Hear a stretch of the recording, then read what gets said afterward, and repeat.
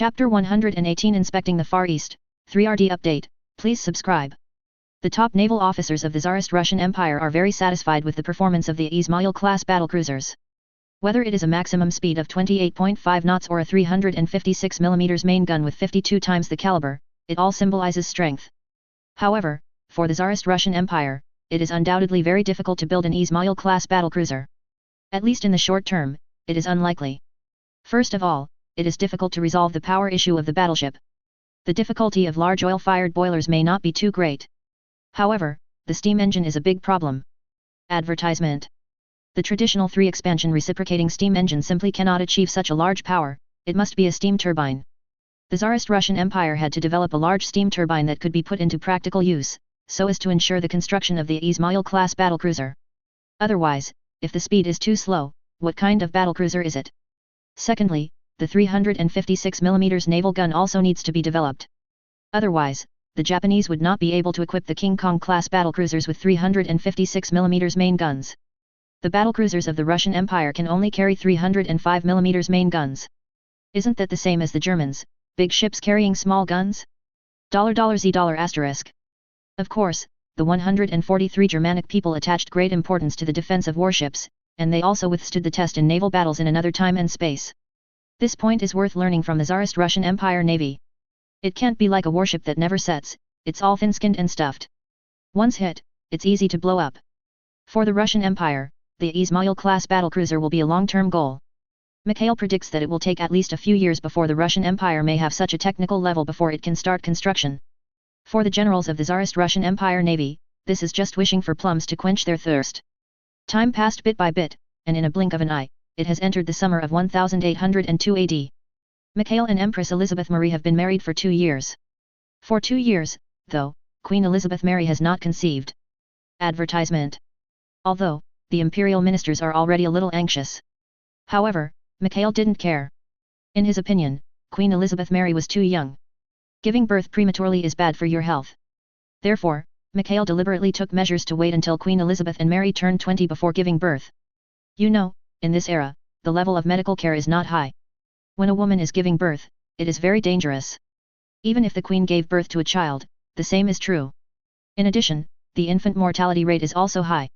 Therefore, Mikhail hopes to wait a while and give birth to a more robust child. Your Majesty, the main project of the Trans-Siberian Railway has been completed. We have already passed the test run, and there is no problem in the whole process. If we start from Moscow and go all the way to Vladivostok, it will probably take a week. Minister of Transport. A smile spread across Demirit's face. After Mikhail inherited the throne, he asked the Transportation Department to speed up the construction progress of the Trans-Siberian Railway. This put a lot of pressure on Demirit, and he spent all day on the construction site. Fortunately, after years of hard work and overcoming various difficulties, the main project of the Trans-Siberian Railway has finally been completed. Next, is the construction of supporting facilities. And the planning of double track has not affected the opening of the railway. Mikhail finally breathed a sigh of relief when he heard the news. The Siberian Railway is completed and open to traffic, so the final shortcoming of the army of the Tsarist Russian Empire in the next war with the Orientals will be resolved. Once the war breaks out, the reinforcements and supplies of the Tsarist Russian Empire army can go to the Far East in a steady stream to increase love for frontline operations. It is not so easy for the Orientals to defeat the Tsarist Empire again. After all, the Russian Empire is much larger than the Eastern Empire. AFK can mobilize more troops than the Eastern Empire. Even, the Tsarist Russian Imperial Army currently has 7 standing armies of group armies. Together with other heavy artillery brigades, cavalry brigades, and mountain infantry brigades, the total strength has reached 1.6 million. Even if the main force needs to be stationed in Europe. However, there is no problem at all in deploying 1 or 2 armies to reinforce the Far East. Advertisement. Once the Tsarist Russian Empire army assembled troops in the Far East, there were as many as 2 or 3 group armies. So, can the Eastern Empire defeat the Tsarist Russian Empire on land? That is simply impossible. In addition, the Tsarist Russian Empire Navy will also defeat the Oriental Empire Navy in future naval battles. Then, the Tsarist Russian Empire will win again in the future war. And the Eastern Empire will lose completely. Even, if conditions permit, the army of the Tsarist Russian Empire can completely invade the mainland of the Eastern Empire. For example, Hokkaido, which is sparsely populated, is very suitable for snatching it from the Orientals. Although the latitude there is not low, but because of the warm current in the western Pacific Ocean, the sea water does not freeze all year round, which can be used to build naval bases, deploy warships, and monitor the Eastern Empire nearby. Very well, this railway is finally open to traffic. Get ready, I'm going to inspect the Far East by train. Mikhail said. Yes, Your Majesty. Demirit replied hastily. The Trans-Siberian Railway has just opened to traffic, and His Majesty the Tsar will take the train to inspect the Far East. This is undoubtedly a trust in him, and it is also an honor for the Ministry of Communications. Of course, it is not so easy for the Tsar to travel, and all kinds of preparations must be made first. At the same time, state affairs also need to be well arranged. Accompanying personnel also need to be properly arranged. In mid-July 1802, Mikhail and Queen Elizabeth Mary set off from Moscow on a special train to the Far East. To ensure the safety of His Majesty the Tsar, 2 cavalry brigades will accompany him. Among the high-level officials of the Tsarist Russian Empire, Prime Minister Pobedonoskeev, Chief of General Staff Admiral Brusilov, and Minister of the Navy General Alexander will accompany them. Domestic affairs are temporarily in charge of Deputy Prime Minister and Minister of Finance Ivan Gormakin. The Trans-Siberian Railway runs through the entire Tsarist Russian Empire. Although it has not been developed along the way, or the degree of development is very low, it also makes this area very beautiful. Mikhail and Empress Elizabeth Marie were not in a hurry along the way. Therefore, stop along the way, not only to inspect the people's sentiments, but also to visit the beautiful scenery. Along the way, it took a full month to arrive in Vladivostok. Chapter 119 Actively Preparing for Battle, 4th Update, please subscribe. Advertisement. Russian Empire, Vladivostok, Railway Station. General Kuropatkin, Governor of the Far East and Commander of the 6th Army of the Empire, together with officials from the Governor-General of the Far East and Generals of the 6th Army, greeted Tsar Mikhail and Queen Elizabeth Mary at the train station. The successful construction of the Trans-Siberian Railway has greatly strengthened the connection between the hinterland of the Tsarist Russian Empire and the Far East. The exchange of personnel and materials has also become closer. Mikhail has decided to increase the development of Siberia, especially the Far East. In the European region, immigrants began to be actively recruited to go to the Far East for reclamation and promote the development of this region. Mikhail knew very well that the entire Siberia region, especially the Far East coastal region, was very rich. It is not only rich in resources, but also capable of producing food and grazing. Once developed, this will greatly increase the strength of the Tsarist Russian Empire. And, Mikhail has ordered, to promote further growth of the population. This made the Russian Empire need more land to feed those people. In addition to the hinterland of Europe, the Far East and Siberia can undoubtedly carry more people. Your Majesty the Tsar, Your Majesty the Empress, welcome to the Far East. Admiral Kuropatkin said with a smile on his face. His Majesty the Tsar personally inspected the Far East, this is undoubtedly their glory. Your Excellency, you have worked hard these years. Mikhail was very satisfied with Admiral Kuropatkin's performance over the years. After the 6th Army has undergone reorganization and re-equipment, its combat effectiveness has improved a lot. Moreover, the construction of fortifications in various places has also made great progress. These are undoubtedly very beneficial to the next war. Your Majesty, this is what I should do. Everything is for the Empire. Admiral Kuropatkin replied. Afterwards, Mikhail shook hands with the generals of the 6th Army and the officials of the Governor-General of the Far East, which made these generals and officials feel very honored. Advertisement. After a brief greeting, Mikhail and the others rode in a carriage to the governor's mansion. The next day, Mikhail listened to the reports of the officials of the Far East Governor-General and the generals of the 6th Army. Mikhail praised them without hesitation, which made these officials and generals more motivated. In the afternoon, Mikhail summoned the generals of the 6th Army to hold a military meeting. All the generals above the Brigadier General of the entire group army, except for the commanders who stayed behind in various ministries, participated in this meeting. On the wall of the meeting room, hung a large map of the Far East, including the Binhai area, the Koryo Peninsula, and the northeast region of the Qing Empire. At present, 10 infantry divisions, 1 cavalry brigade and 1 heavy artillery brigade under the 6th Army of the Tsarist Russian Empire are distributed over such a vast land. 61st Infantry Division, 6th Heavy Artillery Brigade, stationed in Vladivostok. The 62nd Infantry Division, the 63rd Infantry Division and the 64th Infantry Division are stationed in the northern part of the Koryo Peninsula. The 65th Infantry Division and the 66th Infantry Division were stationed on the Liaodong Peninsula. However, now it has become a concession of the Tsarist Russian Empire, called Kanto Prefecture. In addition, the 2 Marine Brigades of the Pacific Fleet of the Tsarist Russian Empire Navy are deployed in Kanto State. The other 4 infantry divisions were deployed in the northeast of the Qing Empire. The 6th Cavalry Brigade is deployed in a vast area of eastern Siberia, relying on the advantage of the fast maneuvering speed of the cavalry to fight against bandits and smuggling to ensure the safety of the people in this area. Of course, once war breaks out, all troops of the 6th Army must gather on the battlefield. Generals, you are all soldiers. Your duty is to defend the empire. Therefore, I don't have to go around in circles with you. According to the information currently received by the empire, the war preparations of the Orientals have begun to accelerate. Therefore, maybe next year, maybe the year after tomorrow, the Orientals will launch an attack on us. Whether it is the instigation of the people who never set in the sun, or the self-indulgence of the Orientals. But the goal of the Orientals is very clear, that is to defeat the empire in one fell swoop, to seize the empire's interests in the Far East. Even, stepping on the empire's body, it rose step by step to become one of the world's great powers. Mikhail's expression was serious. All the generals present at the meeting were ashen-faced. As soldiers, they naturally couldn't tolerate such malicious thoughts from the Orientals. Your Majesty, over the past few years, we have been training the army and actively preparing for war. Once the Japanese want to attack us, we will definitely defeat them and make them pay a heavy price. Admiral Kuropatkin said. 0. Asking for flowers. Advertisement. The other generals also nodded repeatedly. Mikhail still believed in these generals. I hope that once the war breaks out, it is best to limit it to the Koryo Peninsula and the Kanto state. In this case, it will not have too much impact on us. Mikhail said. In Mikhail's mind, he also didn't want the flames of war to burn on the northeast land. In that case, it would be the innocent people here who would be hurt in the end. If the war can be limited to the Koryo Peninsula east of the Yalu River and the Liaodong Peninsula currently occupied by the Tsarist Russian Empire, then the impact of the war can be minimized.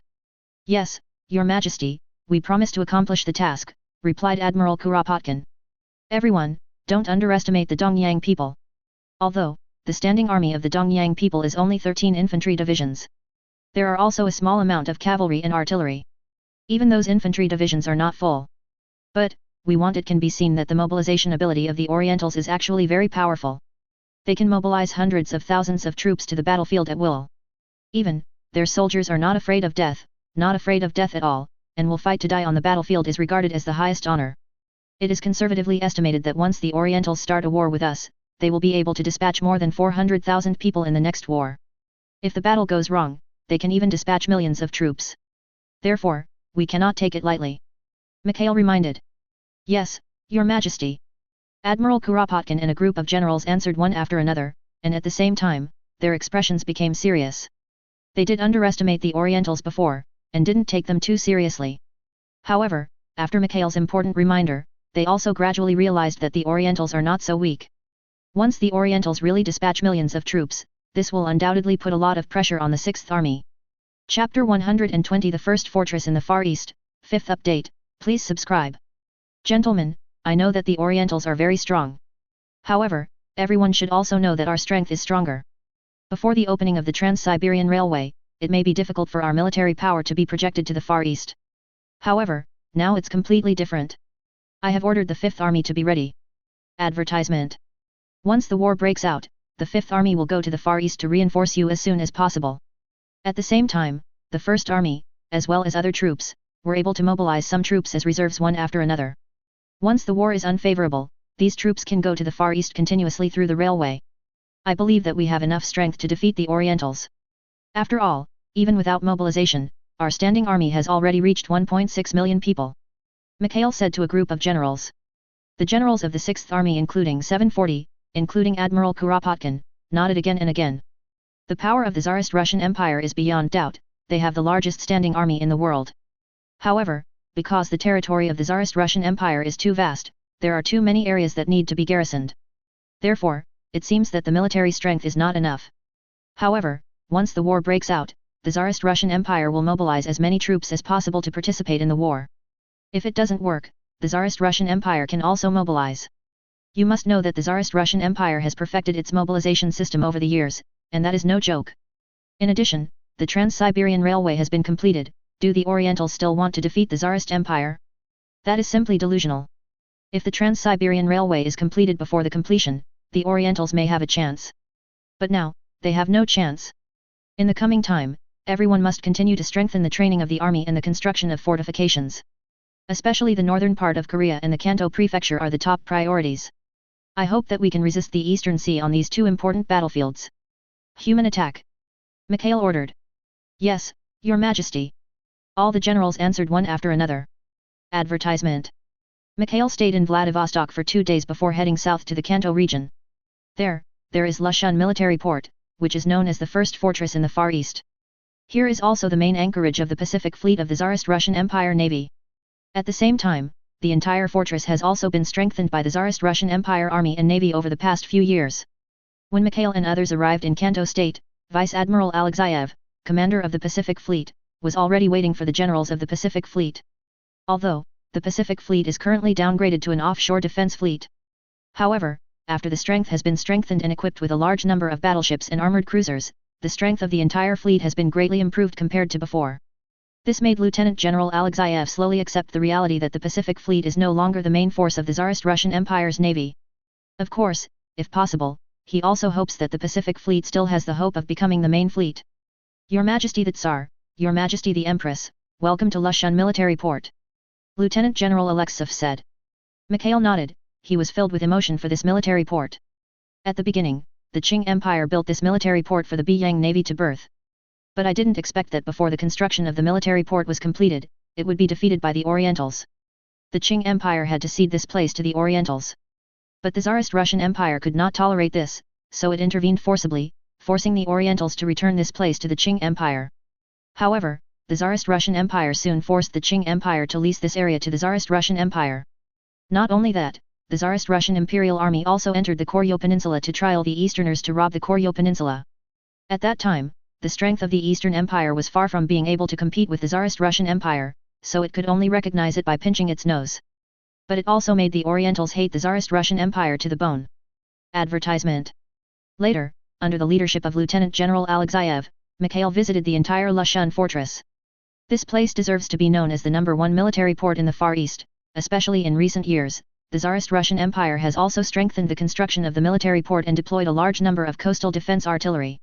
Especially the most famous Highland 203, that is, in another space-time war, the Highland where the Orientals suffered heavy casualties, and a large number of fortifications and coastal defense forts were built. Your Majesty, after the Lushan fortress has been reinforced, its defensive strength has been significantly improved by 0. The entire fortress is equipped with a total of 12 305 mm coastal defense guns, 18 280 mm coastal defense guns, and 36 210 mm coastal defense guns. Artillery, and more than 155 mm coastal defense guns. In addition, it is also equipped with a large number of 105 mm light howitzers and 75 mm field guns. The entire fortress has built a large number of machine gun bunkers, permanent firepower points and artillery positions, all connected by trenches. Once attacked, this place will become a whole. Strong fortifications, enough to resist attacks from the sea. Even the enemy's 305 mm naval gun can hardly destroy the coastal defense fort. In addition, the 7th and 8th Brigades of the Imperial Marine Corps, as well as the 2 infantry divisions of the Army, garrisoned Lushan fortress and the surrounding area. If the battle doesn't go well, we can push into the fortress and defend it. In the fortress, a large amount of food, ammunition and other supplies are stored, enough to last for more than a year. Lieutenant General Alexeyev is still very concerned about the current construction of Lushan fortress. Mikhail nodded. On the whole, the defense of Lushan fortress has indeed been greatly strengthened. It is definitely not so easy for the Orientals to conquer here. If it is not done well, it will be smashed here and the loss will be heavy. Of course, the current fortress also has shortcomings. 1.4 That is, all the fortifications of the fortress are almost deployed on the front, but they are facing the direction of the sea. Once the Japanese attack from behind, it will be very difficult to resist. You know, the Orientals are best at detours behind the scenes. So, Mikhail specifically pointed this out. Next, we will strengthen the fortifications behind the fortress, build more forts, machine gun bunkers, dark forts, pull up barbed wire, deploy minefields, etc. Once the Japanese attack from behind the fortress, let them blood flowed like a river. I hope that after the war breaks out, even if this place is under heavy siege by the Orientals, I can persist until the reinforcements arrive. Mikhail said. Yes, Your Majesty. We promise to complete the task. Lieutenant General Alexeyev replied. Chapter 121 The Opportunity of the Pacific Fleet. First update, please subscribe. After Mikhail inspected Lushan Fortress, he inspected the Pacific Fleet the next day. At present, the Pacific Fleet of the Tsarist Russian Empire Navy is positioned as an offshore defense fleet. However, the strength of the Pacific Fleet is not weak now. The entire Pacific Fleet now has 10 battleships, including the Peter the Great battleship, 4 Ekaterina II class battleships, 2 Alexander II class battleships, and the 12 Apostles battleships Gangat and Navarine. However, among these 10 battleships, the performance of the battleships that can be regarded as really good is only 4 Ekaterina II class battleships and the Novarayan battleships. Advertisement. The rest of the warships are either too old or belong to coastal defense ships. Facing the enemy's advanced battleships, you will be at a disadvantage. For example, the battleship Gangat has a displacement of less than 7,000 tons. The battleship 12 Apostles has a displacement of only over 8,000 tons. The Alexander II class battleship has a displacement of only more than 9,000 tons. As for the battleship Peter the Great, although the displacement is as high as 0.3 tenths of thousands of tons. However, this battleship has been in service for 30 years. In Mikhail's eyes, once war started with the Eastern Empire, even if the Pacific Fleet had 10 battleships, it might not be the opponent of the Eastern Empire Navy. The best choice for the Pacific Fleet is that among the 10 battleships, 4 Ekaterina II battleships and the Navaran battleship went south to Kemran Bay when the war broke out to avoid the Orientals. The remaining 5 battleships stayed in the military port and used naval guns to assist the fortress in defending against the Japanese attack. After the arrival of reinforcements from the Tsarist Russian Empire Navy, they will fight a decisive battle with the Orientals in one fell swoop. In addition to these 10 battleships, the Pacific Fleet also has 4 armored cruisers and some protected cruisers. The performance of these 4 armored cruisers is not bad, including the Tsarist Empire armored cruiser with a full load displacement of more than 13,000 tons and larger than a battleship. Its maximum speed is 20.2 knots and it is equipped with 4 single 203 mm main guns, 16 single-mounted 152 mm main guns, 12 75 mm guns, 20 47 mm rapid-fire guns and 18 37 mm rapid-fire guns. In addition, the armored cruiser Rurik has a full load displacement of more than 11,900 tons and a maximum speed of 18.8 knots. It is equipped with 4 single-mounted 203 mm main guns, 16 single-mounted 152 mm secondary guns, and 5 single-mounted 120 mm secondary guns. Cannon, 8 47 mm rapid-fire guns, 10 37 mm rapid-fire guns. Advertisement. The armored cruiser Pamitsova has a full load displacement of more than 6,000 tons and a maximum speed of 17 knots. The Admiral Nazimov armored cruiser has a full load displacement of more than 8,000 tons and a maximum speed of 16.75. In Mikhail's plan, once the battle begins, the 4 Ekaterina II battleships, the Navaran battleship, and 4 armored cruisers of the Tsarist Russian Empire Navy, as well as some faster the protective cruiser withdrew immediately and retreated to Kemran Bay. If the Japanese Navy chooses to pursue it, it can even retreat to Tianziyang. Avoid these warships being annihilated by the superior fleet of the Orientals. Although, these old-fashioned battleships and armored cruisers seem to be incomparable with the cutting-edge battleships and Mosk-class heavy cruisers being built by the Russian Imperial Navy. But, in this day and age, that's pretty darn good. Moreover, it can also show great combat power in naval battles. Even after killing the fleet of the Orientals, even an attack on the coast of the Orientals can come in handy. Mikhail naturally didn't want these warships to become the results of the Japanese warships.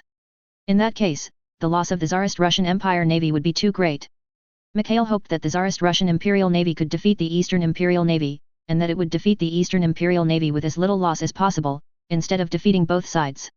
Your Majesty, I heard that the battleships of the North Sea Fleet and the Black Sea Fleet are about to enter service. Lieutenant General Alexeyev asked. Mikhail nodded, yes, in a short while, our Mikhail I-class battleships will be in service. At that time, the Black Sea Fleet and the Northern Fleet will each be equipped with 3 ships. Is the Mikhail I-class battleship very powerful? Lieutenant General Alexeyev then asked. Of course, it will be an epic-making battleship, definitely the most powerful battleship in the world. Mikhail replied with great certainty. With the performance of the Mikhail I-class battleship, in this era it is absolutely far ahead of other countries. Advertisement. However, once other countries also begin to enter the era of dreadnoughts, and even enter the era of super dreadnoughts, the Mikhail I-class battleships will gradually become obsolete. But at least at this stage, the power of the Mikhail I-class battleship is still beyond doubt. After Lieutenant General Alexeyev heard this, a trace of loneliness flashed involuntarily in his eyes. The Pacific Fleet is an offshore defense fleet, and it is obviously impossible to get that kind of powerful battleship. As an admiral, he naturally hopes that his fleet will be very strong. 040 Mikhail knew Lieutenant General Alexeyev's thoughts very well. The Pacific Fleet is currently an offshore defense fleet. However, this does not mean that the Pacific Fleet has always been an offshore defense fleet. If we can defeat the Eastern Empire Navy in the next naval battle, even, we can gain a greater power in the Far East. Benefits. Then, the Pacific Fleet will also be strengthened and become the main fleet. After all, after the Empire defeated the Dongyang people in this battle, it will be regarded as a life-and-death enemy with the Dongyang people. If the Pacific Fleet is not strong enough, how can it suppress the Dongyang people? how to ensure the interests of the Empire in the Far East. Mikhail said. After Lieutenant General Alexeyev heard this, his face was filled with surprise. He didn't seem to expect that there would be a day of turning around. Your Majesty, is what you said true? Lieutenant General Alexeyev asked hastily. Of course, the positioning of the fleet also serves the overall strategy of the Empire.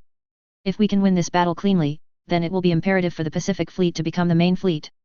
Mikhail said. Lieutenant General Alexeyev understood what Mikhail meant.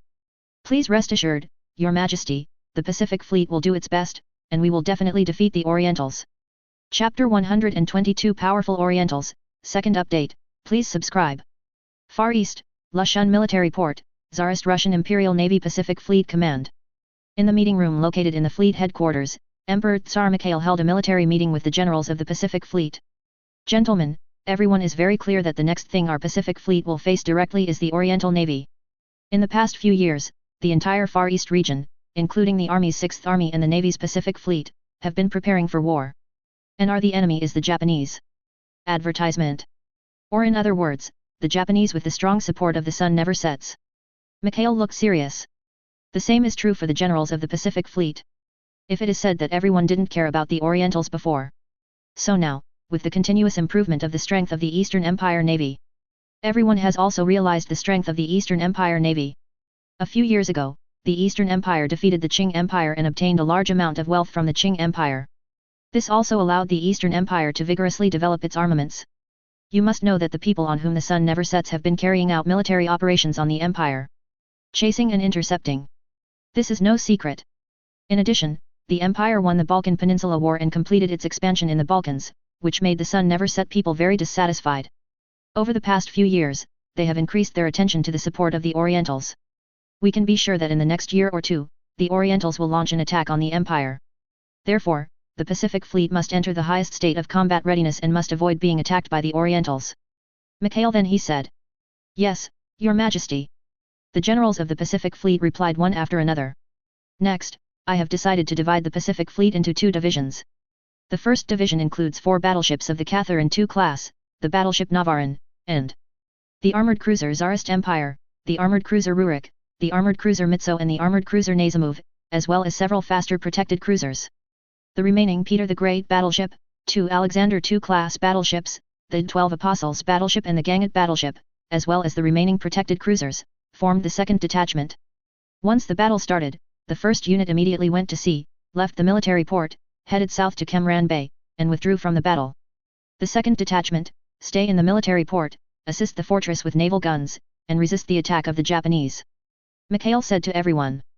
This tactic made the generals of the Pacific Fleet look at each other in blank dismay, and everyone seemed to be unacceptable. Your Majesty, isn't this an escape? Although the navy of the Orientals is strong, we are not weak. We are still backed by Lushan Fortress, so we can definitely fight the Orientals. A general was not convinced. The other generals also nodded repeatedly. It's too cowardly to run away in such a desperate way. They don't want to be cowards. Advertisement. Mikhail shook his head. This is not about escaping, let alone being cowardly, but for preserving strength. Once war breaks out, the Imperial Navy's Northern Fleet and Black Sea Fleet will dispatch the main force for reinforcements. By then, we will have the power to crush the Orientals. With the strength of the Japanese Navy, it is natural to be able to win this battle at the lowest cost. Instead of fighting with the Orientals and losing both sides, and even being defeated by the Orientals, why can't we preserve our strength first? Everyone is also very clear that the strength of the Orientals is not that weak. At least, the current Pacific Fleet is absolutely impossible to be the opponent of the Orientals.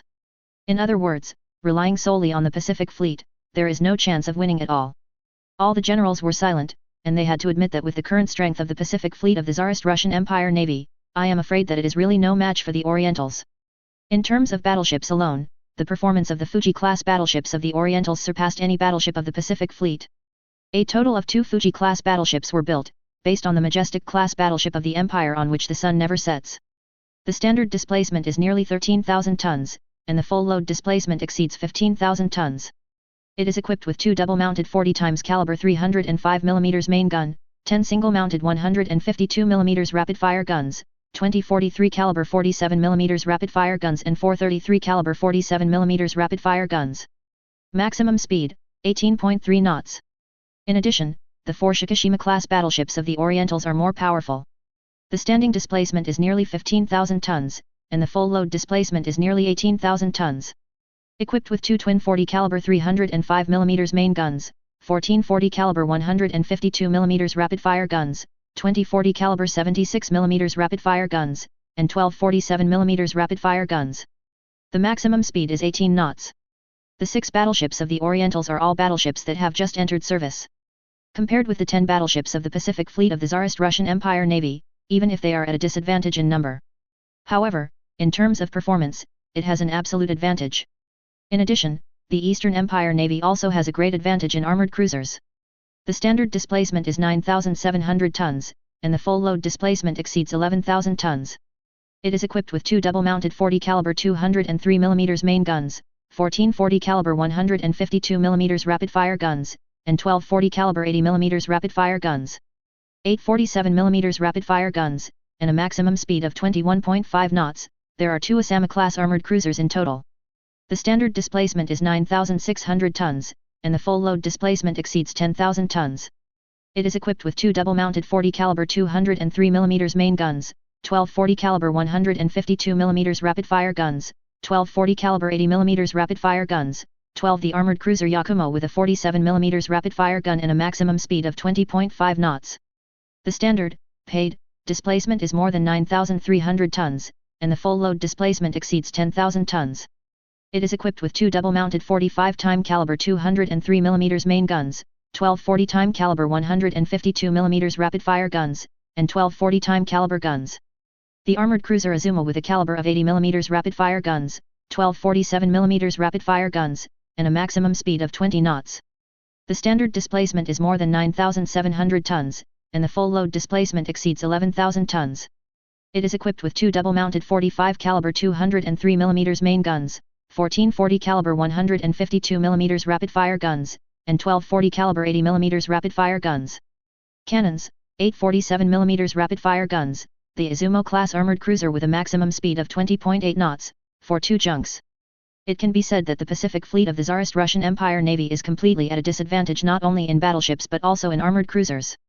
Under such circumstances, nature can only avoid its edge. Chapter 123 Far East Strategy, 3rd update, please subscribe.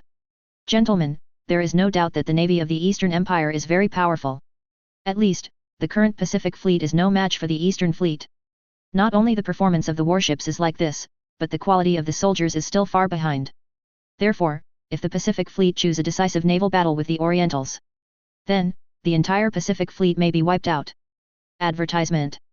Therefore, our tactic is to temporarily avoid the main force of the Orientals, and wait until the main force of the Imperial Navy arrives before fighting a decisive battle with the Orientals. I believe that the Imperial Navy will be able to defeat the Orientals by then. The final victory must also belong to us. Mikhail said to a group of generals. Although the generals of the Pacific Fleet felt a little aggrieved. But they also have to admit that the current strength of the Orientals is indeed not something that the Pacific Fleet can deal with. Fortunately, the Pacific Fleet is just a fleet of the Imperial Navy. The main force of the Imperial Navy is in Europe. Once the main force of the Imperial Navy arrives, the Orientals will be dead. The reason why Mikhail went to Gaul for a visit and leased the naval base wasn't it to facilitate the main force of the Tsarist Russian Empire's navy to reach the Far East battlefield smoothly? Mikhail didn't stay long at Lushan military port. Before leaving, he specifically told Lieutenant General Alexeyev. When a war breaks out in the future, it will take a long time for the Imperial Navy to travel thousands of miles to the Far East. Especially after the main fleet of the Imperial Navy has sailed for a long time, the battleships need to be maintained, and the soldiers also need to rest. During the battle.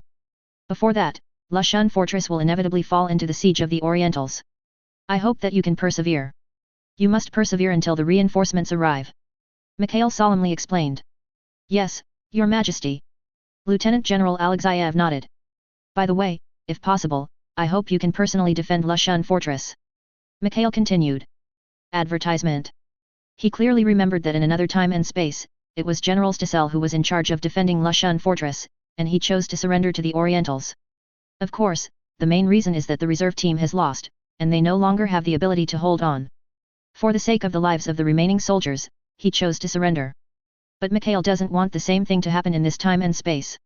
Yes, Your Majesty, I, Adej, will stick to it until the last moment. Lieutenant General Alexeyev replied immediately. Mikhail nodded and set off to return home. On the way back to Moscow from the Far East, this time it was much faster. Mikhail and Empress Elizabeth Mary no longer traveled along the way. In other words, I was tired from playing before, and everyone hopes to return to Moscow as soon as possible. Along the way, the special train did not make any stops except for refilling water and burning coal. In this case, it only takes a few days to return to Moscow. On the way, Mikhail talked about the layout of the empire in the Far East with Prime Minister Pobdanovsky, Chief of General Staff Admiral Bruzilov, and Navy Minister General Alexander. Your Majesty, in recent years, the empire's penetration of the Qing Empire has almost stagnated. During the time of Tsar Alexander III and Nicholas II, we plan to annex the northern part of the Qing Empire and establish a Yellow Tsarist Russia. This will benefit further the expansion of the empire's territory and interests in the Far East. Pobdanovsky said. Mikhail knew that this point of view had a huge market in the Tsarist Russian Empire. However, he didn't want to do that from the bottom of his heart. Although, this is more in line with the interests of the Russian Empire. Advertisement. Your Excellency Prime Minister, my point of view is exactly the opposite. Although the Qing Empire is now decayed and has fallen. However, don't forget that this country has the largest population in the world. Especially after the conflict with the Orientals after the war, the people of insight in this country have begun to wake up. Perhaps, before long, the decadent Qing Empire will be overthrown, and they will build a powerful country. The empire has decided that it wants to cooperate with such a country and enemy. Asked Mikhail. Comparing Donoshev and others, he couldn't help frowning. His Majesty the Tsar wants to overthrow the previously established expansion policy. I always believe that our foundation is in Europe. Although there are many powerful countries there, the pressure of the empire is very great. But, don't forget that Europe is the center of the world. If the empire can complete its expansion in Europe, the strength of the empire will be even greater powerful. Not this barren Far East. Besides, although the Qing Empire is very poor and backward, once they wake up, they will soon become strong. We cannot offend future powerful countries for the sake of a little profit. In this case, we'll create a great enemy for the empire. Next, after the empire defeated the Orientals and cut off the rise of the Orientals, the main energy of the empire will continue to focus on Europe. Strive to annex the Western Slavs and Yugoslavs, and realize the goal of establishing a great Slavic empire. Mikhail said. Your Majesty, will the empire completely give up on the Far East? Or, give up the penetration of the Qing Empire? Pobdanovsky was a little unwilling. Mikhail shook his head. From the information we have obtained, there are already many rebels in the Qing Empire. Especially the Han people, who account for the vast majority of the population, want to overthrow the rule of the Jurchens. We can provide them with support, weapons and equipment, financial support, and even train armed personnel for them. Once they succeed, the relationship with us will be very close.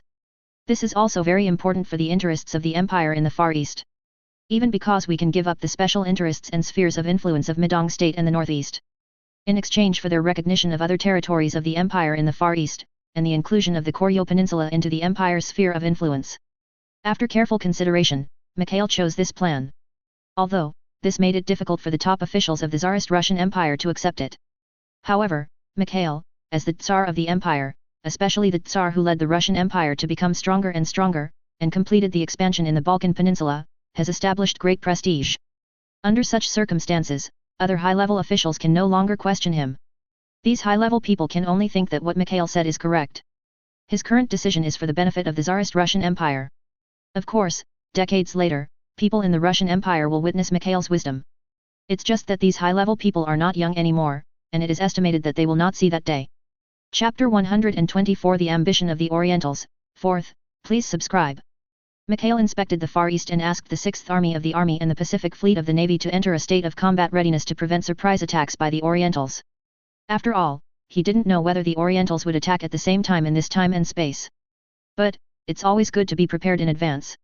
While the Tsarist Russian Empire was actively preparing for war, the Orientals were also not idle. Defeating the Qing Empire and obtaining huge war indemnities from the Qing Empire is only the first step in the rise of the Eastern Empire. Advertisement. Through this money, the Eastern Empire not only established a military industry system. At the same time, it can also vigorously develop armaments. However, this also suffered from the ordinary people of the Eastern Empire. Back then, they tightened their belts and supported the Eastern Empire's military expansion and preparations for war. The purpose was to defeat the Qing Empire and plunder huge amounts of wealth and benefits from the Qing Empire so that they can live a good life. Unfortunately, they soon discovered that their lives were still very difficult.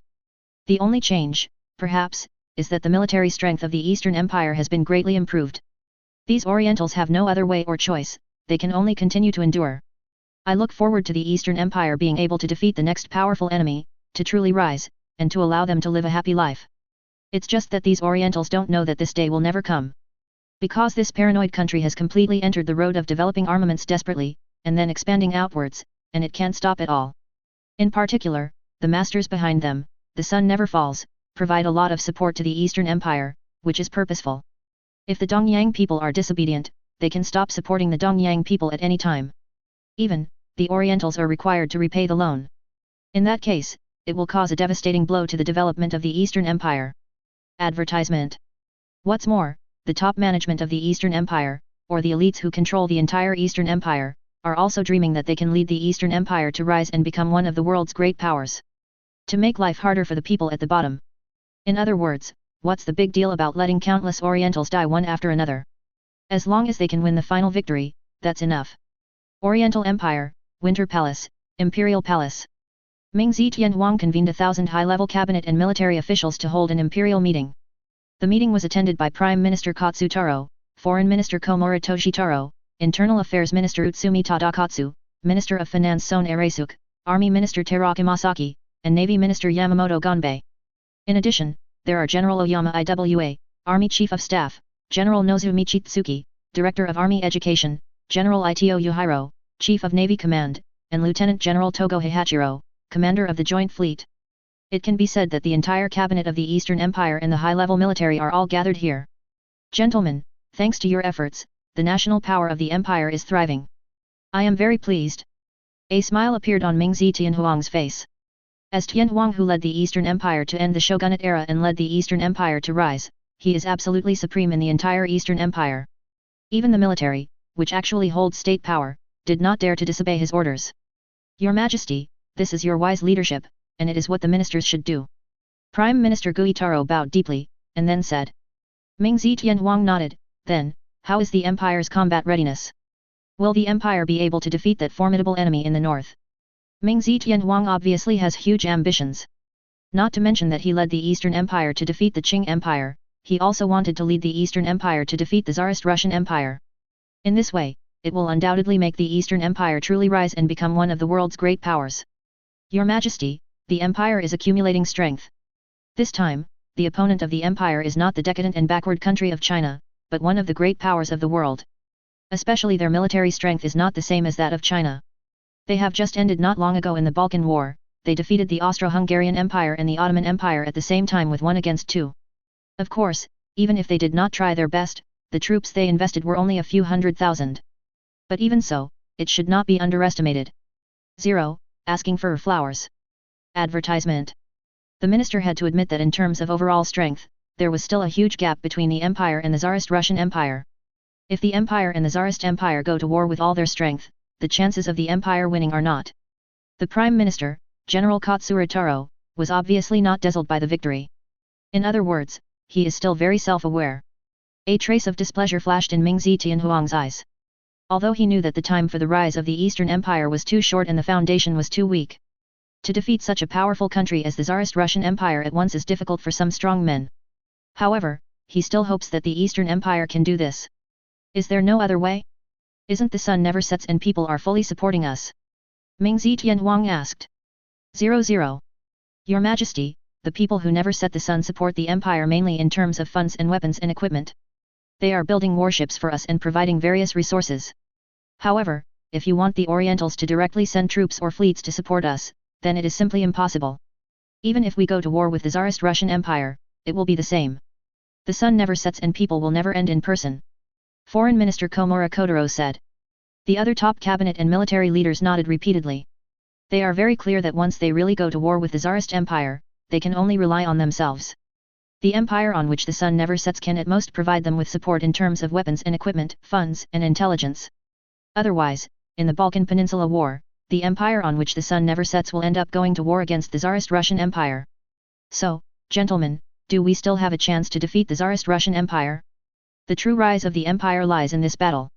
After defeating the Chinese, the empire can only be regarded as a powerful country in the Far East, far from being a world power. Not to mention being able to rank among the great powers. The empire must defeat an established power and step on them before it can successfully rank among the world's great powers. On this point, the empire has no choice. Otherwise, the empire will only be able to watch forever, in other words, acting as someone else's lackey. Ming Zetianhuang's voice became louder and his emotions became more and more agitated. He really hopes that the Eastern Empire can really rise. Chapter 125 Betting on the Fate of the Country, 5th, please subscribe. Advertisement. As the top officials of Tianhuang, the cabinet and the military of the Eastern Empire, Ming Zetianhuang and these ministers and generals are very clear that the rise of the Eastern Empire is inseparable from the strong support of people who never set. It can be said that when they were able to defeat the Qing Empire, they received great support from the empire on which the sun never sets. Otherwise, they simply would not have the money to buy so many warships and expand so many troops. Fortunately, they defeated the Qing Empire, blackmailed the Qing Empire severely, and obtained a large amount of wealth. After that, the empire on which the sun never sets continued to support them, continuing to sell them various advanced warships, providing them with loans and so on. It also encouraged the Eastern Empire to devote all its wealth to military expansion and preparations for war. Why did the people who never set the sun do this in 170? The top management of the Eastern Empire is also very clear, don't they want to train them to be thugs, or lackeys? It is well known that the people on whom the sun never sets are chasing and intercepting the Tsarist Russian Empire all over the world. However, the Tsarist Russian Empire is not a weak country, but a world-class power. Therefore, even if the sun never sets, even the hegemon of the world does not want to easily start a war with such a powerful country. This makes them more likely to win over other countries and let other countries fight against the Tsarist Russian Empire, so as to block the expansion of the Tsarist Russian Empire and prevent the rise of the Tsarist Russian Empire. Unfortunately, the Eastern Empire is the chess piece chosen by the empire on which the sun never sets. In other words, it was the cannon fodder for them to prevent the rise of the Russian Empire. Faced with the request that the sun never sets, the Oriental Empire simply could not refuse. Otherwise, not only would they not be able to get support from the empire on which the sun never sets, but they would even become enemies of the empire on which the sun never sets. Therefore, they have no choice but to obey the arrangement of the sun never sets. But in the same way, the Orientals are also very unwilling, they want to get rid of this fate. Advertisement. The only way is to make them stronger. Defeating the Tsarist Empire and becoming a real world power is just the first step. In this way, they are qualified to bargain with others, and to control their own destiny. Therefore, Ming Zetianhuang hopes that they can defeat the Tsarist Russian Empire in the war. In other words, they absolutely cannot lose. Otherwise, the consequences will be very serious. In other words, the entire Oriental Empire will fall into a place of eternal doom. Your Majesty, the Tsarist Russian Empire is indeed very strong, and its overall strength is stronger than ours. However, their center of gravity has always been in Europe, thousands of miles away. Their main army, most of the population, and almost all of their industries are also located in Europe. The Tsarist Russian Empire's troops in the Far East are not many, only more than 200,000. Their Pacific fleet is not weak. But that's all. I believe that the current Imperial Navy is fully capable of defeating them. Judging from the strength comparison between our two sides, it is indeed very difficult for us to completely defeat the Tsarist Russian Empire. However, if the war is limited to the Far East and defeated, there should be no big problem. Lieutenant General Masatake Teraki, Minister of the Army, said. Yes, Your Majesty, the Imperial Army can definitely defeat the army deployed by the Tsarist Russian Empire in the Far East. The Army Chief of Staff, General Shanyan, also expressed confidence. Although the hinterland of the Tsarist Russian Empire is very far away from the Far East. But don't forget that their Siberian Railway has been completed and opened to traffic. Once the war starts, their troops will be continuously transported to the Far East through the Siberian Railway. At that time, can you defeat them? Minister of Finance Son Eresuk reminded. After all, it will take time for the Russian reinforcements to reach the Far East from Europe. At the same time, although the Trans-Siberian Railway has been completed, there is still a disadvantage. That is, the capacity of the railway is very limited. According to our calculations, at most it can only support hundreds of thousands of troops to fight. If we can seize the time and hit the Russians hard at the beginning of the war, then we will win this battle.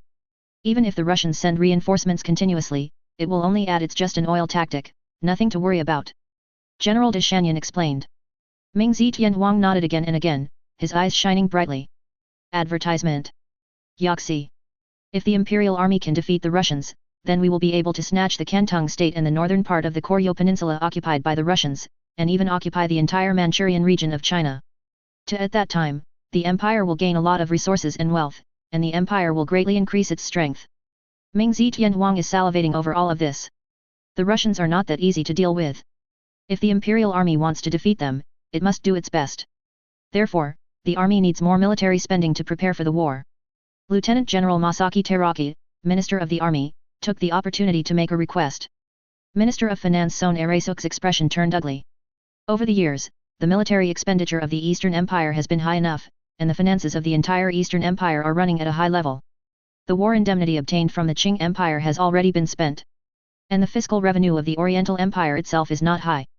Last year, the fiscal revenue of the entire Eastern Empire was only 357 million yen, equivalent to 35.7 million pounds.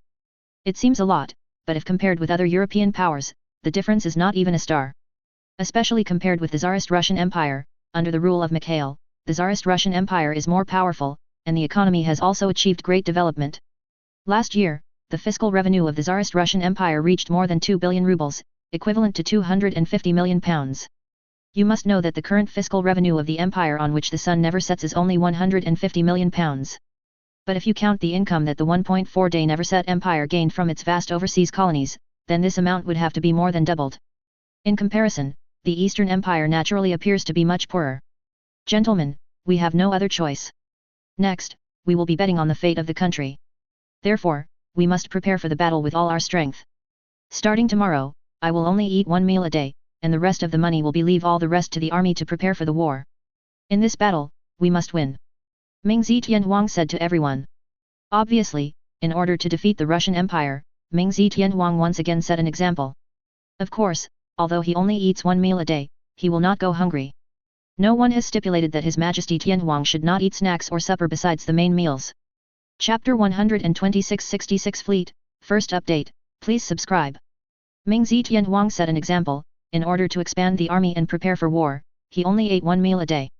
Then, other cabinet ministers, as well as officials and soldiers of the entire Eastern Empire, would naturally respond.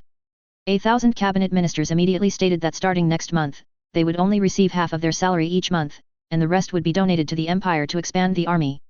The high level of the army also stated that it will be promoted to the army and navy of the Eastern Empire, so that the officers and soldiers will turn over half of their allowances. Ming Zetianhuang nodded again and again, very satisfied with this. In his view, as long as the Eastern Empire is united as one, then, they can defeat any enemy. Even the Tsarist Russian Empire is absolutely impossible to be their opponent. Advertisement. Your Majesty, starting from this year, the Imperial Army will expand its army. We plan to form 17 standing divisions, and each division will be at full strength. Coupled with cavalry and artillery, the standing force of the Imperial Army will increase. There will be more than 500,000 people in 2003. And further strengthen the training of the reserve forces. If the battle goes wrong, the Imperial Army can immediately form a large number of troops on the battlefield, and can also provide reinforcements to the frontline troops. Army Chief of Staff Dacian General Yan reported. Yo Xi. Very good. The Empire has a large number of brave warriors who are not afraid of death. No matter how strong the Russians are, they are definitely not the opponents of the Imperial Army. Ming Zetianhuang was very satisfied. In his opinion, as long as the Tsarist Russian Empire is not doing its best, then, the possibility of the Eastern Empire winning is still very high. What about the navy? The Russians have deployed a very powerful force in the Far East. Remember, there are more than 10 battleships alone.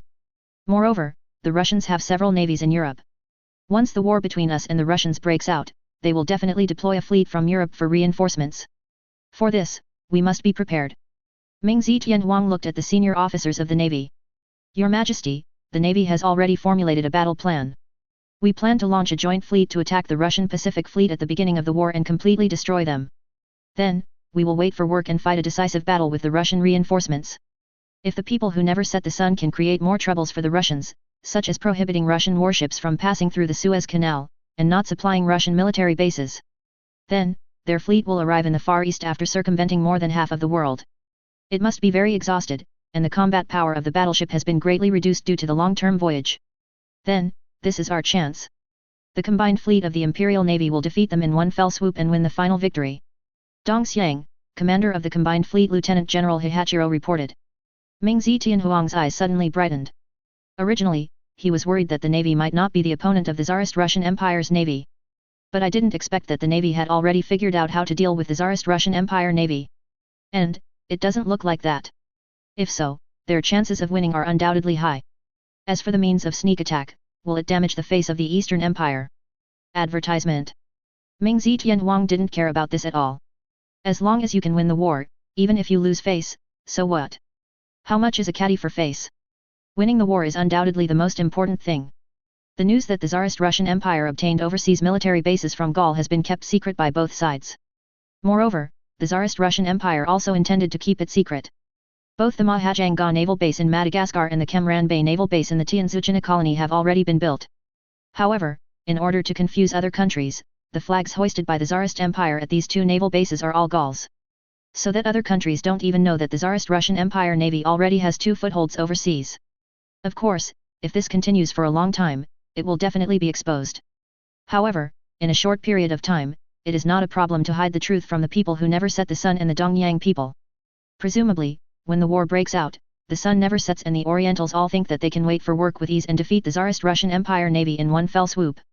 But during the decisive battle, they discovered that what they were facing was the Tsarist Russian Empire Navy whose combat power was maintained at its peak. So, how did the Orientals win the war? Your Majesty, we have received definite news that the two armored cruisers ordered by the Argentines from the Kingdom of Caesars have been cancelled due to domestic financial problems. Both armored cruisers have already started construction. It is expected that they will be ready next year. Serve. The Kingdom of Caesar is looking for someone to take over. This is undoubtedly an excellent opportunity for the Imperial Navy, said Lieutenant Admiral Gonbei Yamamoto, Minister of the Navy. Although Gonbei Yamamoto is only a Vice Admiral, he has served as the Minister of the Navy for 3 consecutive cabinets. In addition, when he was very young, he had already made suggestions for the Navy. It can be said that the development of the Eastern Empire Navy has his ideas. This also makes Lieutenant Admiral Gonbei Yamamoto have great influence in the Navy of the Eastern Empire. Even, he has been called the father of the Navy of the Eastern Empire. Do you still want to buy warships? We have already purchased a lot of warships. The construction plan of the 6-6 fleet proposed by the Navy has been completed. 17,301 Prime Minister Katsura was somewhat dissatisfied. After all, every warship in the Navy needs a lot of money. Especially battleships and armored cruisers, because the Eastern Empire currently does not have the ability to build these 2 large warships by itself, and can only rely on external purchases. Over the years, the Eastern Empire has spent a lot of money on this. The 6-6 fleet of the Eastern Imperial Navy refers to the construction of a fleet with 6 battleships and 6 armored cruisers as the core. At present, this plan of the Eastern Empire Navy has been completed.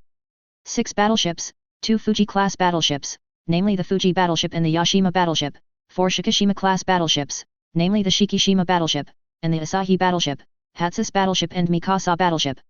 The 6 armored cruisers are 2 Asama-class armored cruisers, namely the Asama armored cruiser and the Tokiwa armored cruiser. The Yakumo armored cruiser, the armored cruiser Azuma, and 2 Azumo-class armored cruisers, namely the armored cruiser Go Out and the armored cruiser Iwaka. These 12 warships constitute the core of the 6 fleets of the Eastern Empire. Chapter 127 Everything is to defeat the Russians. Second update, please subscribe. Your Excellency, the 6th and 6th fleet of the Imperial Navy has indeed been completed. However, we cannot deny that the Russians' naval strength is not weak. In addition to the Far East Pacific Fleet, the Russians have also completed the construction of the European fleet, several battleships and a large number of armored cruisers. For this reason, we must increase the strength of the Navy as much as possible. Advertisement. Otherwise, if the Navy cannot defeat the Russians in the war, then the consequences will be very serious. If the Navy fails, then we simply cannot guarantee the Army's logistical supply lines. Once the logistical supply line was cut off by the Russian Navy. So, what do we use to fight the Russians? Let the soldiers go hungry and fight the Russians with bare hands? In that case, can we win? Even, without naval protection, even our homeland will be under Russian attack. At that time, it will be impossible for us to win this war. Admiral Ito Yuhiro, Chief of the Navy of the Eastern Empire, had a serious expression on his face. General Yuto Ito has great influence in the Eastern Empire. He was the first commander of the combined fleet of the Eastern Imperial Navy.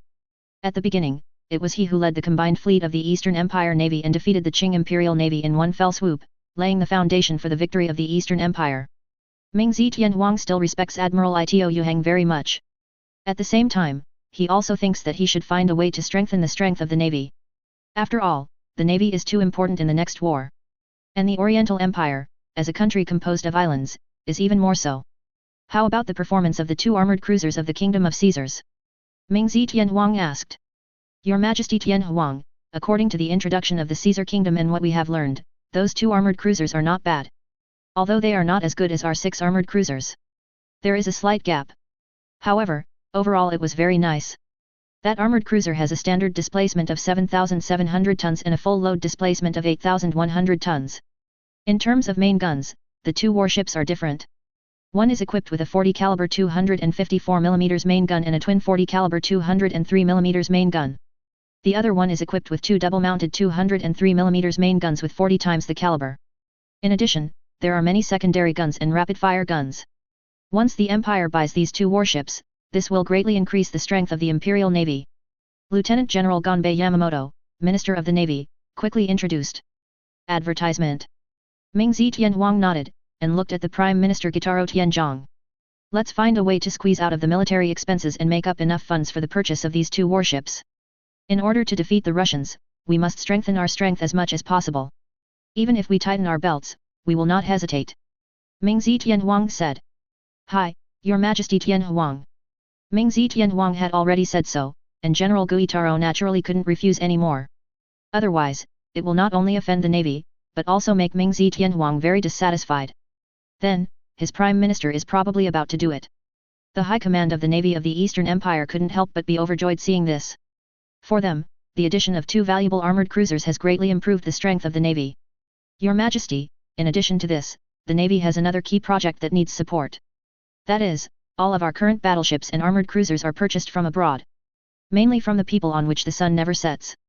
Among them there is a very serious problem. That is, the development of the Imperial Navy will be subject to the sun never sets. Everyone knows why the people who never set the sun support us. If we don't want to be pinned down by the people who never set the sun forever, and they will always be used as pawns by them, then, we must have the ability to build these large warships by ourselves. Our engineers have gradually gained experience from the warships that the sun never sets sold to us.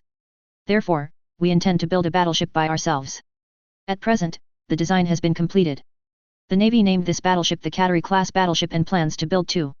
Once completed, we will have 8 battleships and 8 armored cruisers. We can use these battleships as the core to build a powerful 88th fleet. Lieutenant General Ganbei Yamamoto continued. The army was very dissatisfied with this. Any fool knows that naval warships are very expensive. Especially for battleships, it needs a lot of money. As soon as the Navy opens its mouth, it will build 2 more battleships by itself, which will undoubtedly require a lot of money. Advertisement. If the money is given to the army, how many troops can be armed and how many infantry divisions of the army can be established? However, Mingzi Tianhuang seemed very interested. From the bottom of his heart, he didn't want to be controlled by the people who never set the sun, and wanted to get rid of the fate of being a running dog for the people who never set the sun. This proposal of the Navy just fit his mind. What is the performance of the Cattery-class battleship? Mingzi Tianhuang asked. Lieutenant General Ganbei Yamamoto was overjoyed immediately, and Mingzi Tianhuang was interested in the performance of the Cattery-class battleship. Well, this undoubtedly means that they have great hopes of building this warship. Your Majesty Tianhuang, the standard displacement of the Cattery-class battleship is 16,000 tons, and the full load displacement is 17,000 tons. It is equipped with 2 double-mounted 45 caliber 305 main guns, and 4 45 caliber 254 mm single guns. Guns, 12 152 mm single-mounted guns with 45 times the caliber, 16 76 mm single-mounted guns with 40 times the caliber and 3 47 mm rapid-fire guns. The maximum speed is 20 knots. In terms of armor, the thickness of the side armor is 229 mm, and the deck armor the thickness is 100 mm. The thickness of the armor of the gun base is 305 mm, and the thickness of the armor of the conning tower is 229 mm. This is definitely the most powerful battleship in the world. Lieutenant General Yamamoto Chuan, Wang Zhao, introduced. Mingzi Tianhuang nodded again and again, seeming very satisfied with the performance of this warship. However, he didn't know. This is actually about the same performance as the Edward VII class battleships of the Empire on which the sun never sets. In other words, this is simply a modification based on the design of the Edward VII battleship. Lieutenant General Ganbei Yamamoto originally thought that with the current shipbuilding capabilities of the Eastern Empire, he could build it by himself. However, the shipyard soon replied that there was nothing they could do about this warship. In the end, the Orientals could only place an order with the Empire on which the sun never sets, and the Empire on which the sun never sets built this warship for the Eastern Empire. Gentlemen, in order to defeat the Russians, we must do our best. This is also for the ultimate strength of the Empire. Therefore, I have decided to support the construction of the Cattery-class battleship. Mingzi Tianhuang made a decision. Chapter 128 The situation is tense. Third update, please subscribe. Ming Zetianhuang decided to build the Qatari-class battleship to further enhance the strength of the Eastern Empire Navy. In this way, the Oriental Empire Navy can be upgraded from the 6 or 6 fleets to the 8 or 8 fleets. With 8 battleships and 8 armored cruisers as the core of the fleet, the Eastern Empire Navy can have a powerful navy that ranks among the top in the world. This is not only very critical for the Eastern Empire to defeat the Tsarist Russian Empire in future wars, but also an important guarantee for the Eastern Empire to ensure local security and even gain a greater voice in the international arena. For this reason, even if you tighten your belt, you will not hesitate. Facing Ming Zetianhuang's request, the Oriental Imperial Navy deliberately refused. However, there is simply no way. Can't they really disobey His Majesty Tianhuang's order? Advertisement. For this reason, the Eastern Empire Army had no choice but to accept this request. However, they hope that the funds will be loaned to the empire on which the sun never sets. Anyway, the Eastern Empire already owes a lot of money to the empire on which the sun never sets. Adding a sum will not do anything. They are running dogs of the empire on which the sun never sets, and the empire on which the sun never sets spends money to support them, which is what it should be. Of course, the Eastern Empire Navy soon discovered that their own shipyards simply did not have the capability to build these 2 Qatari-class battleships. Song Neng could ask for help from 523 people. In the end, the 2 parties reached an agreement that the empire on which the sun never sets would provide the Oriental Empire with a loan for the construction of 2 Qatari-class battleships. In this way, everyone is happy. The man who never sets the sun not only made a fortune, but also strengthened the strength of his lackeys. And the Eastern Empire Navy will soon get the powerful battleship they dream of. In addition to the fleet corps composed of battleships and battlecruisers, the Eastern Empire Navy also has many protective cruisers. In addition to the cruiser Otoa, which is under construction at the Toyo Empire's shipyard, the defensive cruisers already in service include 2 new advanced protected cruisers, 2 Kazajai-class protected cruisers and 2 Suma-class protected cruisers. Cruiser. In addition, there are those old ships that participated in the naval battle with the Qing Empire, including 2 Yoshino-class protected cruisers, 3 Matsushima-class protected cruisers, 2 Naniwa-class protected cruisers, a Kitsu State protected cruiser, Chiyoda protected cruiser and Izumi protected cruiser. In addition, the Eastern Empire Navy is equipped with 6 Lei-class destroyers, 6 Dongyun-class destroyers, 2 Akatsuki-class destroyers and 2 Bayun-class destroyers. Moreover, in the shipyard of the Eastern Imperial Navy, there are still 7 degrees Chinyu-class destroyers under construction. Although, the destroyers of the Orientals are all small destroyers with a displacement of 3 to 400 tons. Without armor, it's completely streaking. But the torpedoes it carries are quite powerful. It can be said that the strength of the Eastern Empire Navy is already very good. Advertisement. Even in the whole world, it is enough to rank in the forefront. Of course, it can also be considered that the people who never set the sun have taken great pains to train the lackeys of the Orientals. Time passed bit by bit, and in a blink of an eye, we have entered the 1803 map of the park. Over the past year or so, the world has been relatively peaceful and nothing major has happened. All the powerful countries seem to have put their energy on the development and construction of their national strength. At least, that was the case for the Russian Empire. With the opening of the Trans-Siberian Railway, various supporting facilities are also advancing rapidly. It won't take much time and it will be done. Moreover, the double-track construction of the Trans-Siberian Railway has also started. For this reason, the Tsarist Russian Empire naturally invested a huge sum of money. Fortunately, the Tsarist Russian Empire received a huge loan from Gaul. Otherwise, it is simply unbearable. At the same time, the domestic industry and commerce of the Tsarist Russian Empire also achieved great development.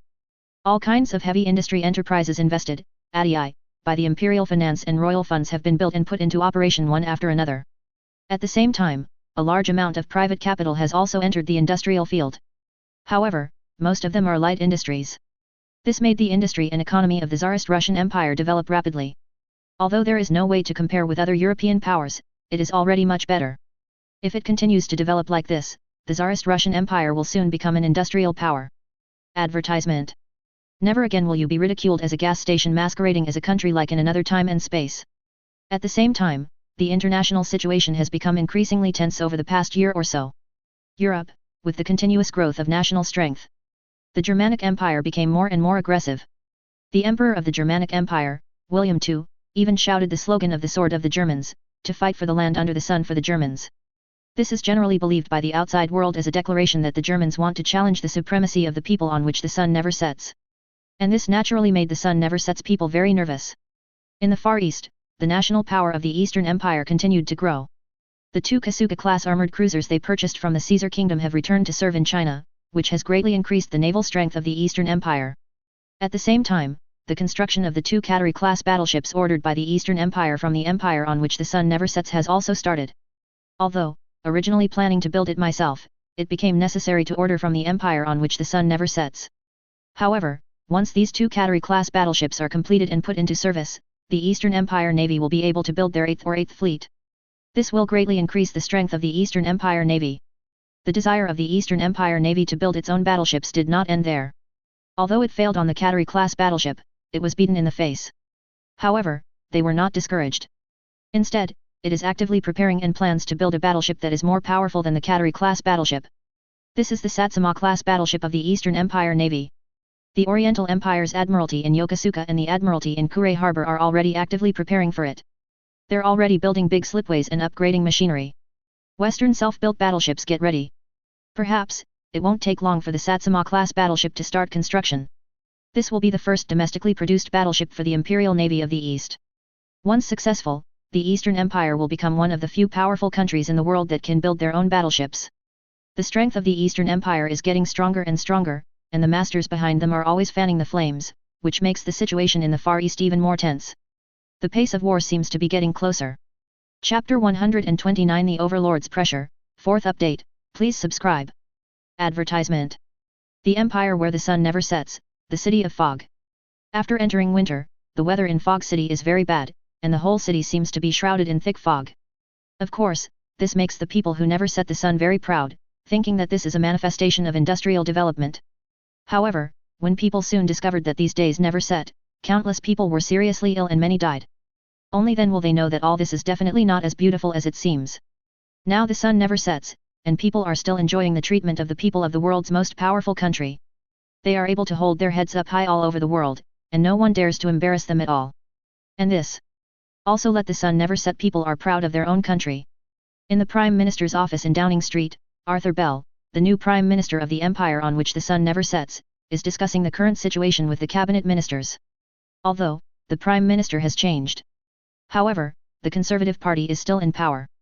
Therefore, almost all the policies of the Empire on which the sun never sets can continue. For the Empire on which the sun never sets, the most difficult task is undoubtedly to ensure the hegemony of the Empire on which the sun never sets, contain the development of other countries, and prevent them from posing a threat to the hegemony of the Empire on which the sun never sets. The current Empire on which the sun never sets, although it is still at its peak. However, challengers have emerged one after another. This caused the top management of the Empire on which the sun never sets to bear tremendous pressure. If during their term of office, the hegemony of the Empire on which the sun never sets is terminated, then, they will be the sinners of the Empire on which the sun never sets. Advertisement. Arthur Bell, the Prime Minister, is also having a headache for this. Gentlemen, the current situation is becoming more and more tense. In other words, the Empire is under increasing pressure. On the other side of the ocean, that rebel is developing rapidly. Their industrial strength has already ranked first in the world. On the European continent, the development of the Germanic Empire is also very rapid. They have also surpassed us in terms of industrial output value, ranking first in Europe and second in the world. In terms of industry, we can only rank second in Europe and second in the world. Third. If we hadn't had a vast colony for us to sell our goods, our industry would have been destroyed. Arthur Belleau said. Yes, Your Excellency Prime Minister. However, although the national strength of the beacon country is constantly increasing, there is still a big gap between them and the world's first-class level in the field of advanced technology. Especially in the military field, they have just a start. Even if the Lighthouse Congress is a threat to us, it will be a long time later. But the Germanic Empire is different. There is only a narrow North Sea between them and the Empire. The Germanic Empire was not only powerful in industry. At the same time, technology is also very advanced. More importantly, they have huge ambitions. They already have the world's largest army. But their emperor seems to want to have the world's #1 navy. Foreign Secretary Fitzmaurice reminded. Your Excellency, according to the exact information we have received, the Germans' Brandenburg-class battleships have begun to be refitted to further enhance the combat power of this class of warships. At the same time, the Germans also have 5 Caesar fields. The Lie 3-class battleship has already entered service. Although, the caliber of the main guns of this battleship has dropped to 240 mm. Moreover, the number of main guns has also been reduced to 4. However, these 4 240 mm main guns are all rapid-fire guns, is already the largest caliber rapid-fire gun that can be manufactured in this era. In addition, the Germanic 5 Weikersbach-class battleships, except for the second ship, the other 4 have already entered service. And, on the berth of the German shipyard, there are still 5 Brunswick-class battleships under construction. It is expected that they will enter service in the next year and the year after. There are even 5 Germanic-class battleships. Battleships are also placed on the berth, and construction is already underway. As you can imagine, once all these warships of the Germans are completed, then, they will serve up to 24 battleships. This is undoubtedly a great threat to the Royal Navy. The attitude of Lord Walter Kerr, the Secretary of the Navy, was particularly fierce. You know, the mainland of the empire on which the sun never sets is too close to the Germanic Empire. The Germans built warships and developed their navy with such great fanfare. You don't need to think about it, you know, it's all for the empire on which the sun never sets. Once the German Empire's shipbuilding plan is completed, they will become the second most powerful navy in the world after the Royal Navy of the empire on which the sun never sets. This definitely poses a fatal threat to the empire on which the sun never sets. 0. Seeking Flowers 00. Advertisement. Of course, the strength of the Royal Navy of the empire on which the sun never sets is undoubtedly stronger. For now, the number of battleships in service of the Imperial Navy on which the sun never sets, even without counting the old ironclad ships, is already 40, including 8 Sovereign-class battleships, 2 Barfla-class battleships, Battleship Prestige, 9 battleships Majesty, 6 Old Man Star battleship, 3 Fearful-class battleships, 5 Fog City-class battleships, and 6 Duncan-class battleships. Moreover, on the berth of the Royal Navy's shipyard where the sun never sets, there are 2 Fast-class battleships and 8 Edward VII-class battleships under construction. In the Royal Navy's shipbuilding plan, there are 2 Lord Nelson-class battleships, which will soon start construction. Once these 12 battleships are completed and put into service, the number of battleships in the Royal Navy can reach 52. This number is more than double the 24 ships of the German Empire Navy. But even so, the Royal Navy of the Empire on which the sun never sets still seems insecure. They still hope to have more and more powerful warships to suppress other enemies and maintain their hegemony. Prime Minister Arthur Bell nodded again and again. The Royal Navy is the cornerstone of the empire on which the sun never sets, and it is the most powerful weapon to maintain the world hegemony of the empire on which the sun never sets. It will be very necessary to maintain the strength of the Royal Navy. It is not only related to the hegemony of the empire on which the sun never sets, but also to the survival of the empire on which the sun never sets. Isn't the Navy planning to build a more advanced warship? When will it start? Prime Minister Arthur Bell asked. Your Excellency Prime Minister, we are making preliminary preparations. However, I guarantee that once this warship is completed and put into service, it will definitely be an epic-making warship. Lord Walter Kerr smiled. They seem to have forgotten that the Tsarist Empire has already built battleships with unified heavy artillery, and 0 has been in service. Chapter 130 The Role of Lackeys, 5th more, please subscribe. Gentlemen, it is simply impossible for the Germans to challenge the Empire's hegemony. Since the Germans want to engage in a naval arms race with the Empire, then we will do what they wish. Every time the Germans build a battleship, we need to build 2 ships, or even more. I firmly believe that the Germans are simply unable to compare with us in terms of financial resources. The final victory will definitely be ours. Advertisement. Prime Minister Arthur Bell looked domineering. The empire on which the sun never sets can be described as rich and powerful. Although the local fiscal revenue may not be much, they can obtain huge wealth from the various colonies. The Tianzu colony alone can provide an additional income of more than £100 million for the empire on which the sun never sets every year. This money alone is enough to build a large number of battleships. This is also the confidence of the empire on which the sun never sets. Their 373 is not afraid of an arms race at all. Even, they are eager to start an arms race and drag those competitors to death. Yes, Your Excellency, replied Lord Walter Kerr, Lord of the Admiralty. With the support of His Excellency the Prime Minister, there will be no problem with the rapid development of the Imperial Navy on which the sun never sets. The entire Royal Navy will undoubtedly enter the fast military road of development again. Your Excellency, Prime Minister, don't forget that we have another great enemy on the European continent. That is the Tsarist Russian Empire. Although the Tsarist Russian Empire has died down over the years, it has not expanded externally. However, we can be sure that the Tsarist Russian Empire they are accumulating strength. Their national strength is growing rapidly. Their military strength is also improving rapidly. This is also a huge threat to the empire. Once the Germans and the Tsarist Empire become enemies of the empire, then, the empire will undoubtedly lose the European continent. This will deal an extremely heavy blow to the hegemony of the empire. Colonial Secretary Alfred Littleton reminded. Prime Minister Arthur Bell frowned involuntarily. The Germanic Empire and the Tsarist Russian Empire are undoubtedly the 2 most powerful countries on the European continent. According to the operation method of the empire on which the sun never sets, they do not allow 2 powerful countries to appear on the European continent. This is also the reason why after the emergence of a powerful country on the European continent, people who never set in the sun will unite with other countries to swarm up and defeat them in one fell swoop. But now, two powerful countries have emerged on the European continent at the same time. Plus Gaul and the Austro-Hungarian Empire and the Kingdom of Caesar. The situation on the entire European continent can be described as very complicated. Although, these powerful countries have formed two opposing political and military groups. The empire on which the sun never sets also wants them to fight. It is best to fight to the death, and both sides will suffer. In this case, the empire on which the sun never sets can sit on the mountain and watch the tigers fight. Finally, come out to clean up the mess and pick up the cheap advertisement. However, whether it is the Allied Powers Group or the Franco-Russian alliance, they have been formed for a long time. But the war was delayed. This made Sun Never Set very anxious. They can't wait to fight desperately, so that the European war will break out as soon as possible. At the same time, they are also worried that if time continues to drag on like this, these European powers will become even stronger. Then, the pressure on the empire on which the sun never sets will naturally be even greater. Such a situation is not what the empire on which the sun never sets wants to see. This can't help but make Prime Minister Arthur Bell think that it's not easy to be an overlord. Gentlemen, I think we have to do something. We can't let the situation go on like this. Arthur Bell made up his mind. Your Excellency, what are you going to do? Asked Foreign Secretary Fitzmaurice. Other cabinet ministers also looked to Prime Minister Arthur Bell. Sir, since the last cabinet, we have been supporting the Orientals, planning to let the Orientals rise, and block the passage of the Tsarist Russian Empire to expand to the Far East. Over the years, the strength of the Eastern Empire has improved rapidly. Then, we can't wait like this any longer. Let the Eastern Empire and the Tsarist Empire go to war as soon as possible. If the Eastern Empire can defeat the Tsarist Russian Empire, then the Tsarist Russian Empire will suffer heavy losses. This will not only cut off the expansion of the Russian Empire.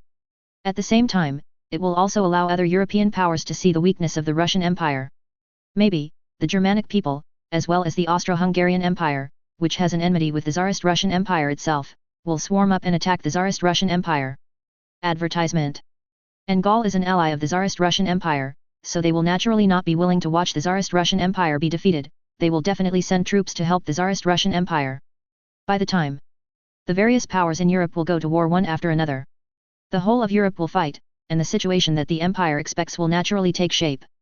Prime Minister Arthur Bell revealed his plans. Your Excellency, although this plan is full of uncertainties. However, weakening the strength of the Tsarist Russian Empire is always harmless to the Empire. We have supported the Orientals for so long, and it is indeed time for them to come in handy it is. Foreign Secretary Fitzmaurice said. It's a good idea to let the Orientals fight the Russians. We invested so much money in the Orientals, isn't it just to let them fight the Russians? However, can the Orientals defeat the Russians? Chancellor of the Exchequer Austen Chamberlain was skeptical. After all, the size difference between the two sides is too much. The Tsarist Russian Empire is a first-class power in Europe, even in the whole world, it is definitely one of the strongest countries. Although the Eastern Empire defeated the Qing Empire at the beginning, it has already begun to rise. However, compared with the Tsarist Russian Empire, there is undoubtedly a huge gap. Even in these years, the Sun Never Sets 1.3 Empire has been vigorously supporting the Eastern Empire. However, the background gap between the two sides cannot be made up in a short period of time. This made Austen Chamberlain, and even other ministers, not optimistic about the Orientals. Everyone, we may have underestimated the strength of the Dongyang people. According to the information we have so far, the Dongyang people's army has established a standing army of more than 500,000 people. Moreover, they have also established a sound mobilization system. If necessary, they can quickly mobilize another 500,000 people to the battlefield. In addition, the fighting will of the Orientals is very tenacious. It can be said that they ignore life and are not afraid of death on the battlefield. The combat effectiveness of their army is still very substantial. Maybe it can bring us a surprise. Secretary of State for War Arnold Foster said. Chapter 131 The Determination of the Orientals, First Update, please subscribe. The army of the Tsarist Russian Empire is very powerful. The main reason is that their army has a large number of standing troops, which is the number one in the world.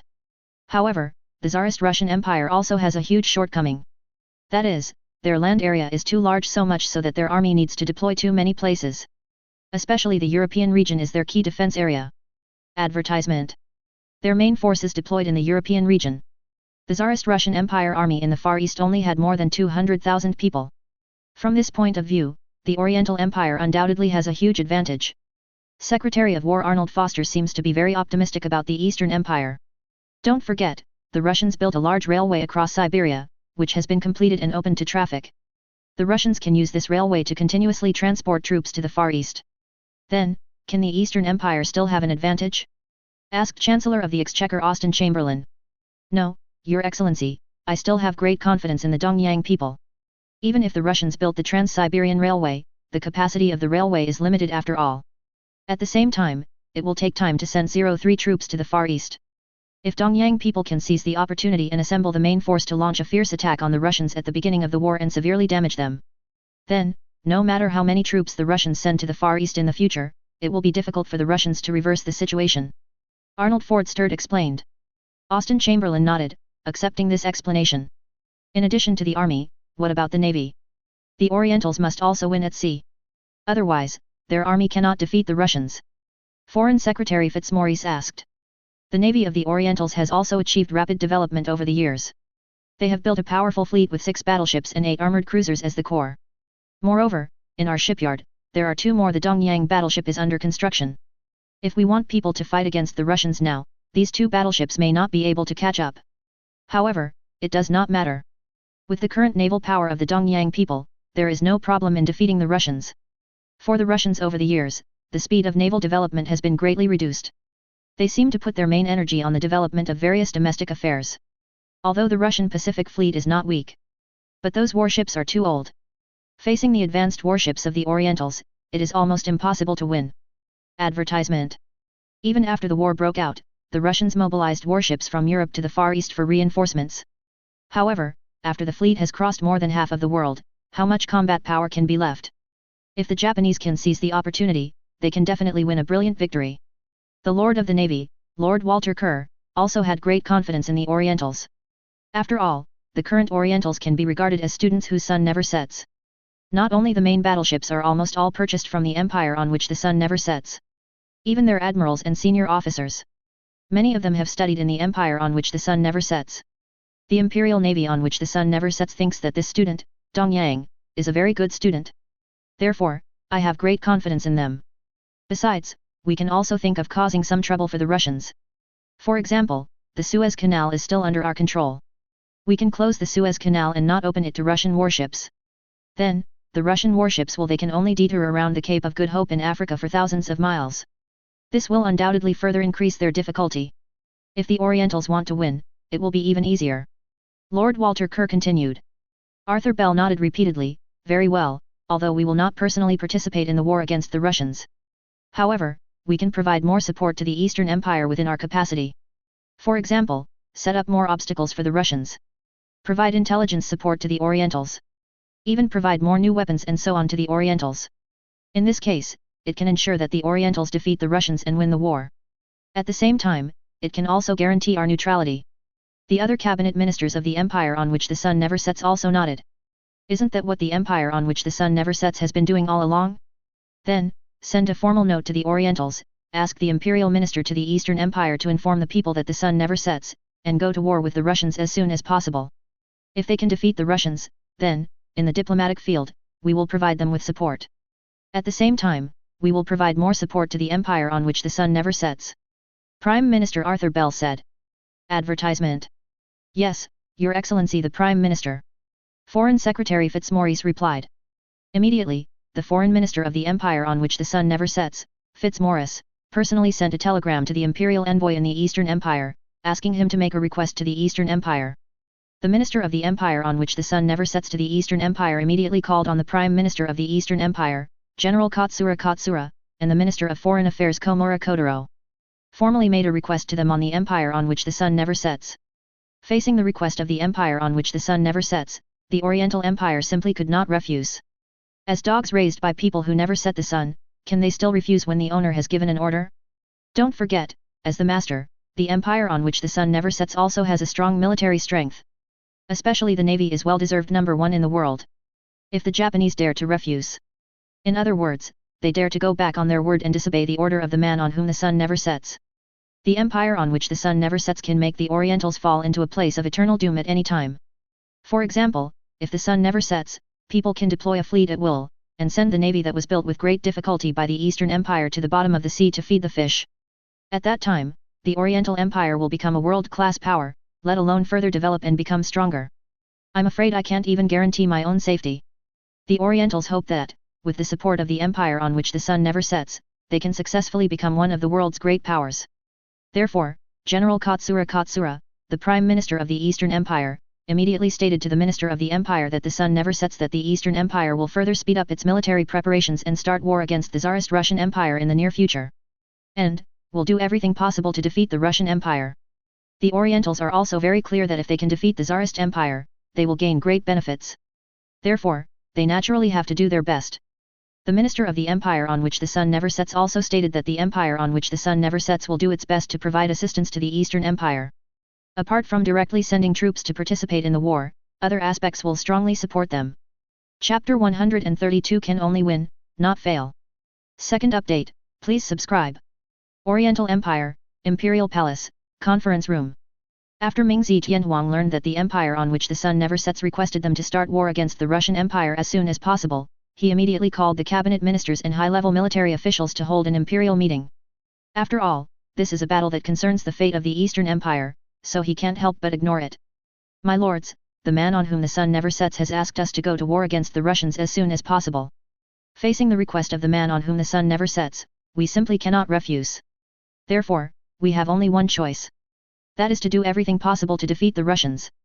This is the best result for the empire. Advertisement. If the empire can defeat the Russians, then we will not only become famous in the international arena, successfully step on the Russian corpses, and become one of the world powers. At the same time, it can also take away from the hands of the Russians those interests that originally belonged to us. Perhaps, with the help of the sun never sets, we can get a large amount of war reparations from the Russians. Ming Zetianhuang's eyes were full of madness. After defeating the Qing Empire, the Oriental Empire hoped to obtain the entire Koryo Peninsula and the Liaodong Peninsula. However, under the interference of the Russians, they had to spit out a lot of benefits. Moreover, the Russians went further and occupied the northern part of the Koryo Kingdom. This is undoubtedly absolutely unacceptable to the Eastern Empire. However, the war had just ended at that time. In addition, the Tsarist Russian Empire is one of the most powerful countries in the world. This made the Eastern Empire dare not act rashly at all, and could only endure it.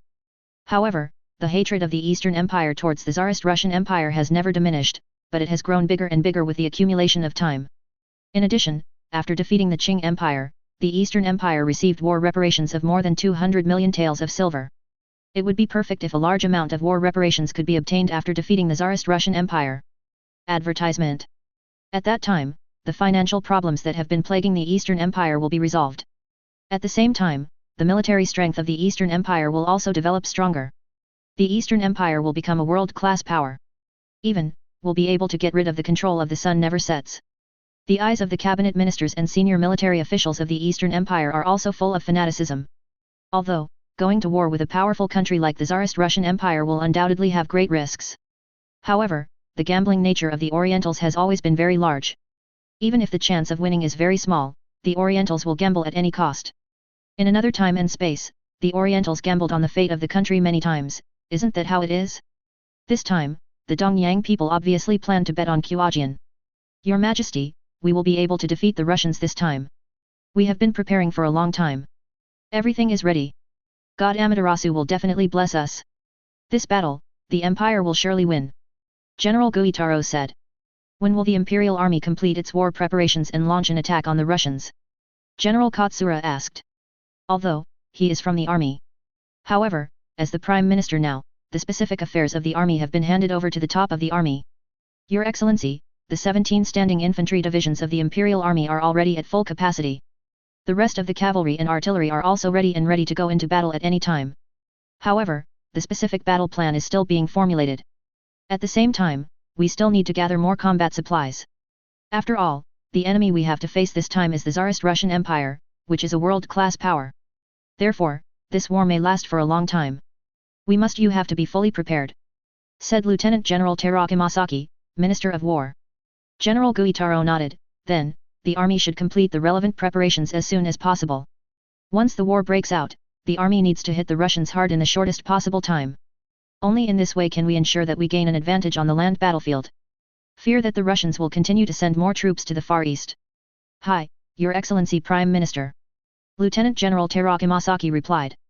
The Tsarist Russian Empire has an extremely large standing army, which the Eastern Empire must pay attention to. Advertisement. Even the Tsarist Russian Empire did not have many troops deployed in the Far East. However, once the Eastern Empire did not win quickly and took advantage. Then, once the Tsarist Russian Empire continues to send more troops to reinforce, the war will inevitably fall into a protracted war. At that time, it will undoubtedly be very difficult for the Eastern Empire to win this war. After all, the time for the rise of the Eastern Empire was too short. Compared with the Tsarist Russian Empire, their foundation has a very big gap. What about the mobilization system of the army? Is it able to function normally? We must prepare for the worst. Once the battle goes wrong, we must mobilize more troops to the battlefield as soon as possible. General Guitaro asked. Your Excellency, the mobilization system of the Imperial Army is functioning normally. If necessary, within 3 months, we will be able to form another 17 infantry divisions to go to war. If necessary, within a year, within a few days, another 30 infantry divisions can be formed. General Anyun, Chief of Staff of the Army, replied. General Guitaro nodded, very satisfied. On the side of the Eastern Empire Army, it seems that there is no problem. He didn't think that even if more than 60 infantry divisions were mobilized in the Eastern Empire, it would still be impossible to win. So, what about the Navy? Admiral Guitaro looked at Lieutenant Admiral Yamamoto Gonbei, Minister of the Navy. Your Excellency, the Imperial Navy has completed preparations. All the current warships of the Imperial Navy, including 6 battleships, 8 armored cruisers, 17 protected cruisers and 23 destroyers, have formed combat capabilities. If necessary, we can within a month, the combined fleet will be formed and put into battle. Lieutenant General Gonbei Yamamoto replied. Very well, the role of the Imperial Navy in this battle is intuitively important. Whether the Navy can defeat the Russian Navy is related to whether we can win this battle. Therefore, Kaiwa must win. Katsura the general looked serious. The Navy can definitely defeat the Russians. Lieutenant General Gonbei Yamamoto was also very confident. Mingzi Tianhuang was very satisfied when he saw General Gui Tailang make relevant arrangements. Although he is Tianhuang, his ability to handle state affairs is not strong. Therefore, the specific affairs are still in the charge of the ministers. He just needs to see the end result. Masters, in this battle, we can only win, not lose. God Amaterasu will definitely bless us. Mingzi Tianhuang said to everyone. On board the Empire, on board His Majesty Tianhuang. The ministers shouted one after another. Chapter 133 War is approaching, 3rd update, please subscribe. The Eastern Empire began to speed up preparations for war. A large number of troops were being mobilized, and combat supplies were also being transferred to the front line. The warships of the Eastern Imperial Navy also began to gather at the Sasebo naval port. All this has shown that the Oriental Empire has made up its mind and is ready to let go and fight the Tsarist Empire. The intelligence department of the Tsarist Russian Empire has been focusing on the relevant situation of the Eastern Empire. This caused the changes in the Eastern Empire to immediately attract the attention of the Tsarist Russian Empire. On January 6, 1804, Tsar Mikhail convened high-level cabinet and military officials in the Moscow Palace to plan the next situation. Even the commanders of the various armies of the army and the commanders of the fleets of the navy all returned to Moscow to attend this meeting. Advertisement. Gentlemen, judging from the information we have so far, the Japanese are already making preparations. The war is imminent. Perhaps, a month later, the war will break out. This time, we cannot have any more. Everyone must remain on the highest alert and be prepared. Mikhail said to the generals with a serious face. Yes, Your Majesty. Everyone replied one after another. The content of today's meeting will be top secret. I hope that no news will be spread outside after leaving room 850 of this meeting.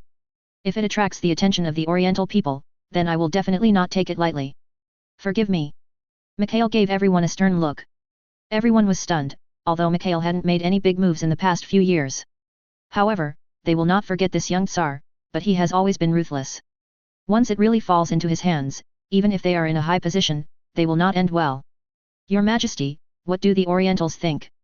How could they be willing to sacrifice their lives for the people who never set the sun? They don't really think they can defeat us. After all, there is a great risk. If they fail, they will pay a very high price, asked Prime Minister Podano's Chaff. He couldn't figure out what the brain circuit of the Orientals was like. Mikhail smiled. The Orientals are a very paranoid nation. Of course, they are not voluntary to be dogs to the people who never set the sun. A large amount of resources. Without the support of Adi, they would not have been able to defeat the Qing Empire in the war 10 years ago. At that time, they were gambling with the fate of the country. It is a pity that they actually won the bet. This time, they obviously wanted to gamble again. Although, the empire is more powerful than the Eastern Empire. However, the Orientals already have a gambler mentality. They think that with the support of the sun never sets, it is entirely possible to defeat us. What's more, if they can really beat us, well, they will reap huge benefits. They will step on us and become one of the world powers. At the same time, it was also able to drive the empire away from the northeastern region of the Qing Empire and the northern part of the Koryo Peninsula. At that time, how much benefit can they get? Advertisement. Even if there is a great risk. However, in terms of the extreme character of the Orientals, with so many benefits in front of them, how could they refuse? The Orientals are simply asking for their own death. The empire will let them know what the consequences of challenging the empire will be, said Minister of Finance Ivan Gormakin. The other top cabinet and military officials also nodded repeatedly. The Orientals thought that the Tsarist Empire was in decline, that the Tsarist Empire was easy to bully, and wanted to step on the Tsarist Empire and become one of the world's great powers. This is absolutely unacceptable to the top officials of the Tsarist Russian Empire. They cannot tolerate that the Tsarist Russian Empire has become a stepping stone for others. This is an insult to the Russian Empire. Gentlemen, no matter what the Orientals think, the most important thing is that they have already made their choice. Therefore, there is only one choice left for us. That is to defeat the Orientals in one fell swoop in the next war. Let them pay a huge price, let them know that they are enemies of the empire, and they must be prepared to pay a heavy price. Mikhail ordered. Yes, Your Majesty. All the top officials of the Tsarist Russian Empire replied one after another. Since the Orientals want to go to war with the Russian Empire, then, just hit it directly. The Tsarist Russian Empire has never been afraid of war. The 6th Army of the army must be prepared for battle and prevent surprise attacks by the Japanese at any time. The Japanese are used to sneaking, and what they like most is to fight without declaring it. They use this method of sneak attack to deal a heavy blow to their opponents unexpectedly. Our troops absolutely cannot give them a chance. Mikhail ordered. Yes, Your Majesty. General Kuropatkin, commander of the 6th Army, replied. Advertisement. In addition, I have already said before that the battlefield is best limited to the northern part of the Koryo Peninsula and the Liaodong Peninsula. These two places will inevitably become the key areas for the Japanese to attack. The 6th Army must strengthen the forces in these two areas. Power configuration. Mikhail continued. It is undoubtedly the best thing to prevent the flames of war from igniting in the northeast region of the Qing Empire. The Tsarist Russian Empire has begun to support the internal forces of the Qing Empire and overthrow the rule of the Qing Empire. Although, it is still in the preparatory stage. However, there are many people who get the support of Tsarist Russia. Soon, the Qing Empire will break out of war because of this. Given the current corruption of the Qing Empire, their overthrow is almost a certainty. Mikhail does not hope that the war between the Tsarist Russian Empire and the Eastern Empire will affect this. Yes, Your Majesty. Admiral Kuropatkin nodded repeatedly. The 5th Army must also make preparations. The defense of the Central Asian region will be handed over to the cavalry units directly under the General Staff. The various departments of the 5th Army will begin to shrink. Once a war breaks out, the 5th Army will dispatch troops as soon as possible. Reinforce the 6th Army. At that time, I will personally go to the Far East to take charge of this battle. Mikhail said. This battle is also very critical for the Tsarist Russian Empire. Therefore, he hopes to be as close to the front line as possible, and to be able to keep abreast of the latest situation on the front line. Your Majesty, once war breaks out, the front line will be very dangerous. You should stay in Moscow. Let the generals take command of the battle on the front line. Prime Minister Pobedonoshev said hastily. Other high-ranking empires also persuaded them one after another. Chapter 134 Destiny Determining Battle, 4th Update, please subscribe. Gentlemen, you can rest assured that I will not go to the front to cause trouble. At most, I will arrive in Vladivostok. The Chief of the General Staff will also go with me and be fully responsible for the command of this battle. Mikhail said. Mikhail is still very self-aware, he knows very well that he is not the material to command a war at all. It is better for professionals to be in charge of commanding operations. General Brusilov, though already 51 years old. However, for a general, this is the time when he is in the prime of life, and there will be no problem at all if he works for more than 10 years. After General Brusilov retired, a new generation had grown up. Advertisement. For example, the candidate for the next chief of staff in Mikhail's mind is Tkaikevsky with the support of the Red Napoleon. Of course, the current Tkaikevsky is still too young, only 11 years old. Let's wait until he grows up to see the actual situation. After hearing what Mikhail said, the top officials of the Tsarist Russian Empire didn't say anything more. They knew very well that the young His Majesty the Tsar was very stubborn, and if he had already decided on something, he would not listen to other people's advice at all. What's more, although Vladivostok is located in the coastal area of the Far East, it may be attacked by the Orientals. However, the Tsarist Russian Empire also built a strong fortress there. Even if it is attacked by the Orientals, it will not be captured for a while. Mikhail had plenty of time to get out of there too. Gentlemen, in this battle, the Orientals are very likely to invest a considerable amount of ground troops to fight us. Therefore, we don't want to be able to defeat them in a short time. The troops that will be used in the war have been determined so far. In addition to the 6th and 5th armies, the rest of the armies must also be prepared. If necessary, the General Staff will order a certain number of troops from each army to reinforce the front line. Mikhail then he said. Each group army has its own defense area to garrison, and it is impossible to withdraw all troops. However, there is no problem at all for each group army to deploy 2 or 3 infantry divisions. Advertisement. In this way, the remaining 5 group armies will be able to mobilize more than a dozen infantry divisions. Even the 1st army stationed in Moscow, that is, the surrounding area, can mobilize more troops. In this case, the Tsarist Russian Empire can completely deploy more than 20 infantry divisions from Europe to reinforce the Far East. With the addition of the 5th Army and the 6th Army, the Russian Empire will have as many as 800,000 troops in this battle. Under such circumstances, do the Orientals still have a chance of winning? Even if they try their best to mobilize, it is impossible to defeat the Russian Empire. In addition to this, it is the consumption of war materials. In the past few years, the 6th Army has been stockpiling war materials. However, once a war breaks out, the consumption of various materials will be very large. In addition to the transportation of troops, it will also needs to take up a lot of transport capacity. Therefore, from now on, we will transfer a large amount of war materials to the Far East. In addition to the Trans-Siberian Railway, we also need to use other methods. For example, before the war broke out, we can also ship by sea. Transport more supplies to the Far East, seize the last time. Mikhail ordered. The Tsarist Russian Empire must seize the time and prepare as much as possible. Once the war breaks out, it will be too late. Although the Trans-Siberian Railway has been opened to traffic, as a single-track railway, its transportation is undoubtedly very limited. Therefore, Mikhail decided early on that this large railway should be repaired into a double track. However, the double track project has only just begun. Even building a double track is relatively easier. However, it will take at least several years. In a short time, it is useless.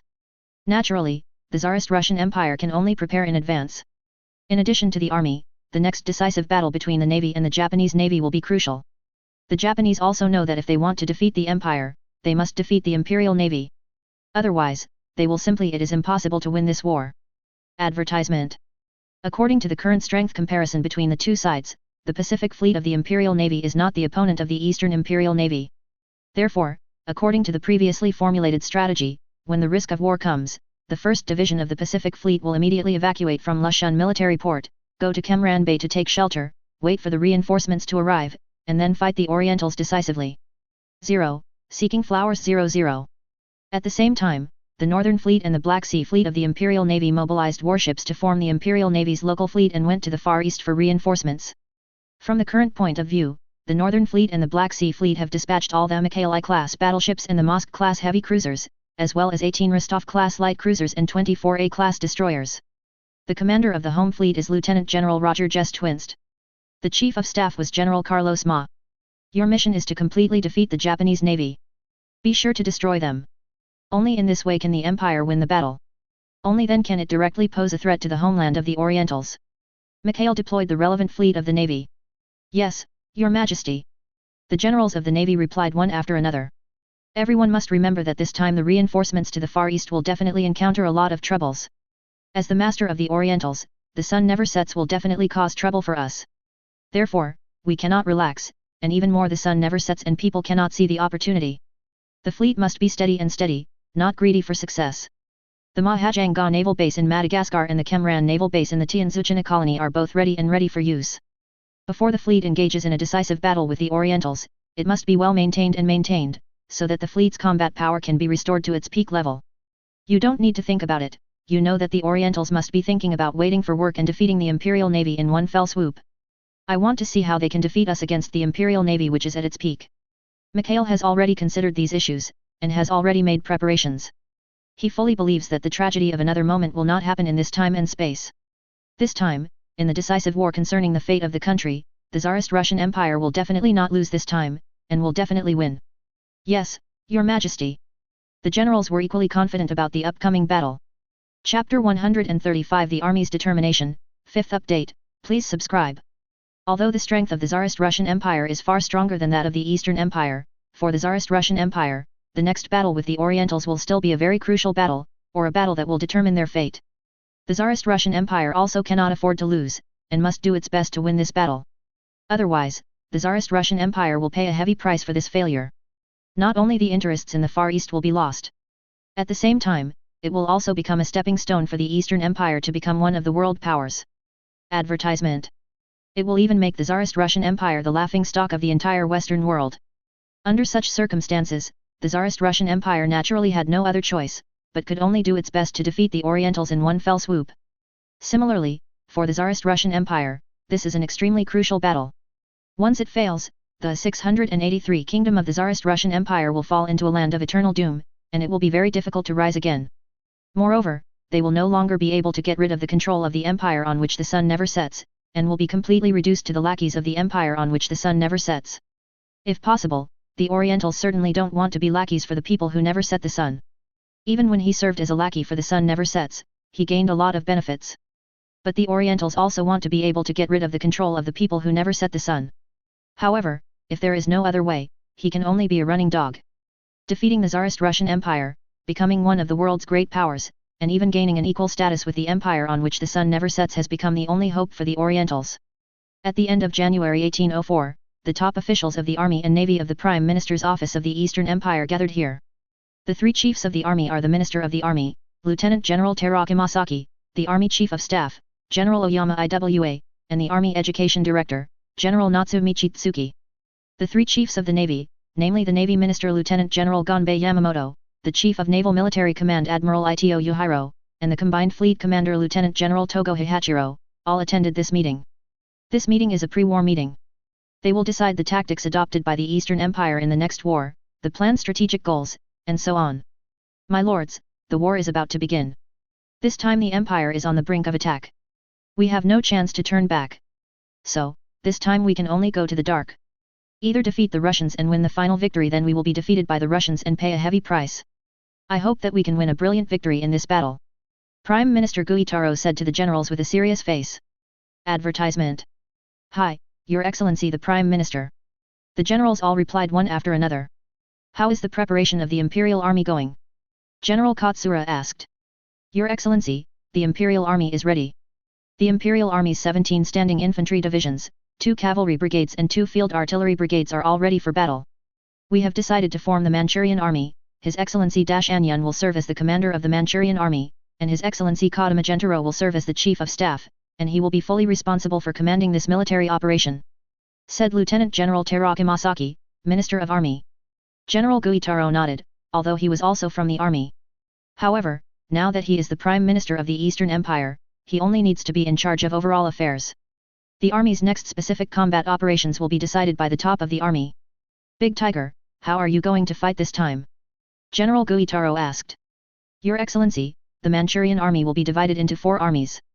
Among them, the 1st Army governs the Guards Division, the 2nd Infantry Division, and the 12th Division, with Kuroki as the commander.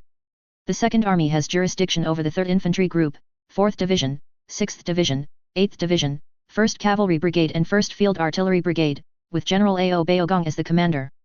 The 3rd Army has jurisdiction over the 1st Infantry Division, the 7th Division, the 9th Division, the 11th Division, the 2nd Cavalry Brigade and the 2nd Field Artillery Brigade, with General Nogi as the commander. The 4th Army has jurisdiction over the 5th Infantry Division, the 10th Division, the 14th Division, the 16th Division, the 19th Division and the 20th Division, with General Natsuduki as the commander. The Domestic Reserve Force will form the 5th Army, with General Kaime Kawamura as the commander. If the battle on the front line goes wrong, the 5th Army will land immediately to reinforce the front line. General Anyun introduced the relevant military deployment to everyone. Advertisement. The current 17 standing divisions, 2 cavalry brigades and 2 field artillery brigades of the Eastern Empire Army are all assigned to the previous 4 armies. These 4 armies are also the main force of the Eastern Empire Army force. In addition, in the mainland of the Eastern Empire, a reserve team will be drawn to form a 5th army so that it can reinforce the front line at any time. Because of this time and space, the Tsarist Russian Empire is far more powerful than the other time and space. Therefore, the Eastern Empire Army in this time and space is also stronger. Each infantry division is composed of 2 infantry brigades, 4 infantry regiments, and a large number of Division A divisions directly under the troops. The strength of each division reaches about 28,500. Therefore, the 17 infantry divisions, 2 cavalry brigades and 2 field artillery brigades that the Eastern Empire Army is preparing to invest in the war alone add up to more than 500,000 people. Compared with another time and space, there are many more troops on the battlefield. In addition, in the mainland of the Eastern Empire, the Eastern Imperial Army is still mobilizing reserve forces to form the Fifth Army. It is initially estimated that the mainland of the Eastern Empire Army will mobilize 17 infantry divisions. This also means that the strength of the Fifth House of the Eastern Empire Army will be very large. If the Eastern Empire Army has invested such a huge force, it still cannot win this war. Then, the Eastern Empire will further mobilize. 1.1. After all, in this era, the total population of the Eastern Empire is only about 40 million. However, their reserve force is as high as more than 2 million, which is enough for them to further mobilize more troops to join the war. It can be seen from this that in order to win this battle, the Eastern Empire is going all out and is going to do its best. General Katsura nodded again and again. In his opinion, the Eastern Empire Army invested such a huge army. It is simply impossible for the Russian Empire to resist their attack. Although the standing force of the Tsarist Russian Empire is huge. But the mobilization of the Eastern Empire at any cost is enough to give them an advantage in military strength. Of course, the prerequisite is that the Russian Empire does not mobilize. The reserve personnel of the Tsarist Russian Empire is larger than that of the Eastern Empire. Chapter 136 United Fleet Attack, First Update, please subscribe. According to the information we have obtained, the troops deployed by the Russians in the Far East are the 6th Army of the Army, which has 10 infantry divisions, a heavy artillery brigade and a cavalry brigade. These troops were deployed in the northern part of the Koryo Peninsula, the Liaodong Peninsula, Vladivostok, and the northeast of China. Among them, there are 2 Russian Marine brigades and the main force of its Pacific Fleet on the Liaodong Peninsula. Therefore, the Liaodong Peninsula will be the main combat direction of the Imperial Army's attack. We plan that the First Army will attack northward from the south of the Koryo Peninsula, defeat the 3 infantry divisions deployed by the Russians in the north of the Koryo Peninsula, and then cross the Yalu River to attack the northeast of China. Advertisement. The Second Army landed on the Liaodong Peninsula, attacked northward, cooperated with the First Army, and defeated the main force deployed by the Russians in the northeast of China. The Third Army landed in the south of the Liaodong Peninsula, launched an attack on the Lushan military port and its surrounding areas, and cooperated with the joint fleet to take down this important Russian stronghold in the Far East, which has the number 1 fortress in the Far East. The Fourth Army serves as a reserve force, and once the Russian reinforcements arrive, the Fourth Army will be put into combat. The follow-up mission of the 03RD Fifth Army is also the reserve team. However, the Fifth Army did not start mobilizing until after the outbreak of war. General Anyun introduced the combat plan of the Eastern Empire Army to everyone. If possible, the Eastern Empire naturally hopes to defeat the Russian Empire with as few troops as possible. In this way, the expenses during the war will be a little less. At the same time, the loss paid may be a little less. However, this time they are facing a world-class power like the Tsarist Russian Empire, and they cannot be sloppy in the slightest. Therefore, they must prepare for the worst. Once the battle goes wrong, they have to invest more troops. At that time, we can only do our best to win this battle at all costs and losses. For the Eastern Empire, winning this battle and winning the war is undoubtedly the most important thing. In contrast, others can be ignored. As long as the Tsarist Empire is defeated, then, no matter how big the loss is, it is worth it. Advertisement. Yoshi. Very good, the army will implement this plan. I firmly believe that the Imperial Army will be able to win. General Guitaro nodded repeatedly. Hi, Your Excellency Prime Minister. General Anyun replied. What about the Navy? Is the combined fleet ready? The Navy is very critical in this battle. The Navy must defeat the Russian Navy. Only in this way can we land in China smoothly. At the same time, we can ensure the logistics supply line, security, and the security of the homeland. And, only then can the Russians really admit defeat. General Katsurataro said. In the next battle of the Eastern Empire, the war on land is of course very important, and it is related to whether they can snatch a lot of benefits from the Russians. However, the war at sea is related to whether the Eastern Empire can win this war. Therefore, the war at sea is actually the key. Of course, for the Eastern Empire, they have been preparing for this war for many years. For this reason, he did not hesitate to order a large number of battleships and armored cruisers from the empire on which the sun never sets in other countries. It is for them to gain an advantage in the navy. At least for now, the Oriental Empire Navy has gained an advantage in the Far East. Then, it will be much easier to win the next battle. Your Excellency, the Imperial Navy is ready for battle. The combined fleet has all assembled at the Sasebo naval port. All warships have also completed maintenance, and their combat power remains at its peak. Although, the Russians have a strong navy. However, their disadvantages are also very obvious. That is, the Pacific fleet they deployed in the Far East is already an old warship, and it is impossible to be the opponent of the new and cutting-edge warship of the Imperial Navy. The main fleet of the Russians needs to travel thousands of miles from Europe to the Far East. At that time, the Imperial Navy will be able to sit back and relax, and the odds of defeating them are very high. Vice Admiral Gonbei Yamamoto, Minister of the Navy, said. General Guitaro nodded again and again. The Eastern Empire has invested heavily in the Navy. In other words, in order to develop the Navy, the Eastern Empire has tightened their belts over the years. If the Navy can't win like this, then they may all have to apologize. Very well, if the Navy can win. Then, the Empire will be considered invincible in this battle. Admiral Guitaro said. Advertisement. His meaning is also very obvious. The Eastern Empire Navy is very critical. If the Navy wins, then all is not a problem. If the Navy loses, it may be impossible for the Eastern Empire to win the war. If it is not done well, even the safety of their homeland cannot be guaranteed. Several high-level officials of the Eastern Empire Navy nodded repeatedly. Mr. Dongxiang, the next step is to look at the United Fleet. How is the United Fleet going to fight this battle? Admiral Guitaro asked. Your Excellency, the combined fleet will attack from Sasebo and directly launch a sneak attack on the Russian Pacific Fleet stationed at Lushan Fortress. Before the Russians have time to react, they will be blocked in the port. In this case, 537, the Army can land on the Koryo Peninsula and the Liaodong Peninsula without any threat. If the Russians dare to go to sea to fight, it will be a dead end. The combined fleet of the Imperial Navy has enough strength to destroy them all. Once the army captured Lushan Fortress by land, then, the Russian fleet left in the military port will become a turtle in the urn, and we can easily get rid of them by attacking by land and sea. After that, it was just waiting for the main Russian fleet to sail from Europe to the Far East. This is the real decisive battle. Although, the Russian main fleet is powerful. However, we believe that after crossing more than half of the world, their strength has been greatly reduced, and they are definitely not our opponents. General Togo Hihachiro looked confident. Admiral Katsura had no objection to the Navy's plan. The Army and Navy of the Eastern Empire are all ready. The pace of war is approaching day by day. On the night of February 6, 1804, under the cover of night, the joint fleet of the Eastern Empire Navy secretly left the Sasebo naval port, preparing to cross the Yellow Sea and launch a surprise attack on the Pacific fleet of the Tsarist Russian Empire Navy. The war has already begun, and the Japanese still chose to fight without declaring it.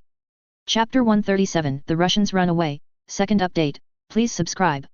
On the night of February 6, 1804 AD, battleships one after another left the Sasebo naval port and sailed into the vast sea. These warships can be called the entire strength of the combined fleet of the Eastern Empire Navy. 2 Fuji-class battleships, 4 Shikishima-class battleships, 2 Asama-class armored cruisers, Yakumo armored cruisers, Azuma armored cruisers, 2 Izumo-class armored cruisers. The cruiser and 2 Kasuga-class armored cruisers constitute the core combat power of the combined fleet. On the periphery, there are 17 protected cruisers and 23 destroyers. Advertisement. It can be said that this time, the Oriental Imperial Navy has come out in full force. If they fail in this battle, or if they suffer heavy losses, then, the investment of the Eastern Empire over the years will be in vain. This is undoubtedly absolutely unacceptable to the Eastern Empire. Therefore, the combined fleet of the Eastern Empire Navy almost embraced the next war with the determination to succeed or succeed. On the battleship Mikasa, the flagship of the United Fleet, Lieutenant General Togo Hihachiro, the commander of the United Fleet, was in a great mood. 10 years ago, General Yuhiro Ito, the first commander of the United Fleet, led the United Fleet to defeat the Qing Empire Navy, laying the foundation for the rise of the Eastern Empire. But this time, he will lead the combined fleet to defeat the Tsarist Russian Empire Navy in one fell swoop, making the Eastern Empire successfully rank among the world powers. And, it will also become one of the most powerful navies in the world. If he can do all this, his future will be bright. Not to mention the Admiral, even the Admiral of the Navy is also at your fingertips. Therefore, whether it is for oneself or for the Eastern Empire, the combined fleet must win this battle. Your Excellency, Commander, all formations are ready. It is estimated that we will be able to arrive at Lushan Naval Port early in the morning the day after tomorrow. Chief of Staff of the United Fleet, Chief of Staff Heiao Shimamura reported. Advertisement. Lieutenant General Togo Hihachiro nodded. Let everyone take a good rest. Once the war starts, we have no time to rest. Unless we defeat the Russians. Or, die in the war. Hi, Your Excellency Commander. Replied Colonel Heiao Shimamura. The 6 battleships of the combined fleet of the Eastern Empire Navy were divided into 2 battleship formations, that is, 2 Fuji-class battleships and the Shikishima battleship to form the 1st battleship squadron. The remaining 3 Shikishima-class battleships will form the 2nd division of battleships. Among them, the battleship Mikasa served as the flagship of the combined fleet. 8 armored cruisers also formed 2 armored cruiser detachments, that is, 2 Asama-class armored cruisers, together with the Yakumo armored cruiser and the Azuma armored cruiser, formed the 1st armored cruiser detachment. 2 Izumo-class armored cruisers and 2 Kasuga-class armored cruisers form the 2nd squadron of armored cruisers. The 17 protected cruisers formed 3 protected cruiser squadrons. Among them, those cruisers built after the Sino-Japanese War formed the 1st squadron of protected cruisers. The protected cruisers built before the Sino-Japanese War formed the 2nd and 3rd divisions of the protected cruisers. 24 destroyers also form 3 destroyer squadrons. 6 Lei-class destroyers and 2 Akatsuki-class destroyers formed the 1st destroyer squadron. 6 Dongyun-class 1 destroyers and 2 Bayun-class destroyers form the 2nd destroyer squadron. 7 Chinyu-class destroyers form the 3rd destroyer squadron. The huge United Fleet rushed towards Lushan military port.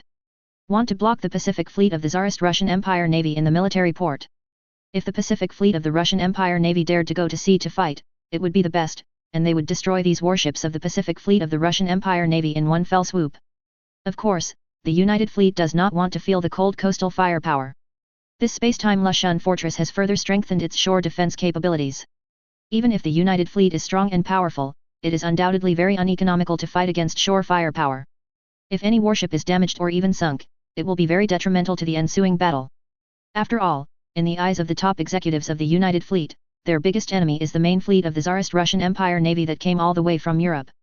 Before defeating the main fleet of the Tsarist Russian Empire Navy, the combined fleet cannot suffer too much loss. Otherwise, this will add a lot of variables to the next battle. They also counted on the army to launch an attack on Lushan Fortress from land and conquer Lushan Fortress in one fell swoop. In this way, they will be able to easily destroy the Pacific Fleet of the Tsarist Russian Empire Navy and take down the Lushan Fortress under the situation of sea and land attack. On the side of the Pacific Fleet of the Tsarist Russian Empire Navy, Lieutenant General Alexeyev Tenheavy attaches great importance to the movement of the combined fleet. Advertisement. In the early morning of February 7, when the intelligence personnel of the Tsarist Empire discovered that the combined fleet had left the Sasebo naval port, they immediately reported the news by radio. Lieutenant General Alexeyev was shocked when he heard the news. Damn Orientals, they must have come for us. Do they want to declare war on us just like they did against the Qing Empire? Order the 1st and 2nd divisions of the fleet to immediately enter a state of combat readiness. Among them, the 1st unit will proceed as planned. Lieutenant General Alexeyev ordered. Yes, Your Excellency, replied an admiral of the Pacific Fleet. Immediately, the Pacific Fleet of the Tsarist Russian Empire Navy immediately took action. The entire Lushan Fortress has entered the highest state of combat readiness. All coastal defense batteries have all entered the battle stage. One after another, warships have also begun to boil water, ready to launch operations. Lieutenant General Alexeyev, Li Wangzhao, summoned Rear Admiral Wovitsky, Chief of Staff of the Pacific Fleet. Your Excellency Chief of Staff, according to the order of His Majesty the Tsar, I will be stationed at Lushan Fortress. Therefore, the task of leading the 1st Squadron south to the Kemran Bay Naval Base is entrusted to you. You will immediately lead the fleet south and keep the radio silent throughout the journey. It can be discovered by the Orientals. Lieutenant General Alexeyev looked serious. He is very clear that with the strength of the Pacific Fleet, once it is blocked by the combined fleet of the Orientals, it will definitely be a dead end. Before the main fleet arrived from Europe, they simply did not have the strength to deal with the United Fleet. Yes, Your Excellency Commander. I'll leave it to you for the fortress. Major General Wovitsky didn't have any extra words, and after saluting Lieutenant General Alexeyev, he turned and left. Soon, the 1st Squadron of the Pacific Fleet left Lushan Fortress and headed south quickly. Chapter 138 The Outbreak of War, 3rd update, please subscribe. The 1st Squadron of the Pacific Fleet of the Tsarist Russian Empire Navy, with 4 Ekaterina II battleships, the Navarin battleship, and the Tsarist Russian Empire armored cruiser. The armored cruiser Rurik, the armored cruiser Pamitsova and the armored cruiser Admiral Nazimov as the main force, together with several protective cruisers, also possess certain combat effectiveness. As long as they don't encounter the main force of the combined fleet, they can successfully get rid of the combined fleet of the Eastern Empire Navy and arrive at the Kemran Bay Naval Base. There should be no problem. Plus, time is on their side. The combined fleet of the Orientals will not arrive at Lushan Fortress until tomorrow. When they discovered that the main force of the Pacific Fleet had retreated, it was too late to catch up. Advertisement. Even if the Japanese battleships are a little faster, However, it was just over 2 quarters. It is simply impossible to catch up with the Pacific Fleet First Squadron. Besides, the endurance of warships in this era is generally not too high. The first squadron of the Pacific Fleet of the Tsarist Russian Empire Navy can go to Kemran Bay for supplies. But the combined fleet of the Orientals may only be resupplied by transport ships. After the first detachment of the Pacific Fleet withdrew from Lushun Fortress, the entire Lushun Fortress entered a state of combat readiness. Meanwhile, Pacific Fleet 2, namely the remaining battleship Peter the Great, 2 battleships Alexander II Class 043, battleship 12 Apostles and battleship Gangat, and other aging the protective cruisers attacked the hull one after another, aimed their naval guns at the outside of the fortress, and used them as fixed turrets at sea, and cooperated with the coastal defense turrets to enhance the firepower of the entire fortress. In this case, it is simply impossible for the combined fleet of the Eastern Empire Navy to defeat the entire Lushun Fortress in the same sea. The combination of the powerful coastal firepower and the firepower of the battleship is enough for the Japanese to drink a pot. On the morning of February 8, 1804, the United Fleet arrived at Lushun Fortress aggressively. However, by releasing the observation balloons, they discovered that the remaining battleships in the military port have been reduced by more than half. All the most elite warships of the combined fleet of the Tsarist Russian Empire Navy have all disappeared. Advertisement. This surprised the United Fleet up and down. Baga. Damn Russians! Where did their Ekaterina II battleships and Navarin battleships, as well as those armored cruisers go? Lieutenant General Dongxiang Hihachiro was angry. It was originally thought that the raid on Lushun Fortress by means of undeclared war could block all the Pacific Fleet in the military port. However, in the end, it was discovered that the most elite warships had disappeared. This is undoubtedly a great threat to the United Fleet. Your Excellency, Commander, will the Russians dispatch the most elite warships to attack us? Asked the Chief of Staff of the combined fleet, Heiao Shimamura. Lieutenant General Dongxiang Hihachiro shook his head. The Russians are not fools. They should be very clear that with their strength, even if the entire Pacific Fleet is added up, they are not our opponents. Not to mention the situation of missing a few battleships. Then it will be even more difficult for us. Then, Commander, do you mean that the Russians have escaped? Mr. Hashiyoshi Matoki looked in disbelief. This is just my guess. Order the fleet to prepare for the Russians' surprise attack. At the same time, immediately report the situation to the country and request the country to send out reconnaissance ships to search for the movements of the Russians. In addition, after confirming the movement of the Russian fleet, the army will act again. Lieutenant General Dongxiang Hihachiro ordered. If these warships of the Tsarist Russian Empire Navy were going towards the transport fleet of the Eastern Empire Army, then the army would be in danger. After all, the army's transport ships are almost unarmed. Facing the battleships and armored cruisers of the Tsarist Russian Empire Navy, it is absolutely a dead end. Fortunately, the Tsarist Russian Empire Navy did not do this. They are simply trying to avoid the edge temporarily and preserve their strength. Lushun Fortress has also entered a state of combat readiness after discovering the combined fleet of the Eastern Empire Navy. However, the United ADF fleet did not want to resist the coastal firepower of the Lushun Fortress, so they did not choose to attack, but stayed on guard from a distance. This also made Lieutenant General Alexeyev, commander of the Pacific Fleet of the Tsarist Russian Empire Navy, a sigh of relief. Advertisement. At least, if the combined fleet of the Eastern Empire Navy is dragged here, the 1st Division of the Pacific Fleet will have more time to evacuate. On the mainland of the Eastern Empire, the Minister of the Navy, Lieutenant Admiral Yamamoto Gonbei, and the Chief of Naval Command, Admiral Ito Yuhiro, did not dare to be negligent after receiving the report from the combined fleet. On the side of the Eastern Empire Army, the action was immediately stopped. The troops that were about to set off stayed on the transport ship one after another. The transport ships also stayed in the port, not daring to go to sea. The Eastern Empire Army is also worried that they will be attacked by warships of the Tsarist Russian Empire Navy. At that time, the army has not yet landed, and I am afraid that there will be heavy casualties. The intelligence capabilities of the Orientals are still very good. Not only did they infiltrate the Qing Empire very seriously, but their intelligence personnel are everywhere.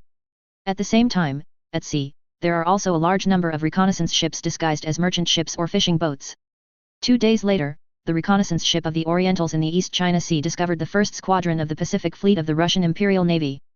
After reporting this news to the country, the senior officials of the Navy and Army of the Eastern Empire were relieved. I didn't expect the Russians to be so cowardly. They fled without fighting. They are simply cowards. General Guitaro looked disdainful. However, Lieutenant General Gonbei Yamamoto and General Ito Yuhiro had serious expressions. The Russians want to preserve their strength. The main force of the Russian Pacific Fleet is fleeing. I am afraid that they are preparing to join their main fleet in Europe and then deal with the combined fleet of the Imperial Navy. In this case, the combined fleet will have even greater pressure. Lieutenant General Gonbei Yamamoto had a trace of worry on his face. Originally, they planned to eliminate the Pacific Fleet of the Tsarist Russian Empire Navy first, and then deal with the main force of the Tsarist Russian Imperial Navy. But now, that plan doesn't work. There is no other way. Anyway, the main force of the Russian Pacific Fleet escaped. The remaining warships were blocked in the military port of Lushun Fortress. Then, they can no longer constitute any impact on our next military operations. The impact is gone. Our battle can begin. General Guitaro said. The generals of the Army and Navy of the Eastern Empire nodded repeatedly. On February 15, the war between the Eastern Empire and the Tsarist Russian Empire officially broke out. The First Army of the Eastern Empire Army, with the support of the Navy, landed in Incheon and launched an attack on Seoul. Chapter 139 The First Fight, Fourth More, please subscribe. AD 1804, February 15, Koryo Peninsula, off the coast of Incheon. The Armored Cruiser Detachment 2, the Protected Cruiser Detachment 3, and the Destroyer Detachment 1 of the Combined Fleet of the Eastern Empire Navy are firing fiercely towards the coast. A pair of 203 mm naval guns, 152 mm naval guns, 76 mm rapid-fire guns and 57 mm rapid-fire guns are all firing violently. If the shells fell on the coast like raindrops, there would be a violent explosion. On the sea, there were even a large number of soldiers of the Eastern Empire Army rushing towards the shore in small boats. Advertisement. In order to show their bravery, many Oriental soldiers even tied white cloth cases on their heads. On a transport ship, General Kuroki, the commander of the First Army of the Eastern Empire Army, was watching the battle in the distance with binoculars. Seeing the coast that was almost shrouded in gunpowder smoke and flames, a smile appeared on his face involuntarily. Your Excellency, our fleet's firepower is so fierce, if the Russians dare to resist, they will definitely be blown to pieces. The Russian Navy has already fled. Their army probably won't have much will to fight. We will definitely win this battle, said Major General Hisao Oshima, Chief of Staff of the First Army. Kuroki nodded for General Zhen. The Russians are the weakest of the Western powers. They have no other way to fight except relying on a large number of people. However, this is also the advantage of the Russians. Who let them have what about a large number of serfs? However, if the Russians think that such a tactic can also defeat the empire, it is simply delusional. The warriors of the Imperial Army are brave and fearless, and their fighting literacy is 10 times better than that of the Russians. This battle, we can definitely defeat the Russians and realize the rise of the empire. Haimu is General Zhen, and he is undoubtedly full of confidence in the next battle. Although the First Army he commanded had only 3 infantry divisions. However, the army deployed by the Tsarist Russian Empire in the northern part of the Koryo Peninsula also had only 3 infantry divisions. However, in terms of military strength, an infantry division of the Tsarist Russian Empire Army is 10,000 fewer than an infantry division of the Eastern Empire Army. In addition, the Eastern Empire Army can also receive fire support from the Navy. Therefore, they undoubtedly occupy an absolute advantage in the battle. Therefore, their chances of winning in this battle are very high. Advertisement. Hi, Your Excellency Commander. Major General Hisao Oshima replied. Order the Guards Division and the 2nd Infantry Division to speed up. Before sunset today, we will take Incheon. Then, advance to Seoul. Take Seoul in the shortest possible time. General Kuroki ordered. Hi, Your Excellency, Commander. Major General Oshima Hisao immediately went to convey the order. The Guards Division and the 2nd Infantry Division of the Eastern Empire Army launched an attack on Incheon with the support of powerful artillery fire from the Navy. A large number of Japanese soldiers launched a landing operation in small boats. However, the Tsarist Russian Empire Army seems to have realized that it is undoubtedly very dangerous to fight against the Orientals by the sea when they have lost their command of the sea. Therefore, the 186th Regiment of the 62nd Infantry Division of the Russian Imperial Army stationed in Incheon did not resist here. Instead, according to the order of the division headquarters, after blowing up the port of Incheon, they evacuated here, returned to Seoul, and went to strengthen the defense of Seoul. At present, the Russian Imperial Army only has the 62nd Infantry Division stationed in Seoul. The rest of the 63rd Infantry Division is in Pyongyang. The 64th Infantry Division was deployed along the Yalu River. However, after the battle began, the 62nd Infantry Division had already asked the Army Command for help. Next, the 63rd Infantry Division and the 64th Infantry Division will both reinforce the 62nd Infantry Division. At the same time, the troops stationed in the northeast region of the Qing Empire, as well as in Vladivostok and the Far East coastal region will also quickly move south and join the battle. Because the Tsarist Russian army did not resist, this made the Imperial Guards Division and the 2nd Infantry Division of the Eastern Empire almost unstoppable, and successfully landed in Incheon. It's just that when the troops of the Tsarist Russian Empire were retreating, they blew up the port. This greatly interfered with the landing operations of the Eastern Empire Army. Especially the loading and unloading of artillery is very troublesome. General Kuroki, the commander of the First Army of the Eastern Army, and Major General Hisaneo Oshima, the Chief of Staff, arrived in Incheon by boat. Seeing a large number of soldiers landing and a large number of artillery being loaded and unloaded with difficulty, General Kuroki Weijin couldn't help frowning. 0. Ask for flowers. Notify the engineers and find a way to build a simple pier immediately. Otherwise, the follow-up weapons, ammunition, and other supplies will not be greatly affected. Hey Mu is General Jiao. Advertisement. Order. Hi, Your Excellency Commander. Major General Hisao Oshima replied. Under the order of General Haimo Weijin, the Guards Engineer Wing and the 2nd Infantry Engineer Wing quickly began to build a simple dock for subsequent troops and weapons to disembark. The rest of the infantry, after regrouping in Incheon, began to approach Seoul. On February 16, the 1st Guards Infantry Brigade and the 3rd Infantry Brigade of the Eastern Army started from Incheon and launched an attack on Seoul. Among them, the 1st Guards Infantry Brigade attacked Fuchuan, while the 3rd Infantry Brigade attacked Gwangming. Neither division's artillery had landed yet. Therefore, they can only attack by their own strength. However, both the brigade commanders of the 1st Guards Infantry Brigade and the 3rd Infantry Brigade believed that they could easily take Bukhan and Gwangming and advance the front to Seoul in one fell swoop. Even, advance all the way to the Han River.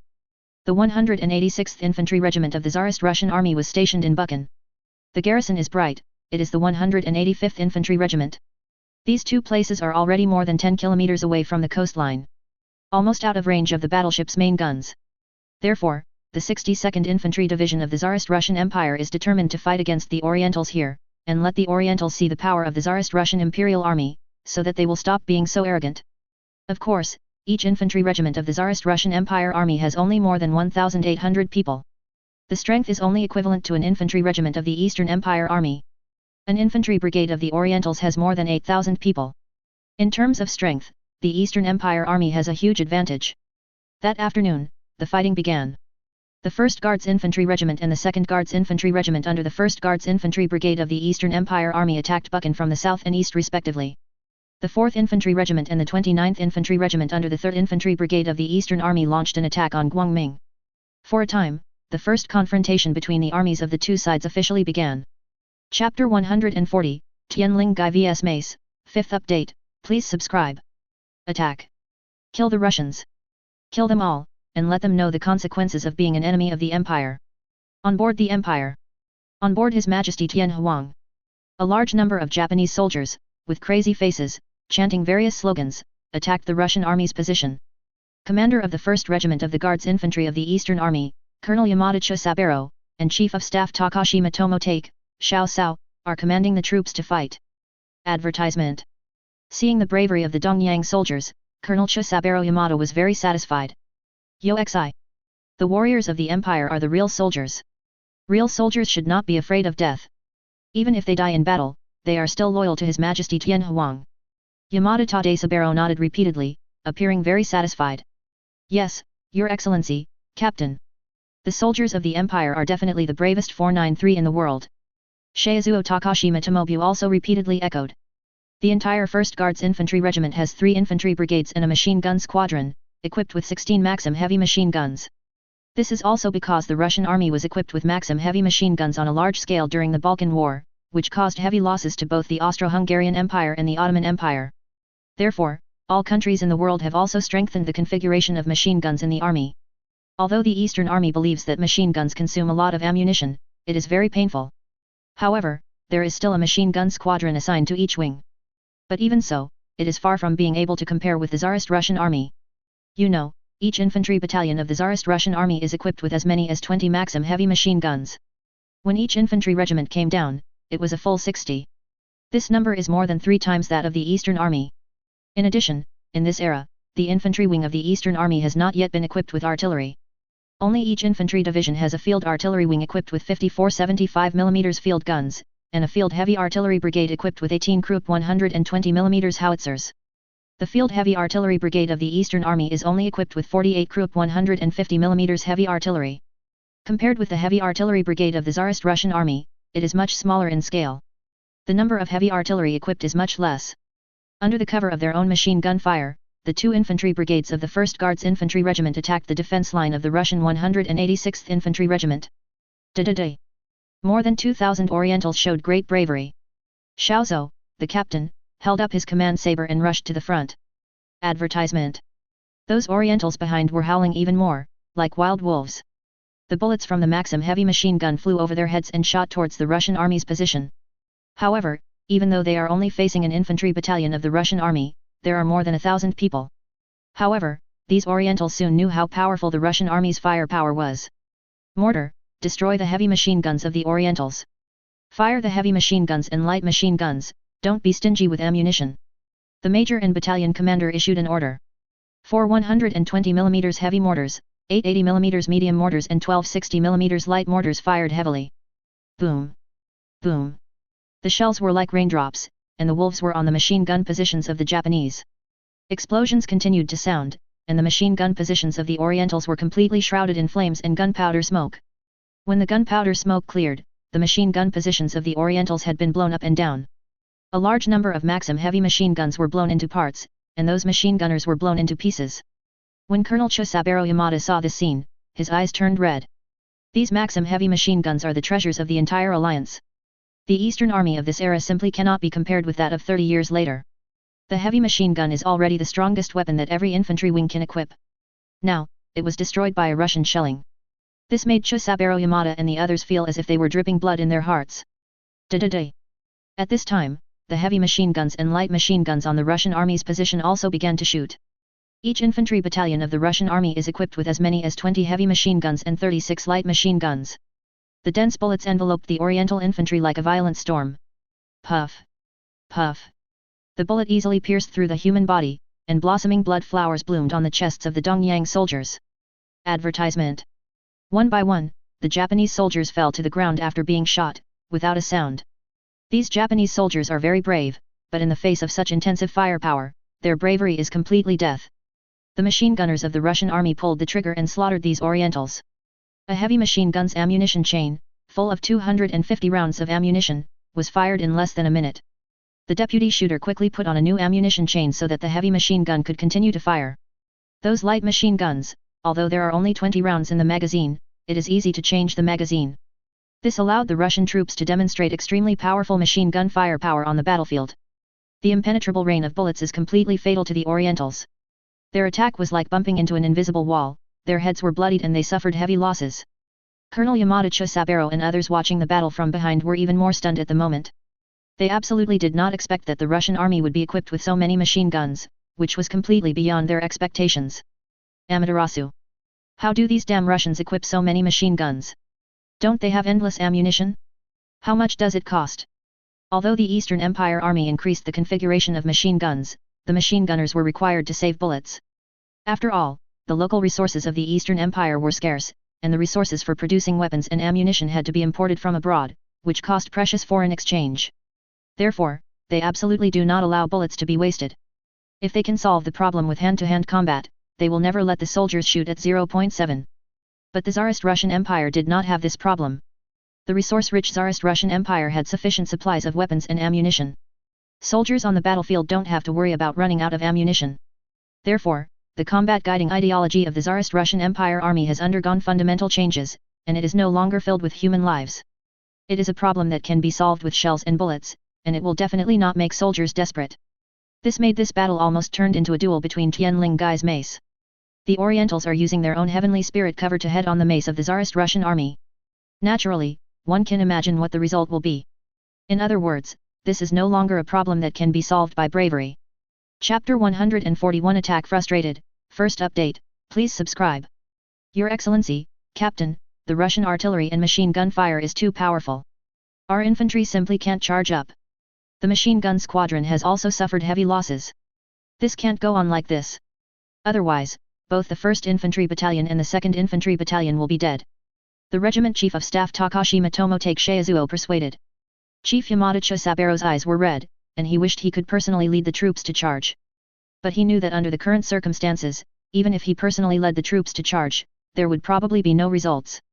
It's just that there are more corpses on the battlefield. Order the troops, stop the attack, and report the situation here to His Excellency the Brigade Commander. Colonel Yamada Tadesaburo said through gritted teeth. Advertisement. Hi, Your Excellency, Captain. Takashima Tomobyo Sheizuo replied. Then, the order to retreat sounded. The Japanese soldiers who were attacking receded like the tide. However, a large number of Oriental corpses were left on the battlefield. The 1st Guards Infantry Regiment invested 2 Infantry 03 brigades, and more than 2,000 people launched an attack. However, they lost more than 30% in this round of attacks alone. If there are 2 or 3 more such attacks, won't the 2 infantry brigades be completely lost? Such a battle with heavy casualties was absolutely never thought of by the Orientals. In other words, even if the Orientals are not stingy with sacrifices and no longer afraid of death, they are absolutely unacceptable. Not only was the attack of the 1st Guards Infantry Regiment frustrated, but the 2nd Guards Infantry Regiment, as well as the 4th Infantry Regiment and the 29th Infantry Regiment under the 3rd Infantry Brigade's attack on Guangming also failed. And ended. It can be said that the attack launched by the Orientals this time was hit by the powerful firepower of the Tsarist Russian army and suffered heavy losses. This made the Orientals realize that the combat effectiveness of the Russian army was stronger than they expected. In other words, just in terms of firepower, they can crush them. In order to avoid greater losses, the attacks of the 1st Brigade of the Guards Infantry and the 3rd Brigade of the Infantry of the Eastern Army had to be temporarily stopped. Advertisement.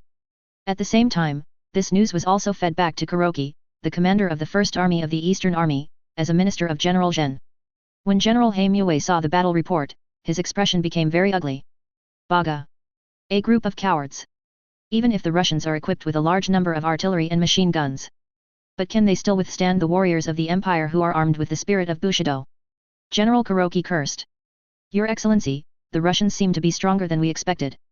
They are equipped with a lot of machine guns. We need to deploy artillery to the front line. Otherwise, it will be difficult for us to take advantage. Major General Oshima Hisao suggested. Haimu nodded for General Zhen. It will take some time for the artillery to disembark, at least until tomorrow before they can be put into battle. Let the artillery disembark quickly, and then rush to the front line. Order the 1st Guards Infantry Brigade and the 3rd Infantry Brigade to temporarily stop attacking. Also, let Asada-kun and Nishikin-kun come to see me. General Kuroki ordered Road. Hi, Your Excellency Commander. Major General Hisao Oshima replied. Soon, Lieutenant General Asada Nobuyoshi, head of the Guards Division, and Lieutenant General Nishi Kanjuro, head of the 2nd Infantry Division, came in front of General Kuroki. The two of them obviously already knew the situation on the front line, and their expressions were very full. Mr. Asada, Mr. Nishikin. Our 1st Army is the first army to fight against the Russians. Our victory or defeat is directly related to this war between the Empire and the Russians.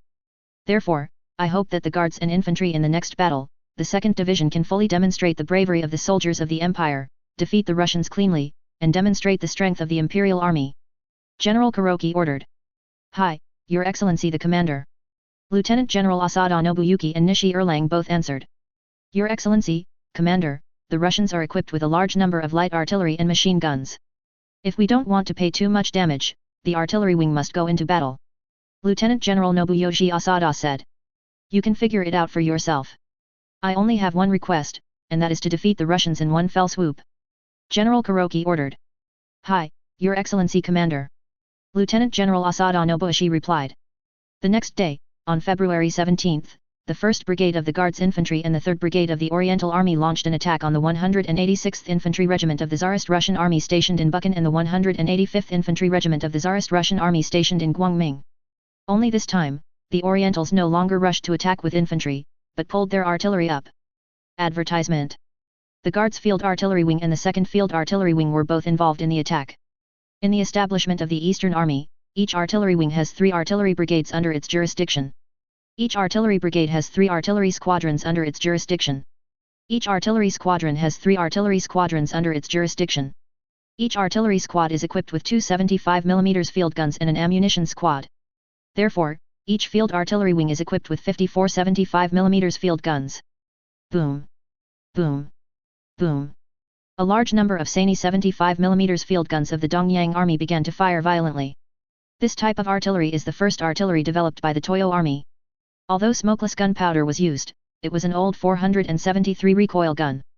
As a result, in terms of rate of fire, it is completely incomparable with the new tube retreat gun.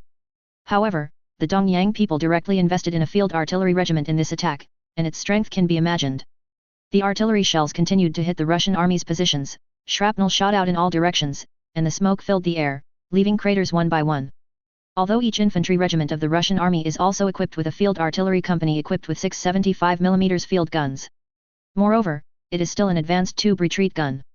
However, a field artillery company is obviously unable to deal with a field artillery regiment of the Orientals. This made the Russian army suppressed in terms of artillery as soon as the battle started. At the same time, the frontline positions were also under heavy shelling by the Orientals and suffered heavy losses. Seeing this situation, the heads of the 186th Infantry Regiment and the 185th Infantry Regiment of the Russian army immediately issued orders to retreat. If you carry the Orientals to death here, you will inevitably suffer heavy losses under the artillery firepower of the Orientals. Instead of this, it is better to withdraw and join the main force of the division. Even, you can retreat to the north bank of the Han River, relying on the Han River to resist the attack of the Orientals. The Russian army took the initiative to retreat, which made it easy for the Eastern Army to capture Bukhan and Guangming and approach Seoul. This also boosted the morale of the Orientals again. Chapter 142 Peninsula War, Second Update, please subscribe. Yoshi. The Russians are really vulnerable. Once their artillery is suppressed by us, they will not be our opponents at all. Sure enough, the Imperial Army is the most powerful in the world. Kuroki put down for General Zhen with the battle report in his hand, his face was full of excitement and pride. Yes, Your Excellency, Commander. The Russians have no other advantages except for equipping their troops with a large number of machine guns. They don't know that talents are the most important thing. Major General Hisao Oshima repeatedly echoed. Advertisement.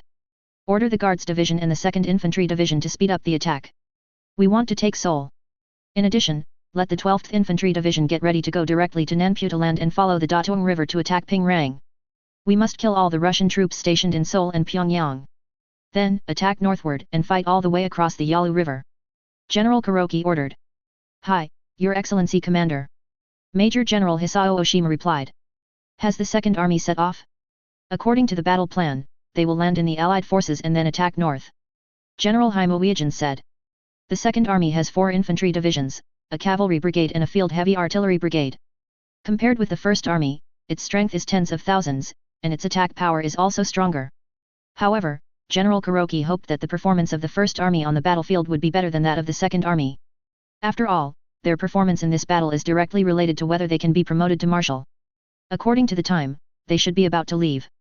Major General Hisao Oshima replied. We need to hurry up. General Kuroki Wiajin murmured. The Guards Division and the 2nd Infantry Division under the 1st Army of the Eastern Army returned to Seoul and launched an attack. The 62nd Infantry Division of the Tsarist Russian Army stationed in Seoul is already adjusting its combat deployment. Facing the attack of the 2 infantry divisions of the Orientals, the Russian 62nd Infantry Division was completely at a disadvantage in terms of strength. When they are full, there are only more than 18,000 people. But what they have to face is more than 57,000 Orientals. Your Excellency, I suggest abandoning the south bank of the Han River and retreating to the north bank of the Han River. We are completely at a disadvantage in terms of strength. In addition, the Pacific Fleet cannot provide us with support now, and the warships of the Orientals can even sail directly into the Han River. At that time, we will not be able to return to the north bank of the Han River. Brigadier General Andrei, Chief of Staff of the 62nd Infantry Division of the Russian Army, suggested. Advertisement. Major General Daniel, the commander of the 62nd Infantry Division, nodded again and again. Our mission is to keep the Orientals on the Koryo Peninsula. It doesn't matter if Seoul falls into the hands of the Orientals. As long as the Orientals have not attacked the Yalu River, the mission has been completed. However, we urgently need reinforcements. With the strength of 1 infantry division of ours, we are completely at a disadvantage against the 2 infantry divisions of the Orientals. Yes, Your Excellency General. The 64th Infantry Division has already set off. However, it will take some time to arrive. The troops stationed in the northeast will also come to reinforce us. In addition, the 61st Infantry Division, the 6th Heavy Artillery Brigade, the 6th Cavalry Brigade, and even reinforcements from the 5th Army are also on the way. If we persevere a little longer, the battle situation will change, and it will be more beneficial to us, said Brigadier General Andrei. Order the 186th Infantry Regiment and the 185th Infantry Regiment to abandon their positions on the south bank of the Han River and retreat to the north bank of the Han River. The 184th Infantry Regiment, the 62nd Artillery Regiment, and other troops directly under the division are all deployed on the north bank of the Han River. Major General Daniel ordered. Yes, Your Excellency the General. Major General Andrei replied. The 62nd Infantry Division of the Tsarist Russian Army resolutely abandoned the defense line on the south bank of the Han River and returned to defend the north bank of the Han River. This certainly allowed the Orientals to easily win half of Seoul. However, it is not so easy for them to cross the Han River. General Kuroki, the commander of the First Army of the Eastern Army, personally sent a telegram to the Navy, asking the Navy to dispatch warships to assist them in crossing the Han River. The combined fleet of the Eastern Navy did not want to agree to this. Because warships that are too large cannot enter the Han River, only destroyers can be dispatched to enter the Han River. But the destroyer's tonnage is too small, and its defense is too weak. Once it is shelled by the Tsarist Russian army, it is likely to be destroyed. Especially before the decisive battle with the Tsarist Russian Empire Navy, if the loss of naval combat power is caused, it will be very detrimental to the next decisive battle. Without the assistance of the Navy, it would undoubtedly be even more difficult for the Eastern Army to cross the Han River on its own. Although, the Field Artillery Wing and the Field Heavy Artillery Brigade of the Guards Division and the 2nd Infantry Division combined have a full 108 75mm field guns and 36 120mm howitzers. Advertisement. Facing the 66 75mm field guns and 24 105mm light howitzers of the 62nd Infantry Division of the Tsarist Russian Army, it undoubtedly has a large number advantage. But in terms of firepower, they are completely at a disadvantage. The artillery of the Tsarist Russian Army are all new style tube recoil guns, and the rate of fire is at least 3 times that of the old Oriental recoil guns. In addition, if the Orientals want to cross the Han River, they have to brave the Russian Army's guns and bullets to cross the river, which is undoubtedly even more difficult. On the other side, the 12th Infantry Division under the 1st Army of the Eastern Army also successfully landed in Nanpu with the support of the Navy. The 63rd Infantry Division of the Tsarist Russian Army stationed in Pingrang decisively abandoned the defense line along the coast, and turned to resist the attack of the Japanese in the inland area. Although, the 12th Infantry Division of the Eastern Army has 10,000 more troops than the 63rd Infantry Division of the Tsarist Russian Army. However, whether they are artillery or machine guns, they are far from comparable to the 63rd Infantry Division of the Tsarist Russian Army. So much so that although they successfully landed, and controlled a large area in the coastal area. However, there is no way, Wang Hoseo, to launch an attack on the inland, and it is even more impossible to conquer. In addition, the Battle of the Dongyang Army Guards Division and the 2nd Infantry Division in Seoul failed to succeed. During the battle across the Han River, their troops were hit by fierce artillery and machine gun fire from the 62nd Infantry Division of the Tsarist Russian Army, and suffered heavy losses. Many Orientals were killed before crossing the Han River, and sank into the Han River to feed the fish. The 64th Infantry Division of the Tsarist Russian Army quickly rushed to the frontline battlefield and joined the defense of Seoul. Facing the 2 infantry divisions of the Tsarist Russian Army, the Guards Division of the Eastern Army and the 2nd Infantry Division, it was even more impossible to cross the Han River. Even if they have a great advantage in military strength. However, in terms of firepower, they are completely suppressed. This puts the entire First Army of the East Ocean Army in an extremely disadvantageous state in its operations on the Koryo Peninsula. Chapter 143 The Tsar's Conquest, 3rd update, please subscribe. Tsarist Russian Empire, Moscow, Kremlin. Tsar Mikhail is saying goodbye to his wife, Queen Elizabeth Marie. Honey, do you really not need me to accompany you? Queen Elizabeth Mary asked. No need, dear. You already have a baby in your belly, so it's not suitable for long-distance travel. I will hurry back before our baby is born. Mikhail said. He hopes to defeat the Orientals before his own child is born. Advertisement. Of course, whether this goal can be achieved depends on the specific actions of the War Development Team. Okay, then you have to pay attention to safety. Elizabeth Mary touched her stomach, where a life was being conceived, which made her face full of maternal brilliance. Soon, Mikhail and the Chief of the General Staff, General Bruzilov, went to the railway station to take the Tsar's special train to Vladivostok. Mikhail will be there, directing the war. Your Majesty, the Orientals have invested 3 infantry divisions on the Koryo Peninsula, landing in Incheon and Nampo respectively, with the goal of peace in Seoul. However, although we 137 have given up half of Seoul and retreated to the north bank of the Han River. But, the 62nd Infantry Division still resisted the attack of the Dongyangs. The 12th Infantry Division of the Dongyangs, which was attacking from Nampo, was also resisted by the 63rd Infantry Division. The 64th Infantry Division is sending reinforcements to Seoul.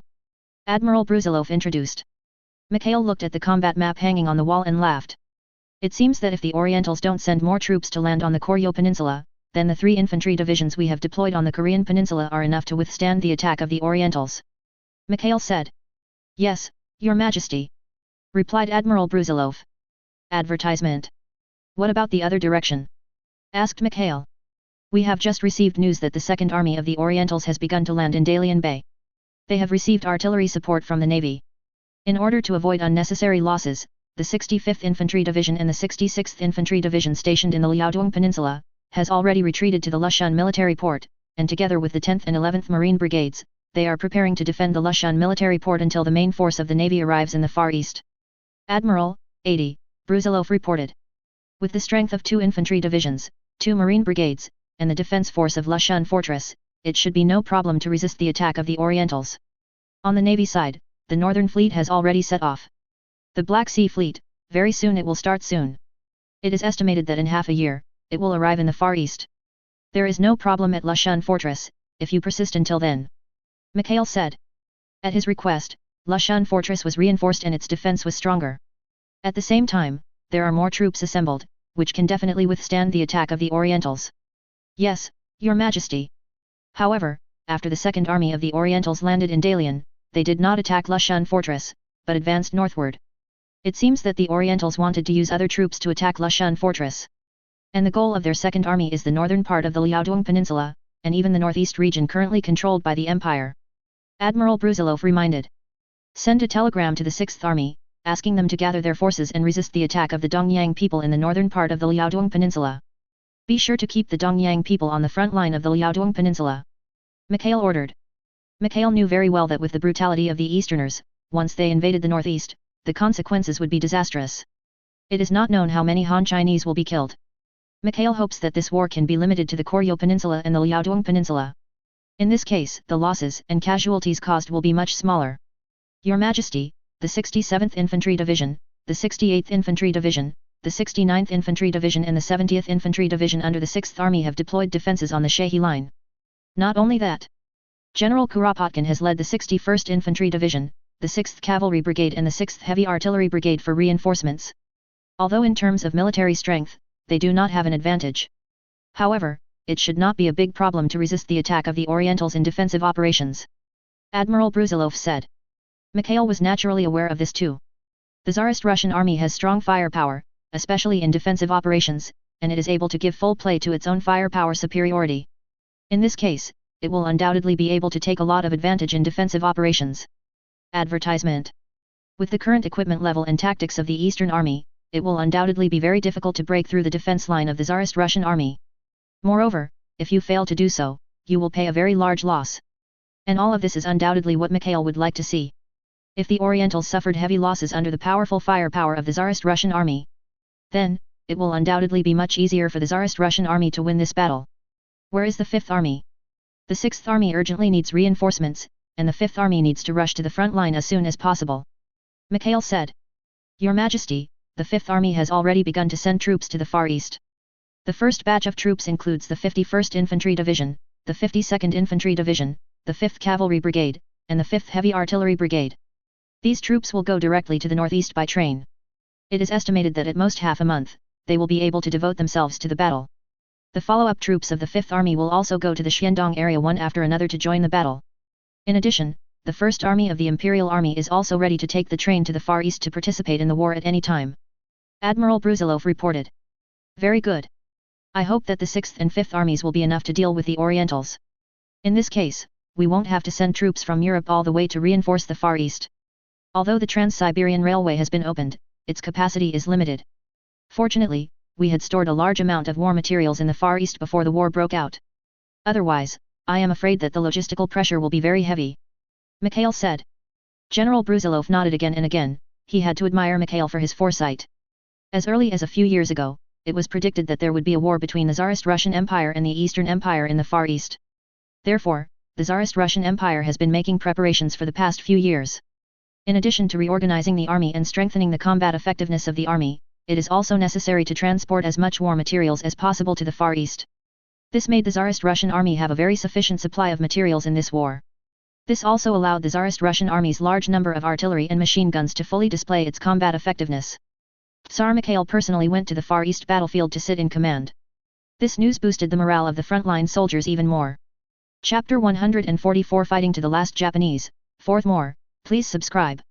The news of the war between the Tsarist Russian Empire and the Eastern Empire in the Far East was like a whirlwind, blowing all over the world. It also shocked all countries in the world. Of course, many countries admire the courage of the Orientals. Although the Eastern Empire is already considered a regional power. However, the Tsarist Russian Empire is one of the world-class powers. Even the Tsarist Russian Empire is not strong among the great powers. Advertisement. However, no one dared to underestimate the strength of the Russian Empire. In particular, the Tsarist Russian Empire single-handedly damaged the Austro-Hungarian Empire and the Ottoman Empire in the Balkan Peninsula War a few years ago. This also further stabilized the international status of the Tsarist Russian Empire. Under such circumstances, if the Eastern Empire dared to provoke the Tsarist Russian Empire, wouldn't it be courting death? The enemies of the Tsarist Russian Empire, including the Austro-Hungarian Empire, the Ottoman Empire, and even the Germanic Empire, all hope that the Tsarist Russian Empire will suffer a big fall. In particular, the Germanic Empire also had an arms trade with the Eastern Empire. The armored cruiser Yakumo of the Orientals was purchased from the Germans. The Germans hope that the war will last as long as possible, and the larger the scale, the better. In this case, maybe they can move the Angdongyang people to sell more weapons and equipment. You must know that the weapons and equipment of the German Empire Army are also world famous. If it can be exported to the Japanese in large quantities, it can just make a lot of money. As for the instigator of this war, the empire on which the sun never sets, it is even more celebrated. For a long time, the empire on which the sun never sets has been committed to besieging the Russian Empire, preventing the Russian Empire from obtaining an ice-free port, and curbing the overseas expansion of the Russian Empire as much as possible. However, after the Balkan Peninsula War, the policy of the empire on which the sun never sets failed. This also made the top management of the empire on which the sun never sets very dissatisfied. They were eager to provoke another war and plunge the Tsarist Russian Empire into a big war, thus weakening the strength of the Tsarist Russian Empire. It would be great if the Tsarist Russian Empire could be defeated, the national strength of the Tsarist Russian Empire would be greatly damaged, and the face would be completely ashamed. Advertisement. Of course, people who never set the sun know very well that the foundation of the Eastern Empire cannot be compared with that of the Tsarist Russian Empire. Therefore, they are still trying to support the Eastern Empire. The empire on which the sun never sets, the city of fog, and the Prime Minister's office. Prime Minister Arthur Bell summoned 1,000 cabinet ministers to hold a military meeting, and everyone's face was full of smiles. Their plans over the years have finally succeeded. Then, it's time to reap the fruits of victory. Gentlemen, God bless, the Orientals have finally launched a war against the Russians. The war has already begun. And, it is foreseeable that the scale of the war will become larger and larger. The Russians will suffer heavy casualties in this war, pay a very heavy price. Prime Minister Arthur Bell excitedly said to the crowd. Yes, Your Excellency, the Prime Minister. The Orientals will certainly suffer heavy casualties. Said Chancellor of the Exchequer Austen Chamberlain. Haha, that's right, but what does it matter? It would be great if the Orientals could fight to the last man in this war. Even if the Orientals could die with the Russians, this is a great thing for the Empire and for the whole world. Arthur Bell said indifferently. The Dongyang people are just a running dog raised by them. No matter how many people die from the Dongyang people, they don't care. Even, they hope that the more Orientals die, the better. It would be great if tens of millions of Orientals could all die, and tens of millions of people in the Tsarist Russian Empire would also die. Of course, this can only be thought about. If the Eastern Empire suffered heavy losses in this war, it would not do any harm to the empire on which the sun never sets. Such an Oriental empire is easier to grasp. In the process of supporting the Eastern Empire, the empire on which the sun never sets is also afraid that the Eastern Empire will become stronger and will not obey their orders. Even, it will backfire on their master. The other cabinet ministers of the empire on which the sun never sets also laughed. Advertisement. Your Excellency, this battle may not be as optimistic as we expected. According to the information we have received, the Orientals have deployed 3 infantry divisions on the Koryo Peninsula, with more than 80,000 people. However, facing more than 50,000 soldiers, the Russians did not gain the upper hand at all, but suffered heavy losses. Another main force of the Orientals, more than 100,000 people, landed on the Liaodong Peninsula. However, the Russians gave up their defenses and retreated to Lushun Fortress. That is the first fortress in the Far East has strong defenses.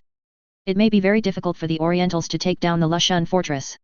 In addition, the Russians are still deploying a large number of troops from Central Asia and Siberia to reinforce the Far East. Next, the Orientals may it's going to be a tough fight. Said Army Secretary Arnold Foster. 0. Prime Minister Arthur Bell's expression also became serious. They hope to use this war to bloodlet the Tsarist Russian Empire and weaken the strength of the Tsarist Russian Empire. Therefore, it is natural to hope that the Orientals will cause greater losses and damage to the Russian Empire on the battlefield. Point 0. If the Orientals can't do this, isn't everything they have done over the years in vain? Tell the Orientals, don't dawdle, the Russians are stronger than they imagined. Send out the main force, launch a fierce attack before the arrival of the Russian reinforcements, hit the Russians hard, and defeat the Russians. Otherwise, there will be no chance. said Prime Minister Arthur Bell. Yes, Your Excellency. Arnold Foster replied. Your Excellency, the Japanese Navy launched a surprise attack on the Pacific Fleet of the Tsarist Russian Empire. Unfortunately, they failed to capture the main force of the Russian Pacific Fleet. The combined fleet of the Japanese arrived at Lushun Fortress before that. The main force of the Russian Pacific Fleet had fled. There were only some old warships left in the naval port. The Russians obviously wanted to gather their main force to fight a decisive battle with the Japanese Navy.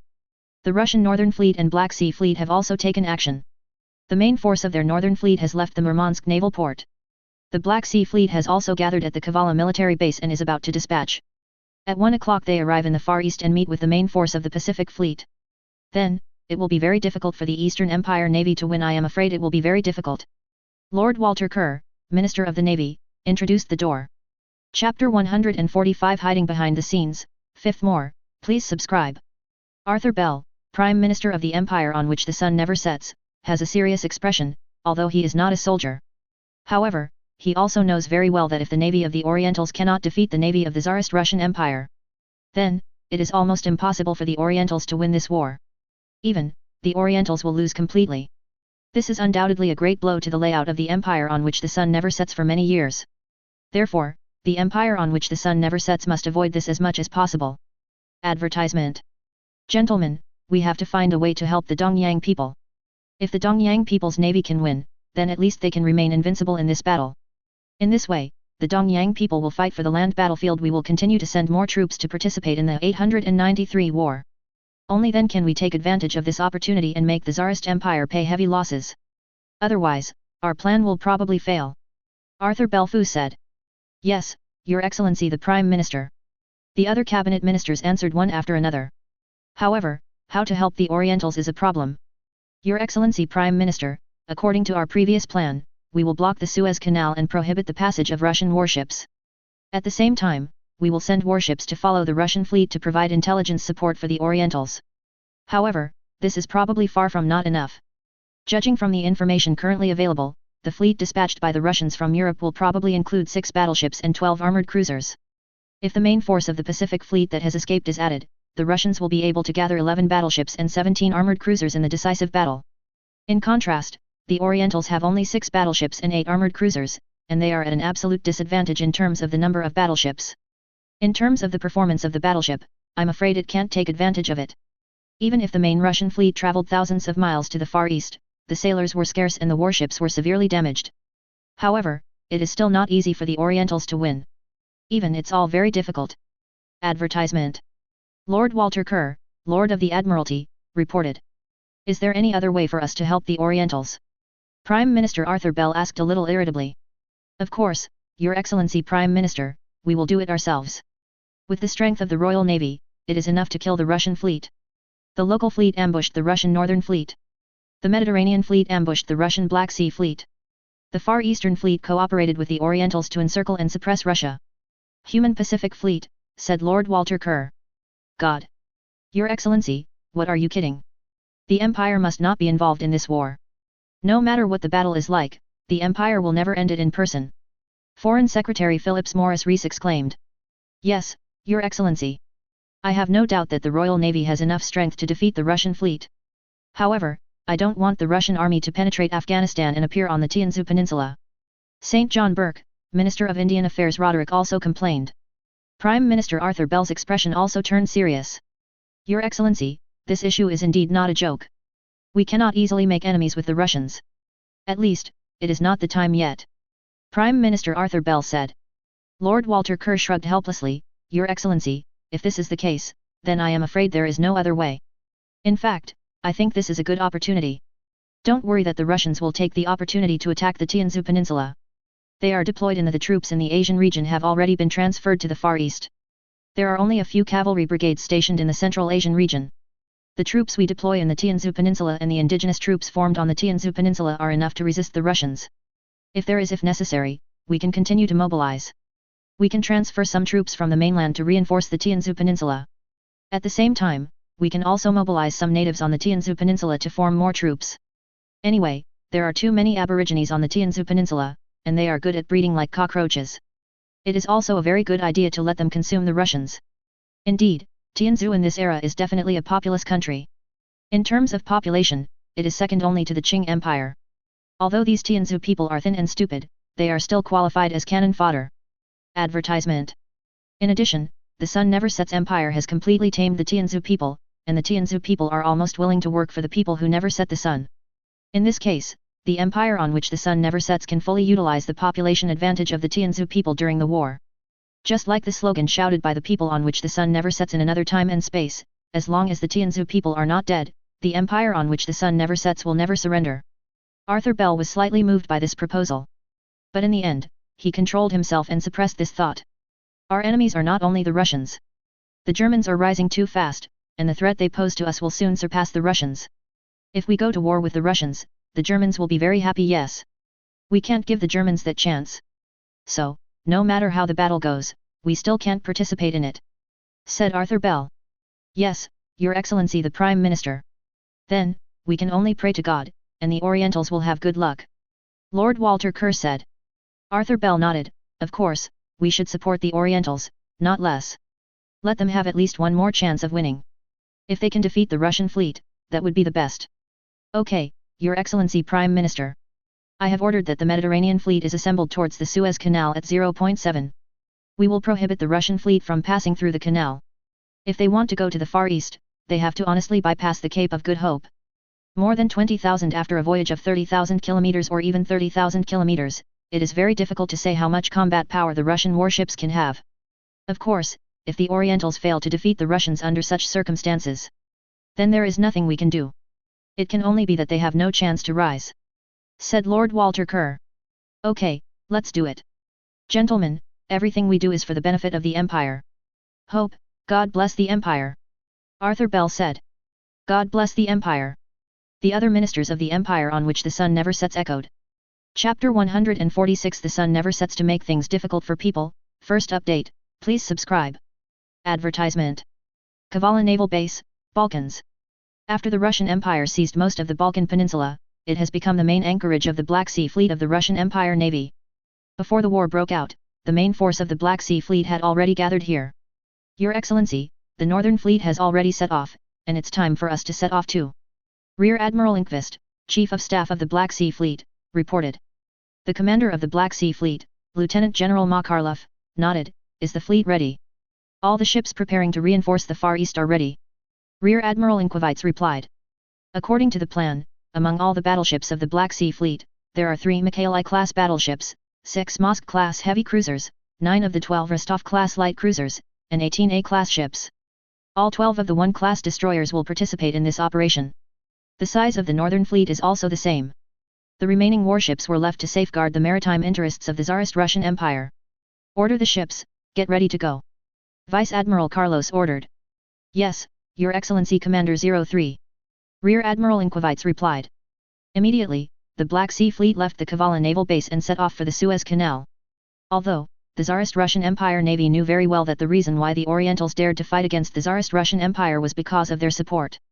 Therefore, no one will be left behind will inevitably prevent the Tsarist Russian Empire Navy from passing through the Suez Canal. Advertisement.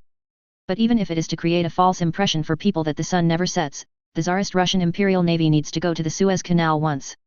Even if it is intercepted by the people who never set the sun, it can at least prove that the Russian Empire seems to have fallen into their trap. At a cruising speed of 12 knots, the Black Sea Fleet crossed the Mediterranean Sea and headed straight for the Suez Canal. It takes 3 full days from the Kavala Naval Base to the Suez Canal. On February 21, when the Black Sea Fleet arrived off the Suez Canal, it was blocked by the Mediterranean Fleet of the Royal Navy of the Bulow Empire. The Mediterranean Fleet is the well-deserved main fleet of the Imperial Navy on which the sun never sets, second only to the local fleet. The Mediterranean Sea has become the most important traffic artery in contemporary times to communicate the East and the West. Coupled with the complicated situation around the Mediterranean Sea, the empire on which the sun never sets naturally needs to deploy a strong sea force here to ensure the interests of the empire on which the sun never sets in this area. Of course, the people who never set the sun also did a very good job. They not only controlled the Suez Canal in the east, but also put the Faroes country under their own control. The fortress of Gibraltar in the western Mediterranean is also under the rule of the empire on which the sun never sets. It can be said that the people on whom the sun never sets have completely controlled the traffic arteries in and out of the Mediterranean Sea. They would have no problem making the Mediterranean their bath, if they wanted to. And this is undoubtedly the embodiment of the strength of the maritime hegemony. The sun never sets on the battleship Fog City, the flagship of the Imperial Royal Navy's Mediterranean Fleet, and the fleet commander, Admiral Arthur Wilson, is observing the Russian Imperial Navy's Black Sea Fleet in the distance with a telescope. Your Excellency, as expected, the Russians want their fleet to pass through the Suez Canal. Unfortunately, this canal is in our hands. The cabinet has issued an order that the Russian warships will never be allowed through the canal. Lieutenant General George Callahan, Chief of Staff of the Fleet, said with a smile. His eyes were full of sarcasm. It's like looking at an overwhelmed ant who wants to challenge a powerful army. Advertisement. Turn down the Russians and tell them that we must remain neutral. Warships from all belligerent countries are not allowed to pass through the canal. Admiral Arthur Wilson put down the binoculars in his hand. Okay, Your Excellency. Lieutenant General George Callahan nodded. George, what do you think of the Russian warships? As far as I know, Wudu is studying whether to build a full heavy artillery battleship. But unexpectedly, the Russians have gone ahead of us. The 3 battleships are all full heavy artillery battleships, without second-tier main guns. And the Drain Emperor probably has exceeded 2 tons. Admiral Arthur Wilson asked. Your Excellency, the Russians are unconventional. They simply cannot compete with us on traditional battleships. Therefore, they want to find another way. But, is the full heavy artillery battleship really suitable for the current naval battle? The armor of the battleship, it is very thick. It is undoubtedly very difficult to destroy the enemy's battleship with the main gun. The previous naval battle between the Orientals and the Qing people has proved that the small and medium caliber rapid-fire firepower can damage the hull and personnel of the enemy's battleship. Killing is the most important thing in a naval battle. Lieutenant General George Callahan said.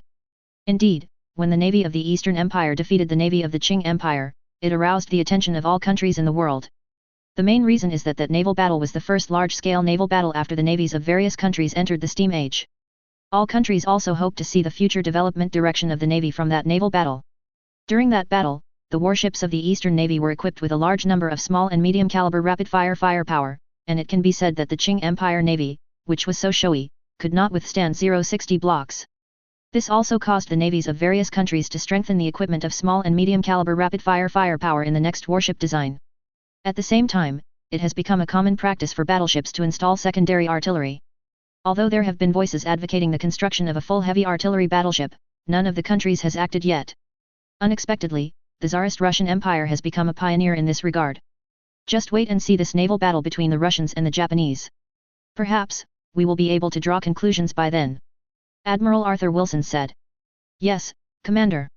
Even if the choice of the Russians is proved to be correct, what can they do? For example, their Black Sea Fleet only has 3 battleships. But what about us? The Royal Navy Mediterranean Fleet has 5 Majesty-class battleships, 3 Formidable-class battleships and 6 Old Man Star battleships. Our strength is enough to crush the Russians. Lieutenant General George Callahan looked indifferent. Admiral Arthur Wilson nodded again and again, and he also did not think that the Tsarist Russian Empire Navy could pose a threat to the Royal Navy of the Empire on which the sun never sets. In other words, the threat posed by the Tsarist Russian Empire Navy to the Imperial Navy on which the sun never sets is not as great as that of the German Empire Navy. Chapter 147 Doing Things in the Morning and Evening, The Sun Never Sets, the second update, please subscribe. Advertisement. On the battleship Ivan V, the flagship of the Black Sea Fleet, Fleet Commander Lieutenant General Carlos Ma and Chief of Staff Rear Admiral Enquist have already received a reply that the sun never sets. Your Excellency, the people on whom the sun never sets have rejected our request. They claim that the empire on which the sun never sets will remain neutral in this war and will not allow warships from either side to pass through the Suez Canal. Enquist said the Major General. Humph. Sure enough, as expected by His Majesty, the man who never sets the sun is clearly on the side of the Orientals. The so-called neutrality is just a fig leaf for them. Lieutenant General Carlos snorted coldly. Even though this was expected long ago, Lieutenant General Carlos Ma was still very dissatisfied with the behavior of people who never set the sun. Your Excellency, Commander, according to the plan, we have to cross the Mediterranean Sea immediately to join the Northern Fleet. Rear Admiral Enquist said. Vice Admiral Carlos nodded. Order the fleet to turn around immediately and head for the Atlantic Ocean. Immediately, the Black Sea Fleet of the Tsarist Russian Empire Navy began to turn, left this sea area, and prepared to go to the waters west of the Strait of Gibraltar to join the Northern Fleet. Before leaving, Vice Admiral Karlov took a deep look at the battleships of the Mediterranean Fleet of the Royal Navy on which the sun never sets. Although, at the moment the Royal Navy Mediterranean Fleet has 14 battleships. However, Lieutenant General Carlos was not afraid. The performance of the Mikhaili-class battleships already in service in the Tsarist Russian Empire Navy can definitely crush these battleships where the sun never sets. However, the gap between the two sides is too large. In the case of 3 to 14, it is difficult for the Black Sea Fleet to have a chance of winning. If they meet with the Northern Fleet and the ratio is 6 to 14, Vice Admiral Carlos believes that their chances of winning are still very high. But now the Tsarist Russian Empire and the Eastern Empire are at war, and the first enemy that the Tsarist Russian Empire wants to defeat is the Eastern Empire. At this time, it is better not to provoke other countries. Advertisement. Besides, the empire on which the sun never sets does not only have a Mediterranean fleet, but also other powerful fleets. The current Tsarist Russian Empire Navy is far from being able to compete with the Royal Navy where the sun never sets. However, Lieutenant General Carlos also hated the man on whom the sun never sets this time. In his opinion, the Royal Navy's Mediterranean fleet prevented the Tsarist Russian Empire's navy from passing through the Suez Canal. This is a complete humiliation to the Tsarist Russian Empire. No empire can escape prosperity and decline. One day, we will definitely defeat the people whose sun never sets, and make them pay a heavy price for their actions today. Lieutenant General Carlos Ma swore secretly in his heart. Your Excellency, the strategic location of the Suez Canal is too important. If the man on whom the sun never sets controls this canal, it is equivalent to controlling the throat of the east-west route. If we can take this place from the hands of the man on whom the sun never sets, if so, it would be great. Major General Enquist said. Lieutenant General Makarlov shook his head. For the time being, there is no such possibility at all, unless the Imperial Navy can fully compete with the Royal Navy on which the sun never sets. Even, the Imperial Navy can defeat the Royal Navy on which the sun never sets. Otherwise, once if the Empire moves the Suez Canal, it will inevitably be met with a fierce counterattack. At that time, they will even fight us desperately. The Imperial Navy is still unable to compete with the Royal Navy, which never sets. Therefore, we need take your time and wait for the opportunity. Under the rule of His Majesty the Tsar, our country is growing stronger. Although, the Navy is not a priority development goal of the Empire. However, I believe His Majesty will pay attention to the Imperial Navy sooner or later. At that time, the Imperial Navy will definitely become even stronger. It is definitely not a problem to compete with the Royal Navy, which never falls on the same day. Lieutenant General Makarlov has great confidence in Mikhail. After all, when he was still unknown, Mikhail chose him to serve as the deputy commander of the Black Sea Fleet to assist Mikhail in developing the navy. Yes, Your Excellency Commander. Major General Enquist nodded. On the other side, Admiral Arthur Wilson, commander of the Mediterranean Fleet of the Imperial Navy, and Lieutenant General George Callahan, Chief of Staff, both couldn't help laughing after seeing the Black Sea Fleet of the Tsarist Russian Imperial Navy turn around. In their view, the Black Sea Fleet of the Tsarist Russian Empire Navy is cowardly, and it does not dare to confront the powerful Mediterranean Fleet of the Royal Navy of the Imperial Navy on which the sun never sets. So China can be depressed. Advertisement. Jumped away. This further made them feel the power of the Imperial Navy on which the sun never sets. Make them more proud. Haha, the Russians still escaped. They couldn't pass through the Suez Canal, so they had to detour around the Cape of Good Hope. Then, when their warships arrived in the Far East, how much combat power would they have left? Maybe the Orientals really have a chance to defeat they. Lieutenant General George Callahan had a smile on his face. Admiral Arthur Wilson nodded repeatedly. From the standpoint of the empire on which the sun never sets, it would undoubtedly be the most beneficial if the navy of the Eastern Empire could defeat the navy of the Tsarist Russian Empire. Although, the strength of the Tsarist Russian Empire Navy is obviously stronger than that of the Eastern Empire Navy. But the empire on which the sun never sets also tried its best to create an advantage for the navy of the Eastern Empire. Provide all-round assistance to the navy of the Eastern Empire without personally leaving the field. Constantly causing troubles for the Tsarist Russian Empire Navy and increasing the odds of winning for the Eastern Empire Navy. In addition to preventing the Black Sea Fleet of the Tsarist Russian Empire Navy from passing through the Suez Canal, the Mediterranean Fleet of the Imperial Navy on which the sun never sets also dispatched a fleet consisting of an armored cruiser and 2 protected cruisers, Zhao Zhao Zhao, to track the Black Sea Fleet. In order to be able to grasp their whereabouts at any time, report the location of the main fleet of the Tsarist Russian Navy to the Orientals, so that the Orientals can prepare for battle. It can be said that the sun never sets, which is clearly deceiving the Russian Empire. Mikhail was on the special train to the Far East, and learned that the sun never sets refused the Black Sea Fleet to pass through the Suez Canal, and also dispatched a fleet to track the Black Sea Fleet. Even though he knew it would be like this for a long time, he was still very upset. The sun never sets, people are too domineering. I hope you can still be so domineering in 10 more years. When the time comes, I will definitely overthrow you. Mikhail said viciously.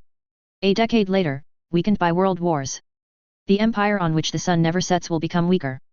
At that time, the Imperial Navy of Tsarist Russia will catch up with the Royal Navy of the empire on which the sun never sets in all aspects. Chapter 148, Go All Out, 3rd update, please subscribe. Advertisement. The Oriental Empire, Dongjing, and the Prime Minister's office. After the war between the Eastern Empire and the Tsarist Russian Empire, General Katsura, the Prime Minister, paid great attention to this war. Almost every day, the top officials of the army and navy of the Eastern Empire would report to him the progress of the front line. Moreover, he will often convene high-level army and navy officials to hold military meetings to discuss the current war. Although Mingzi Tianhuang also paid attention to the development of the battle situation, he was an outsider after all, and he only needed to know the final result. As for the course of the war, he doesn't care at all. From the current point of view, the battle situation can be described as unsatisfactory. There is a huge gap with the previous predictions of the top officials of the army and navy of the Eastern Empire. Originally, the high-level navy of the Eastern Empire could severely damage the Pacific Fleet of the Tsarist Russian Empire Navy in one fell swoop when the joint fleet launched a sneak attack, and even wiped them all out. But I didn't expect that the Pacific Fleet of the Tsarist Russian Empire Navy didn't talk about martial arts, and was as cowardly as a mouse, and ran away directly. This made the plan of the combined fleet of the Eastern Empire Navy completely come to nothing. Not only that, but the combined fleet of the Toyo 477 Imperial Navy will have to face the more powerful Tsarist Russian Imperial Navy next. This made the odds of winning the combined fleet of the Eastern Empire Navy even smaller. If the United Fleet wants to defeat the main fleet of the Tsarist Russian Empire Navy, it will undoubtedly be even more difficult. But the war has already begun, and they have no other choice, they can only bite the bullet and fight on. We can only hope that the Tsarist Russian Empire's navy will suffer severe damage after circumventing more than half of the earth. At that time, their fleet will be able to perform exceptionally, and they will be able to defeat the Tsarist Russian Empire Navy in one fell swoop. The same is true for the Tsarist Russian Empire Army. Originally they thought that the Tsarist Russian Army's fighting will was weak and its combat effectiveness was low, which was far from being able to compare with the Eastern Empire Army. Advertisement. With the bravery of the soldiers of the Eastern Army, it was enough to easily defeat the Tsarist Russian Empire Army. But what they didn't expect was that the final result was far beyond their expectations. The Tsarist Russian Empire Army is not only powerful in firepower, well equipped, but also very powerful in combat effectiveness. Perhaps, the will to fight cannot be compared with the Eastern Empire Army. But it's definitely not fragile. This made the attack of the Eastern Empire Army not only failed to defeat the Tsarist Russian Empire Army, but also failed to complete the scheduled combat plan, and instead paid a huge loss. This naturally made the top management of the Eastern Empire very dissatisfied with this. My lords, how did this battle turn out like this? The First Army reported that their troops were blocked by the Russian forces at the Han River and Datong River. The Russian troops. The firepower was extremely powerful, and the Imperial Army suffered heavy casualties. Although the Second Army has already landed in Dalian Bay.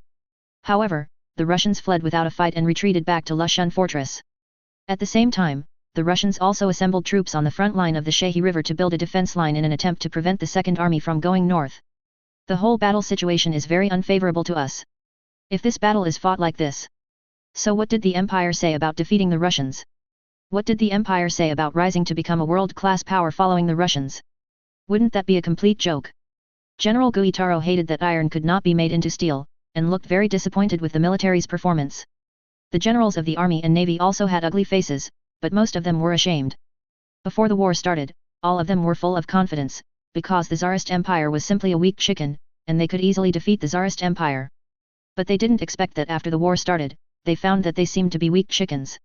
In other words, 10 years ago, after they easily defeated the Qing Empire, they thought they were invincible. But now, 80, knows that the world-class powers do not seem to be in vain. Advertisement. In other words, among the great powers, there are of course some who make up their numbers. But the Tsarist Empire, at least not. Your Excellency Prime Minister, we have received a report from the Empire on which the sun never sets. The Russian fleet has set off from Europe and is preparing to come to the Far East to fight a decisive battle with the Imperial Navy. Next, the Imperial Navy will make full preparations to fight against Russia. This time, we will do our best to defeat the Russian Navy, said Vice Admiral Gonbi Yamamoto, Minister of the Navy. General Guitaro nodded. He knew very well that the Navy is the key to this battle. If the Navy cannot win, it is impossible for the Eastern Empire to win the final victory in this battle. Even, there is a great possibility of losing this war. Therefore, if the Navy wins, it is absolutely impossible to make any mistakes. But it is a pity that the Navy of the Tsarist Russian Empire is too strong. So much so that the Eastern Empire wanted to increase the strength of the Navy again, but it couldn't be done. The construction of the Navy's warships is not something that happens overnight after all. The Eastern Empire has already ordered 2 Kateri-class battleships from the Empire on which the sun never sets. However, the construction of these 2 battleships has only just begun. If you want to serve, it will undoubtedly take a lot of time. It is absolutely impossible to catch up with this war. The only thing they can hope for is that the officers and men of the navy can perform exceptionally well in the ensuing naval battle, and God Amaterasu can bless them and defeat the Tsarist Russian Empire navy in one fell swoop. Your Excellency, the Imperial Army has also realized that we underestimated the Russians before. From now on, we must face up to the Russians. Therefore, we decided to order the Second Army to launch an offensive in the northern part of the Liaodong Peninsula. The three armies continued to land on the Liaodong Peninsula and invested in the attack on the fortress of Lushun. At the same time, 3 infantry divisions were transferred from the Fourth Army to reinforce the First Army, further strengthening the strength of the First Army, and achieving the goal of attacking the Korean Peninsula. Breakthrough. If necessary, the remaining 3 infantry divisions of the Fourth Army will also be involved in the offensive. Make sure the Imperial Army can gain the upper hand on the battlefield and defeat the Russians in one fell swoop. In addition, the reserve forces of the Empire also began to mobilize immediately, forming 17 infantry divisions. After these infantry divisions are formed, they will all join the Fifth Army for the time being, waiting for orders. If the battle on the front line does not go well, the Fifth Army will also be fully involved in the war. Lieutenant General Masatake Teraki, Minister of War, reported. In view of the situation on the front line, the Eastern Empire Army intends to go all out. 17 standing divisions, 2 cavalry brigades and 2 field heavy artillery brigades were all put into battle, and 17 infantry divisions were mobilized as reserves, ready to go to the battlefield at any time. It can be seen that Toyo is doing its best this time. Chapter 149 Defensive Operations, 4th more, please subscribe. February 28, 1804, Vladivostok. The special train of Tsar Mikhail II arrived at the railway station in Vladivostok. General Kuropatkin, commander of the 6th Army, and others greeted him at the train station. Originally, Admiral Kuropatkin had prepared to lead the army headquarters to Shenyang to form a front enemy headquarters and take full charge of the front-line battles. But His Majesty the Tsar was coming soon, so he had to postpone the time. Your Majesty, welcome to the Far East. Admiral Kuropatkin stepped forward to greet him. During the war, there is no need to fix these falsehoods, it's because of the headquarters. Mikhail said. Advertisement. Yes, Your Majesty. Admiral Kulopatikin replied. At the headquarters of the 6th Army, Admiral Kuropatkin briefed Mikhail and the Chief of the General Staff, Admiral Bruzilov, on the current situation. Your Majesty, there are currently 2 main directions for the Dongyang people to attack. One is the Koryo Peninsula, and the other is the Liaodong Peninsula. Among them, on the Koryo Peninsula, the Dongyang people dispatched 3 infantry divisions to attack Seoul and Hepingrang respectively. However, they were blocked by the Imperial Army in both places. In the direction of Seoul, the Imperial Army gave up the area south of the Han River and retreated to the north of the Han River. Relying on the Han River, with strong firepower, they prevented the Orientals from crossing the river. And, in this process, it caused great losses to the 2 infantry divisions of the Orientals. The Imperial Army assembled the 62nd Infantry Division and the 64th Infantry Division in Seoul to resist the attack of the 2 infantry divisions of the Orientals, no problem at all. In the direction of Pyongyang, the 63rd Infantry Division along the Taedong River also resisted the attack of an infantry division of the Orientals. The entire Koryo Peninsula battle has entered a stalemate. Unless the Orientals continue to increase their troops. Otherwise, it will be difficult for them to break the deadlock. On the Liaodong Peninsula battlefield, the Imperial Army's 65th Infantry Division and 66th Infantry Division have already retreated into Lushun Fortress, and together with the 10th and 11th Marine Brigades, they are sticking to Lushun Fortress. At present, the Orientals have no signs of attacking Lushun Fortress. However, according to the information obtained, the Japanese troops in the country have already begun to board the ship. It is expected that the Orientals will be involved in the attack soon. Advertisement. The Second Army of the Orientals, about 130,000 troops, has begun to attack the northern part of the Liaodong Peninsula. The 67th Infantry Division, 68th Infantry Division, 69th Infantry Division, and 70th Infantry Division of the Imperial Army have built a defense line north of Shehi, ready to resist the attack of the Japanese. The 61st Infantry Division, the 6th Heavy Artillery Brigade and the 6th Cavalry Brigade have also rushed to the front. It is expected to arrive at the front line soon. Chen will also go to Shenyang to sit in command of the frontline operations. The minister assures His Majesty that this time, the Orientals will definitely be blocked from the Koryo Peninsula and the Liaodong Peninsula. Admiral Kuropatkin reported. The 6th Army has been preparing for this battle for a long time. In addition, the combat effectiveness of the troops of the entire 6th Army has also been greatly improved. Admiral Kuropatkin is also very confident in his troops. Very good. I am very satisfied with the performance of the 6th Army on the battlefield. The soldiers on the front line are also fighting very well. However, although we have already resisted the attack of the Orientals on the battlefield. But the Orientals will certainly not let it go.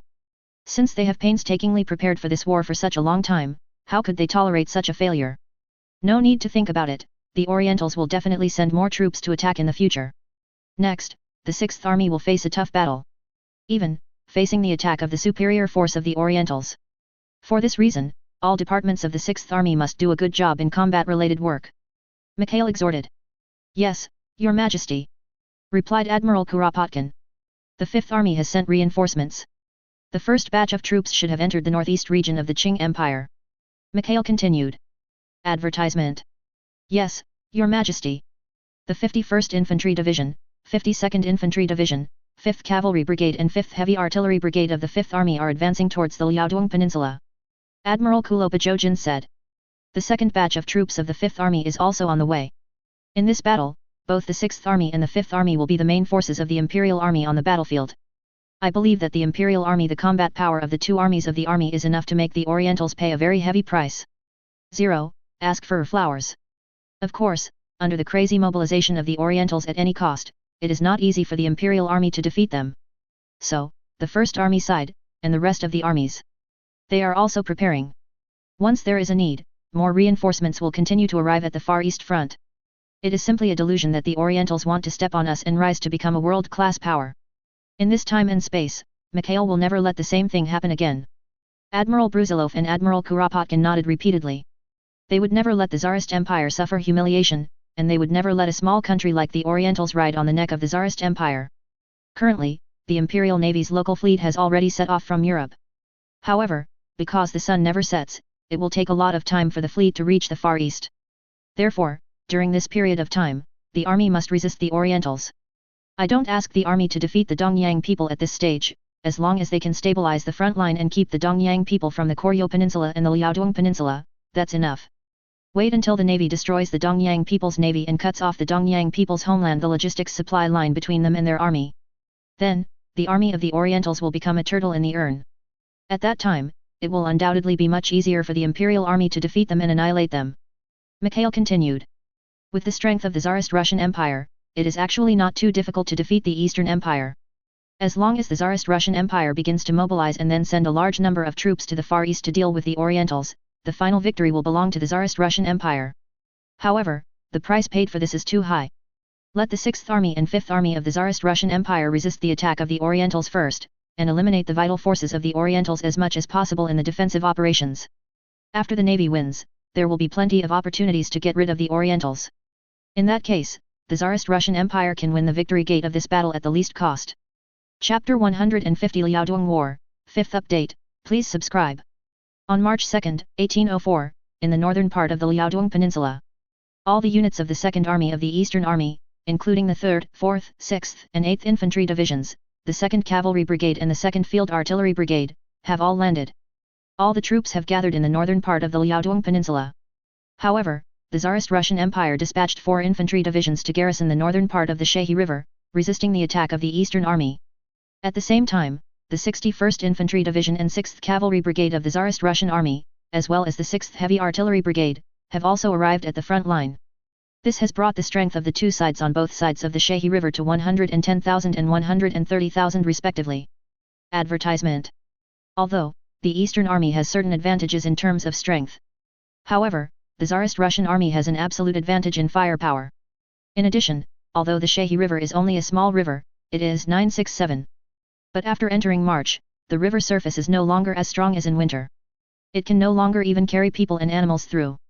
This makes the Japanese attack, will face a big problem. Once the ice layer breaks and falls into the river, the biting river water is enough to freeze the Orientals, and even freeze to death. A small village not far from Shehi became the headquarters of the 2nd Army of the Eastern Army. The commander of the 2nd Army of the Eastern Army, General Obiogong, the Chief of Staff, Major General Kubo Harino, and the division commanders of the 4 infantry divisions under his jurisdiction, the brigade commander of the 2nd Cavalry Brigade and the 2nd Field Heavy Artillery Brigade, the head of the brigade, gathered in the conference room of the headquarters to hold a combat meeting. My lords, the news that the First Army's battle on the Koryo Peninsula was unfavorable and suffered heavy losses, you must have already known it. Kuroki-kun was even scolded bloody. If you don't want us to be punished by the high-ranking officials of the empire, and if you are the one who is scolded by the top of the army, then, in the next battle, we must fight desperately. We must fight across the Shehi River, defeat the Russians, and annihilate them. General Abeogong ordered. Hi, Your Excellency, Commander. All the generals answered one after another. Oshima-kun, is the 3rd Infantry Division ready? Tomorrow's battle, the 3rd Division will be the main force. General Abeogong asked. Your Excellency, Commander, the 3rd Infantry Division is ready for battle. Tomorrow morning, the warriors of the entire division will be engaged in the attack. We will definitely be able to cross the Shehi River and defeat the Russians. The 3rd Infantry Division Lieutenant General Oshima Yoshimasa, head of the division, had a confident expression on his face. General Abeogong nodded, seemingly satisfied. Advertisement. Tomorrow's attack, the 3rd Infantry Division will be the main force. However, the 4th, 6th and 8th Infantry Divisions also need to send powerful troops to attack and support the 3rd Division. This time, you must go all out to defeat the Russians and let them know how powerful the warriors of the Empire are, and they are definitely not cowards. General Obergen ordered. Hi, Your Excellency, Commander. The division commanders of another infantry division also answered one after another. The 2nd Field Artillery Brigade, tomorrow we must fire with all our strength, don't be stingy with shells, and suppress the Russian artillery.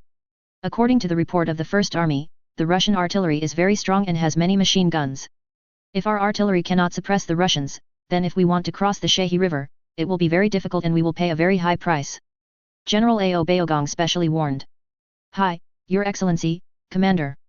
Major General Xian Bataro, head of the 2nd Field Heavy Artillery Brigade, replied. Masters, His Majesty Tianhuang is waiting for us in Dongjing, hoping to receive our good news. This time, we must win and live up to His Majesty Tianhuang's great trust. General Abeogong had a serious expression. Hi, Your Excellency, Commander. All the generals answered one after another. On March 3, in the northern part of the Liaodong Peninsula, south of the Shehi River. On the artillery position of the Eastern Army, before dawn, the artillery of the Eastern Army started to act. The Field Artillery Wing, the Field Heavy Artillery Battalion, and the Field Heavy Artillery 2nd Brigade under the jurisdiction of the 4 infantry divisions of the 2nd Army of the East Ocean Army have all entered their positions. The Sani 75 mm field guns, Krupp 120 mm howitzers, and Krupp 150 mm howitzers are all ready to fire. A large amount of ammunition was transported to the artillery positions. In terms of the stinginess of the Orientals, they are already very generous in preparing for a large-scale bombardment in this attack. This time, the Japanese assembled 216 Type 31 75 mm field guns, 72 120 mm Krupp howitzers and 48 150 mm Krupp howitzers. The reason why General Abeogong did this is undoubtedly because he learned that the First Army suffered heavy losses under the firepower of Russian artillery and machine guns. He didn't want his troops to become like that, and he didn't want to be scolded by the top of the empire for it. Advertisement.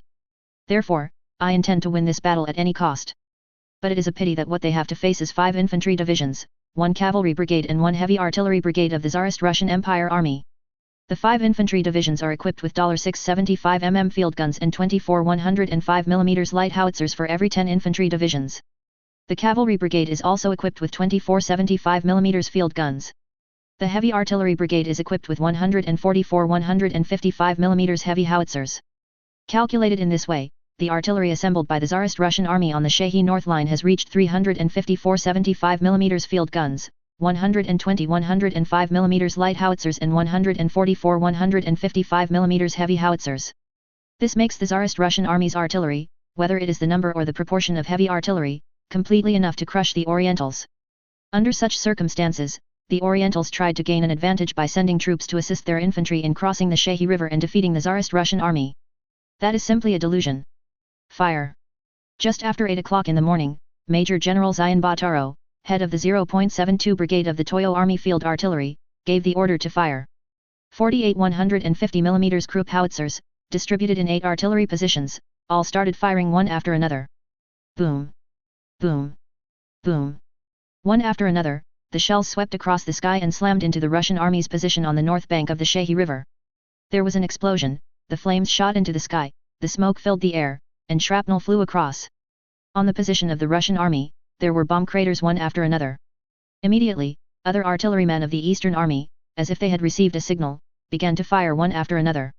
For a time, a large number of 150 mm Krupp howitzers, 120 mm Krupp howitzers, and the Sani 75 mm field guns began to bombard fiercely one after another.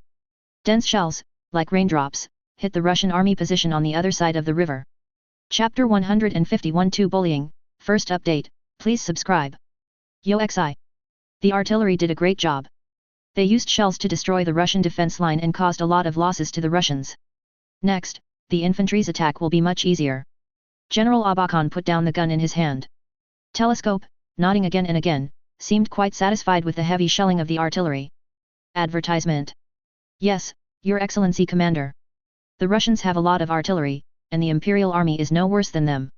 Over the years, the Empire has vigorously developed its navy.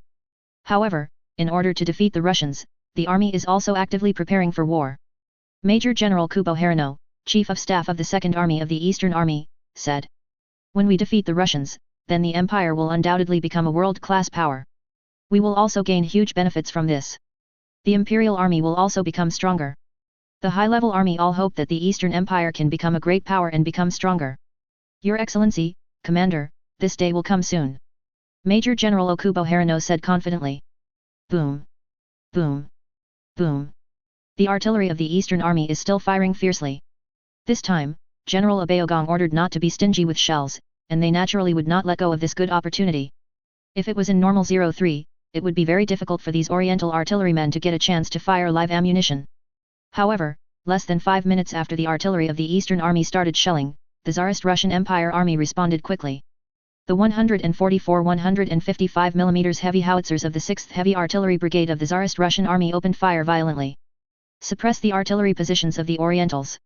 At the same time, the 105 mm light howitzer battalions of the artillery regiments of the 5 infantry divisions also joined in. 120 105 mm light howitzers fired violently, directly hitting the field artillery positions of the Orientals on the front line. The Saini field gun of the Orientals, because the range is not far. Therefore, it must be arranged very close to the position. This made the field artillery positions of these Orientals the target of the howitzers of the Tsarist Russian Army. As for those 75 mm field guns, they did not participate, but remained silent. Their target will be the infantry of the Orientals. Once the Dongyang people put in the infantry to launch an attack, then they will fire violently with artillery shells to tear all these Dongyang infantry into pieces. As soon as the artillery of the Tsarist Russian Army opened fire, it immediately caused great losses to the artillery of the Eastern Army. Especially after a few huge detection balloons rose from the positions of the Tsarist Russian Army, the observers used binoculars to see the artillery positions of the Orientals clearly. Advertisement. In the gondola under the balloon, the telegraph operator informed his own artillery of the location of the Japanese artillery positions. This is tantamount to letting the artillerymen of the Tsarist Russian Army, as if they had eyes, directly smash the artillery shells on the artillery positions of the Orientals. Whoa! Whoa! The cannonball flew at high speed, and the projectile body in the air produced violent friction, making a sharp and piercing whistling sound, which made people's eardrums seem to be torn apart.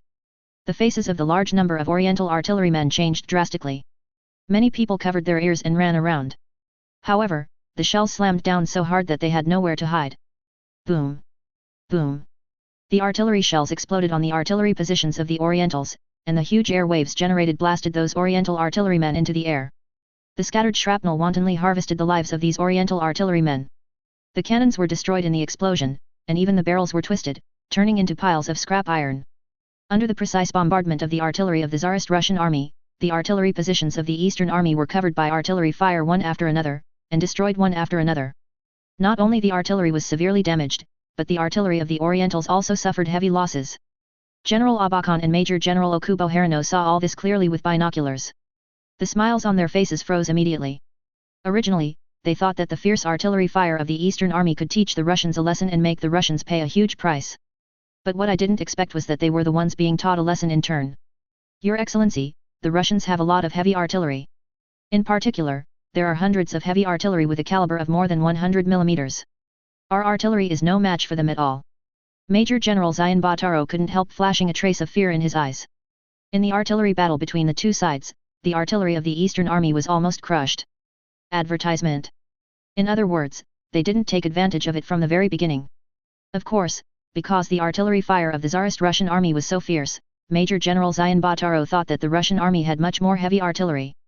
This is mainly because the artillery of the Tsarist Russian Army is all tube retracting guns, and the rate of fire is at least 2 or 3 times higher than that of rack retiring guns. Under such circumstances, the Japanese would naturally think that the Tsarist Russian Army had much more heavy artillery. Baga! Damn Russians, How can they equip the troops with so many large-caliber heavy artillery?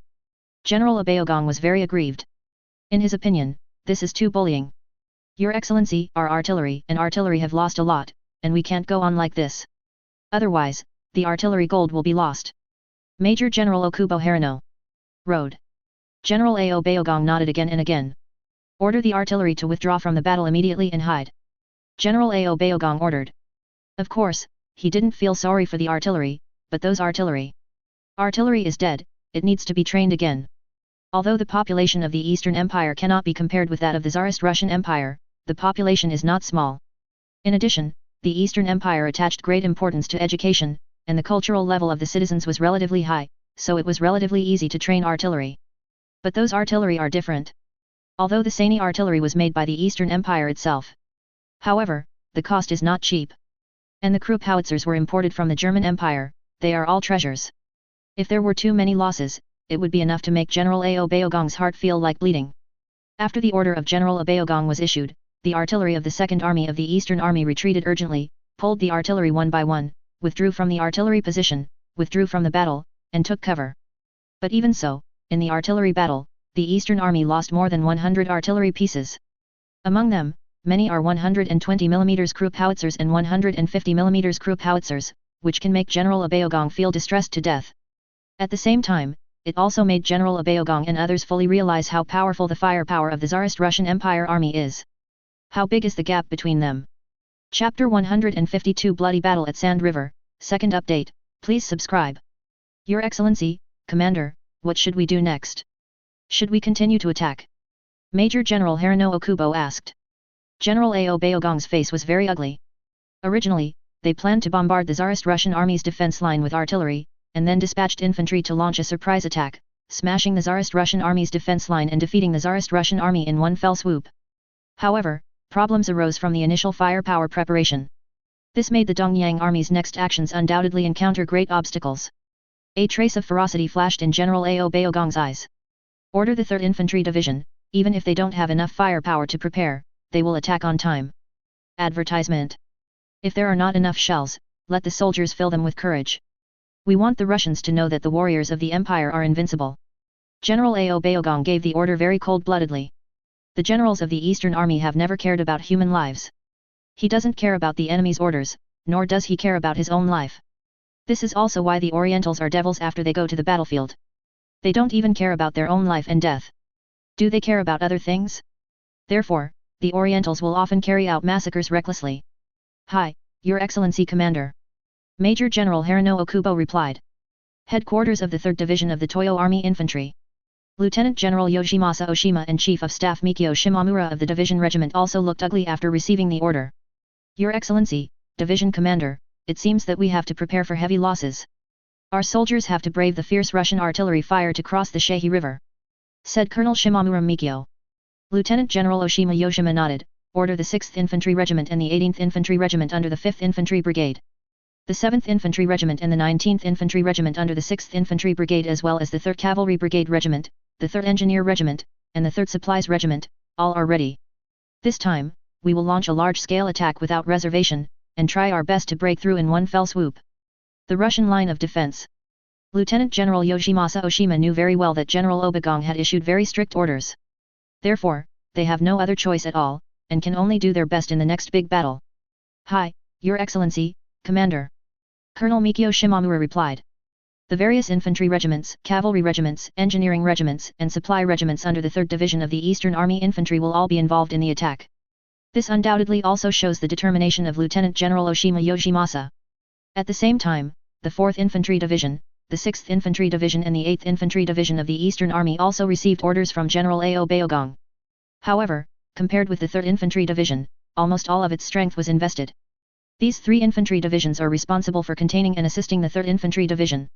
Therefore, these 3 divisions only invested in one infantry wing to participate in the attack. Advertisement. But even so, the Dongyang Army's offensive force on the front line of Shehi has already reached 7 infantry regiments, plus the Cavalry Regiment, Engineering Regiment and Transportation Regiment of the 3rd Infantry Division. There are already more than 30,000 people. The 2nd Army of the Eastern Army undoubtedly attached great importance to this attack. At 10 o'clock in the morning, Lieutenant General Yoshisawa Oshima, head of the 3rd Infantry Division of the Eastern Army, personally issued the order to attack. The 4 infantry regiments, 12 infantry brigades, cavalry regiments, engineering regiments, and supply regiments of the 3rd Division of the Eastern Army Infantry were all involved in the attack. More than 20,000 Japanese soldiers rushed towards the defense line of the Tsarist Russian army on a front more than 10 kilometers long. On board His Majesty Tian Huang. On board the Eastern Empire. Kill the Russians, beat them. One by one, middle and low-level officers, waving their command knives, circled at the front of the queue. The Japanese's offensive method of officers taking the lead can undoubtedly greatly boost the morale of the soldiers. The eyes of those Oriental soldiers were all red, as if the animal nature in their bones had been aroused, and they were not afraid of death at all. Holding 30-year-style rifles, they bravely charged with bowed legs. Yoshi! This is what the soldiers of the Empire should look like. Even without powerful artillery fire, we are the most powerful army in the world. Lieutenant General Yoshima Oshima looked proud. Of course, he is very clear that launching such an attack will cost a lot of casualties, and many districts will die. However, Lieutenant General Yoshimasa Oshima didn't care at all. Even if the entire 3rd Infantry Division is wiped out, as long as they can win, they can be rebuilt soon. Moreover, not only will he not be punished, but he will also be rewarded. Therefore, in the eyes of Lieutenant General Oshima Yoshimasa, those Japanese soldiers were like livestock. Even if they died, he would not feel any distress. The fierce attack launched by the Eastern Army threatened all the troops of the Tsarist Russian army. The powerful artillery immediately shifted its attack target and began to pour shells at these Japanese soldiers. Advertisement. Those originally silent 75mm field guns also joined the shelling at this time. Boom! Boom! The densely packed shells fell like raindrops, hitting the Japanese attacking line. The shells exploded, shrapnel was shot in all directions, and a large number of Orientals were blown to pieces, with stumps and broken arms scattered everywhere. But even so, those Orientals were not intimidated. It was as if the soldiers who were blown to pieces were not human at all. These Oriental soldiers still screamed and charged until they were blown to death. Boom! Boom! As the Orientals got closer and closer to the Tsarist Russian armies, Noma's defense line, mortars of various calibers also began to fire. For a time, the artillery fire became more intensive. This naturally caused greater casualties to those Orientals. Although the Dongyang people are brave, they are not invulnerable after all.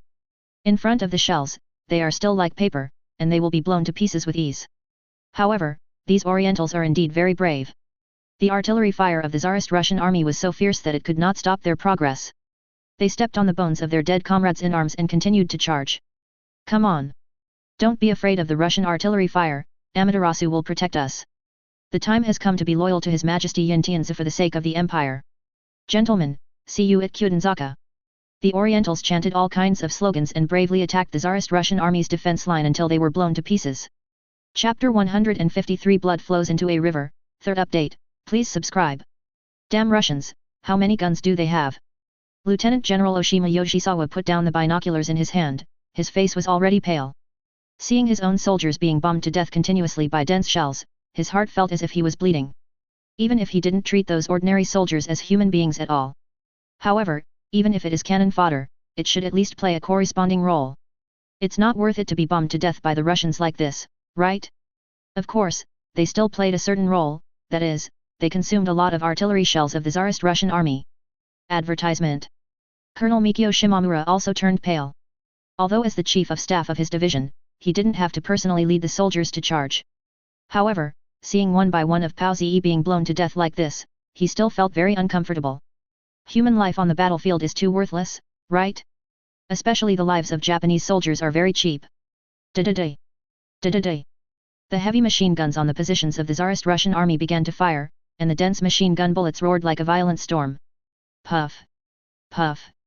The bullets easily penetrated the chests of the Japanese soldiers. Blossoming blood flowers bloomed on their bodies. A large number of Japanese soldiers fell to the ground. Da-da-day. The light machine guns on the ground also joined the shooting. For a time, the crossfire formed by the light and heavy machine guns of the Tsarist Russian army almost blocked the battlefield. At this moment, the offensive momentum of the Orientals seemed to be completely contained. A large number of Dongyang soldiers were shot, and their bodies fell on the ground and on the river. This made many Orientals seem to be frightened, lying on the ground to hide, unable to lift their heads. Bullets whizzed past the heads of these Japanese soldiers, and some timid Japanese soldiers even peed their pants in fright. After all, not all Orientals are so brave and not afraid of death at all. Advertisement. Some Japanese soldiers confronted the Russian army with their 30-year-old rifles. However, the casualties they could cause to the Russian army were very limited, and they often exposed themselves, and were quickly sieved. Under the blockade of the powerful firepower of the Russian army, the Eastern army suffered heavy losses and could not move forward at all.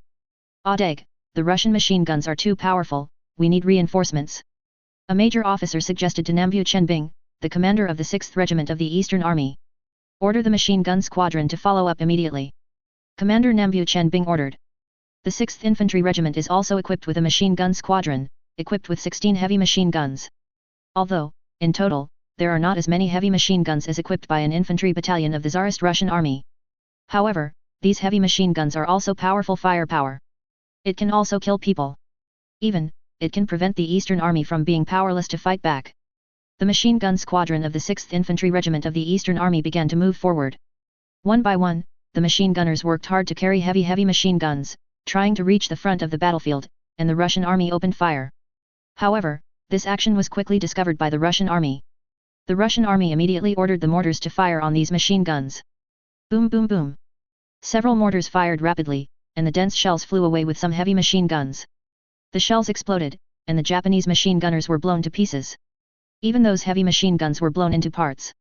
A machine gun squadron has 16 heavy machine guns. However, only 4 of them reached the front line in the end. The rest were destroyed on the way.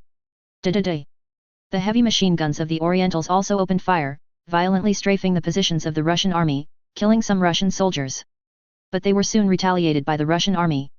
Several 60mm mortars and 80mm mortars were aimed at the Japanese machine gun positions. Soon, the artillery shells falling from the sky blasted the firepower of these machine guns of the Orientals to the sky. Although the Japanese attack was fierce, the soldiers also performed very bravely. However, they ran into heavy artillery and machine gun fire from the Tsarist Russian army. Advertisement. So much so that their attack could not be successful at all, but seemed to be sending them to death. Not long after, the front of the Tsarist Russian army's defense line was already full of corpses of Orientals. This is especially true in the Shehi front. The fierce battle blew up the thin ice layer on the river surface. The bodies of a large number of Orientals fell into the river. Blood flowed from their bodies, dyeing the river red. The fierce attack of the 3rd Infantry Division of the Eastern Army lasted for 2 hours before it had to end. Not because of anything else, but because the loss is too great. The 6th Infantry Regiment, the 7th Infantry Regiment, the 18th Infantry Regiment, and the 19th Infantry Regiment, which were the main attackers, all suffered heavy losses, with casualties exceeding 30%. The Cavalry Wing, Engineer Wing, and Supplies Wing also suffered considerable losses. The entire 3rd Infantry Division lost more than 8,000 people during the 2-hour battle. This is undoubtedly an extremely heavy blow to the 3rd Infantry Division. At the same time, the attacks of the 4th, 6th, and 8th Infantry Divisions were also frustrated. The losses of each of the 3 infantry divisions are in the thousands. It can be said that the Dongyang Army has lost more than 10,000 troops in this round of offensive. Even if the 2nd Army of the Eastern Ocean Army has more than 130,000 troops, it can't hold it back. If this continues, won't it be a while before they will all die? The most important thing is that not only did it not break through the defense line of the Tsarist Russian Army, but it did not cause much loss to the Tsarist Russian Army. The powerful firepower of the Tsarist Russian Army was vividly displayed in the battle. The soldiers of the Eastern Army, though brave, disregarded life. However, in many cases, it is not brave enough to win. The strength gap between the two sides is really too big. In other words, the brave charge of the Orientals was simply hitting a stone with an egg. If they continue to attack, it will only make them pay a greater price. Of course, this is also because the Japanese troops fought tenaciously.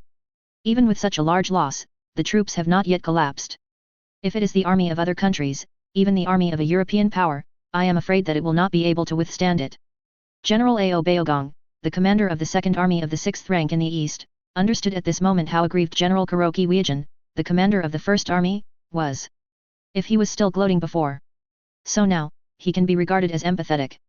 Chapter 154 interspersed with details. Fourth more, please subscribe. The attack of the 2nd Army of the Eastern Army on the Shehi line of defense garrisoned by the Russian army ended in failure. Not only failed to break through the Russian army's defense line, but also suffered heavy losses and paid a huge price. After several days of attacks, the 3rd Division of the Toyo Army Infantry lost more than half of the battle. Especially the 4 infantry regiments as the main force suffered heavy losses. The entire infantry division was almost on the verge of losing combat effectiveness. If it weren't for the current shortage of troops in the Eastern Army, General Abeogong might have asked the 3rd Infantry Division to withdraw to the country for rest. But now there are insufficient troops, even if they suffer heavy losses, the 3rd Infantry Division can only continue to stand on the front line. Advertisement. The remaining 3 infantry divisions also suffered considerable losses.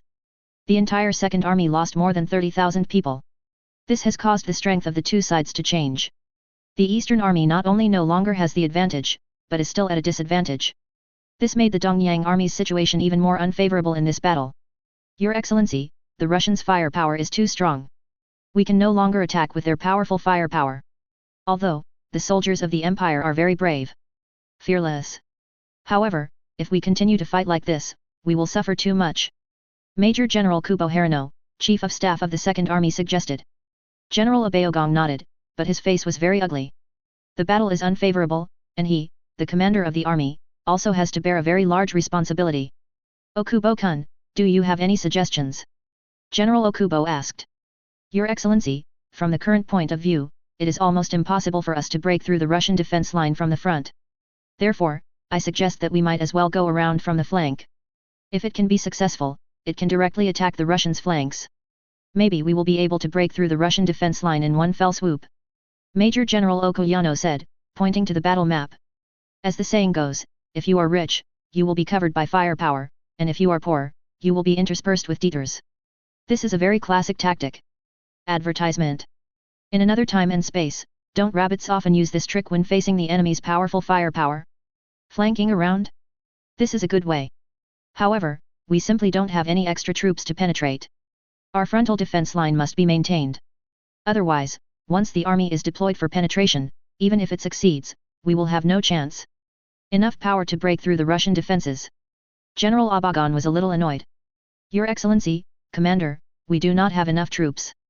But don't forget that there are still troops in the country. Major General Okubo Kano reminded. General Obeogong frowned. You mean the 4th Army? Yes, Your Excellency, Commander. The 3rd Army has already started to land. However, their combat mission is to take down Lushun Fortress. Therefore, we can't count on it. The 4th Army has already mobilized 3 infantry divisions. The 1st Army has been reinforced, and there are still 3 infantry divisions left. It is just right for the 4th Army to undertake the task of interspersed and roundabout. Let the Navy directly escort them, land at Yingkou, and then go straight to the Russians' flanks. We launched an attack from the front. Under such a two-sided fight, the Russians will definitely collapse. At that time, we can easily defeat the Russians and annihilate them. Major General Harino Okubo revealed his plan in full. Yoshi. Okubo-kun, this is a very good tactic. I'll send a telegram to the country right now. General Obagong nodded repeatedly. Under the circumstances of being unable to attack for a long time and the battle was unfavorable, General Obeogong had no other choice but to ask for help from the country. Otherwise, once the battle fails, the consequences will be very serious. At that time, I am afraid that he will only have to apologize. Hi, Your Excellency Commander. Major General Harino Okubo replied. Oriental Empire, Winter Beijing, Ministry of War. Lieutenant General Teraki Masaki, Minister of the Army of the Eastern Empire, General Oyama Iwa, Chief of Army Staff and Commander of the Manchurian Army, General Nozumi Chitsuki, Director of Education and Commander of the 4th Army, and others are discussing the current battle situation. There is no doubt that the current war is undoubtedly very unfavorable to the Eastern Empire. Whether it was on the Koryo Peninsula or the Liaodong Peninsula, the Dongyang Army's offensive failed to succeed, but was resisted by the Tsarist Russian Army. Moreover, it was also caused great damage by the powerful firepower of the Tsarist Russian Army. This is undoubtedly difficult for the Eastern Army to accept. At first, they hoped to mobilize heavy troops at the beginning of the war, defeat the Tsarist Russian Army in one fell swoop, injure them severely, and strive for a favorable situation. Advertisement. 0. Ask for flowers. But now, they have been unable to gain an advantage on the battlefield. The reinforcements of the Tsarist Russian Army have been continuously reinforcing the Far East from other regions. If this continues, the military superiority of the Eastern Army will no longer exist. At that time, it will undoubtedly be even more difficult for them to defeat the Tsarist Russian Empire. Your Excellency Chief of Staff, Your Excellency Director of Education, the current battle situation is very unfavorable to us. The 1st Army, after receiving reinforcements from 3 infantry divisions, has already begun to attack. However, the Russians are also gathering strength. On the Hanjiang River and the Rang Line. Even if we have a great advantage in military strength, the 1st Army will not be able to make a breakthrough in a short time. 0. On the other side of the 2nd Army, the attack on the Russian Shehi line of defense has ended in failure. After a few days of fighting, the entire 2nd Army lost more than 30,000 people. If the offensive continues, the losses of the Second Army may be even greater. Lieutenant General Genji in the temple was very distressed. It seems that we have to invest more power. Otherwise, it will be difficult for us to defeat the Russians. General de Shanyan said. Yes, Your Excellency Chief of Staff. The Second Army suggested that the Fourth Army attack Yingkou, and then attack the flanks of the Russian Shehi line of defense, and cooperate with them in combat. Under the attack from both sides, they can break through the Russian line of defense in one fell swoop. Terakimasaki the Lieutenant General continued. This is one way. In other words, there is undoubtedly no other better choice at the moment. General Dashanyan nodded repeatedly. Then, let me lead the remaining 3 infantry divisions of the Fourth Army to attack. For the sake of the Empire, we must defeat the Russians. Otherwise, the Empire's plans for many years will completely fail. General Natsu Michitsuki, there is no hesitation. Then I will leave it to the Director of Education. Lieutenant General Terakimasaki bowed to General Natsuduki. It's all for the Empire. General Nozu Mikuru replied. Subsequently, the remaining 5th, 10th, and 14th Infantry Divisions of the 4th Army of the Eastern Army boarded a ship from the mainland of the Eastern Empire, and under the cover of the Navy, they went straight to Yingkou and left for righteousness. Chapter 155 Blocking, 5th Update, please subscribe. On March 10, 1804, the 4th Army of the Eastern Ocean Army, escorted by the combined fleet of the Eastern Navy, entered the Bohai Sea and landed directly at Yingkou. The Tsarist Russian army is very clear that the Orientals now have command of the sea. If they deploy heavy troops in the coastal areas and fight against the Orientals, they will suffer a lot. I don't know how many troops will be blown to pieces under the bombardment of the Japanese large-caliber naval guns, or directly blown to slag. Therefore, the Tsarist Russian army only deployed a very small number of reconnaissance troops in Yingkou. When a large number of warships from the combined fleet of the Eastern Navy appeared in the waters around Yingkou, the troops stationed here by the Tsarist Russian army immediately retreated. At the same time, report this news to the 100 Group Army Command as soon as possible. Advertisement. General Ku 370 Lopatkin, commander of the 6th Army who had arrived in Shenyang, quickly grasped the news. Your Excellency, Commander, it seems that the Dongyang people have suffered a great loss on the Shehi defense line. They know that they can't break through our Shehi defense line at all. Therefore, this is to open up a new battlefield, and it is even aimed at our Shehi defense line at all, said Major General Yakov, Chief of Staff of the Army Group. Admiral Kuropatkin nodded again and again. The Orientals landed at Yingkou, and they can go directly to the Shehi defense line. We cannot let them succeed. Otherwise, under the double attack of the Orientals, it will be difficult for us to resist them attack. Once the Shehi defense line collapses, we will lose the entire Liaodong Peninsula. Yes, Your Excellency, Commander. But all the troops under the command of the Group Army have been dispatched. Yakov reminded. Let the troops reinforced by the 5th Army go to stop the Japanese. Admiral Kuropatkin quickly made a decision. If only relying on the 6th Army, facing the superior force of the Orientals, it would definitely not be able to maintain the entire battlefield. However, fortunately, reinforcements from the 5th Army have arrived. Advertisement. Although, only a part of it has been reached so far.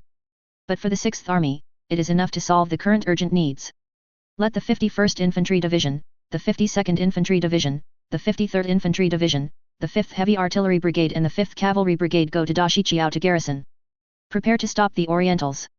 If the Orientals advance in the direction of the Liaodong Peninsula, then they immediately launch attack and chase the Dongyang people, absolutely not let them attack the Shehi defense line. General Kuropatkin replied. Yes, Your Excellency. Major General Yakov replied. In addition, on the Koryo Peninsula, the Orientals have also increased their troops. Our troops stationed there are under great pressure. Let the 54th Infantry Division and the 55th Infantry Division enter the Koryo Peninsula to reinforce them. In any case, we must ensure that Koryo the peninsula is under our control. The Dongyang people cannot break through the Koryo Peninsula. Admiral Kuropatkin ordered. Yes, Your Excellency Commander. However, in this case, we will only have the 56th Infantry Division as a reserve force. Major General Yakov reminded. The remaining 4 infantry divisions of the 5th Army are expected to arrive one after another in half a month.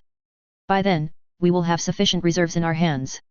In addition, in view of the continuous increase of troops by the Orientals, His Majesty the Tsar has ordered, we are preparing to deploy troops from Europe for reinforcements.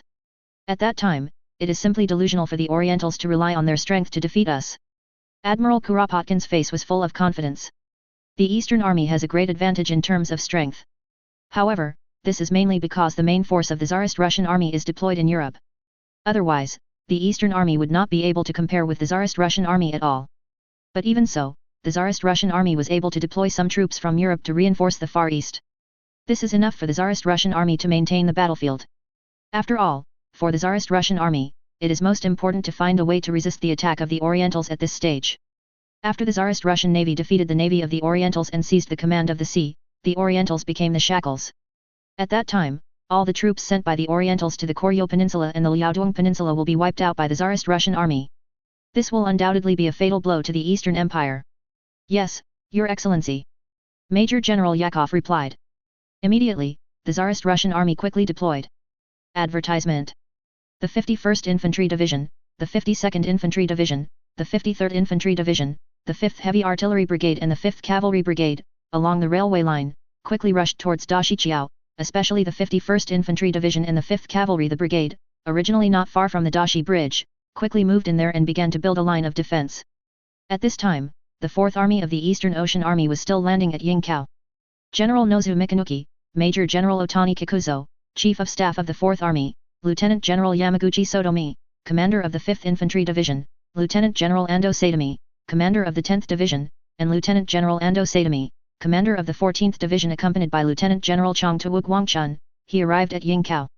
The Russians did not carry out any resistance here, which surprised General Nozu Michitsuki. The Russians retreated without making any resistance, which is very incomprehensible. Don't they know the importance of karma?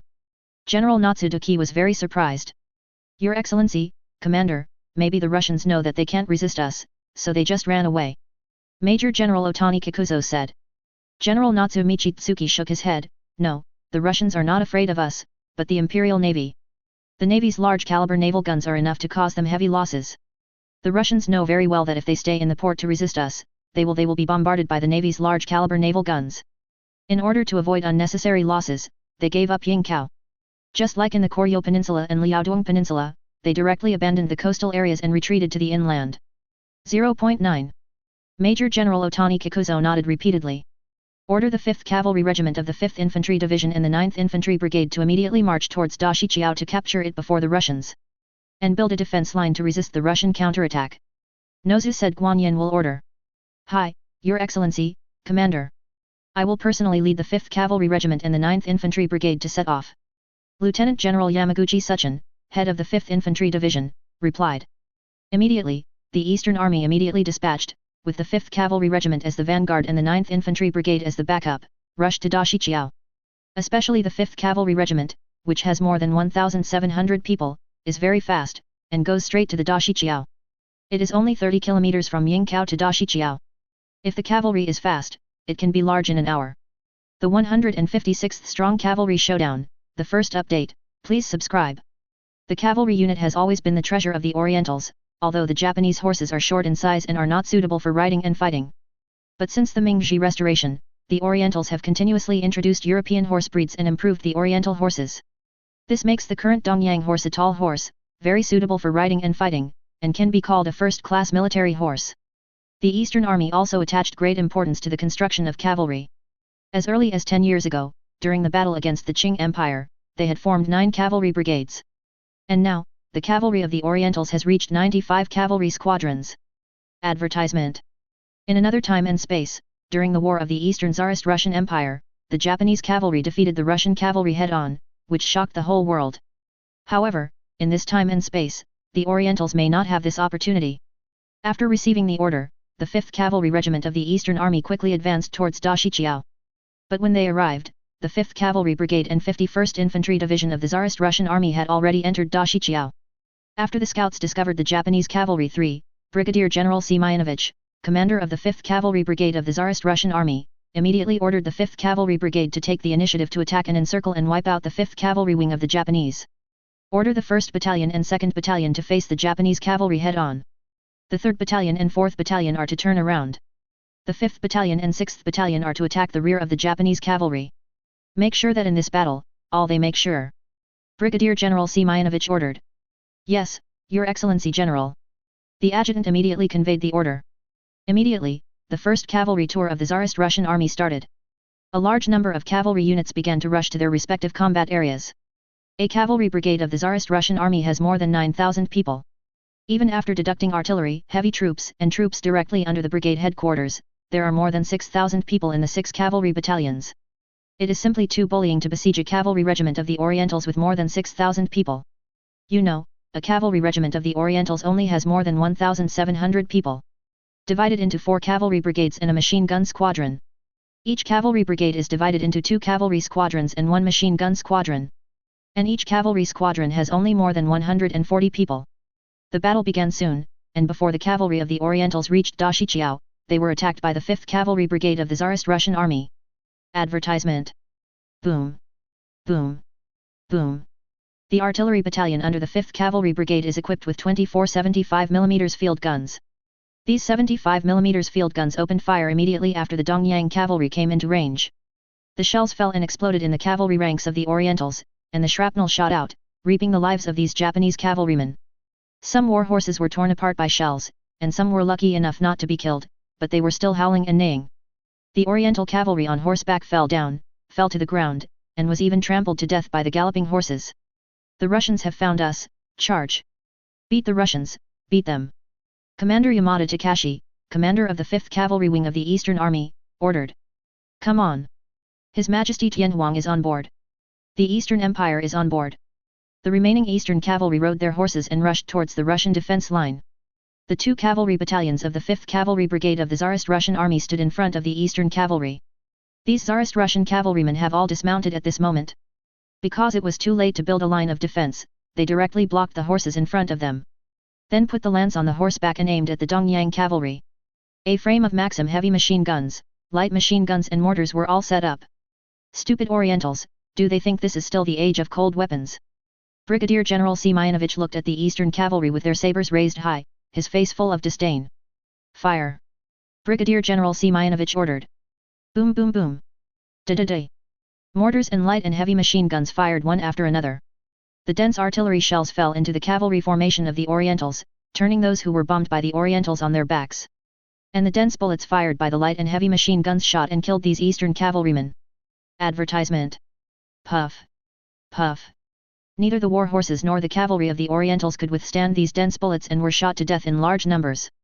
After the war horse was shot, it fell to the ground and let out a shrill neigh. I want to get up, but I can't do it. Facing the dense machine gun firepower of the Tsarist Russian cavalry, the charge of the Eastern cavalry seemed to be deadly. Bang! Bang! Bang! The lances in the hands of the Tsarist Russian cavalry also fired one after another, shooting and killing the Eastern cavalry who were close. Shameless Russians, are they cavalry or infantry? This is an embarrassment to the cavalry. Mr. Takashi Yamada almost vomited blood from anger when he saw this scene. Originally, when he saw the Tsarist Russian cavalry dismounting one after another and hiding behind their horses, he laughed in his heart at these Tsarist Russian cavalry for being too timid. If it were the Eastern cavalry, they would never do such a thing. In the eyes of the Eastern cavalry, war horses are not only their best partners, but even more important than their own lives. But now, the Tsarist Russian cavalry directly slaughtered the Eastern cavalry with powerful artillery and machine gun fire, which directly drove Yamada Takashi almost crazy. In his opinion, shouldn't the cavalry's 013 duel be a charge by both sides and fight with sabers? But now the Tsarist Russian cavalry's tactics are simply infantry tactics, which is really helpless. Order the cavalry to retreat, 2 machine gun squadron and machine gun squadron are ready to fire. As a last resort, Mr. Yamada Takashi had to issue an order to retreat.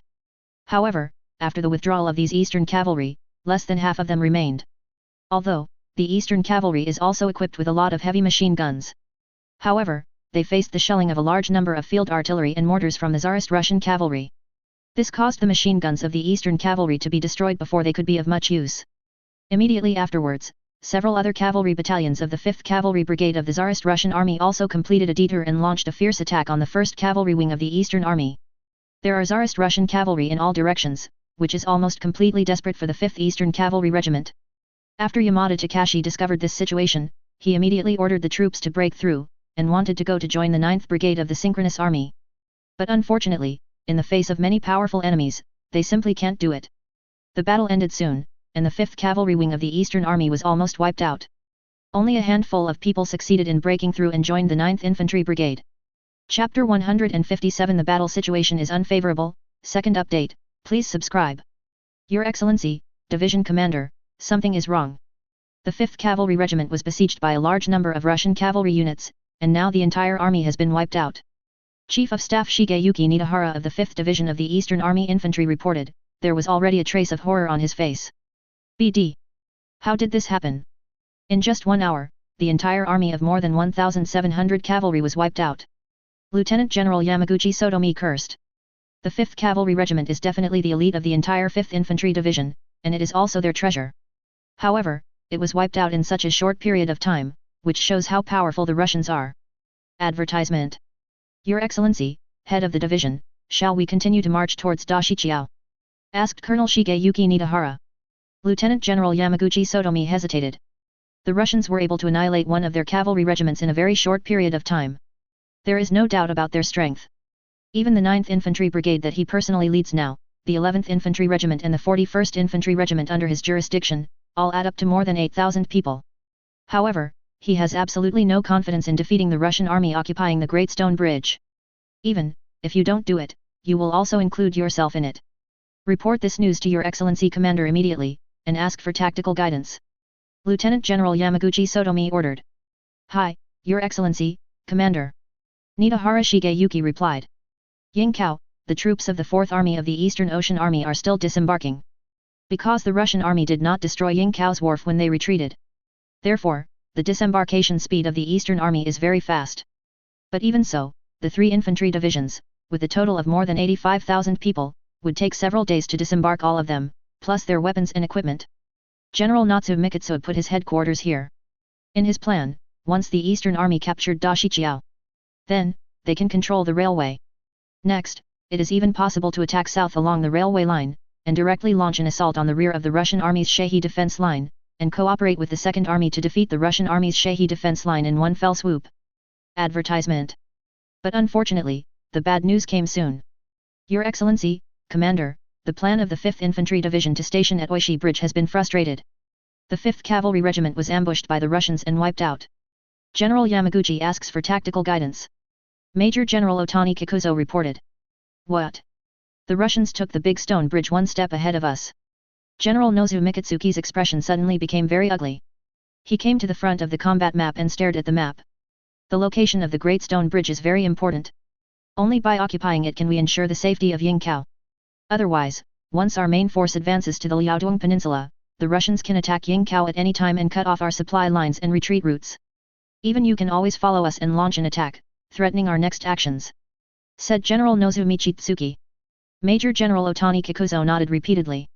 Order Yamaguchi-kun to temporarily suspend the attack, and wait until the 21st Infantry Brigade and other units of the 5th Infantry Division arrive before launching an attack. General Nozu Michitsuki ordered. The frontline general sent a telegram requesting tactical guidance. In fact, he admitted that he had no confidence in the current operation and had no choice, and asked the superior commander to make a judgment and then issue an order. The current situation is like this, and General Natsuduki also knows that Lieutenant General Yamaguchi Sotomi really has no other way. With the strength of the 9th Infantry Brigade, if they continue to attack Dashichiao, they may follow in the footsteps of the 5th Cavalry Regiment. Hi, Your Excellency the Commander. Major General Otani Kikuzo replied. In addition, let the 10th Infantry Division and the 14th Infantry Division speed up. We must go ashore as soon as possible, and then go into battle. Try to take the big stone bridge before the arrival of a large number of Russian reinforcements, and then quickly go south to attack the Shehi defense line. Otherwise, time will be too late. The Russians will not just let us mobilize heavy troops without any action. General Nozu Michitsuki ordered. Hi, Your Excellency, Commander. Major General Otani Kikuzo nodded repeatedly. The Eastern Army is now fighting the Tsarist Empire for time, and before the Tsarist Empire reacts, it will use its superior force to defeat the troops deployed by the Tsarist Empire in the Far East. Only in this way can they have a chance to defeat the Russian Empire. Advertisement. Otherwise, once the reinforcements from the Tsarist Russian Empire arrive continuously, then, it will be even more difficult for the Eastern Empire to win. After all, the background of the Tsarist Russian Empire is much deeper than that of the Eastern Empire. Even if they have the support of the sun never sets, it is still very, very difficult to defeat the Tsarist Russian Empire. On March 12, the 4th Army of the Eastern Army finally assembled enough troops and began to attack Dashichiao. The 3rd Infantry Division and the 10th Infantry Division, as the main force, launched an attack to the west and south of Dashichiao. The 14th Infantry Division serves as a reserve. But it is a pity that all the troops deployed by the Tsarist Russian Army at Dashichiao are also in place. The 51st Infantry Division, the 52nd Infantry Division, the 53rd Infantry Division, the 5th Cavalry Brigade and the 5th Heavy Artillery Brigade all solidified at Dashichiao. Although compared with the Eastern Army in terms of military strength, it is still at a disadvantage. However, the gap is not too big. There is only a difference of more than 10,000 people between the two sides. But in terms of firepower, the Tsarist Russian army has an overwhelming advantage. As soon as the battle began, the 3rd Field Artillery Regiment, the 3rd Field Heavy Artillery Battalion, the 10th Field Artillery Regiment, and the 10th Field Heavy Artillery Battalion of the 3rd Infantry Division and the 10th Infantry Division of the Eastern Army moved from Oji to the west and south of the bridge. Heavy fire was fired at the Russian positions. But what greeted them was 144 155 mm heavy howitzers from the 5th Heavy Artillery Brigade of the Tsarist Russian Army, as well as the 2 artillery regiments of the 51st Infantry Division and the 52nd Infantry Division, Wanghujian, and the artillery companies of each infantry regiment. At this moment, 48 105 mm light howitzers and 132 75 mm field guns opened fire one after another.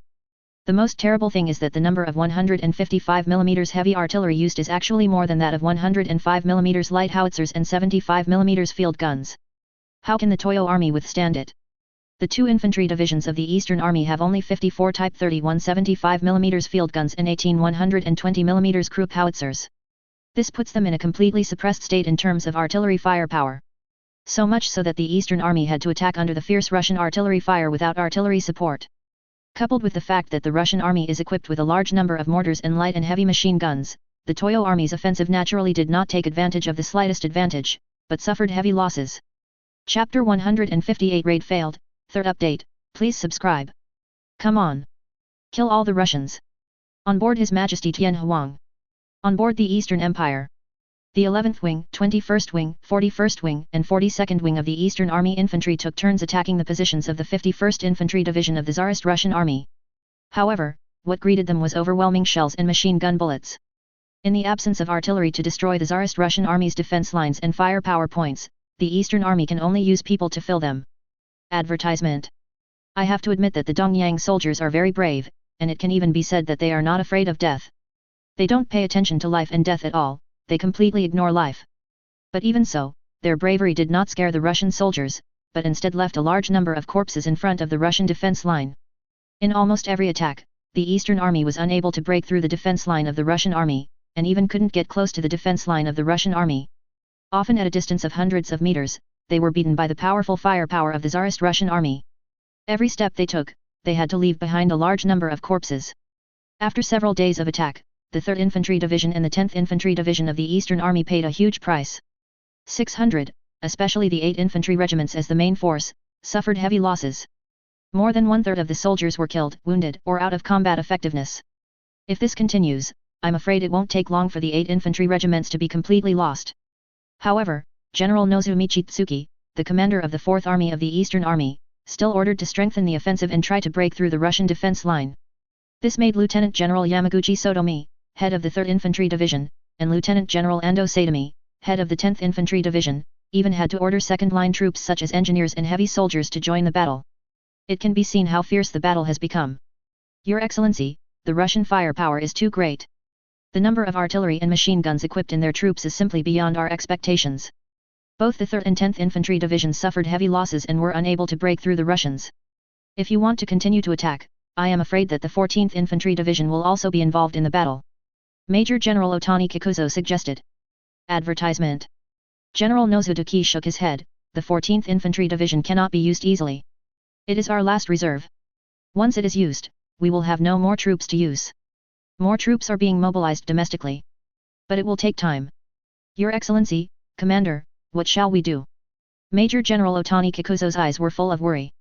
Obviously, the current battle situation is already very unfavorable for the Eastern Army. If this continues, they may lose this battle. Give orders to the 3rd and 10th Infantry Divisions, asking them to continue to attack, maintain the current attack strength, and hold back the Russians. The 14th Infantry Division set off immediately and attacked the Russian Shehi line of defense in the south. General Nozu Mikuru gave the order. The task of the 4th Army of the Eastern Army is to assist the 2nd Army to break through the Russian Army's Shehi line of defense. Although it was impossible to capture the big stone bridge, it blocked the way for the Russian army to go south. However, when the 3rd and 10th Infantry Divisions had contained the Russian troops stationed at Dashichiao, they could still launch operations as planned. It's just that there is only one infantry division left to attack the Russian army's Shehi line of defense. Whether it will work or not, General Nozudkin himself has no confidence. Perhaps, at this time, we can only pray for the blessing of God Amaterasu. Hi, Your Excellency Commander. Major General Otani Kikuzo replied. Immediately, the 14th Division of the Toyo Army Infantry moved quickly. Taking the 14th Cavalry Regiment as the vanguard, they bypassed the Dashi Bridge and quickly advanced south. At this moment, the Russian army stationed at Dashichiao didn't even know about it. They hoped that the Dongyang army will continue to launch attacks. In this case, they can use defensive operations to give full play to their own firepower advantages, and continue to kill the vital forces of the Dongyang people. Perhaps, it won't be long before the Orientals will suffer heavy losses. The Russian army can also take the opportunity to launch a large-scale offensive. On the Shehi defense line, the fight between the Russian army and the Second Army of the Eastern Army continued. As the weather got warmer, the Shehi River thawed, which further increased the difficulty of the Dongyang army's offensive. After all, the river water at this time is still icy cold. The Japanese soldiers wanted to wade across the river, but they would be frozen to death before they successfully crossed the river. This made the Dongyang army only able to hit the troops and attack the Russian army positions on the west bank of the Shehi River. Advertisement. However, the Russian army has deployed heavy troops here, assembled a large number of artillery and machine guns, plus built bunkers and permanent firepower points. As a result, the attack of the Eastern Army is difficult to be effective. Unless they can assemble powerful artillery, use fierce artillery fire to destroy the Russian army's fortifications and destroy these firepower points. Otherwise, they can only use their lives to fill. Even though the Japanese were not afraid of death, they still suffered a lot of losses under the intensive firepower of the Russian army. Moreover, there is no way to achieve any effect. This made the Second Army of the Eastern Army only pin their hopes on the Fourth Army. But after they learned that the Fourth Army was blocked by the Russian army and suffered heavy losses at Dashichiao, the top leaders of the Second Army of the Eastern Army were almost desperate. On March 18, the 14th Division of the Eastern Army Infantry approached the Shehi line of defense.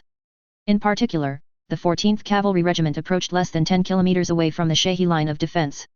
The Cavalry Battalion and Reconnaissance Battalion of the 61st Infantry Division of the Russian Army encountered the 14th Cavalry Regiment of the Eastern Army, and the two sides launched a fierce battle.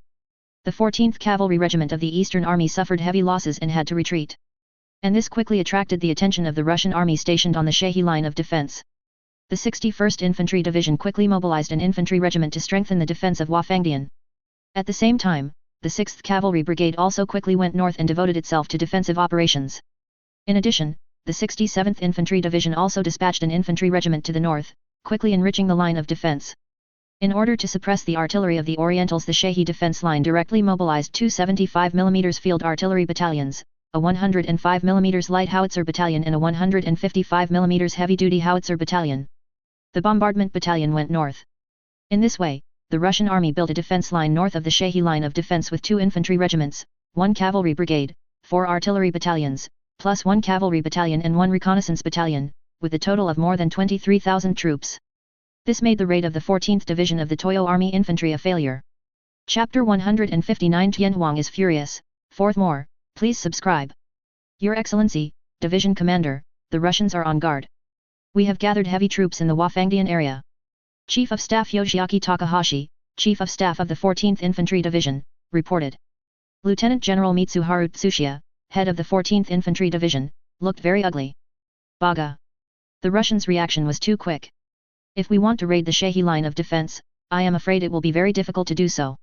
Order the 53rd, 54th, 55th and 56th Infantry Regiments to quickly invest. It is time to attack. Advertisement. The 14th Field Artillery Regiment, the 14th Field Heavy Artillery Battalion, suppress the Russian artillery. Lieutenant General Tsuchiya Mitsuharu issued an order. Although it was impossible to raid the Shehi line of defense, this made the next battle even more difficult. However, Lieutenant General Mitsuharu Tsuchiya had no other choice at all. General Nozu Michisuke attached great importance to this operation. Before the 14th Infantry Division set off, General Nozu Michisuke summoned Lieutenant General Tsuchiya Mitsuharu and asked him to do his best in the next battle. Even, the victory or defeat of the 4th Army and even the entire Liaodong Peninsula battle rested on the 14th Infantry Division. This naturally made Lieutenant General Tsuchiya Mitsuharu feel a lot of pressure. He has also made up his mind that in order to win, even if the entire 14th Infantry Division is wiped out, he will not hesitate. Hi, Your Excellency, Commander. Colonel Tomihashi Yoshiaki replied. Soon, the attack of the 14th Division of the Toyo Army Infantry began.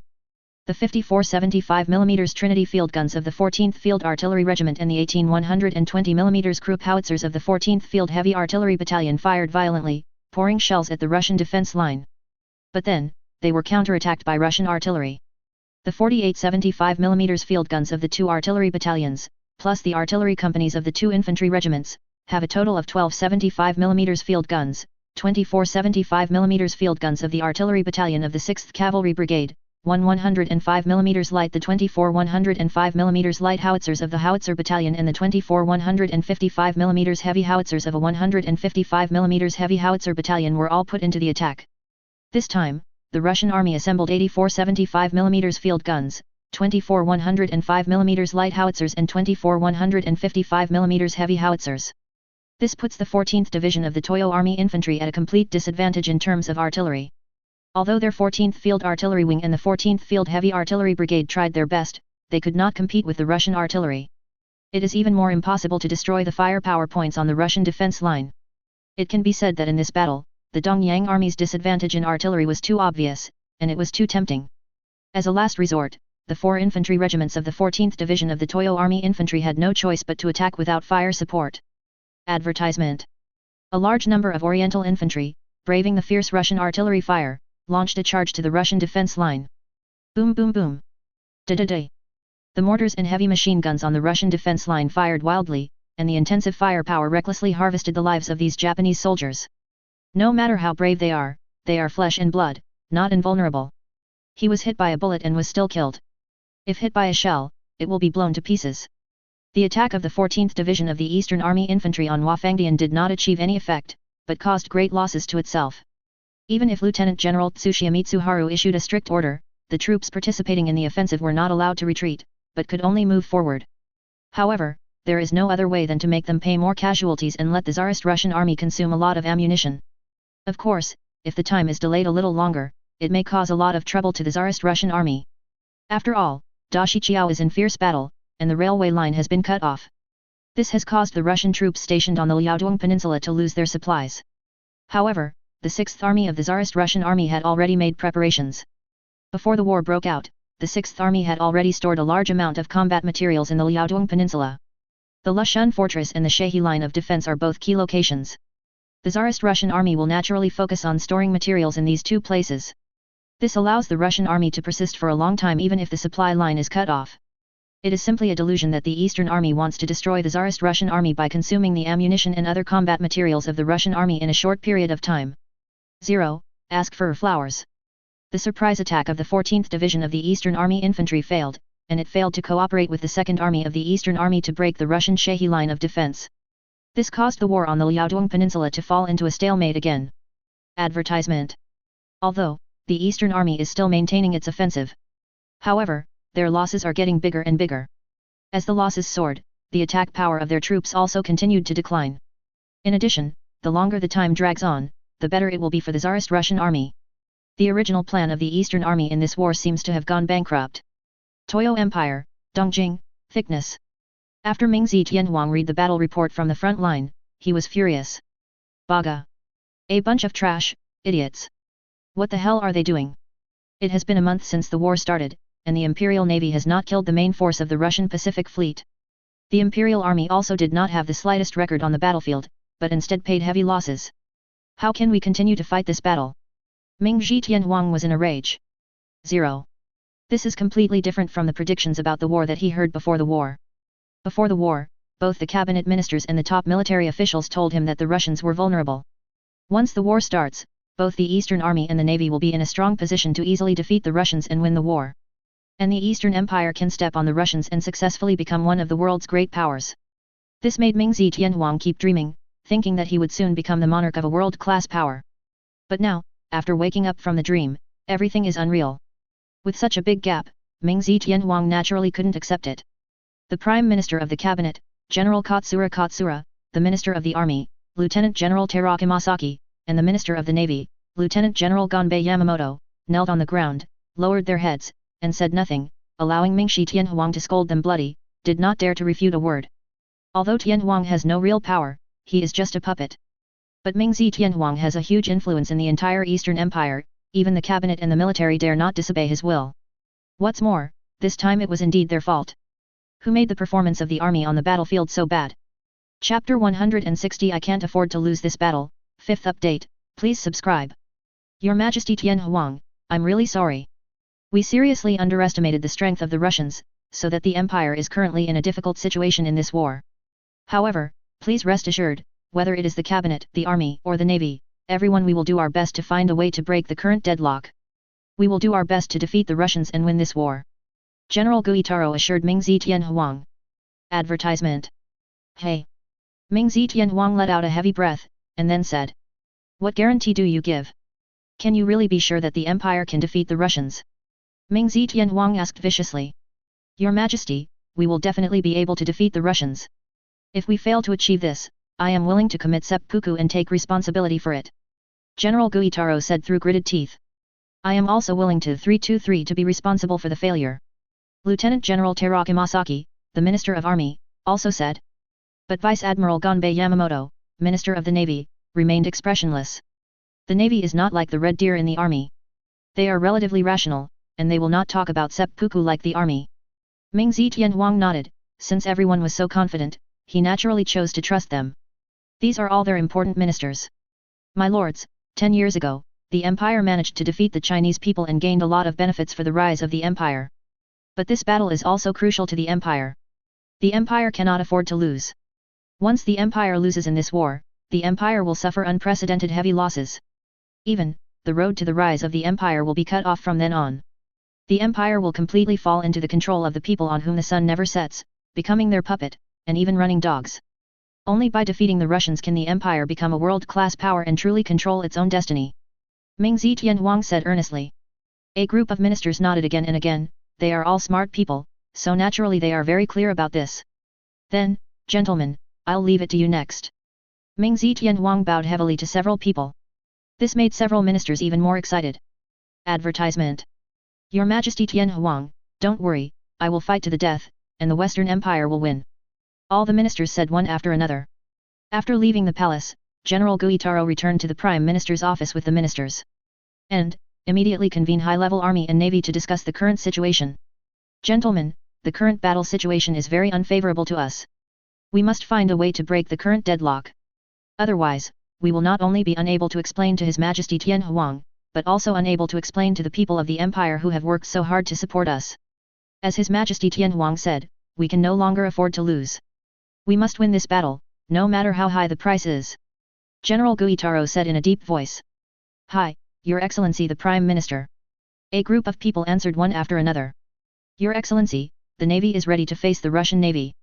According to the information we have obtained, the main force of the Russian Pacific Fleet has fled to the port of the Gaul-controlled colony of Tianzuchina. However, we have no way to take them. How about it? After all, the Gauls have a strong navy. The Russians are allies of the Gauls, and the Gauls will naturally provide shelter to the Russians. If we attack rashly, in case we offend the Gauls, if the Gauls are also dragged into the war, the situation will be even more unfavorable to us. Lieutenant General Gonbei Yamamoto said. General Katsura frowned tightly. In his eyes, Gaul is also a veteran power, and its strength is not even weaker than that of the Tsarist Russian Empire. In other words, in terms of navy, the Gaul navy in this era is second only to the Royal Navy of the Empire on which the sun never sets. It is already very difficult for the Eastern Empire Navy to deal with the Tsarist Russian Empire Navy alone. If you provoke the Gauls again and let the Gauls send their navy into the war, then, it will be even more difficult for them to win. Don't provoke the Gauls for the time being. The Empire is definitely not an opponent of the two world-class powers now. The Gauls sheltered the Russian warships, so let's solve it through diplomatic channels. In addition, let them go to fight against the sun. The sun never sets and people negotiate. General Guitaro said. Although protesting through diplomatic channels and the like is often a manifestation of incompetence. But facing such a situation, the current Eastern Empire has no other way. Hi, Your Excellency the Prime Minister. Lieutenant General Gonbei Yamamoto replied. Advertisement. In addition, the main force of the Russian Navy has already set off from Europe. The sun never sets blocked the Suez Canal, preventing Russian warships from passing through. This made the Russian warships only able to detour around the Cape of Good Hope in Africa. As far as the Imperial Navy is concerned, it is good news. If the Russian warships will fight the Imperial Navy after a long voyage, then the Imperial Navy still has a great chance of winning. Therefore, we cannot give the Russian Navy a rest. If they are given the opportunity to reach Lushan military port, they will not be able to reach Lushan military port. If they have completed their rest at Lushan military port and their warships have also completed maintenance, then the Imperial Navy will be completely at a disadvantage. To win this battle, the possibility will be very small. Lieutenant General Gonbei Yamamoto reminded. General Guitaro's expression suddenly became serious. The importance of the Navy in this battle is self-evident.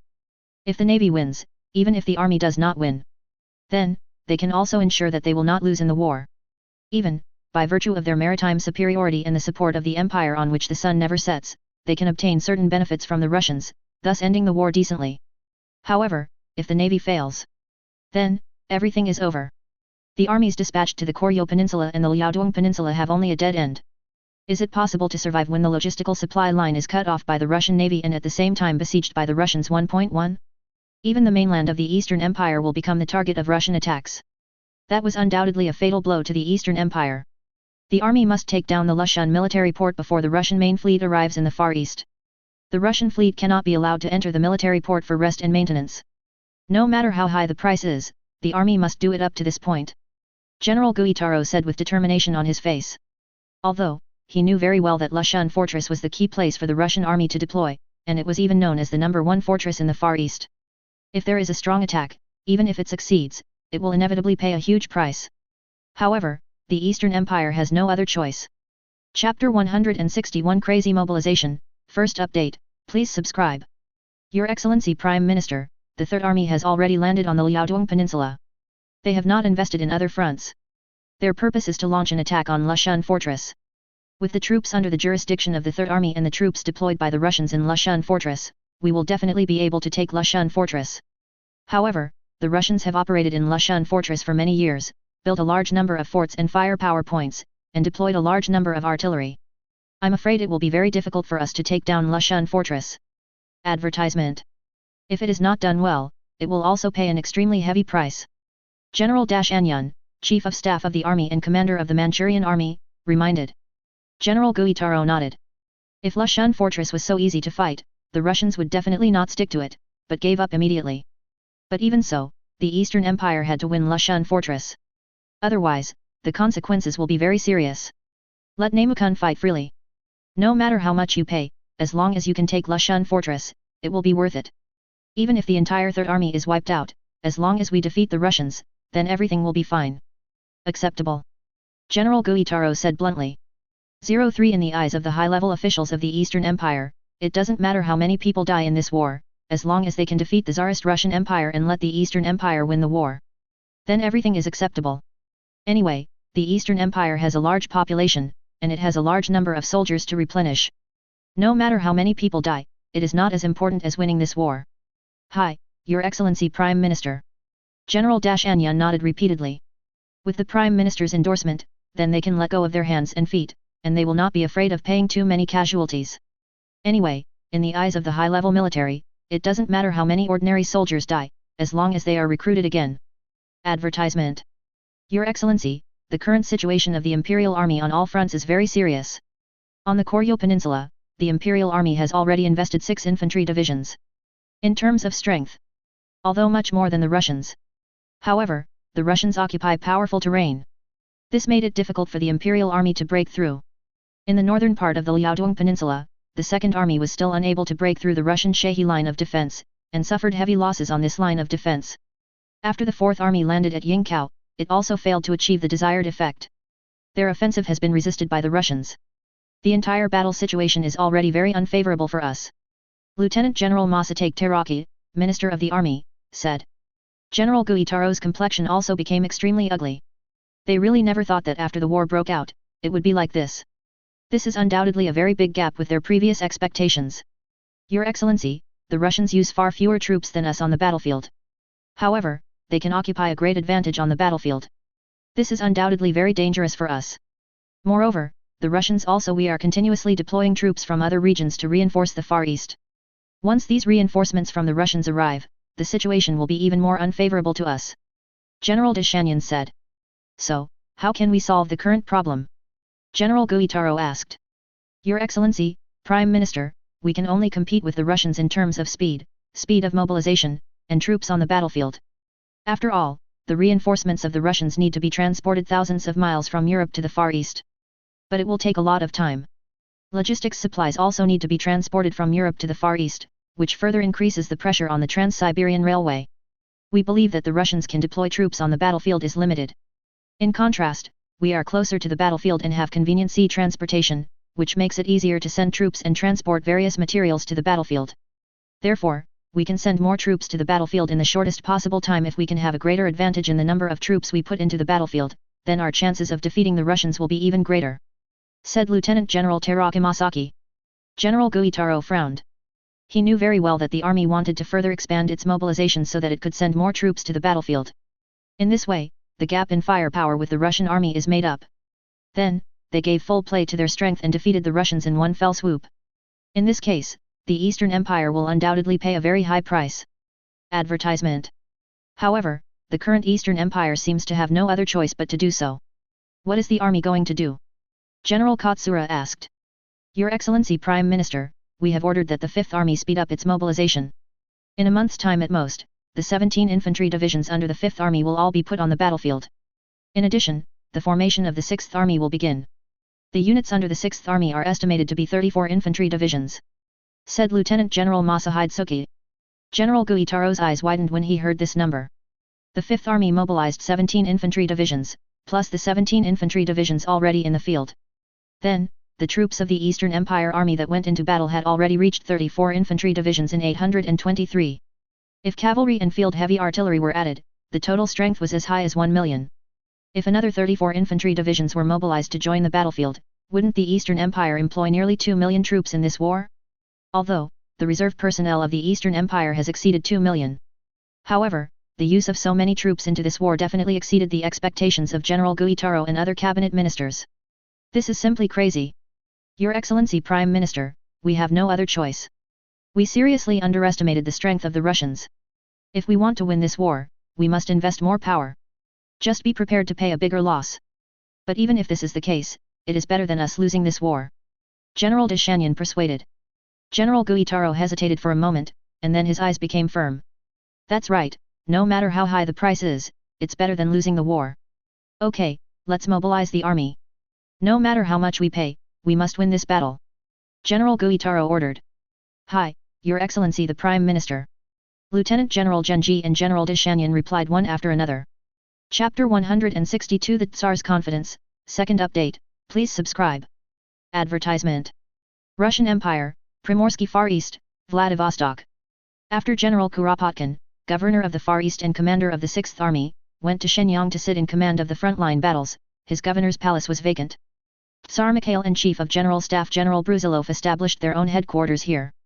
Mikhail has been staying here since this time. Even the handling of state affairs is carried out here.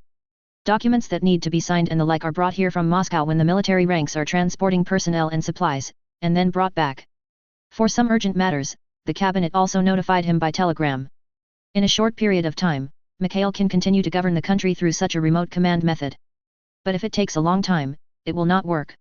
Of course, for the Tsarist Russian Empire, the most important thing is to win this war, defeat the Orientals, and defend the glory of the Tsarist Russian Empire. Otherwise, not only the Tsarist Russian Empire would become the laughingstock of the whole world, but also his prestige as the Tsar would plummet.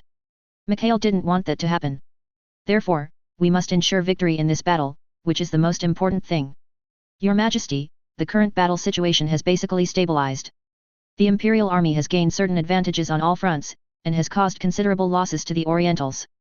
The powerful firepower advantage of the Imperial Army was brought into full play on the battlefield, causing heavy losses to the Orientals. Admiral Bruzilov smiled. Advertisement. Although the Tsarist Russian army is equipped with a large number of machine guns and various types of artillery, the materials consumed in the war are also an astronomical figure, which makes people feel distressed. But I have to admit that such a performance on the battlefield still makes them very satisfied. No matter how much supplies are consumed, it is better than more dead people after all. Mikhail nodded, which is why they have been asking to strengthen the firepower of the troops.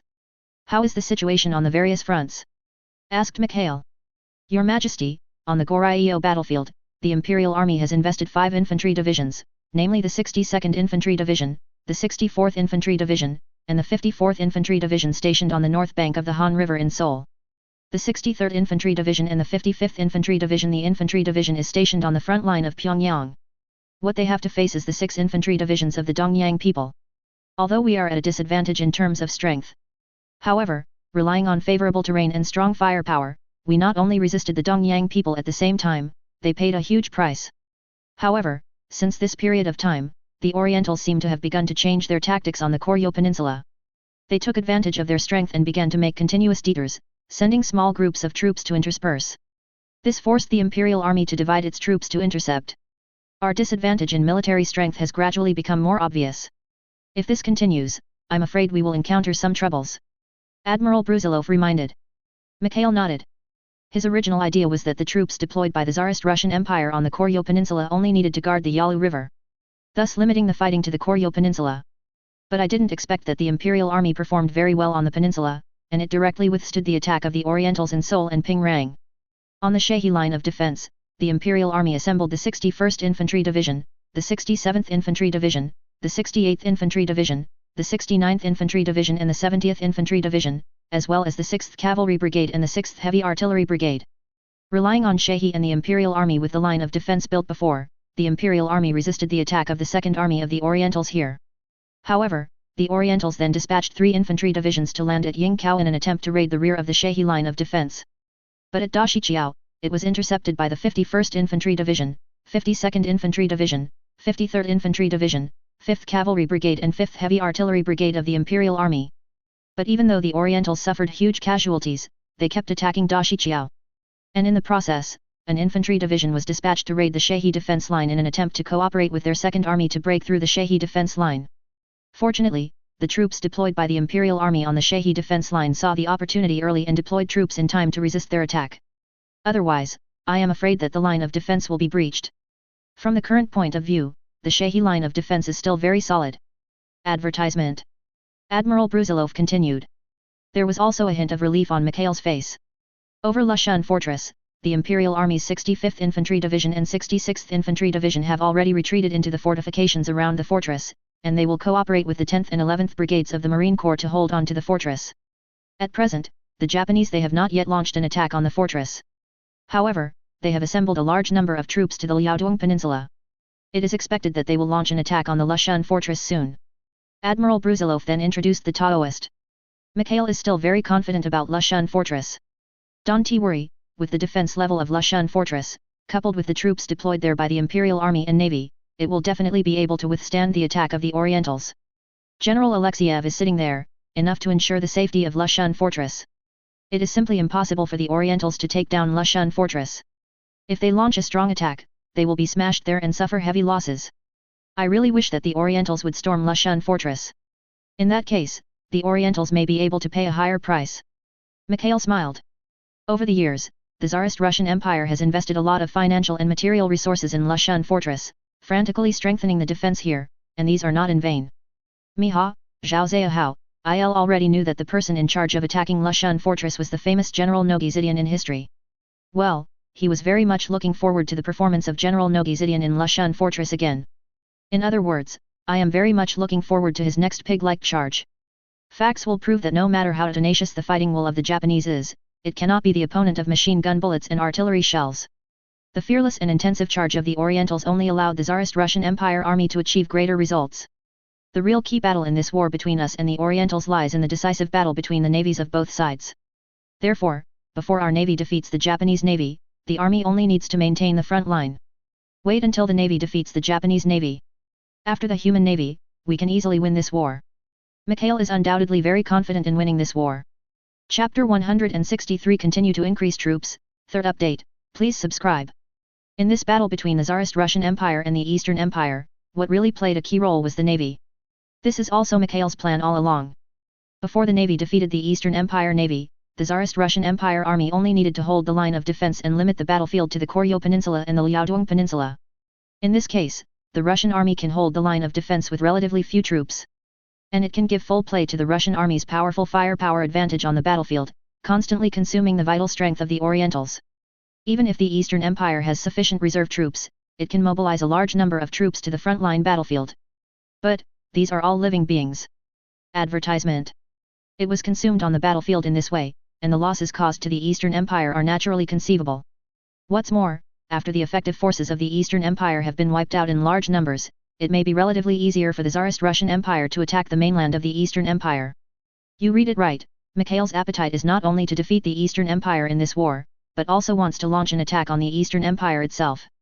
Forget about Honshu and Kyushu 907, they have a large population. With the current strength of the Tsarist Russian Empire, it is almost impossible to capture these two important islands. However, Hokkaido Island can still think about it. Today's Hokkaido Island is sparsely populated.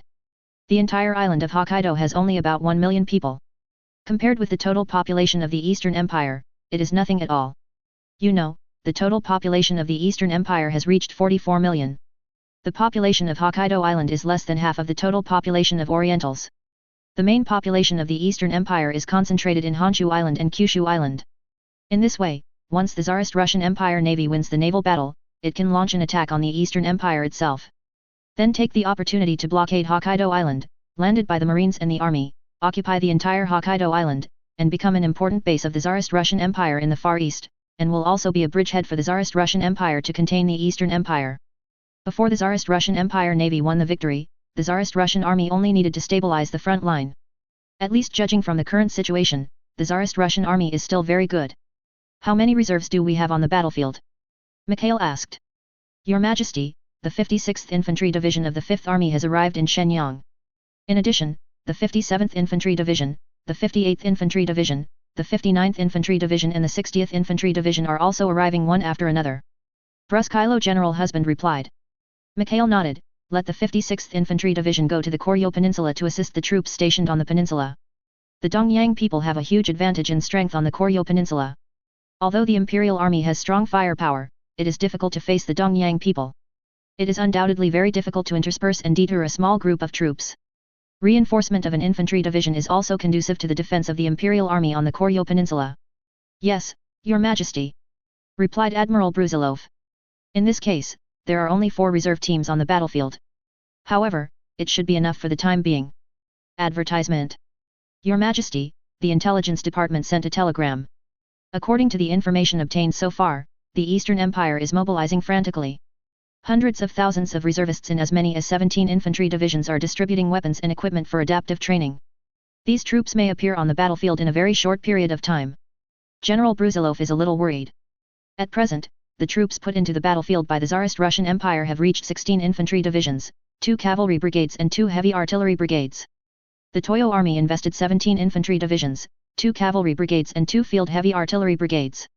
From the perspective of military strength, the Eastern Empire Army has a great advantage. However, under the powerful firepower of the Russian Army, they paid great losses, but they didn't take advantage of it at all. This makes the situation on the battlefield very favorable for the Russian Army. The Orientals want to give full play to their superiority in military strength, so as to make up for the gap in firepower with us, so that they can defeat us. Mikhail said. Yes, Your Majesty, the Orientals should have planned this way. Admiral Bruzilov replied. How about this? Order the troops deployed in Europe to deploy troops to reinforce the Far East. There are still 3 heavy artillery brigades directly under the General Staff, so let's transfer them all to the Far East. In addition, 3 more cavalry brigades will be deployed to reinforce the Far East battlefield. The next 10 cavalry brigades are enough to stabilize the situation in Central Asia. Each group army should also draw a certain amount of troops. Let the commander of the 1st Group Army, General Gurko, draw 4 infantry divisions from the 1st Group Army, and from the 2nd Group Army the army will draw 3 infantry divisions, 1 each from the 3rd, 4th and 7th armies, to reinforce the Far East. In this way, we will soon have 10 infantry divisions, 3 cavalry brigades and 3 the reinforcements from the heavy artillery brigade are here. Together with the remaining 4 infantry divisions on the front line, we still have 14 infantry divisions, 3 cavalry brigades and 3 heavy artillery brigade reserves. Even if the 17 infantry soldiers mobilized by the Japanese all the divisions are dispatched to the battlefield, and we can withstand them. At least, there is no problem at all in keeping the front line stable. As long as everything persists until the Navy wins, the whole battle situation will be clear. We can then proceed to the next step. In the case that the Orientals are about to increase their troops on a large scale, the Tsarist Russian Empire naturally cannot be persuaded. It just needs to mobilize more troops from Europe to reinforce the battlefield. Yes, Your Majesty. However, the mobilization scale of the Dongyang people may be larger than we expected. It is said that the Dongyang people have begun to further recruit young and middle-aged men who have service experience. It is expected that they will mobilize dozens more infantry divisions, said General Bruzilov. Mikhail was not surprised by this at all. This is the style of the Orientals. Let the Orientals mobilize. The Imperial Army's strength in Europe is still sufficient.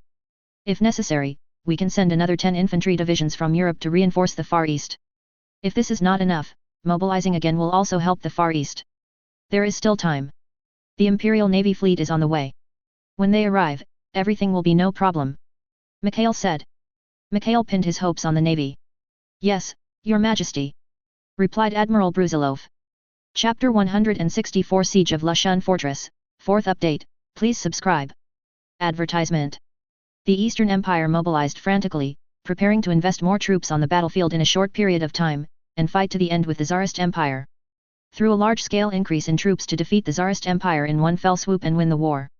And the Tsarist Russian Empire also showed no sign of weakness, and began to deploy troops from Europe to reinforce the Far East battlefield.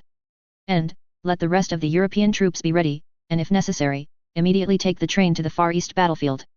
After all, 5 of the 7 armies of the Tsarist Russian Empire army are deployed in Europe. Even if 10 infantry divisions are deployed to reinforce the Far East, there are still 40 infantry divisions left. Although the situation in Europe is tense, but there is no possibility of war breaking out in a short period of time, even if the Tsarist Russian Empire only leaves 20 or 30 infantry divisions in Europe, there is no problem at all. What's more, the mobilization system of the Tsarist Russian Empire has been very complete over the years. Mobilization can be carried out immediately if necessary. It's just that mobilizing a large number of troops requires a lot of money. Under the circumstances that the Orientals could be defeated without mobilization, Mikhail avoided large-scale mobilization as much as possible. Unless, the situation in Europe changes dramatically and war is about to break out. In that case, the Tsarist Russian Empire may have to mobilize. Otherwise, only the Eastern Empire would not be able to mobilize the Russian Empire on a large scale. The strength of the Orientals is still a little weaker. In other words, the Tsarist Russian Empire in this time and space is much stronger than the other time and space. Liaodong Peninsula, Yinlian. All the units under the Third Army of the Eastern Empire Army have arrived. As a main force of the Eastern Army, the Third Army has many elite units under its jurisdiction, including the 1st Infantry Division, the 7th Infantry Division, the 9th Infantry Division and the 11th Infantry Division. Advertisement. And the 1st Cavalry Brigade also field heavy artillery, 1st Brigade. The reason why the Dongyang Army has assembled so many elite troops in the Third Army has only one purpose, and that is to hope that the Third Army can play an extremely important role on the battlefield, that is, to take down Lushan Fortress in the shortest possible time and let Dongyang the Imperial Navy was able to command sea power. In other words, it will allow the Oriental Empire Navy to gain a greater advantage in the next decisive battle at sea. The commander of the Third Army Command of the Eastern Army, General Nogi Nozomi, summoned a group of high-level generals to mobilize before the war. Major General Toshiso Ida, Chief of Staff of the Third Army, Lieutenant General Fushimiya Prince Seidi, Commander of the 1st Infantry Division, LT. Lieutenant General Ka, Lieutenant General Shigeo Samejima, Commander of the 11th Infantry Division, and the brigade commanders of the infantry brigades, cavalry brigades and artillery brigades under their jurisdiction all gathered here. My lords, the war between the Empire and the Russians has entered the most critical moment. The First Army, the Second Army and the Fourth Army have failed His Majesty Tianhuang's trust in the war. Not only did they fail to defeat the Russians, on the contrary, they suffered heavy losses, and it was like disgrace to the Imperial Army. Our Third Army must never be like them. The glory of the Imperial Army needs us to restore. General Nogi Zidian looked heartbroken. It seems that they are very dissatisfied with the performance of several armies. Hi, Your Excellency, Commander. All the generals answered one after another. The task of our Third Army is very simple. It is to capture the fortress of Lushan, which is supported by the first fortress in the Far East. The main force of the Russian Navy has already set off from the mainland, and is preparing for a decisive battle with the Imperial Navy. However, before the decisive battle, they will definitely let the Navy enter the Lushan military port for rest and maintenance for the warships. Once the Russians achieve this goal, then their navy will have a great advantage. The Imperial Navy wants to defeat the Russian Navy, is undoubtedly more difficult. The victory or defeat of the Navy is crucial in the next battle, not only related to the victory or defeat of the Empire in this war, but also to the safety of the Empire itself. His Majesty Tianhuang has issued a strict order, requiring us to take Lushan Fortress in the shortest possible time, absolutely not allowing the Russian Navy to use it to restore its strength. No matter how much you pay, you will not hesitate. General Nogi Nozomi had a serious face. General Nogi Noki was extremely loyal to Mingzi Tianhuang. In another time and space, after Mingzi Tianhuang passed away, General Nogi Noki, together with his wife, died for Mingzi Tianhuang. He was a loyal minister. Advertisement. 0. Asking for flowers. Now on the battlefield, General Nogi Zidian also showed incomparable loyalty. Now that Mingzi Tianhuang had given the order, he would naturally complete it without compromise. Even if you die on the battlefield, you must ensure the completion of the mission. Hi, Your Excellency, Commander. All the generals answered one after another. Gentlemen, I admit that the Russians are very strong. However, the strength of the Russians is mainly reflected in their weapons and equipment, especially their firepower. In terms of soldiers' fighting will and fighting literacy, they cannot compare with us at all. Although, there is a certain gap between our firepower and the Russians. But I believe that the Bushido spirit of our soldiers is enough to make up for the gap in firepower. I believe that the bravery of our soldiers is enough to shock the Russians, it's enough to make them terrified. Let the Russians see how powerful the Imperial Army will be. General Nogi Nozomi is confident in the combat effectiveness of the Eastern Empire Army. 0. He believes that the reason why the 1st Army, 2nd Army and 4th Army fought this battle like this is entirely because they did not bring out the bravery of the Japanese soldiers. Otherwise, they might have won the battle long ago. Tomorrow morning, the attack will officially begin. The 1st Infantry Division and the 7th Infantry Division will launch an attack on Lushan Fortress from the north and the south. Regardless of losses and costs, we must take down Lushan Fortress. Even the entire division if the regiments are all gone, I will not hesitate. General Nogi Nozomi ordered. Hi, Your Excellency Tong Ling Mian. Lieutenant General Prince Fushimi Gongjine and Lieutenant General Daizao Shangmin replied one after another. Yoxi, it's up to you next. Lieutenant General Nogi Zidian nodded in satisfaction. In this war, the most tragic battle broke out. The Eastern Army, the Tsarist Russian Army and the Tsarist Russian Marine Corps will have a brutal bloody battle at Lushan Fortress. Of course, the most important casualties came from the Eastern Army. They paid a huge price for conquering Lushan Fortress. But unfortunately, in the end, it still failed. Chapter 165 Bloody Battle Lushan, 5th update, please subscribe. On March 22, 1804, the 3rd Army of the Eastern Empire's attack on Lushan's request officially kicked off. The 1st Division and 7th Division of the Eastern Army Infantry, as the first troops to invest in the offensive, performed extremely bravely. Boom! Boom! Boom!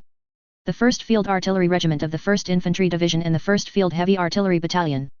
The 7th Field Artillery Regiment of the 7th Infantry Division, the 7th Field Heavy Artillery Battalion. Advertisement. As well as the 9th Infantry Division and the 11th Infantry Division, as well as the artillery of the 1st Field Heavy Artillery Brigade, all were involved in the fierce shelling. Although, the Dongyang people are very clear that Lushan Fortress is well defended. Relying on their army artillery alone, it is difficult to cause too much damage to the fortress. However, as long as the firepower points and bunkers of the Russian army can be destroyed, it can also effectively reduce the difficulty of the infantry of his 723 in the next attack, and can reduce casualties. Boom! Boom! Boom! 216 Type 31 75mm field guns, 72 120mm Krupp howitzers, and 48 150mm Krupp howitzers fired fiercely at Lushan Fortress in two directions. One after another, the shells slammed into Lushan Fortress fiercely. The shell exploded, the flames soared into the sky, and the smoke filled the air. However, for strong fortresses and those forts, the power of these shells is still a bit weak, and it is difficult to cause any damage to these fortresses and forts. But those exposed trenches, barbed wire, firepower points and bunkers cannot withstand these shells. However, it is impossible for the Orientals to take advantage of artillery. Although the large-caliber coastal defense guns of Lushan Fortress are all aimed at the ocean. However, under Mikhail's request, Lushan Fortress also strengthened its defense in the north and deployed a large number of artillery. Dozens of 155mm heavy howitzers, hundreds of 105mm light howitzers, and a large number of 75mm field guns are deployed in the turret on the back. In the strong fort, there is no need to worry about being destroyed by Russian artillery. Therefore, they can fire with impunity. Use powerful artillery fire to suppress the artillery of the Orientals. Advertisement. At the same time, the artillery regiments of the 65th Infantry Division and the 66th Infantry Division of the Tsarist Russian Army, the artillery companies of each infantry regiment, and the artillery battalions of the 10th and 11th Brigades of the Marine Corps also participated in the fierce shelling. 180 75mm field guns and 48 105mm light howitzers also began to fire at the artillery positions of the Orientals. This makes the Third Army of the Eastern Army, even if it concentrates all the artillery, it cannot be compared with the Russian army at all. Boom! Boom! Explosions continued to sound, and the flames and gunpowder smoke filled the air on the battlefield with a pungent smell. The artillery positions of the Eastern Army were covered one after another. Especially those 155mm heavy howitzers and 105mm light howitzers of the Russian army have longer barrels and longer ranges. If it is an artillery used by field troops, considering that the artillery is too heavy to maneuver quickly, it may reduce the weight. However, the artillery deployed on the fortress has no such considerations at all. This made it impossible for the artillery positions of the Eastern Army to escape even if they were deployed in a relatively rearward position. The artillery positions one by one were completely destroyed under the fierce shelling of the Russian artillery. The artillery was blown up, and the artillery was blown to pieces. The artillery losses of the Third Army of the Eastern Army began to soar. General Nogi Zidian witnessed all this with his own eyes, his face was ashen, and his heart seemed to be bleeding. But even so, he did not order the artillery to retreat. In his opinion, their artillery firepower is certainly not the opponent of the Russian army. However, at least it can hold back the artillery firepower of the Russian army. As a result, their infantry can suffer less shelling when launching an attack. Advertisement. Even if all the artillery is dead, as long as the army can break through the Russian defense line, attack Lushan fortress, and occupy the entire fortress, all losses will be worthwhile. Your Excellency, Commander, the artillery has lost a lot. Do you want to let the artillery withdraw from the position? Otherwise, the artillery will be completely lost soon. Major General Toshisuk Ida, Chief of Staff of the Third Army, suggested. General Nogi gave Major General Ida Toshisuk a cold look, and didn't say much. However, Major General Ida Shunsuk already knew that he had said something wrong. I'm sorry, Your Excellency Commander, the humble officer said something wrong. Major General Ida Toshisuk hastily admitted his mistake. Ida-kun, the reason why the First Army, the Second Army and the Fourth Army have not defeated the Russians is that they are afraid of this and that, and they are also afraid of the loss of the troops. We are soldiers, sacrificed for the Empire, that is as it should be. It is with this spirit of fearlessness and sacrifice that our soldiers are truly invincible. Only on the battlefield can we defeat those powerful enemies. General Nogi Zidian said. Hi, Your Excellency, Commander, thank you for your cultivation. Major General Ida Toshisuk bowed heavily. Our artillery has lost a lot. However, let the Russian artillery focus on our artillery. This is an opportunity. Order the 1st and 7th Infantry Divisions without any reservations. Immediately invest all the infantry regiments to launch an attack. Second-line troops such as cavalry regiments, engineering regiments, and supply regiments will be used as supplements. We must go all out and charge forward, break through the Russian defenses, and break into Lushan fortress. Looking forward, the flag of the Imperial Army will be raised above Lushan fortress. General Nogi Nozomi ordered. Hi, Your Excellency the Commander. Major General Ida Kosuk replied. However, he hesitated a little. Your Excellency, Commander, the eldest son and the second son are both in the 1st Infantry Division. Do you want to transfer them away temporarily? Major General Ida Toshisuk asked. 1.5. Baga. Am I that kind of person? Although Shang Dian and Bao Dian are my sons, they are soldiers of the Empire. Now is the time to contribute their strength to the Empire. How can they back down? Even if they die in battle on the battlefield, that is a worthy death. If they are transferred away? Then how can I be worthy of His Majesty Tianhuang's trust? General Nogi Zidian looked like he wanted to eat people.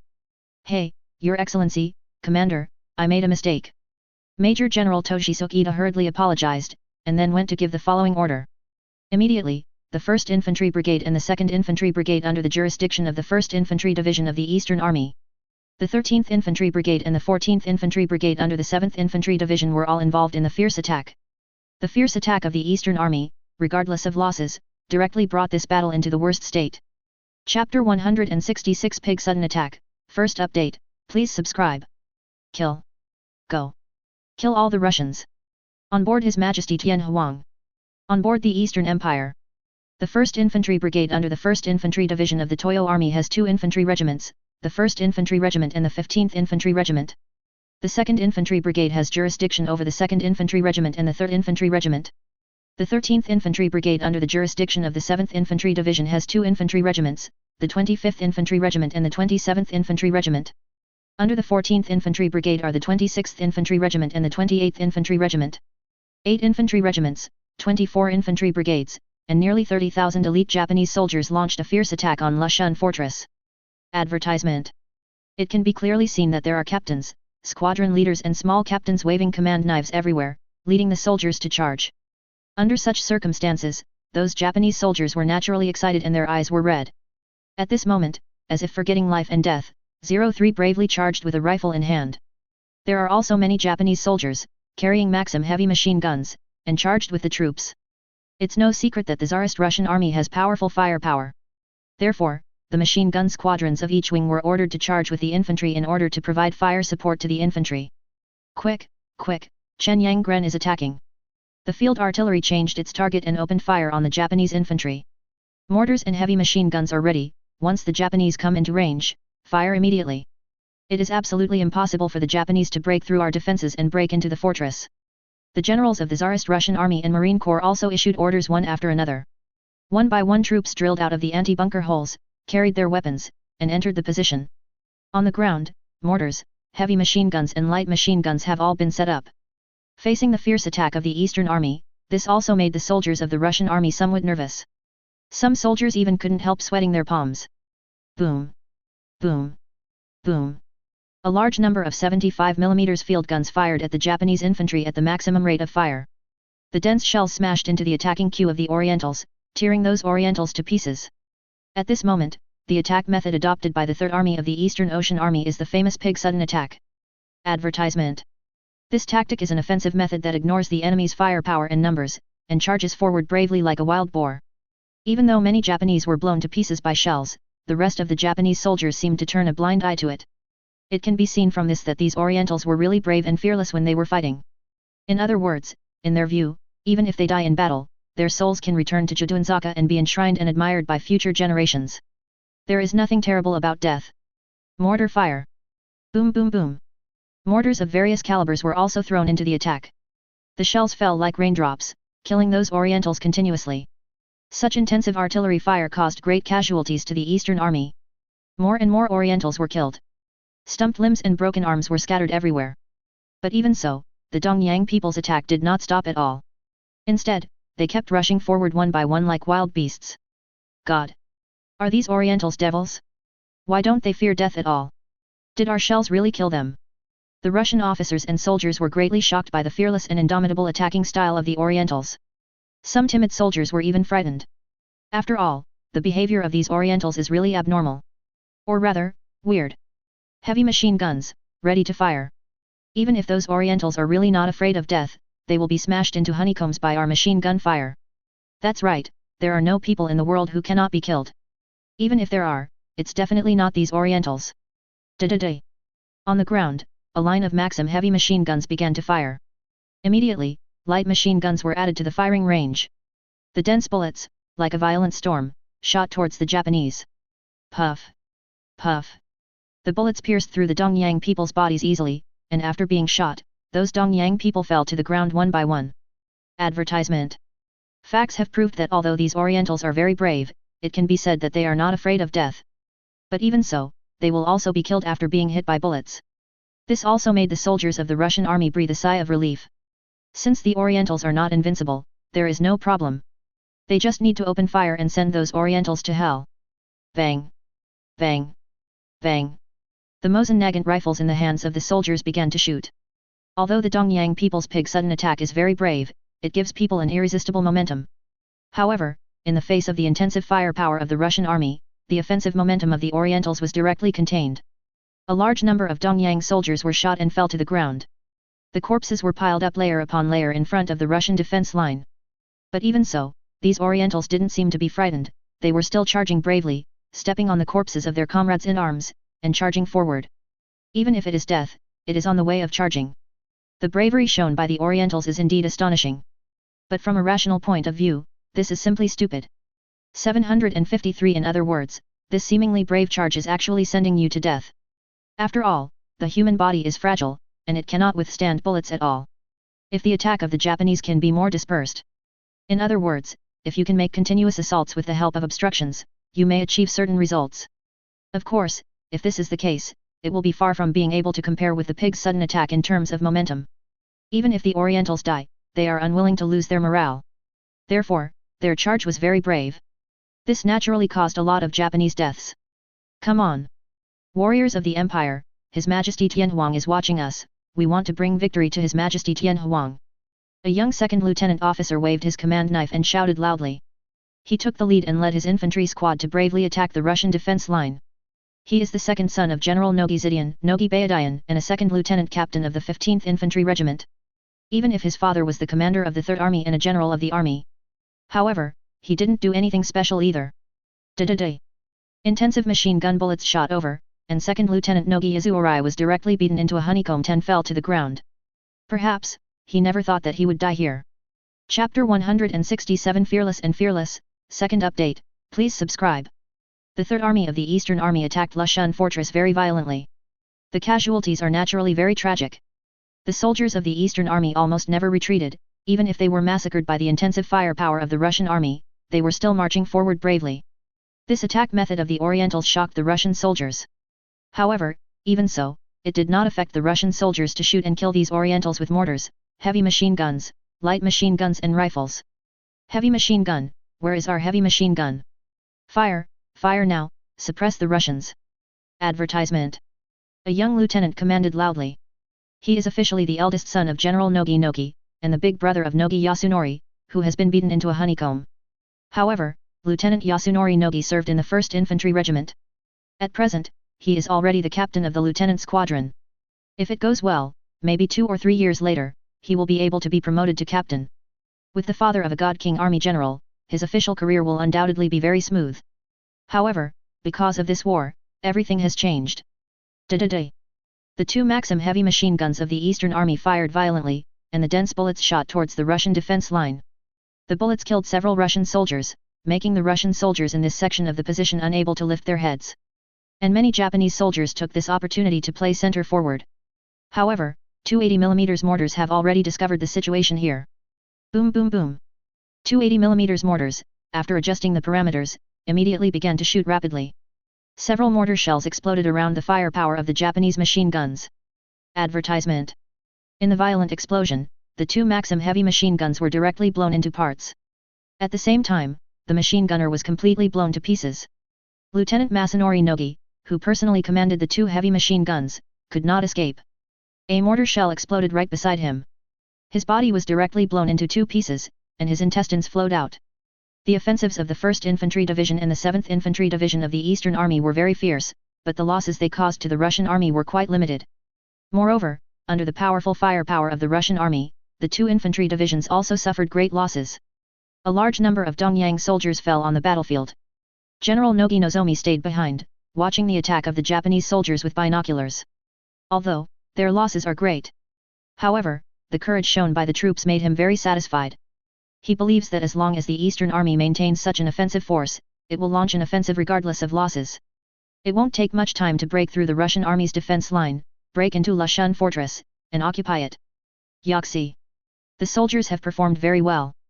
They are worthy of being the warriors of the empire. Order the 1st Infantry Division and the 7th Infantry Division to stop attacking, and let the infantry regiments withdraw. Replace the cavalry regiments, and the engineer regiments. Continue to attack and maintain the pressure on the Russian defense line. General Nogi Nogi ordered. Hi, Your Excellency Commander. Major General Ida Shunsuk replied. Then, the order to retreat sounded. The fanaticism on the faces of those Japanese soldiers seemed to have gradually disappeared. However, in this round of attack alone, the 8 infantry regiments of the Eastern Army paid a price of more than 8,000 casualties. Many infantry brigades were even directly disabled. This also made the soldiers of the Russian army breathe a sigh of relief. Fight against such a fearless enemy, even if they have an absolute advantage in firepower. But also under a lot of pressure. Now that the Dongyang people's attack has stopped, they can finally take a good rest. Those damaged weapons can finally be repaired or replaced. But soon, their ideas fell through. Because the Japanese attack did not stop for a long time, it started again. The 1st Regiment of Cavalry, 1st Regiment of Engineers and 1st Regiment of Supplies, as well as the 7th Regiment of Cavalry, 7th Regiment of Engineers and 7th Regiment of Supplies of the Eastern Army joined the attack again. Although these troops are only second-line combat troops. However, this moment is also very brave. Even, those artillerymen who lost their artillery also picked up their rifles and began to charge. Moreover, when the cavalry regiment of the Orientals charged, they did not ride horses, but left their horses behind. Advertisement. To launch an attack on the Russian fortress, the horses are useless. Even if it is invested in the charge, it will become the target of the intensive firepower of the Russians. In the Eastern Empire, war horses are very precious, even more precious than the lives of cavalrymen. Therefore, these cavalry directly dismounted and ran to charge, leaving the precious horses behind. The Russian soldiers, regardless of rest, fired violently again. The fierce battle began again. Come on. Kill all the Russians. On board His Majesty Tian Huang. On board the Eastern Empire. A large number of Japanese soldiers, under the leadership of officers at all levels, once again launched a fierce attack on the defense line of the Tsarist Russian army. Although, these cavalry, engineers and supply troops are only second-line troops in the Eastern Army. However, their usual training is no less than that of infantry. It's just that the specific tasks in the army are different. Once on the battlefield, these Oriental second-line soldiers can also unleash extremely powerful combat effectiveness. It's not even worse than the army at all. More than 20,000 troops attacked Lushan fortress again. Countless Orientals charged against the fierce firepower of the Russian army until they were killed by shells or bullets. Boom boom boom. Da-da-da. Danyazeo, on the defense line of the Tsarist Russian army, all kinds of weapons are firing fiercely. Shells and bullets poured out like pouring rain, harvesting the lives of these eastern soldiers. Da-da-da. A heavy machine gun was directly scrapped due to continuous shooting for a long time. The deputy shooter immediately wore asbestos gloves, removed the scrapped barrel, and then replaced it with a new barrel to ensure that the machine gun could continue to fire. The same goes for other light machine guns. Perhaps because of this, the continuity of the firepower of the Russian army has been affected, and it is no longer so continuous. This actually made the soldiers of the Eastern Army almost approach the front of the position. However, as the Tsarist Russian army continued to invest new troops and rotate frontline troops, the combat effectiveness of the Tsarist Russian army remained abundant. This made the Dongyang army's offensive still end in failure. Moreover, it also paid a great price. Chapter 168 Military God Nogi Zidian, 3rd update, please subscribe. The Dongyang army's offensive was very fierce, and a large number of troops rushed forward. Even if there were layers of corpses piled up on the battlefield, they still couldn't scare them. Those Japanese soldiers stepped on the corpses of their comrades and continued to charge towards the Russian positions until they were shot. After a day's fighting on March 22, the 1st Division and 7th Division of the Toyo Army Infantry suffered heavy losses. The casualties of the two divisions have exceeded 10,000. Many infantry regiments or infantry brigades have been disabled. Advertisement. But even so, these troops still maintain a very high fighting passion, as if they completely turned a blind eye to death. Yoxi. The 1st and 7th Infantry Divisions performed very well today. Although our losses were not small. However, we have fully demonstrated the prestige of the Ding Army. I believe that the Russians must have been frightened. As long as we continue to launch such attacks, we will soon be able to break through the Russian defenses. General Nogi looked as if everything was under control. Hi, Your Excellency Commander. Junior General 123 Ida Toshisuk replied. However, Your Excellency, Commander, the 1st Infantry Division reported that the son and the 2nd son were killed in battle. Major General Ida Gasuk reported. The smile on General Nogi Nozomi's face froze all of a sudden, as if he didn't expect such a situation to happen. But then, he seemed unimpressed. It was as if his sadness only lasted for a moment. On the battlefield, they are just ordinary soldiers. Other soldiers can die for the Empire, so can they. General Nogi Nozomi said. Although his two sons died in battle, he was very sad in his heart. However, he must not be able to show it in front of his subordinates. Otherwise, this will inevitably be an extremely heavy blow to the morale of the troops. Besides, even if two sons died, he still had one son, and he was not yet dead. Order the 9th Infantry Division and the 11th Infantry Division to rotate the 1st Infantry Division and the 7th Infantry Division tomorrow, and continue to attack the Russian defense line. Regardless of losses and at all costs, we must defeat the Russians. General Nogi Nozomi ordered. Hi, Your Excellency Commander. Major General Ida Shunsuk replied. Advertisement. After Major General Ida Shunsuk left, General Nogi Nozomi showed a trace of sadness in his eyes. He looked in the direction of Lushan Fortress, and fell silent for a long time. Your Majesty Tian Huang, the entire Nami family will devote themselves to you and the Empire's hegemony. Nogi Zidian's eyes were full of determination. The next day, March 23, the Toyo Army's offensive resumed. Perhaps the frenzied attack of the 1st and 7th Infantry Divisions yesterday set an example for the 9th and 11th Infantry Divisions. This made the two infantry divisions also act extremely crazy during the attack on this day. In the first wave of attacks, the two divisions sent out all the infantry regiments. Nearly 30,000 people frantically launched a fierce attack on the Russian defense line. Despite the strong firepower of the Russian army, the 9th and 11th divisions of the Toyo Army infantry also paid a huge price. A large number of Japanese soldiers were killed or beaten to death. But even so, it didn't frighten them, let alone make them retreat. The battle was very tragic, or it could be said that this was unilaterally for the Toyo Army. They attacked under the hail of bullets from the Russian army, barely moved forward, and had to pay a very heavy price. But even so, the Dongyang people are still fighting high, and they still charge without changing their faces until they die on the battlefield. This fearless offensive method of the Orientals also caused a great shock, and pressure to the Tsarist Russian army. Even if the firepower of the Russian army is very strong, there are still strong fortresses to rely on. However, people are not machines, they will get tired. At the same time, the weapons and equipment in hand will also malfunction or be damaged. This allowed the Eastern Army to gradually approach the Russian Army's defense line, and even started shooting at the Russian Army at a distance of less than 100 meters. The marksmanship of the Japanese soldiers is very accurate, and they are all fed with bullets.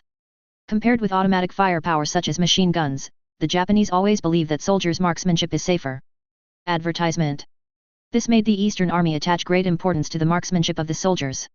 In such a confrontation, even though these Japanese soldiers were suppressed by the intensive machine gun firepower of the Russian Army, they were still able to display a very high level of shooting.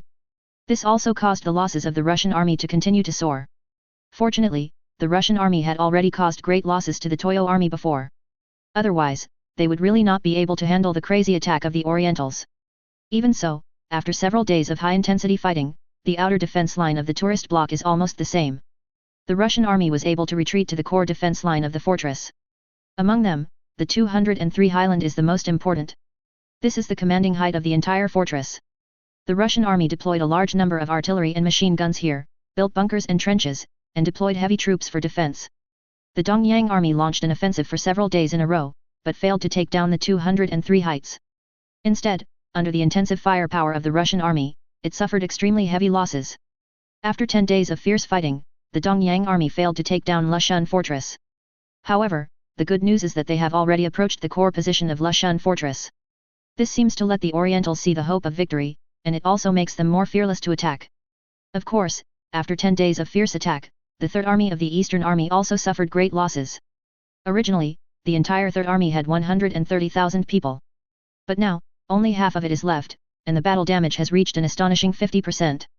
Such a large loss greatly weakened the attack power of the Third Army of the Eastern Army. As for General Nogi Nozomi, he was also controversial among the senior leaders of the Eastern Army. Some senior army officers thought that General Noginoka's tactics were too reckless, without any technical content, and he was simply using the lives of soldiers to fight head-to-head with the powerful firepower of the Russian army, which was completely letting the soldiers die. But there was also General Nogi Noki who played the spirit of the Eastern Army and the momentum of the Eastern Army in this battle. He can be called the military god-level general of the Eastern Army. Especially after learning that General Nogi Zidian's 2 sons died in the front line, there are countless people who respect General Nogi Zidian incomparably. Chapter 169 There is no unbreakable fortress. Fourth more, please subscribe. Oriental Empire, Winter Beijing, Ministry of War. Lieutenant General Teraki Masaki, Minister of the Army, General Oyama Iwa, Chief of Staff of the Army and Commander of the Manchurian Army, General Kadama Gentaro, Chief of Staff of the Manchurian Army, and others all had solemn expressions. The Great War has broken out for more than a month, but the performance of the Eastern Army on the battlefield made them very dissatisfied. In other words, the planned combat objectives were not achieved at all. Not only that, the Eastern Army also suffered extremely heavy casualties. This made the top of the Eastern Army very annoyed. What the hell is Namukun doing? In just 10 days, the entire Third Army lost more than half of its people. Advertisement.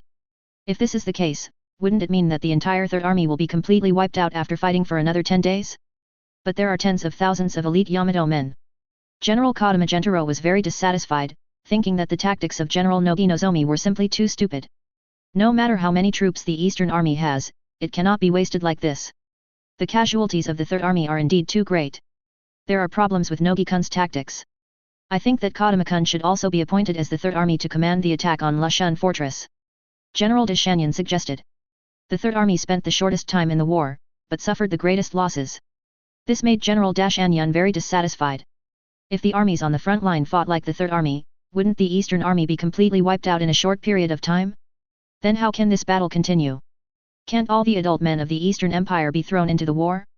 Lieutenant General Masaki Teraka smiled wryly and shook his head. Your Excellency Dashan, Your Excellency Kadama, I also think that there is something wrong with Your Excellency Nogi's tactics. However, Your Excellency Nogi is now worshipped by a large number of middle and low-level military officers, and is even hailed as the god of war. In particular, his 2 sons died on the battlefield on the first day, which made countless people respect him. Even His Majesty Tianhuang praised His Excellency Nemu as a loyal minister.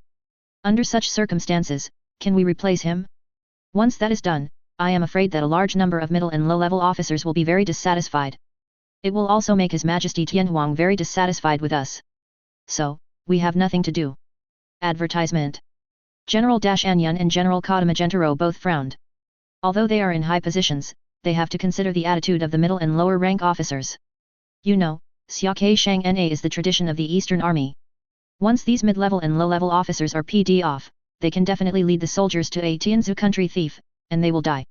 In addition, His Majesty Tianhuang is also very dissatisfied with the current battle situation. If His Majesty Tianhuang is furious because of this, it will be even worse. Should we let Nogi-kun continue to behave like this? In that case, no matter how many troops we have, it will not be enough. General Kadamagentaro asked. Your Excellency Nogi has already sent a telegram, asking us to reinforce and replenish the 4 infantry divisions on the front line. It is best to send 4 more infantry divisions to reinforce. Lieutenant General Masaki Teraoki said. In that case, how many days does he plan to use up these troops? General Kadamagentaro was very annoyed. The Third Army's attack on Lushan Fortress is not ineffective. We all know that Lushan Fortress is known as the #1 fortress in the Far East, and its defense is extremely amazing. Anyone who wants to take Lushan Fortress, it will be very, very difficult. Your Excellency Nogi's tactics, although a little bit of a loss, are still effective. They have already broken through the Russian defense line in Lushan, and they are already approaching the core. Maybe, again if you persevere for a while, you will be able to win. Lieutenant General Masaki Teraoki said. General Anyun and General Kadamagentaro hesitated a little on this issue, and finally planned to compromise, and were not prepared to stand against a large number of middle and low-level officers because of this issue. In that case, it is too dangerous. Okay, let's reinforce the Third Army. At present, there are quite a few infantry divisions on the Fifth Army's side that have completed their training and are ready to go into battle. It's just right for these troops to be sent out. In addition, the Sixth Army's side is also being mobilized. Many reservists are veterans, and they can be sent to the Liaodong Peninsula to supplement the losses of the Third Army and restore the combat effectiveness of the infantry divisions of the Third Army. However, tell Nogi-kun that this is we have reinforced him for the last time. If Lushan Fortress is not captured this time, then he must take responsibility for it. General de Shanyan looked serious. 0, asking for flowers. Lieutenant General Genji in the temple nodded repeatedly. Immediately, the 13th, 15th, 17th, and 18th Infantry Divisions of the Toyo Army were ordered to reinforce the Third Army. Advertisement. At the same time, the Eastern Army also drew tens of thousands of veterans from the reserve personnel to the Liaodong Peninsula to reinforce the Third Army. For a time, the entire Third Army quickly returned to its peak state. Even, because of the addition of 4 new infantry divisions, the Third Army has sufficient strength. Admiral Nogi Nori. Naturally, he became more confident about the next attack. The strength has reached the Third Army of 8 infantry divisions, 1 cavalry brigade and 1 field heavy artillery brigade, and the total strength has risen to nearly 250,000. This is already the largest force among the 4 armies of the Eastern Army currently on the battlefield. General Nogi, naturally his confidence increased greatly. He declared that there is no unbreakable fortress in the world. If there is, it is because the strength of the attack is far from enough. Therefore, we must continue to attack. Soon, the Third Army of the Eastern Army launched a fierce attack on Lushan Fortress. A large number of first-line infantry regiments, as well as second-line infantry, launched a fierce attack on the Russian defense line one after another. What the Russian army can do is to rely on the line of defense and use powerful firepower to cause greater damage to the Orientals. Besides, they have no other way. After all, the Russian army stationed at Lushan Fortress was seriously at a disadvantage in terms of strength. The 2 infantry divisions and the 2 marine brigades together only have more than 55,000 people. Even with the addition of the coastal defense force of Lushan Fortress, the total strength is only more than 100,000. The Dongyang people are several times as many as the defenders of the Russian army in Lushan Fortress. Under such circumstances, the difficulty of resisting the attack of the Orientals can be imagined. Chapter 170 The Orientals are crazy, 5th update, please subscribe. God! The Orientals are so crazy and terrifying. Their soldiers are not afraid of death at all. So many troops died on the battlefield, but the Orientals didn't even blink their eyes. Difficulty, they don't you really feel bad about losing so many troops? Major General Stazel, commander of the 65th Infantry Division of the Russian Army, exclaimed. Advertisement. In another time and space, Stazel was a lieutenant general and served as the commander of Lushan Fortress. In the end, he was the one who surrendered to the Orientals. But in this time and space, Mikhail seems to be deliberately suppressing him, so that he is now only serving as the commander of an infantry division. The commander of Lushan Fortress is also served by Lieutenant General Alexeyev, commander of the Pacific Fleet of the Navy. Yes. The Orientals are so crazy. Their attacks are densely packed with 6, 7, 3 every time. The soldiers on the front line are almost numb. The machine gunners don't even need to aim. It's enough for the crowd to pour out firepower, and it's easy to kill the Dongyang people in patches. But even so, the Dongyang people are still attacking frantically. What kind of enemy are we fighting against? Number 66 Major General Charlie, the commander of the infantry division, shook his head again and again. There is no doubt that these Orientals are definitely the craziest and most terrifying enemies they have encountered in their military careers. Gentlemen, the Orientals have obviously gone mad. And we are now fighting against madmen. However, we have no choice. We have only one task, and that is to send these madmen to hell. Therefore, the front line the troops must stick to the line of defense and cannot retreat any longer. Otherwise, the situation will be very unfavorable to us. His Majesty the Tsar attaches great importance to Lushan Fortress. Long before the war, it was required to strengthen Lushan Fortress as much as possible. Moreover, a large amount of war materials are also stored here. If we are unable to resist the attack of the Japanese, how can we explain to His Majesty the Tsar?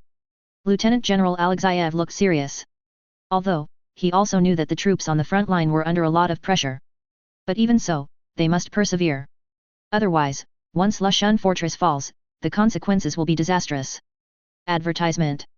The most direct impact is that after the Tsarist Russian Empire Navy arrives in the Far East, there will be no suitable docking points.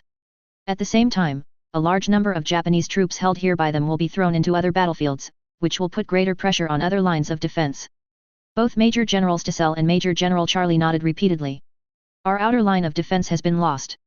Now, we are stationed at the core line of defense of the fort. Compared with the outer line of defense, the core line of defense is stronger. I believe that we will be able to hold on.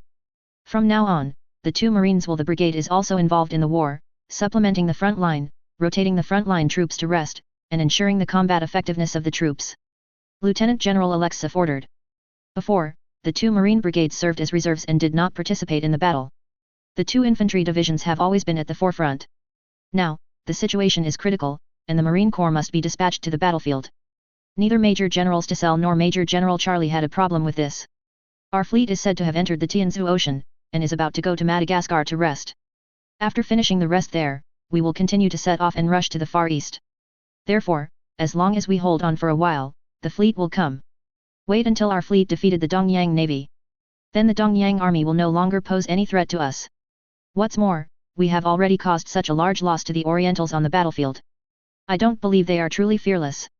As long as we inflict enough casualties on them, then, the Orientals will also be frightened.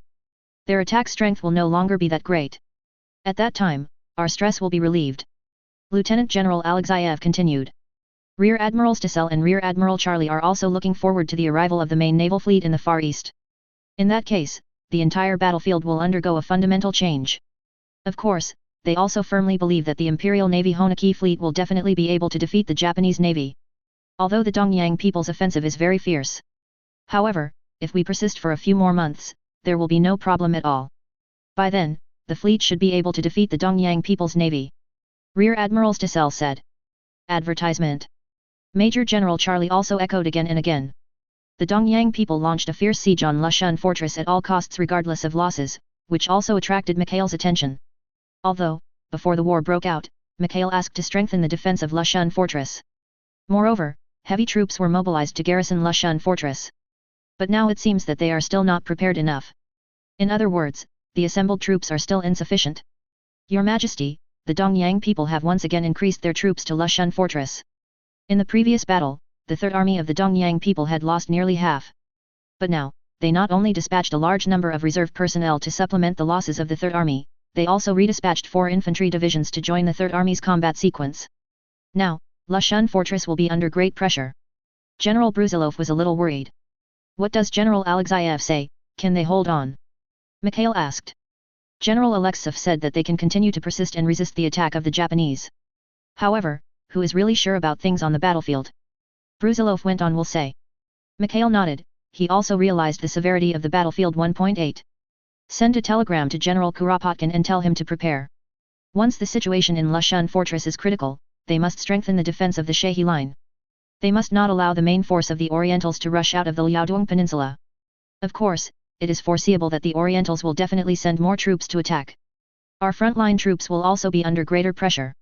Mikhail said. Yes, Your Majesty. Fortunately, the reinforcements led by General Gurko will arrive soon. We still have enough troops to deal with the onslaught of the Orientals. Admiral Brusilov said. A smile appeared on Mikhail's face. although the current situation is critical. However, he still believes that the Tsarist Russian Empire has the advantage on the battlefield and will definitely be able to win this battle. Chapter 171, Crossing the Sea and the Sky, first update, please subscribe. The Tsarist Russian Empire and the Eastern Empire are engaged in a bloody battle on the Koryo Peninsula and the Liaodong Peninsula, with heavy losses. However, the key combat forces of both sides in this great war, that is, the navies of both sides, are still waiting for the decisive battle.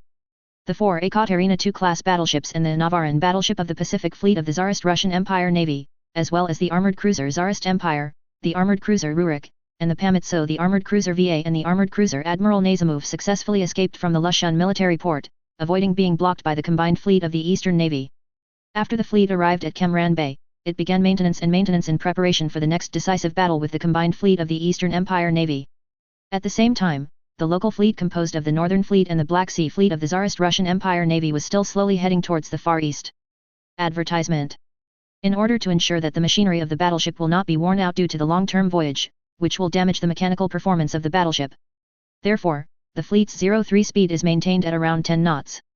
This also caused the local fleet of the Tsarist Russian Empire Navy to need to be on the road and take longer. On April 2, 1804, the local fleet of the Tsarist Russian Navy entered the Mozambique Strait and arrived in Madagascar. According to the scheduled plan, they will go to the Mahajanga naval base of the Tsarist Russian Empire in Madagascar for rest and reorganization. The battleship will also be maintained, and fuel and other supplies will be replenished.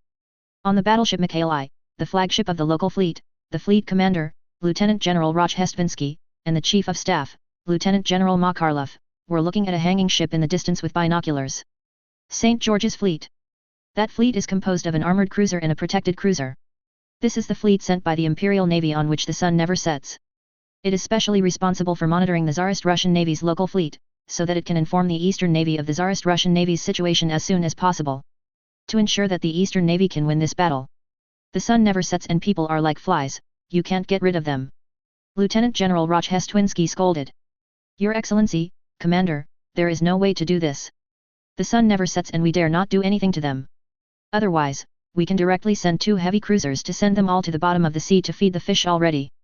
Lieutenant General Carlos Ma said. Advertisement. The navy on which the sun never sets is too strong, and the Imperial Navy can't compete with them for the time being. Even, in a short period of time, the Imperial Navy is not the opponent of the Royal Navy. Lieutenant General Rozhdestvinsky was a little helpless. There is no way to do this.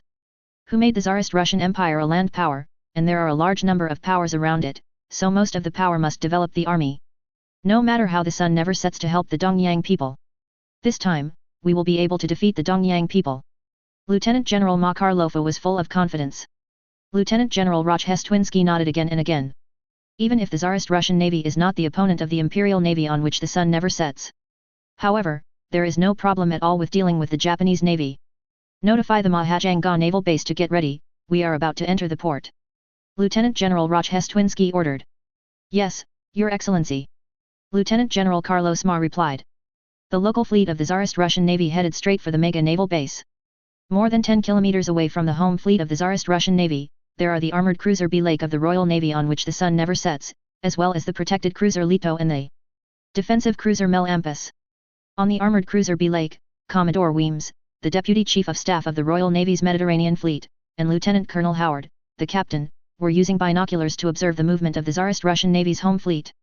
Your Excellency, the Russians don't seem to be in a hurry at all. Don't they know that a war is breaking out in the Far East? Lieutenant Colonel Howard was a little puzzled. Advertisement. Of course the Russians don't need to worry. Judging from the information obtained so far, the Russian army is fighting quite well on the battlefield. The Orientals paid a huge price on the battlefield, but they didn't make much progress. The Orientals are really too useless. I really don't know why those gentlemen in Downing Street chose to support the Orientals. Can they really defeat the Russians? Brigadier General Weems looked dissatisfied. However, such a major national event is obviously not something he can decide, he can only do what he should do well. The speed of the Russian fleet is slow, which is also to minimize mechanical wear and maintain the combat effectiveness of the battleship. It is conceivable that the Orientals want to defeat the Russian fleet under such circumstances. Wilms the Brigadier General continued. Lieutenant Colonel Howard nodded again and again. Your Excellency, are the Russians going to Madagascar? It is a colony of the Gauls. The Gauls remained neutral in this war. Although they are allies of the Russians, but they will not provide supplies to the Russian fleet and maintain the battleships. If that is the case, it will destroy neutrality. The Gauls dare not do this, otherwise, the Empire will not be satisfied for 250 years. Brigadier General Weems looked very determined. But the next scene completely slapped him in the face. I saw that the local fleet of the Tsarist Russian Navy directly entered the port of Mahajanga in Madagascar. God! The Russian fleet really went to Madagascar, and the Gauls didn't stop them. Could it be that the Gauls are also participating in this war? Lieutenant Colonel Howard exclaimed. No, the Gauls don't want to get involved in the war. The flag flying above the military port is the flag of the Russians. This military port belongs to the Russians. Damn it, when did the Russians have a military port here? Way, Brigadier General James cursed. You know, the empire on which the sun never sets has been closely monitoring the Russian Empire. But I didn't expect that the Tsarist Russian Empire actually had a naval base on the island of Madagascar. Then, this will undoubtedly have a very big impact on the plan of the empire on which the sun never sets. Once the local fleet of the Tsarist Russian Navy was maintained here, the fleet also took a break. Then, when the fleet goes to the Far East to fight, the Eastern Navy will have no advantage at all. In this crucial naval battle, the Orientals are very likely to lose. Chapter 172 The Sun Never Sets on People's Protest, Second Update, please subscribe. In the eyes of people who never set the sun, the strength of the combined fleet of the Eastern Empire Navy is undoubtedly much worse than that of the Tsarist Russian Empire Navy. It is even more difficult to defeat the Tsarist Russian Navy. And this naval battle is extremely important, even directly related to the outcome of this war. Therefore, the empire on which the sun never sets hopes that the navy of the Eastern Ocean Empire can win this battle. In this case, even if the army of the Eastern Empire loses the war, the empire on which the sun never sets will not lose miserably. Even, with the victory of the navy, it can draw a tie with the Tsarist Russian Empire. Advertisement. This is also the reason why the empire on which the sun never sets helps the navy of the Eastern Empire as much as possible without personally intervening in this war. For this reason, they even offended the Tsarist Empire, and in the name of neutrality, banned the warships of the Tsarist Empire from passing through the Suez Canal. Unexpectedly, the Tsarist Russian Empire made preparations in advance and built a naval base on the remote island of Madagascar. This makes all the previous plans of the empire on which the sun never sets do not work at this time. Your Excellency, what should we do? Lieutenant Colonel Howard asked. Immediately send a telegram to the mainland. This is beyond our control. It is up to the country to decide what to do next. However, the Dongyang people may be in danger this time. Their navy's chances of winning will be infinitely close at zero. Commodore Wilms is now very pessimistic about the combined fleet of the Eastern Empire Navy. Yes, Your Excellency the General. Lieutenant Colonel Howard replied. The empire on which the sun never sets, the city of Fog, and the Ministry of the Navy. Lord Walter Kerr, the Minister of the Navy, received the telegram from the armoured cruiser B Lake, and his expression changed drastically. Advertisement. He never imagined that the Tsarist Russian Empire would play tricks on them on this issue. This directly made the advantage of the Russian Empire in this war more obvious. Damn the Russians, they are too cunning. How come those stupid guys who are as stupid as bears are as cunning as foxes now? Lord Voltec couldn't help cursing. Afterwards, Lord Walter Kerr called the Prime Minister's office and had important matters to report to Prime Minister Arthur Bell. After Prime Minister Arthur Bell learned what happened, he immediately called the cabinet ministers and held a cabinet meeting. Gentlemen, everyone must already know what happened.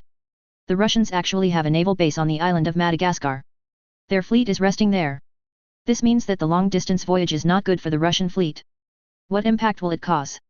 The Russian fleet will maintain its combat power at its peak before the decisive battle with the Oriental fleet. Everyone knows what this means. Damn it, we've been duped by the Russians, they're just too damned. Prime Minister Arthur Bell was very annoyed. There was such a big loophole in their original perfect plan, which made Arthur Bell furious. Your Excellency, the Russians have a naval base on the island of Madagascar, which is indeed beyond everyone's expectations. It is thought that the main force of the Russian Pacific Fleet also fled to Kemran Bay in the Tianzuchina colony. Perhaps, there is the same it is the overseas base of the Russians. In this case, after the Russian fleet departs from Madagascar, it can go to Kemran Bay for rest and maintenance. All Russian warships, before the decisive battle with the Japanese fleet nothing will change. Judging from the comparison of the strengths of the two sides, the Russian fleet has a very large advantage. If there is no miracle, the Japanese Navy will probably lose this naval battle. Lord Walter Kerr is not optimistic about the Eastern Empire Navy at all now. Advertisement. The Japanese army performed very badly on the battlefield. They have already suffered a huge price. However, they still cannot defeat the Russians on the land battlefield. If the Japanese Navy loses again, then they will be lost a complete defeat in this battle. I am afraid that such a result is not what we want to see. War Secretary Arnold Foster reminded. Arthur Bell's face turned ugly again. Damn Gauls, what do they want? Are they trying to intervene in this war? The Empire wants Southern Gauls to protest. Foreign Secretary Fitzmaurice's face. Protesting is necessary. However, I am afraid that this will not have any effect. The Gauls just let the Russians establish military bases in their colonies. We can't go to war against them because of this. What's more, the current international situation, as well as the strength of the Empire, does not allow the Empire to go to war against the Gauls now," said Uncle Colonial Secretary Alfred Littleton. Arthur Bell nodded. Diplomatic protest is indispensable. However, it will not have any effect. It is impossible for the Empire to go to war with the Gauls for this, which is not in the interests of the Empire. We must inform the Dongyang people of this. Then think about how to help the Dongyang people's navy reverse the situation and win this battle. Your Excellency Prime Minister, this is really difficult. Unless the Royal Navy personally participates in the battle and besieges the Russian fleet together with the Japanese fleet. Otherwise, the Japanese may have a very hard chance of winning. Lord Walter Kerr said bluntly. With the previous difficulties no longer having any effect, all their plans will face failure. No matter what, the money is good, we still try to help the Orientals. In any case, we cannot let the Orientals lose this crucial naval battle. Arthur Belleau said. Lord Walter Kerr shook his head and smiled wryly. This is completely in the hands of others.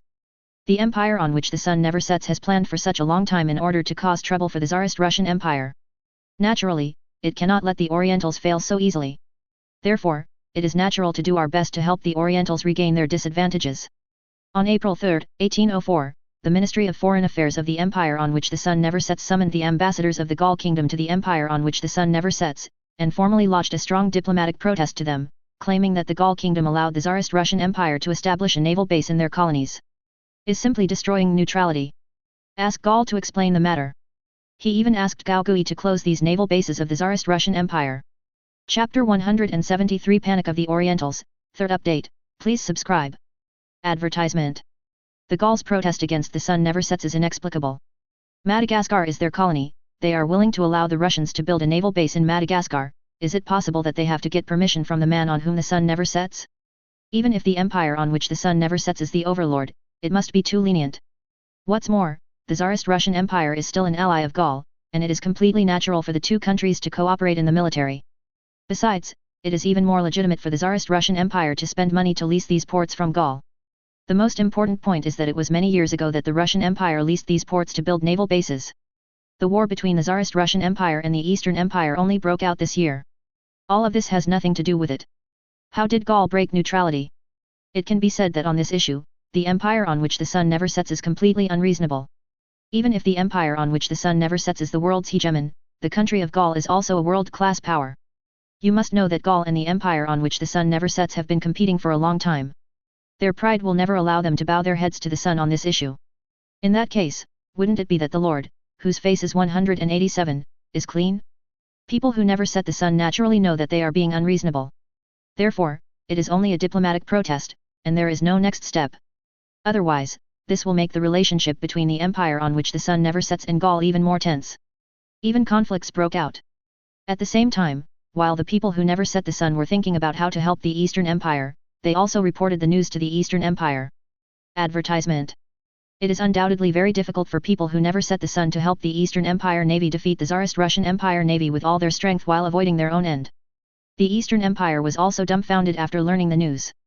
Prime Minister Katsura was even more shocked when he learned of this situation from Foreign Minister Komura Kodoro. Baga. Damn, the sun never sets, are they playing us on purpose? Such important information, they are only now figuring it out? How can we deal with the Russians? General Guitaro was very angry. In his opinion, people who never set the sun are either too incompetent. Either it was intentional. This simply puts the Eastern Empire in a very dangerous situation.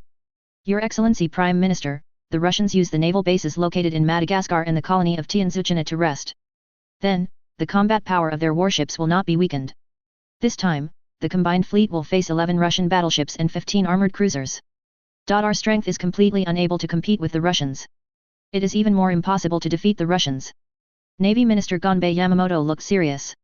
The Eastern Empire Navy only had 6 battleships and 8 armored cruisers, and the Russians were able to devote almost twice as many battleships and armored cruisers. No matter how high quality the soldiers of the Eastern Navy are, it is impossible to turn defeat into victory under such a huge disadvantage. This is simply impossible. Then what should we do? This war has already begun. Hundreds of thousands of soldiers from the army have fought bloody battles with the Russians in the Koryo Peninsula and the Liaodong Peninsula. This war cannot be stopped.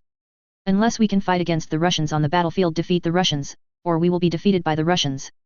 Of course, I believe that no one wants us to be defeated by the Russians. General Guitaro said.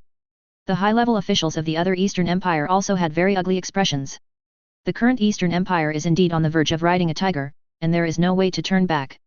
What's more, even if they have a new peace talk with the Russians now, the Russians will never agree. Even if the Russians agree, they will definitely put forward very harsh conditions. Advertisement. Can you find a solution to the people who never set the sun? Let them mediate the war. The people who never set the sun have made such a big mistake, so they should try their best to help us.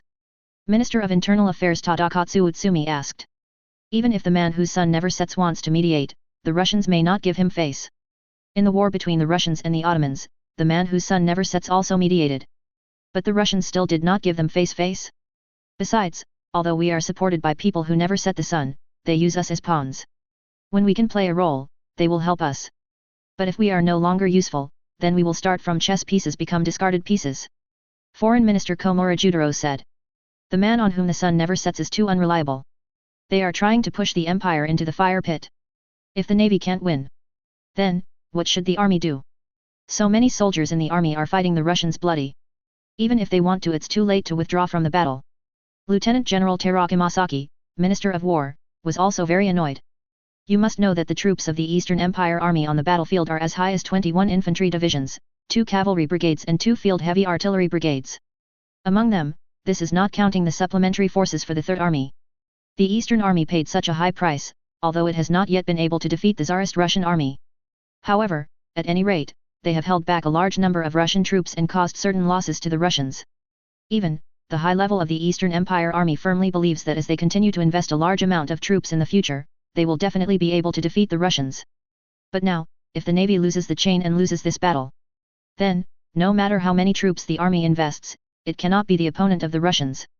When the logistical supply line is completely cut off, one can imagine the fate of those troops. If it is not done well, it will be surrounded and annihilated by the Russians.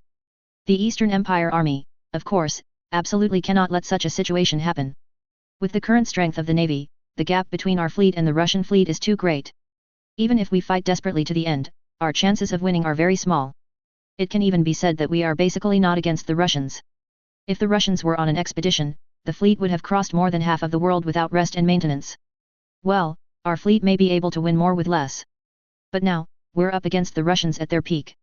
How can we defeat the Russians when their strength is far inferior to the Russians? Lieutenant General Togo Hihachiro, commander of the United Fleet, also had a bitter expression on his face. Chapter 174 Secret Arms Trade, 4th update, please subscribe. Mr. Dongxiang, no matter what, the Empire has no way out in this battle, and has no choice. Therefore, the combined fleet of the Imperial Navy must go all out. Even if we are not as strong as the Russians. But I firmly believe that our fighting spirit and morale, as well as the fighting will of the soldiers, are far stronger than the Russians. Advertisement. His Majesty Tianhuang is waiting for the news of our victory.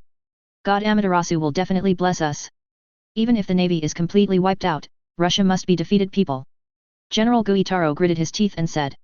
Although, the possibility of the Eastern Empire Navy defeating the Russian Navy is very small. However, it's not like there's no chance at all. In naval battles, there are too many uncertain factors. A small mistake may lead to the loss of a crucial naval battle. Therefore, Admiral Guitaro hopes that the United Fleet can grasp it. Hi, Your Excellency the Prime Minister. The combined fleet will do its best to fight to the last moment. Lieutenant General Dongxiang Hihachiro replied. Originally, he thought that he could establish immortal achievements through this naval battle. Just like his predecessor, General Ito Yuheng. But now it seems that he is estimated to die at sea. But there is no other way. Who made the Eastern Empire make such a choice? General Katsura nodded. There may be accidents on the navy side. But on the army side, we must do our best. If the army can defeat the Russians on the battlefield, then our pressure will be even less. Maybe, we can reverse the age situation. Hi, Your Excellency the Prime Minister. The army will send more troops to land on the Koryo Peninsula and the Liaodong Peninsula in an effort to defeat the Russians, said Army Minister Teraki Masahiro. Very well, the army and the navy are all doing their best. Then, we will definitely win this battle. General Guitaro cheered everyone up. Although, even he himself didn't quite believe it. But is there any other choice for the current Eastern Empire? Mr. Komura, contact the people who never set the sun, and ask them to find a way for the empire. This time, they encouraged the empire to go to war against the Russians. If the empire loses this battle, the empire will certainly pay a heavy price. However, the sun never sets people's strategy of besieging the Russians will also suffer a disastrous failure. They don't want to fail, do they? Therefore, they must do their best to help the empire. General Guitaro said. Advertisement. The man on whom the sun never sets is their master. Under the current circumstances, of course they have to find a solution to the man on whom the sun never sets. Hi, Your Excellency the Prime Minister. Foreign Minister Komura Kodaro replied. Gentlemen, although the current situation is very unfavorable to the empire, we will never fail. The soldiers of the empire are fighting bloody battles. Under the wise leadership of His Majesty Tianhuang and under the blessing of God Amaterasu. Finally the victory will definitely belong to us. General Guitaro said to many cabinet ministers. Hey, Your Excellency Prime Minister, the empire must win. The other cabinet ministers of the Eastern Empire also echoed.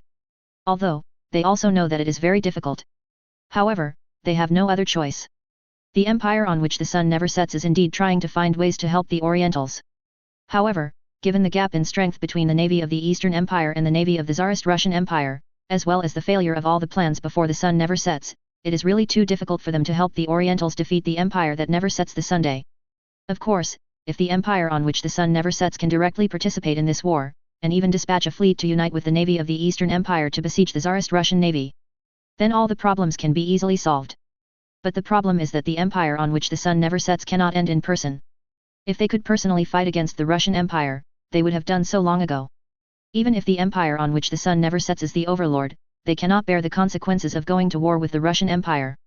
This is not to say that the empire on which the sun never sets is afraid of the Tsarist Empire, but that the consequences of going to war with a powerful country like the Tsarist Empire will be very serious. Especially the Tsarist Russian Empire is a powerful country with a huge territory, a large population, and a powerful army.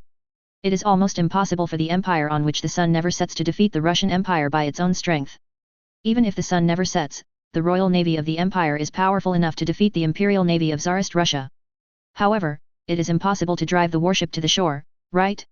Even if all the coastlines of the Tsarist Russian Empire are blocked, the economy of the Tsarist Russian Empire will be severely damaged. But so what? Advertisement. 0. Ask for flowers. Once the Tsarist Russian Empire mobilizes at all costs and launches an attack on the Tianzu colony of the empire on which the sun never sets, then, the empire on which the sun never sets will also pay a very heavy price. If the Tianzu colony is lost, or the rule of the empire on which the sun never sets in the Tianzu colony is shaken, then, the world colonial system maintained by the empire on which the sun never sets will be crumbling, and may even collapse.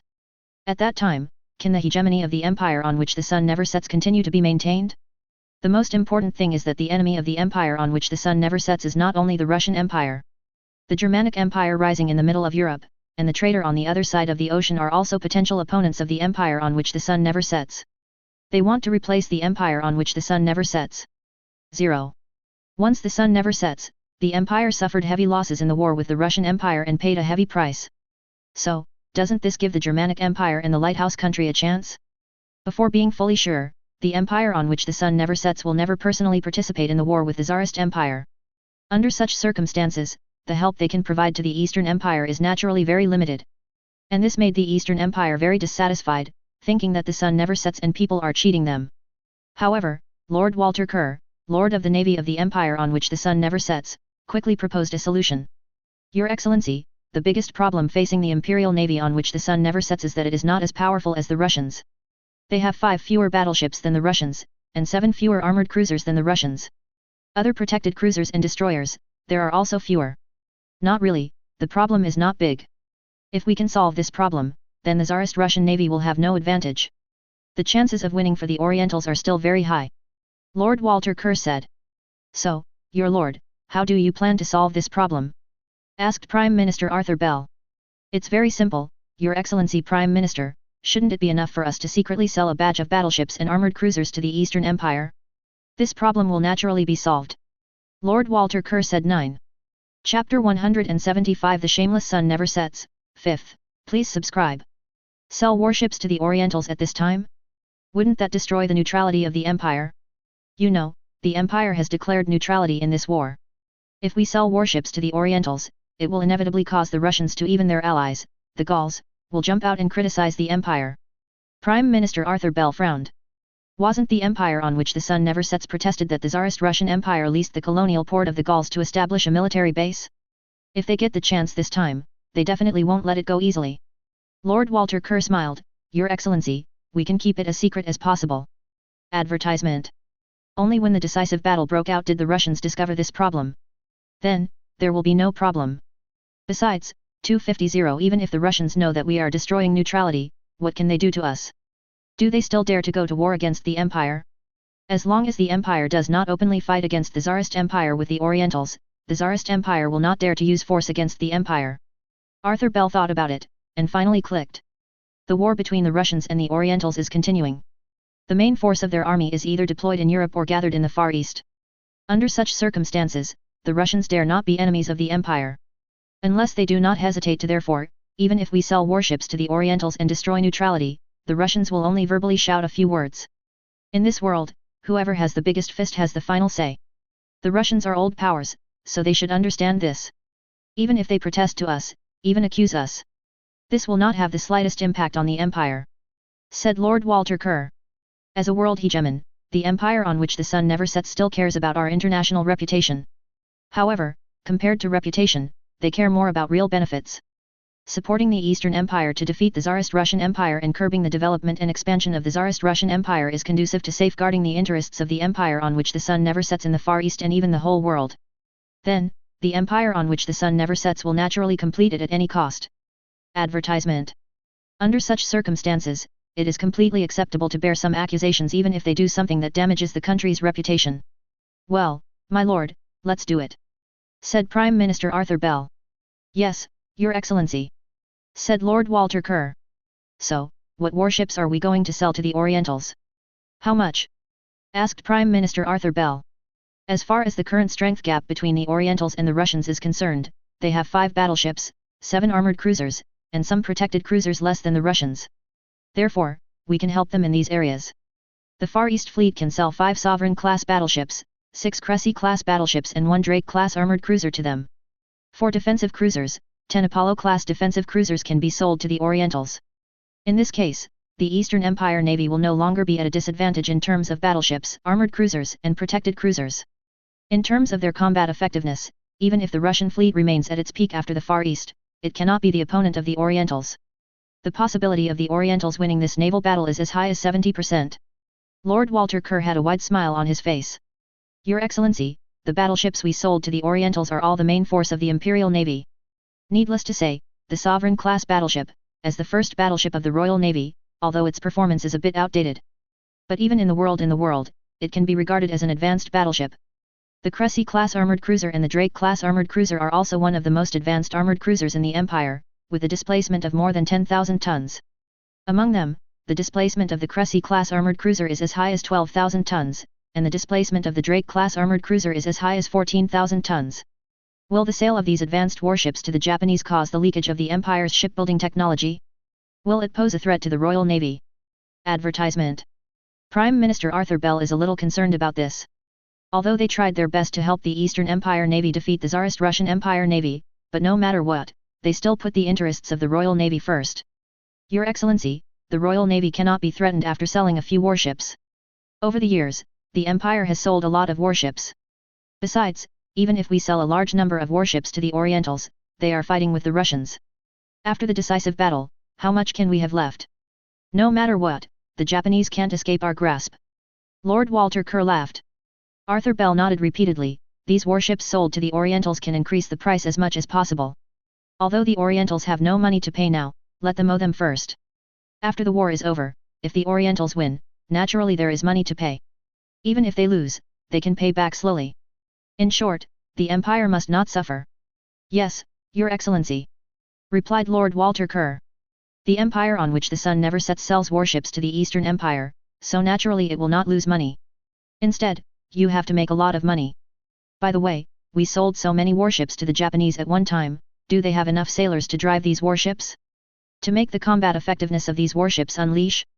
Maybe, the time is too late. Arthur Bell said the Prime Minister. Lord Walter Kerr 2.1 frowned suddenly. He hadn't considered this issue before. Your Excellency Prime Minister, this is indeed a problem.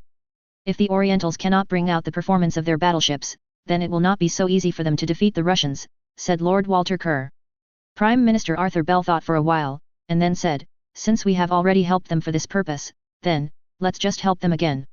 The sailors of the Royal Navy on the warships sold to the Orientals can accept the employment of the Dongyang people and participate in this battle as mercenaries. Their life and death will have nothing to do with the Empire. Of course, the Dongyang people have to pay for this and ensure their safety as much as possible. Yes, Your Excellency, replied Lord Walter Kerr. Chapter 176, The Ecstasy of the Orientals, First Update, please subscribe. Advertisement. The man on whom the sun never sets is definitely one of the most shameless countries in the world. On the road to becoming the world's hegemon, he has done many unconscionable things, and his hands are stained with blood. A large number of African blacks, as well as the natives of various colonies, have almost become the dead bones under the overlord's throne. But now the sun never sets and people are strong and dominate the world. So they put on the cloak of civilization and regarded themselves as civilized people. It was as if all the bad things I had done before had ceased to exist. It also keeps blaming other countries, completely forgetting that there is also a lot of shit under its own butt that has not been wiped clean. Now, in the name of neutrality, the man on which the sun never sets prevents the warships of the Tsarist Empire from passing through the Suez Canal, but sends warships to track the warships of the Tsarist Empire.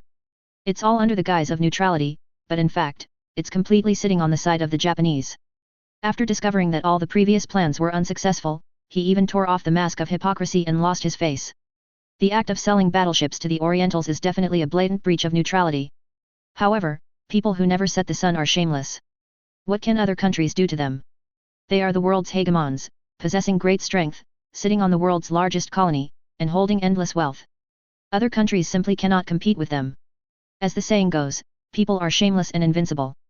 The man who never sets in the sun has undoubtedly reached this state. After the Prime Minister of the Empire on which the sun never sets, Arthur Bell, and the Secretary of the Navy, Lord Walter Kerr, reached an agreement on the sale of warships to the Orientals, they quickly discussed with other cabinet ministers. The other cabinet ministers also have no objection to this. For them, safeguarding the interests of the empire on which the sun never sets is undoubtedly the first priority. Advertisement. Afterwards, the empire on which the sun never sets immediately took action. The minister of the empire on which the sun never sets to the Eastern Empire visited the minister of foreign affairs of the empire on which the sun never sets Komura-Judaro, and notified the Eastern Empire of the decision of the empire on which the sun never sets. Komura-Judaro was even more overjoyed when he heard the news. He is naturally very clear that the biggest problem plaguing the Eastern Empire now is that it cannot win in the following decisive battle at sea. And now, the man on whom the sun never sets has undoubtedly brought them a solution to their problems. This is undoubtedly a timely help for the Eastern Empire.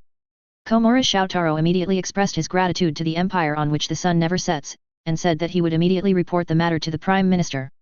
Formal negotiations will begin soon. Subsequently, Komura Toshitaro went to the Prime Minister's office and reported the matter to the Prime Minister Katsura Taro. General Guitaro was also shocked when he learned of this. But then there was a burst of ecstasy. Originally, the navy of the Eastern Empire no longer had the confidence to defeat the navy of the Tsarist Russian Empire. But now, the man who never sets the sun undoubtedly decided to give them a hand. Although, the sun never sets, this is destroying neutrality. But, do Japanese people care about these things? People on whom the sun never sets are helping them. Admiral Katsura immediately summoned Vice Admiral Gonbei Yamamoto, Minister of the Navy, Admiral Ito Yuhiro, Chief of Naval Command, and Vice Admiral Togo Hihachiro, and told them the good news. Since these days, Lieutenant General Gonbei Yamamoto, General Yuto Ito, and Lieutenant General Togo Hihachiro and others have been trying to figure out how to defeat the Tsarist Russian Empire Navy, and they are so worried that they are about to rip their hair out. Advertisement. Now, the man who never sets the sun actually comes to your door on his own initiative. This is definitely a surprise. That's great, Your Excellency Prime Minister. After all, people who never set the sun still don't want to see us defeated by the Russians. So, even if you try to destroy neutrality, you must help us.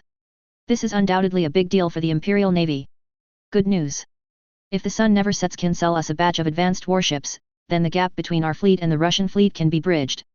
Even, we will be able to overtake the Russians. In this case, we won't have too many problems if we defeat the Russians in the next decisive battle at sea.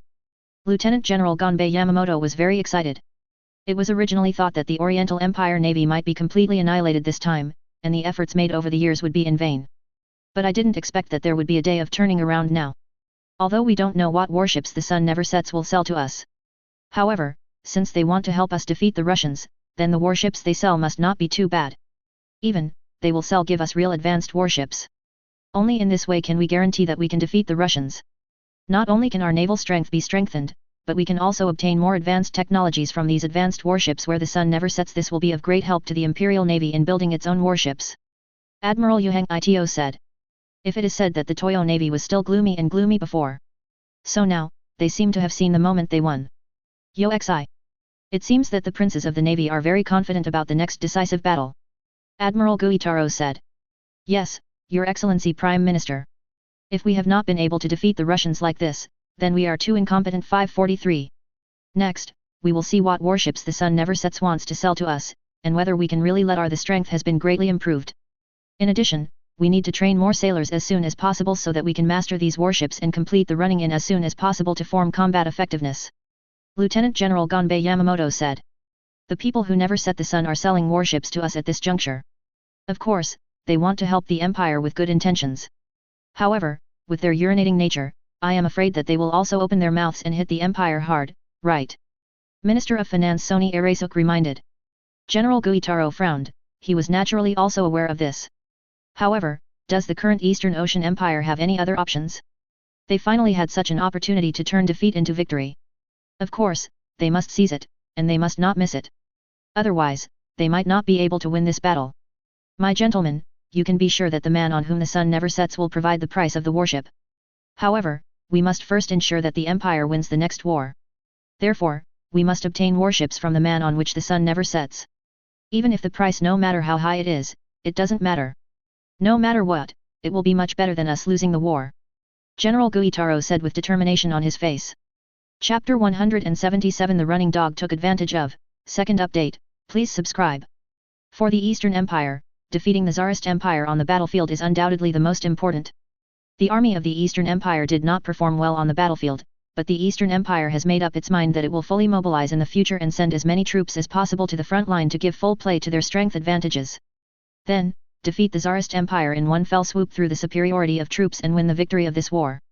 If it is said that in terms of the army, the Eastern Empire still has a certain degree of certainty and confidence, then in terms of the navy, the Eastern Empire has no confidence at all. The strength gap between the two sides. It's just too big. Advertisement. Now, the man who never sets the sun has finally decided to give them a hand. Even if the man who never sets the sun is here, he still has other careful thoughts. However, the Orientals must not let go of this opportunity. Otherwise, they really have no chance at all. Under the instruction of General Katsura, Prime Minister of the Oriental Empire, the Eastern Empire acted quickly. The Minister of Foreign Affairs of the Eastern Empire, Komura Toshitaro, and the Minister of the Navy, Lieutenant General Gonbei Yamamoto, secretly went to the legation of the empire on which the sun never sets in the Eastern Empire, and started negotiations with Minister James and the military attaché of the legation, Lieutenant Colonel Davidson. Your Excellency the Minister, Your Excellency the military officer, I am very grateful to the empire on which the sun never sets for its support. Without the support of the empire on which the sun never sets, we would not be able to rise at all. In this war, it is even more difficult to defeat the Russians. The empire is absolutely, we will never forget the help and support from the empire on which the sun never sets. Once we win this war, we will be the most reliable friends of the empire on which the sun never sets in the Far East, and we will do our best to protect the empire on which the sun never sets in the Far East and even for the benefit of the whole world. Komura and Lieutenant General Gonbei Yamamoto bowed heavily to Minister James and Lieutenant Colonel Davidson to express their gratitude. Minister James and Lieutenant Colonel Davidson looked at Judaro Komura and General Yamamoto with smiles on their faces, as if they were looking at someone who was taken advantage of. In other words, it's like looking at a slave who made the Eastern Empire a lackey they supported. In front of the master, it is natural to show loyalty. Advertisement. Your Excellency, Minister of Foreign Affairs, Your Excellency, Minister of the Navy. In terms of containing the expansion of the Russians, the Empire and the Eastern Empire share common interests. Therefore, we will help the Eastern Empire at all costs. However, we hope that this transaction must be kept secret. You must not let the Russians know about it. Otherwise, there will definitely be a lot of problems. If it is revealed when you start a decisive battle with the Russians, then, even if the Russians make trouble again, there will be no problems, said Minister James. Komura Shoutaro and Lieutenant General Gonbei Yamamoto nodded again and again. They both wanted the Eastern Empire Navy to defeat the Tsarist Russian Empire Navy, so naturally they would not make further complications on this issue. Your Excellency Minister, Your Excellency Military Officer, how many warships can the empire on which the sun never sets sell us? Which warships? Lieutenant General Gonbei Yamamoto asked impatiently. You know, this is a matter of whether they can defeat the Russians on the battlefield. Your Excellency, Minister of the Navy, don't worry, this time the empire will definitely satisfy you. Lieutenant Colonel Davidson smiled, he could understand Lieutenant Admiral Gonbei Yamamoto's mood. After all, now the help of the empire on which the sun never sets has become the last straw of the Eastern Empire. The empire has decided to transfer a batch of active warships from the Far East Fleet of the Royal Navy to sell to you. After all, time is running out, and it is too late to rebuild the warships. The active warships of the Royal Navy are well maintained and their combat power is maintained at its peak state. After the Eastern Empire buys it, it can enter the army directly, and it will soon be able to form combat effectiveness. Lieutenant Colonel Davidson continued. Lieutenant General Gonbei Yamamoto nodded again and again, although buying an old ship is not as good as a new one. But at this juncture, if you can buy a battleship, it is already blessed by Amaterasu, how can you be picky and picky? The Empire intends to sell 5 Sovereign-class battleships, 6 Cressy-class armored cruisers, 1 Drake-class armored cruiser, and 1 Apollo-class protected cruiser to your country. Davidson Zhong said the school. Ah! Lieutenant General Gonbei Yamamoto exclaimed when he heard the names of these ships. As the Minister of the Navy of the Eastern Empire, he is very familiar with the warships of the navies of various countries. In particular, he is very clear about the advanced warships of the Royal Navy. However, he still didn't expect that the sun never sets people would be so generous this time, and would sell them so many advanced warships, which simply solved their urgent need. Advertisement. Yamamoto-kun? Is there a problem? Does the man who never sets the sun want to sell some warships to fool us? Komura Shoutaro asked in a low voice. He is not a soldier, and he has nothing to do with the navy, so he doesn't know the performance of these warships. Seeing that Lieutenant General Gonbei Yamamoto lost his composure, he thought that the man who never sets the sun was fooling them. No, Mr. Komura, these warships are very advanced warships. If we have these warships, then we will definitely win. The smile on Lieutenant General Gonbei Yamamoto's face could no longer be suppressed. That's good, good. Komura Kotaro finally breathed a sigh of relief. Although they are very clear that these advanced warships sold by the sun never sets will definitely not be cheap. However, being able to spend money to buy these warships is already the luck of the Eastern Empire. If the empire on which the sun never sets refuses to give them a hand at this critical juncture, that is the biggest problem. In addition, considering that the empire sells so many warships to your navy at one time, your navy may not be able to find enough sailors to drive these warships in a short while. In this case, the performance of the warships will not be fully utilized. It is impossible to form combat power in a short period of time. It may not be so easy to defeat the Russians. Therefore, the Imperial Navy decided that all the officers and soldiers on these warships could be employed by the Eastern Empire. During the battle, the admiral of the warship will raise the flag of the Eastern Empire. I think this can definitely solve the biggest problem faced by the Eastern Imperial Navy. Lieutenant Colonel Davidson continued. Lieutenant General Gonbei Yamamoto nodded again and again. After buying these warships from Hibustran, if he wants to drive these warships, he must trust at least tens of thousands of sailors. Moreover, it takes a lot of time to get familiar with these warships, and then conduct running-in training before they can form combat effectiveness. In this case, it will take a lot of time. Direct employment of people who never set the sun will undoubtedly solve this problem fundamentally. Of course, Lieutenant General Gonbei Yamamoto is also very clear that these are not free, they cost money. Chapter 178 Taking Advantage of the Fire to Rob, the third update, please subscribe. Then, Your Excellency the Minister of Foreign Affairs, Your Excellency the Secretary of the Navy, let's talk about the price of these warships and the price of hiring Royal Navy sailors. Minister James' face was full of smiles. His eyes seemed to be filled with the smell of banknotes. Komura Jutaro and Yamamoto Gonbei Lieutenant General also took a deep breath.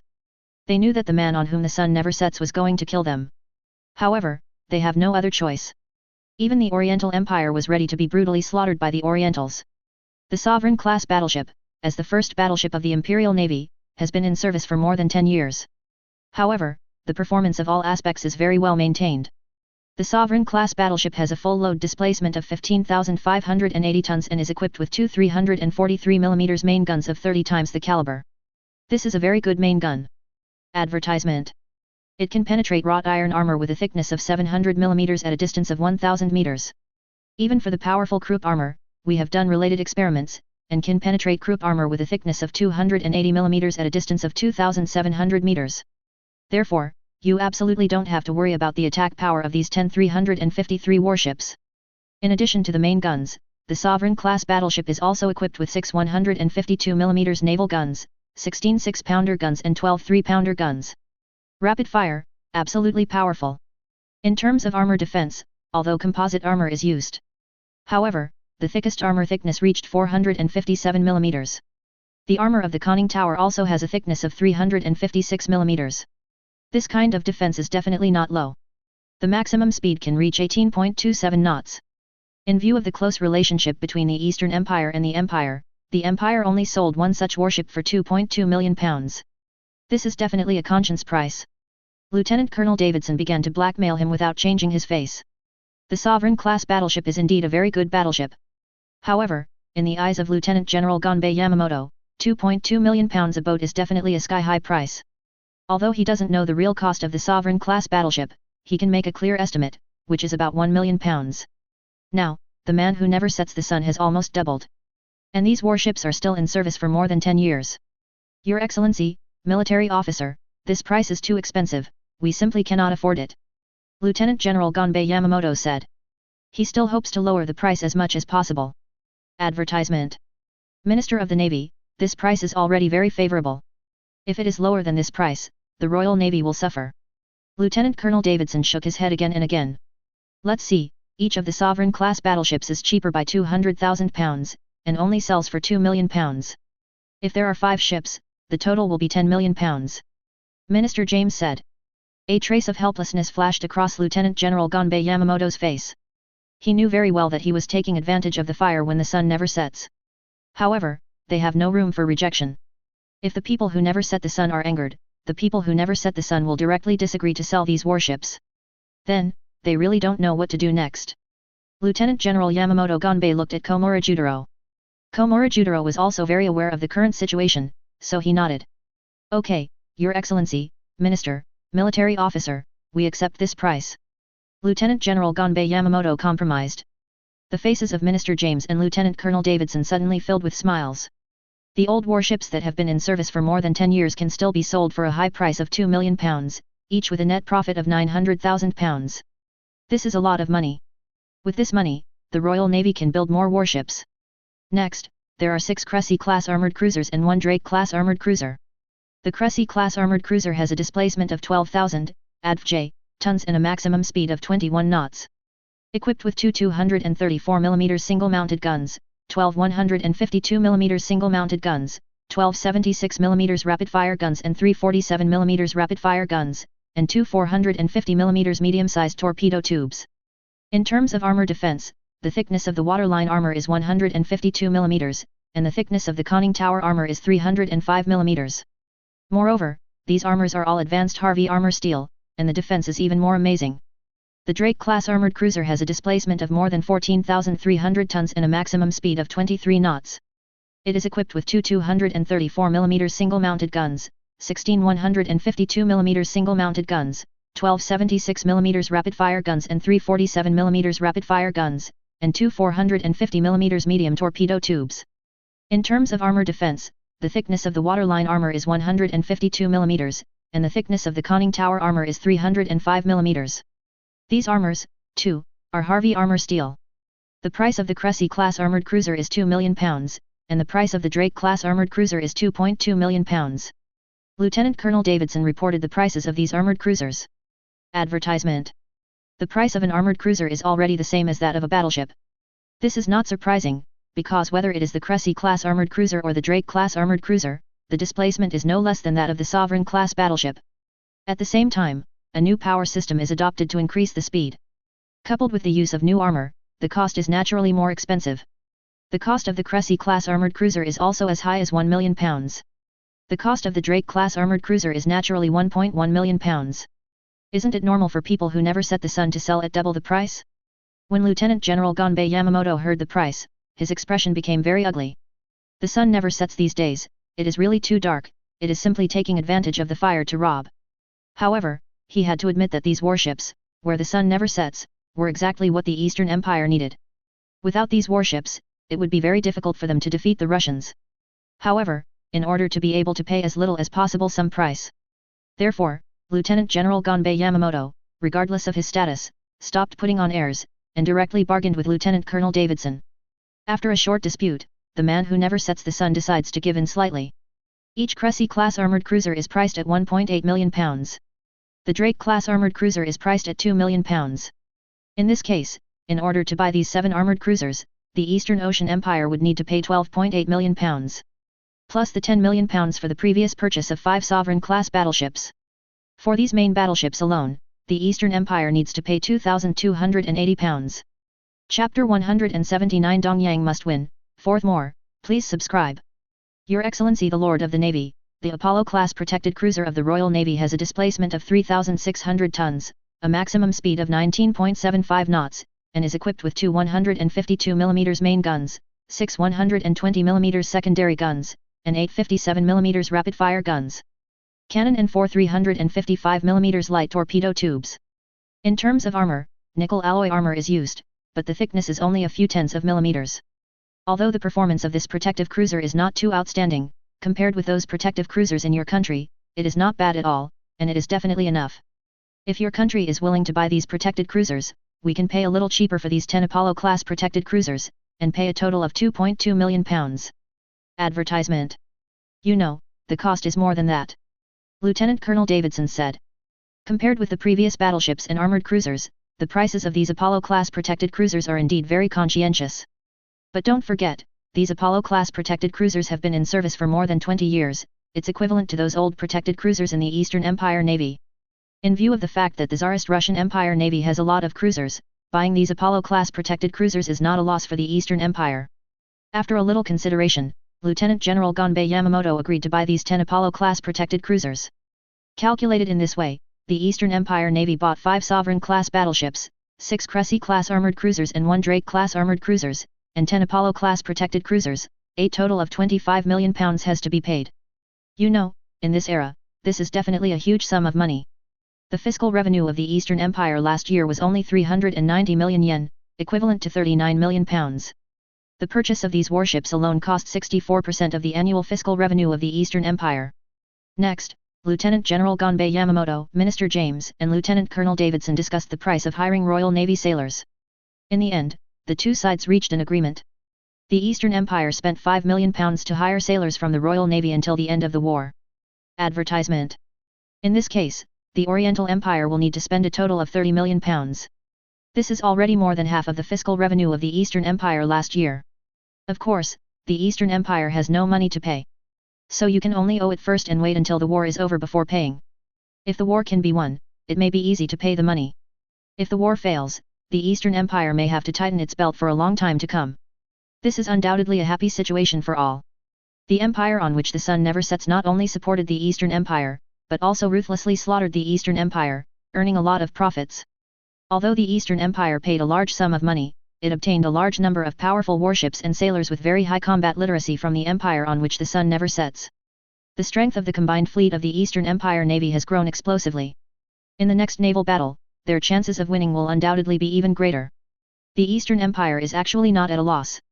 No matter what, it's better than them losing this crucial naval battle. After negotiating with Minister James and Lieutenant Colonel Davidson, Komura and Lieutenant General Gonbei Yamamoto rushed to the Prime Minister's office immediately to report the news to Prime Minister General Kaitaro. Your Excellency, the sun never sets is very supportive of us this time, and sold us a batch of advanced warships. Even, they are willing to let the Empire hire their sailors to participate in the next war. 5 Sovereign-class ships battleships, 6 Cressy-class armored cruisers, 1 Drake-class armored cruiser, and 10 Apollo-class protected cruisers. The asking price is £25 million. For the sailors who do not fall into the trap, another £5 million is needed. A total of £30 million is needed. Lieutenant General Gonbei Yamamoto reported. General Guitaro frowned tightly. £30 million, this is a lot of money. The finances of the Eastern Empire, which is heavily indebted, will never be able to afford this money. However, Admiral Guitaro also admitted that these warships sold by the sun never sets are very important to the Eastern Empire, and it is related to whether the Eastern Imperial Navy can defeat the Tsarist Russian Imperial Navy in one fell swoop in the next battle. 0. Seeking flowers 0. Advertisement. Therefore, no matter how high the price is, you have to grit your teeth and buy these warships. Yamamoto-kun, after the Imperial Navy acquires these warships, are you sure it will pay the Russians a large sum? Admiral Katsura asked. Of course, Your Excellency Prime Minister. After purchasing these battleships where the sun never sets, we have 11 battleships, no less than the Russian battleships. Even, the combat power is even stronger. After all, the Russian Pacific Fleet has 11 battleships. The performance of those battleships is relatively backward. The same is true for armored cruisers. We have 15 armored cruisers, only one less than the Russians. But whether it is our armored cruisers or the armored cruisers purchased from Sun Never Sets, the performance is very advanced. In the future decisive battle at sea, we can also gain a lot of advantages. In terms of protecting cruisers and destroyers, we are also not at a disadvantage. Coupled with the quality of the sailors of the Imperial Navy, and the quality of the sailors of the Imperial Navy on which the sun never sets, it is definitely higher than that of the Russian sailors. If these factors are combined, the Imperial Navy will have a very high chance of winning in the next naval battle. Even, the Imperial Navy has absolute certainty to defeat the Russian fleet. Lieutenant General Gonbei Yamamoto appeared confident. General Guitaro nodded. His only hope now is that the money is spent. However, the Eastern Empire Navy must win. If you spend so much money, you will lose the battle in the end. Then, the consequences are unacceptable. Well, the cabinet expressed its support for this ship purchase plan. The next decisive battle will depend on the Navy. Admiral Guitaro said. Hey, Your Excellency Prime Minister, please rest assured that the Imperial Navy will definitely defeat the Russians in the next decisive battle. Lieutenant General Gonbei Yamamoto vowed. Afterwards, the Eastern Empire once again conducted secret talks with the Empire on which the sun never sets on payment methods. In the end, it was decided that the government of the Eastern Empire would take a loan from the Empire on which the sun never sets to pay for the purchase of the ship this time. Afterwards, a large number of warships and personnel from the Far East Fleet of the Imperial Navy on which the sun never sets became mercenaries for the Orientals and served as fighters for the Orientals. Chapter 180 Large-Scale Increase in Troops, 5th Update, please subscribe. Advertisement. The Oriental Empire, Dongjing, and the Prime Minister's office. 1,000 cabinet ministers and high-level army and navy officials all gathered here. The Prime Minister, General Guitaro, had a smile on his face, appearing to be in a good mood. It was as if all the pressure had vanished at this moment. You know, after learning that the Tsarist Russian Empire has a naval base in the Gaul colony, and that the main fleet of the Tsarist Russian Empire Navy will be at its peak in a decisive battle with the combined fleet of the Eastern Empire Navy, he is under considerable pressure. Fortunately, now the problem is finally solved. And he believes that the Oriental Empire Navy will definitely be able to win the war. It can be said that in the mind of General Guitaro, the Eastern Empire has already won this time. Gentlemen, the Navy secretly purchased a large number of warships from the 597 Empire on which the sun never sets, making the overall strength of the Imperial Navy surpass that of the Russians. Even if the Russians tried their best to hide the truth, in the end, they are also not us in the next decisive battle at sea, the Imperial Navy will definitely be able to win. Therefore, the biggest shortcoming of the Empire no longer exists. The Empire is one step closer to winning this war. General Guitaro looked very excited. A group of high-ranking officers of the Navy also had smiles on their faces. The strength of the Eastern Empire Navy can surpass the Russian Empire, and their chances of winning will be even greater. This will mean that they will win a brilliant victory, and they will no longer have to worry about dying in battle, or apologizing after defeat. Advertisement. The high-ranking officers of the army don't look too good-looking. The cabinet approved the Navy's ship purchase plan and spent a large sum of money to purchase these warships. The strength of the Navy has greatly increased. Then, it means that in the next few years, the Army's military expenditure may be very limited. However, the high level of the Eastern Empire Army is also very clear that all this is to win the next decisive battle at sea. There is no way. Gentlemen, the Navy is sure to win. Then, it's up to the Army. We can finally boldly deploy more troops on the land battlefield without worrying that the Navy will be defeated. The Army has become the turtle in the urn. Therefore, the current unfavorable situation on the land battlefield must also be changed. General Guitaro continued. At present, the performance of the Eastern Empire Army on the battlefield has made the Eastern Empire Army very dissatisfied. On the Koryo Peninsula, even the Eastern Empire Army has invested in 6 infantry divisions. The Tsarist Russian Empire only invested in 6 infantry divisions. However, it still firmly resisted the attack of the Eastern Empire Army. The front line has been limited to the front line of the Han River and the Datung River, and it has been unable to achieve a breakthrough for a long time. On the Liaodong Peninsula battlefield, the two sides are still fighting fiercely on the Shehi defense line. However, with the increasing casualties of the Eastern Empire Army, their attack strength is also constantly declining. Especially after the failure of the Fourth Army's roundabout operation, there was no way to break through the Russian Shehi line of defense in a short time. Even, because the Eastern Army suffered huge losses in the Shehi line of defense, as well as in the battles of Huafangdian and Dashiqiao, the Tsarist Russian army has already taken the initiative on the battlefield. If the Tsarist Russian army continues to attack, then, the Toyo army is very likely to be unable to resist. This is undoubtedly a great threat to the Eastern army. As for the fortress of Lushun, the Third Army's onslaught on the fortress continued. Even if the Eastern Army has strengthened the Third Army and sent 4 additional infantry divisions. However, there is still no core position that can break through the Lushun fortress. The core positions, including Height 203, are still under the control of the Tsarist Russian Army and Marine Corps. Moreover, the Tsarist Russian Army and Marine Corps also used powerful firepower to continuously cause great losses to the Eastern Army. Based on General Nogi Nozomi's style of play, even the total strength of the Third Army has exceeded 200,000. However, I'm afraid it won't last long. If the fortress of Lushun cannot be captured for a long time, I am afraid that the Third Army will soon be completely lost. Advertisement. It can be said that the situation of the Eastern Empire Army on the battlefield is already very unfavorable. This makes the Eastern Empire Army have to find a way to change the current situation. And the only thing they can do is to continuously increase the number of troops and further increase the size of the troops put into the battlefield, so as to enhance the strength of the Eastern Army on the battlefield and defeat the Russian Army with powerful firepower. Your Excellency, the Fifth Army has completed its formation. Although 4 infantry divisions have been dispatched to reinforce the Third Army, there are still 13 infantry divisions left. Once these troops arrive on the battlefield, they will definitely play a decisive role. We will definitely defeat the Russians. Lieutenant General Masatake Teraki, Minister of War, also seemed very confident. General Guitaro is also very confident. If all the Fifth Army is put into the battlefield, then, the strength of the Eastern Empire Army in this battle has been as high as 34 infantry divisions, 2 cavalry brigades and 2 field heavy artillery brigades. The total force is as high as millions of people. This is almost twice the number of troops that the Tsarist Empire put into the battlefield.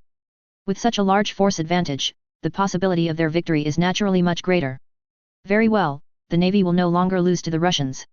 Then, it's up to the army. General Guitaro said.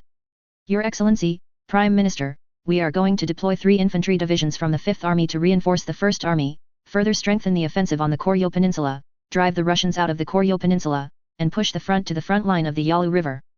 The rest, the 10 infantry divisions from China, will land at Yingqiao 2.2 and join the attack on Dashiqiao. After defeating the Russians, more troops will be deployed to pinch the Russian Shehi line of defense. As long as it can defeat the Russian Shehi line of defense, then, the remaining Lushun fortress will completely lose the supporting reinforcements, and will be isolated by us, or even captured. The entire Liaodong Peninsula will also completely fall into the hands of the Imperial Army. The Imperial Army can gather the main force, advance towards Shenyang, and win the entire province in one fell swoop. General de Shanyan, Chief of Staff of the Army and Commander of the Manchurian Army, revealed the entire battle plan.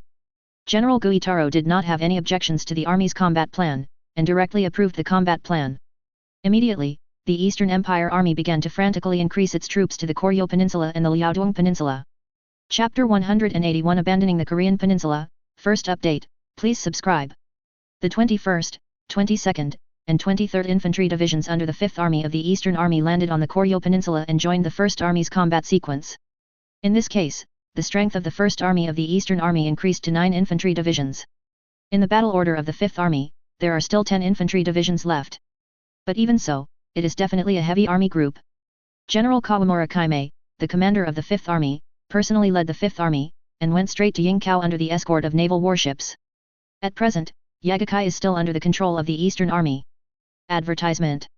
Even the 5th Infantry Division and 10th Infantry Division of the 4th Army of the Eastern Army continued to attack Dashiqiao. It's just that these 2 infantry divisions have already suffered more than half of their casualties, and there is not much combat power left. Their daily offenses are more like routine, or perfunctory. If the Russian army hadn't been on the defensive and was waiting for the navy to defeat the navy of the Eastern Empire first, I am afraid that the troops assembled by the Tsarist Russian army at Dashiqiao would launch a counterattack, and they would be able to defeat them in one fell swoop. In addition, the attack on the Shehi line of defense by the 14th Infantry Division under the 4th Army of the Eastern Army also ended in failure. After suffering heavy losses, the entire infantry division retreated to Gaizhou, temporarily unable to pose a threat to the Shehi line of defense. This makes the entire battlefield situation quite unfavorable for the Eastern Empire Army. This is also the main reason why the Eastern Empire Army decided to increase its troops on a large scale. However, after all the 5th Army went to the battlefield, the Eastern Empire Army can be said to have dispatched all the troops. Even so, there is no guarantee that the Eastern Empire Army will be able to win. Therefore, the formation speed of the 6th Army of the Eastern Empire Army also began to speed up. Compared with the previous 5 armies, the 6th Army is larger in scale. There are a total of 34 infantry divisions to be formed. All the retired personnel of the Eastern Empire over the years have received a call-up order. Advertisement. All reservists under the age of 40 will report to various military depots, issue weapons, and undergo adaptive training. The various divisions of the Eastern Empire Army have always implemented the local conscription policy. An infantry division, or an infantry regiment, are mainly people from the same place. This enables them to trust each other more and exert greater combat effectiveness on the battlefield. Once the formation of the 6th Army of the Eastern Army is completed, this will allow the Eastern Army to obtain millions of reserves. In the ensuing battle, the Eastern Ocean Army will undoubtedly have more troops that can be put into the war, so that the Eastern Ocean Empire has the spare power to continue the war. Once this war becomes a competition of endurance, the Eastern Empire believes that they have a greater chance of winning this battle. In this war, the Eastern Empire wanted to win the decisive battle at sea. At the same time, I also hope to win the land battle. On April 12, 1804, the 21st Division, 22nd Division, and 23rd Division of the Eastern Army Infantry landed in Incheon and Nampo respectively, and joined the battle sequence of the 1st Army of the Eastern Army. After getting the new force to join, the strength of the 1st Army of the Eastern Army increased greatly. In these 3 infantry divisions, more than 80,000 fresh troops were put into the battlefield, which enabled the 1st Army of the Eastern Army to invest more troops to launch an attack on the Korean Peninsula battlefield. Their superiority in military strength can be brought into full play. Especially when the troops use the surprise attack tactics of the brigade or the wing, they can attack more places. This made the 6 infantry divisions deployed by the Russian army on the Koryo Peninsula miserable. The Russian army is too small, almost equivalent to more than 40% of the Orientals, and cannot maintain a too long front. The Orientals continued to attack with small groups of troops, which made the Russian army hard to defend against. In addition, the Koryo Peninsula is mountainous and the terrain is rugged and complex. The Eastern Army made full use of the terrain, so that the defense line of the Tsarist Russian army was constantly broken through. The war situation on the entire Koryo Peninsula is becoming more and more unfavorable for the Russian army. The generals stationed on the Koryo Peninsula reported the news to the Group Army headquarters. After receiving the report from the front line, General Kuropatkin, commander of the 6th Army of the Tsarist Russian army, and Major General Yakov, the chief of staff, also realized that the problem was serious. Your Excellency, the Orientals have once again increased their troops on the Koryo Peninsula. They have an absolute advantage in terms of strength. The 6 infantry divisions deployed by the Imperial Army on the Koryo Peninsula have a total strength of just over 100,000. The troops invested by the Orientals are more than twice as much as theirs. Advertisement. Although, we have caused great losses to the Orientals on the Koryo Peninsula. But he also paid a certain loss. Coupled with the special topography on the Koryo Peninsula and the tactics adopted by the Orientals, our defense is very difficult. If we want to continue to stabilize the current front, we need to invest at least 3 more infantry divisions, or even more troops. Major General Yakov said. Admiral Kuropatkin nodded again and again, although we still have a lot of reserves in our hands. However, we must prevent the Orientals from continuing to increase their troops. They have already increased their troops to the Koryo Peninsula. Then, the Liaodong Peninsula will definitely become theirs. The battlefield where the troops are increased. Our reserve team should stay as much as possible so that reinforcements can be sent to the most critical battlefield at any time. Yakov Les 193 will agree. Your Excellency, Commander, if this is the case, then we may have to abandon the Koryo Peninsula and retreat to the line of the Yalu River. With the help of the Yalu River, we can resist the attack of the Orientals. Major General Yakov suggested. Admiral Kuropatkin hesitated for a moment before agreeing to the suggestion. The order of His Majesty the Tsar was to limit the fighting to the Koryo Peninsula. We retreated to the front line of the Yalu River, and we did not violate His Majesty the Tsar's request. With the help of the Yalu River, with 6 infantry divisions, we can completely resist the attack of the Orientals. Immediately send a telegram to ask His Majesty the Tsar's opinion. If His Majesty approves, implement it immediately. Admiral Kuropatkin ordered. Yes, Your Excellency. Major General Yakov replied. After Mikhail in Vladivostok received a telegram from Admiral Kuropatkin, he immediately stated that the frontline troops could abandon the Koryo Peninsula, and there was no need to fight with the Orientals on the Koryo Peninsula at present. A life or death. As long as the line of defense of the Yalu River is guarded, it will be fine. As for the life and death of the Korean people, he doesn't care. Immediately, the troops of the Tsarist Russian army stationed on the Koryo Peninsula retreated on a large scale, all the way to the defense line of the Yalu River.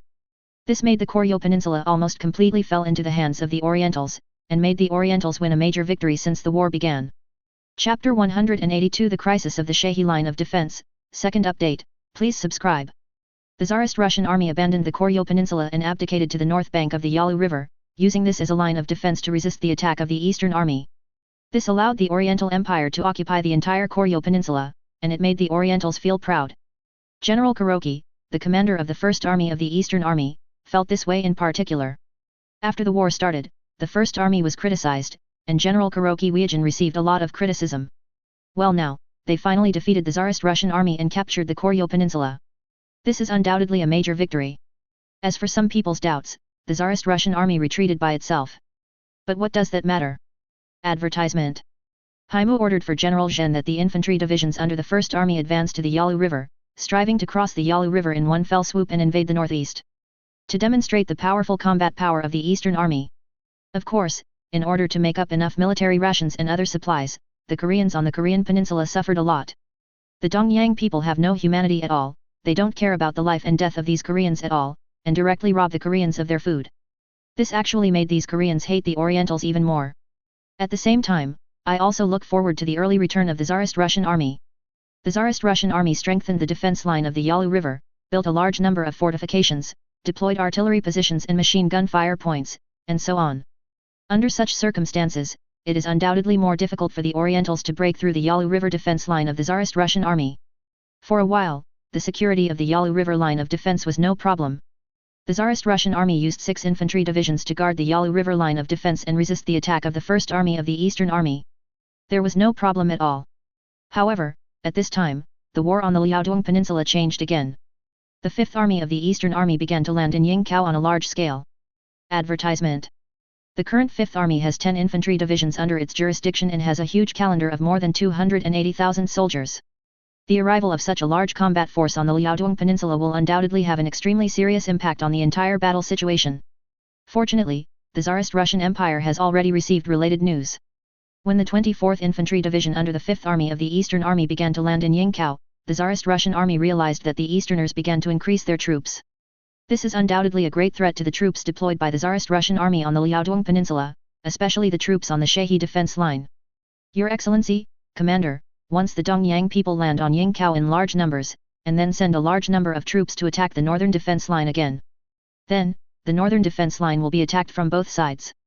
There is even a great possibility that the Dongyang people will be attacked on both sides. The next collapse. We have to prepare early. Major General Yakov, Chief of Staff of the 6th Army, suggested. Admiral Kuropatkin nodded again and again, and his brows were tightly wrinkled. Obviously, he also realized this. We have only 2 options now, either to abandon the Shehi line of defense. Let the troops stationed at the Shehi line of defense retreat to the north immediately, whether it is withdrawing along the eastern coastline to the Anton line, or evacuate from the western coastline to Dashiqiao. But in this case, it would be tantamount to abandoning the entire Liaodong Peninsula, leaving only Lushan Fortress to fight alone. Another option is to continue to stick to the Shehi line of defense. Also, provide reinforcements to them. Among other things, the supply of all materials for the Shehi defense line must be guaranteed. Once the Orientals attack the Shehi line of defense aggressively, we must reinforce them in time. Only in this way can the safety of the Shehi line of defense be ensured. Admiral Kuropatkin made his own comments. Your Excellency, Commander, these 2 plans have their own advantages and disadvantages, and it is really difficult to choose. Major General Yakov said. Yes, report to His Majesty the Tsar. It is up to His Majesty the Tsar to decide what to choose. Admiral Kuropatkin said. Advertisement. Yes, Your Excellency the Commander. Major General Yakov replied.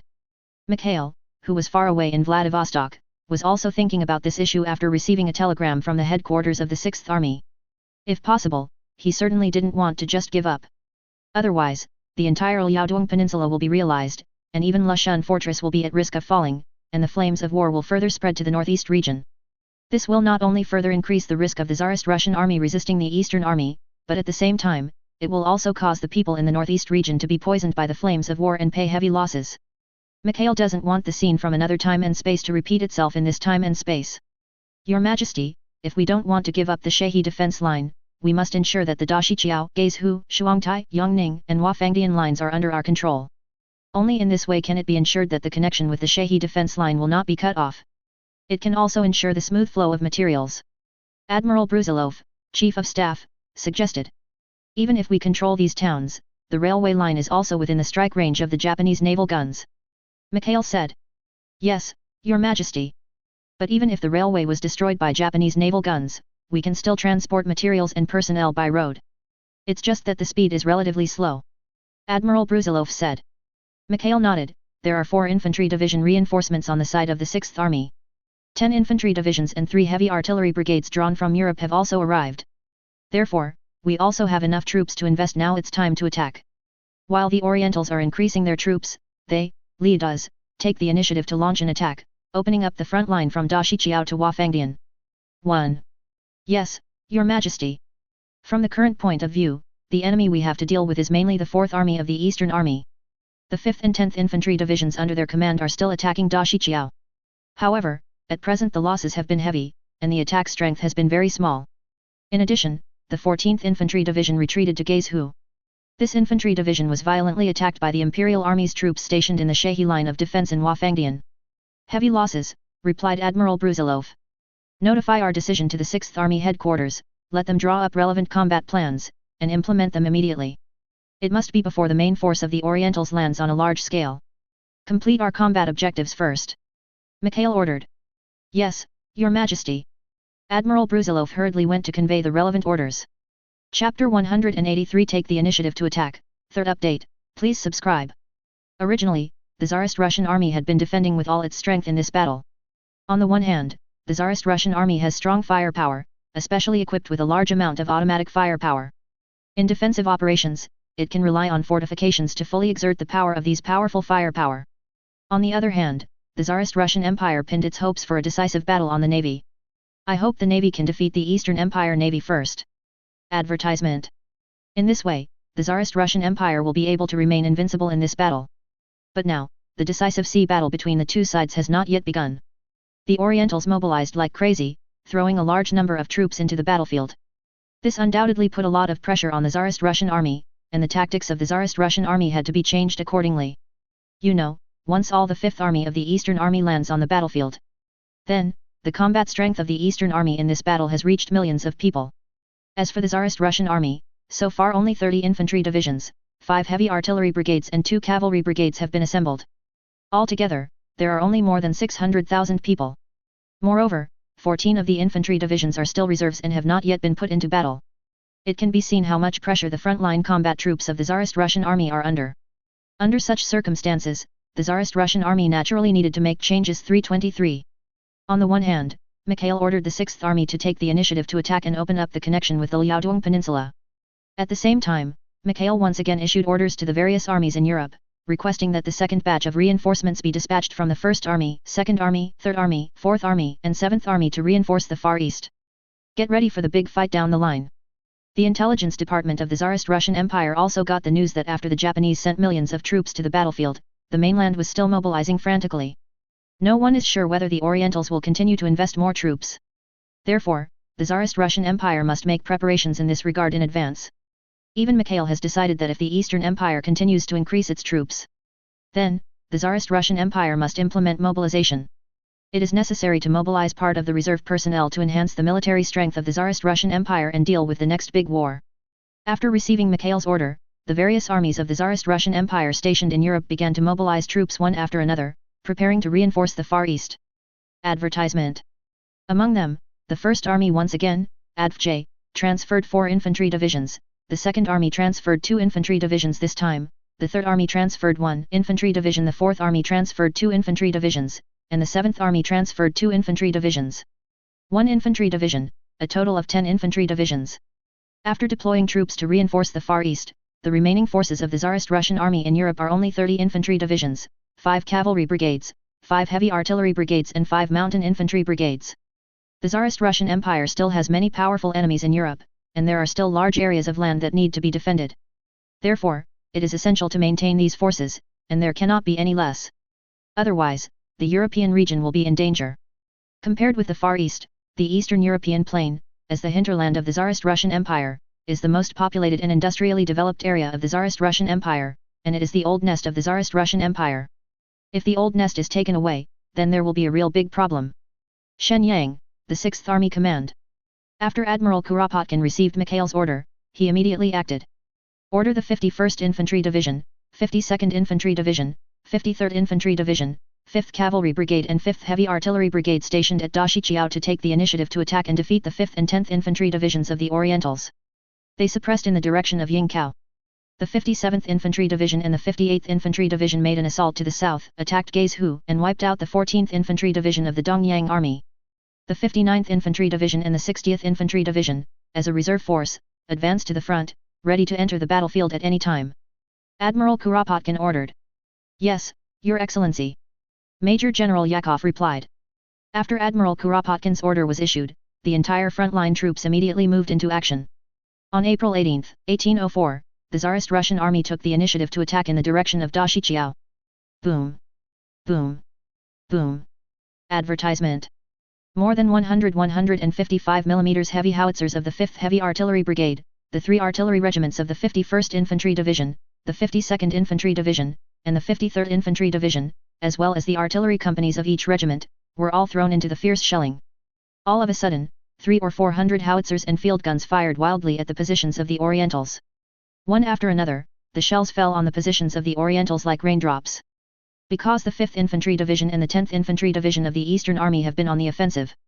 Therefore, they never expected that the Tsarist Russian army would take the initiative to launch an offensive. So that they have no defense at all. Even the position is a simple offensive position. As a result, when they were fiercely bombarded by the Tsarist Russian army, the eastern soldiers on the position suffered heavy losses. Coupled with the previous days of fighting, the 5th and 10th Divisions of the Toyo Army Infantry have suffered more than half of the casualties. Almost all the infantry regiments, which were mainly fighting on the front line, suffered heavy losses. This made them unable to withstand the large-scale counterattack of the Tsarist Russian army at all. Your Excellency, Division Commander, the Russians are bombarding our positions fiercely, with heavy casualties. We predict that the Russians are going to launch a large-scale counterattack. The Chief of Staff of the 5th Infantry Division, Shigeyuki Nidahara, panicked. Baga!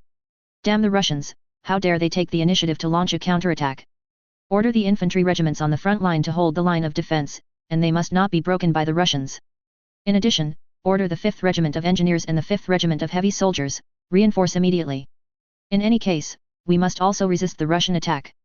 Lieutenant General Yamaguchi Sotomi, the commander of the 5th Division of the Toyo Army Infantry, ordered. Hi, Your Excellency, head of the division. Colonel Shigeyuki Nitahara replied. In addition, report to the commander immediately that we need reinforcements. Lieutenant General Yamaguchi Sotomi knew very well that it would undoubtedly be very difficult to resist the Russian attack by relying on the 5th Infantry Division, which had already suffered heavy losses. You must get reinforcements. Otherwise, they will be defeated and even wiped out by the Russians. Hi, Your Excellency the division commander. Replied a communications officer. At the same time, the 10th Division of the Eastern Army Infantry was also attacked fiercely by the Russian army, and the situation was very critical. Chapter 184 The Crisis of the 140th Division, 4th More, please subscribe. Yingkao, Pier.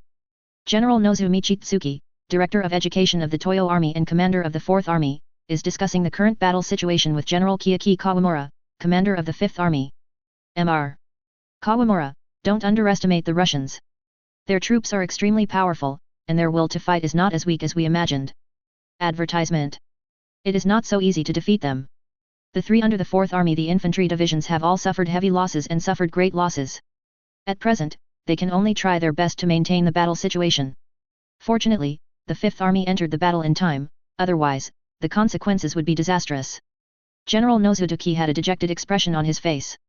As the Director of Education of the Dongyang Army and General of the Army, the reason why he served as the commander of the 4th Army was also because he wanted to make contributions on the battlefield and get a chance to be promoted. Among the Eastern Army, there are many generals, even generals. However, it is not so easy to be promoted to marshal. Almost all the commanders of the various armies are working hard for this. Don't worry, Your Excellency Director. Although the 5th Army has dispatched 3 infantry divisions to reinforce the 1st Army, we still have 10 infantry divisions. Once these infantry divisions have landed, we will have enough strength to defeat Russia. People. General Kaimei Kawamura looked very confident. General Natsutoki's eyes flashed with a trace of displeasure. Originally, the 4th Army had 6 infantry divisions under its jurisdiction, but because 3 infantry divisions were deployed to reinforce the 1st Army, only 3 infantry divisions remained in the 4th Army. Otherwise, perhaps the 4th Army's performance on the battlefield would not have been so bad. Currently, the 24th Infantry Division under the 5th Army of the Eastern Army is landing. There are still a large number of transport ships on the sea. Other units under the jurisdiction of the 5th Army will also land one after another. At this moment, Major General Otani Sono Kyuzo, Chief of Staff of the 4th Army, hurried over. Your Excellency, Commander, something is wrong. The Russians took the initiative to attack the 5th Infantry Division and the 10th Infantry Division at Dashichiao. They used quite a lot of artillery and dispatched a large number of troops. The 5th Infantry Division, the regiment and the 10th Division are under tremendous pressure and will soon be unable to hold on. Major General Otani Kikuzo reported. Baga. Why would the Russians take the initiative to launch an attack at this time? No, you must hold the front line. Order Yamaguchi-kun and Anton-kun to hold the line of defense, so that the Russians cannot break through. Michiko Nozu the general ordered. Hi, Your Excellency, Commander. However, if there is no reinforcements, they may not last long under the fierce Russian attack. Major General Otani Kikuzo said. Advertisement. General Nozu Michiko nodded, but the problem is that he has no reinforcements at all. General Kaimei Kawamura seemed to understand this too, so he took the initiative to speak. Let the 24th Infantry Division reinforce Dashichiao. In any case, we must ensure that we suppress Dashichiao. Otherwise, once we are defeated in that vehicle, this will seriously affect our subsequent operations. Kawamura Kaimei said the general. General Nozu Mikuru nodded. Kawamura-kun, I'll leave it to you. Subsequently, although the 24th Division of the Eastern Army Infantry had just disembarked, the military situation ahead was urgent, so they had to go into battle immediately. At the same time, other units under the 5th Army of the Eastern Army, such as the 25th Infantry Division and the 26th Infantry Division, also accelerated the disembarkation speed. At this moment, in Dashichiao, the Russian army's large-scale counterattack has already begun. Half an hour of firepower preparation caused the Dongyang Army's defense line to suffer heavy casualties. Bombed and torn bodies of Dongyang people are everywhere. The Russian 51st Infantry Division, 52nd Infantry Division and 53rd Infantry Division sent a large number of infantry to attack. The infantry of the Russian army, holding Mosin Nagant rifles, lined up in skirmish lines, and with the support of their own mortars and heavy machine guns, they attacked the defense line of the Eastern Army. Boom! Boom! Boom! The 120 mm mortars fired violently, suppressing the firepower on the Dongyang positions. The 80 mm medium mortars and 60 mm mortars act together with the infantry and directly provide fire support for the infantry. Da-da-da. The Maxim heavy machine gun in the rear was also firing fiercely at the positions of the Orientals, and the dense machine gun bullets swept over the positions of the Orientals like a violent storm. 0, seeking flowers 0. Bullets swished past the heads of the Japanese, and the Japanese kept firing. Advertisement. Bang! Bang! Bang! As the Russian soldiers charged, the rifles in their hands kept firing. The machine gunners even advanced with light machine guns, frantically strafing the positions of the Orientals. With the cooperation of various firepower of the Russian army, the Eastern Army on the ground suffered extremely heavy losses. In addition, they hardly built decent fortifications, which made them even more unable to withstand the counterattack of the Russian army. Soon, the defense lines of the 5th and 10th Divisions of the Eastern Army Infantry were breached, and in some areas, fierce hand-to-hand combat broke out between the two sides. Although the Orientals were very brave, they still couldn't resist the fierce attack of the Russian army. The defense lines of the 5th Division and the 10th Division of the Dongyang Army Infantry were successively breached, so that they could only abandon their positions and retreat towards Yingkou. Fortunately, although the Russian army still maintains its offensive against them, it is more about forcing them to retreat in the direction of Yingkou, rather than continuing to attack. The Russian army also didn't want to launch an attack on Yingkou at this time, so as not to be hit by the fierce naval gunfire of the Eastern Navy. At the same time, the 5th Cavalry Brigade, 57th Infantry Division and 58th Infantry Division of the Russian Army, which had already been prepared, set off from Dashichiao and headed straight for Gaizhou. Their goals. It is the remnant of the 14th Division of the Eastern Army Infantry assembled in Gaizhou. Although, there are only more than 16,000 people left in this infantry division. However, their existence completely cut off the connection between the Russian Army's northern defense line and the rear. Now, the Russian Army has assembled 2 infantry divisions and a cavalry brigade, and is heading straight to Gaizhou. The connection of the northern defense line enables the northern defense line to last longer under the fierce attack of the Orientals. It is conceivable what will happen to the 14th Division of the Eastern Army Infantry, which suffered heavy losses, after finding the Russian Army's surprise attack. The Russian Army naturally wanted to kill them all and complete the feat of annihilating an infantry division on the battlefield. Chapter 185 Annihilation of an Infantry Division, 5th Update, please subscribe. Da-day. The advancing speed of the 5th Cavalry Brigade of the Russian Army was very fast. It was only 30 kilometers from Dashichiao to Gaizhou. At the speed of cavalry, 1 hour is enough to arrive. However, because we have to wait for the 57th Infantry Division and the 58th Infantry Division. So the 5th Cavalry Brigade can also slow down. But even so, they successfully raided the 14th Division of the Toyo Army Infantry. Before the Japanese could react, the offensive of the 1st Cavalry Brigade of the Tsarist Russian Army began. Advertisement. They did not make any firepower preparations, and a large number of cavalry directly carried out a surprise attack on the coast, intending to occupy the coastal defense line and cut off the retreat of the Dongyang people before the Dongyang people reacted. Boom boom boom. Da-da-da. Although no firepower preparations were made, the mortars and heavy machine guns of the 043 battalions of the 5th Cavalry Brigade were also firing violently at the Japanese, pouring bullets and shells at them, hitting the defenseless Japanese. Dizzy. At the headquarters of the 14th Division of the Eastern Army Infantry, Lieutenant General Mitsuharu Tsuchiya, the head of the division, received a report from the Division Chief of Staff Yoshiaki Takahashi. The whole person was dumbfounded. Your Excellency, Division Commander, something is wrong. We were attacked by the Russians. The 27th Infantry Regiment is fighting fiercely with the Russians. However, the 27th Regiment has already suffered heavy losses and cannot withstand the Russians at all. People's attack. Their defense line is on the verge of breaking through. Colonel Takahashi Yoshiaki reported. Damn it! Why did the Russians suddenly attack us? Order the 28th Infantry Regiment and the 14th Baggage Regiment to quickly reinforce them. In any case, we must resist the Russians' attack. Also, ask Your Excellency Commander for help, we need reinforcements. Lieutenant General Tsuchiya Mitsuharu also quickly issued an order. Hi, Your Excellency, Commander. Colonel Takahashi Yoshiaki replied. The 28th Regiment of the Infantry of the Eastern Army and the 14th Regiment of the Supplies quickly went to reinforce them. However, by the time they arrived, the 27th Wing of the Toyo Army Infantry had been defeated. The entire coastal position has fallen into the hands of the Russian 5th Cavalry Brigade. At the same time, the 57th Infantry Division and the 58th Infantry Division of the Russian Army have also rushed to Gaizhou and participated in the attack on the 14th Infantry Division of the Eastern Army. Advertisement. Boom. Boom. Boom. The 105mm light howitzers and 75mm field guns of the two artillery regiments fired fiercely at the positions of the 14th Division of the Toyo Army Infantry. At this moment, the artillery of the 14th Infantry Division had suffered heavy losses in previous battles. So much so that they were unable to contend with the fierce artillery fire of the Russian army at all, and could only bear it silently. A large number of Japanese soldiers were killed by shells. In order to seize the time, the Russian army's firepower preparations did not last long, and several infantry regiments were already engaged in the attack. At this moment, several infantry regiments, engineering regiments, and supply regiments under the 14th Division of the Eastern Army Infantry had suffered heavy losses before, and the Emperor's troops were also involved in the attack on the Russian 1st Cavalry Brigade. This made it impossible for the Orientals to gather powerful troops to resist the attack of the two Russian infantry divisions. The defense line of the Orientals was easily broken through. A large number of troops were routed or surrounded. The entire 14th Infantry Division is already in a very bad situation at the moment. General Nozumichi Tsuki, the commander of the 4th Army of the Eastern Army, was also dumbfounded after receiving a telegram for help from the 14th Infantry Division. He didn't seem to have thought that the 14th Infantry Division would become the main target of the Russian army. However, at this moment they simply don't have any extra troops to reinforce the 14th Infantry Division. The 5th Infantry Division and the 10th Infantry Division under the 4th Army have been defeated by the Russian army. Fortunately, the 24th Infantry Division of the 5th Army arrived in time, and the Russian army did not continue to attack.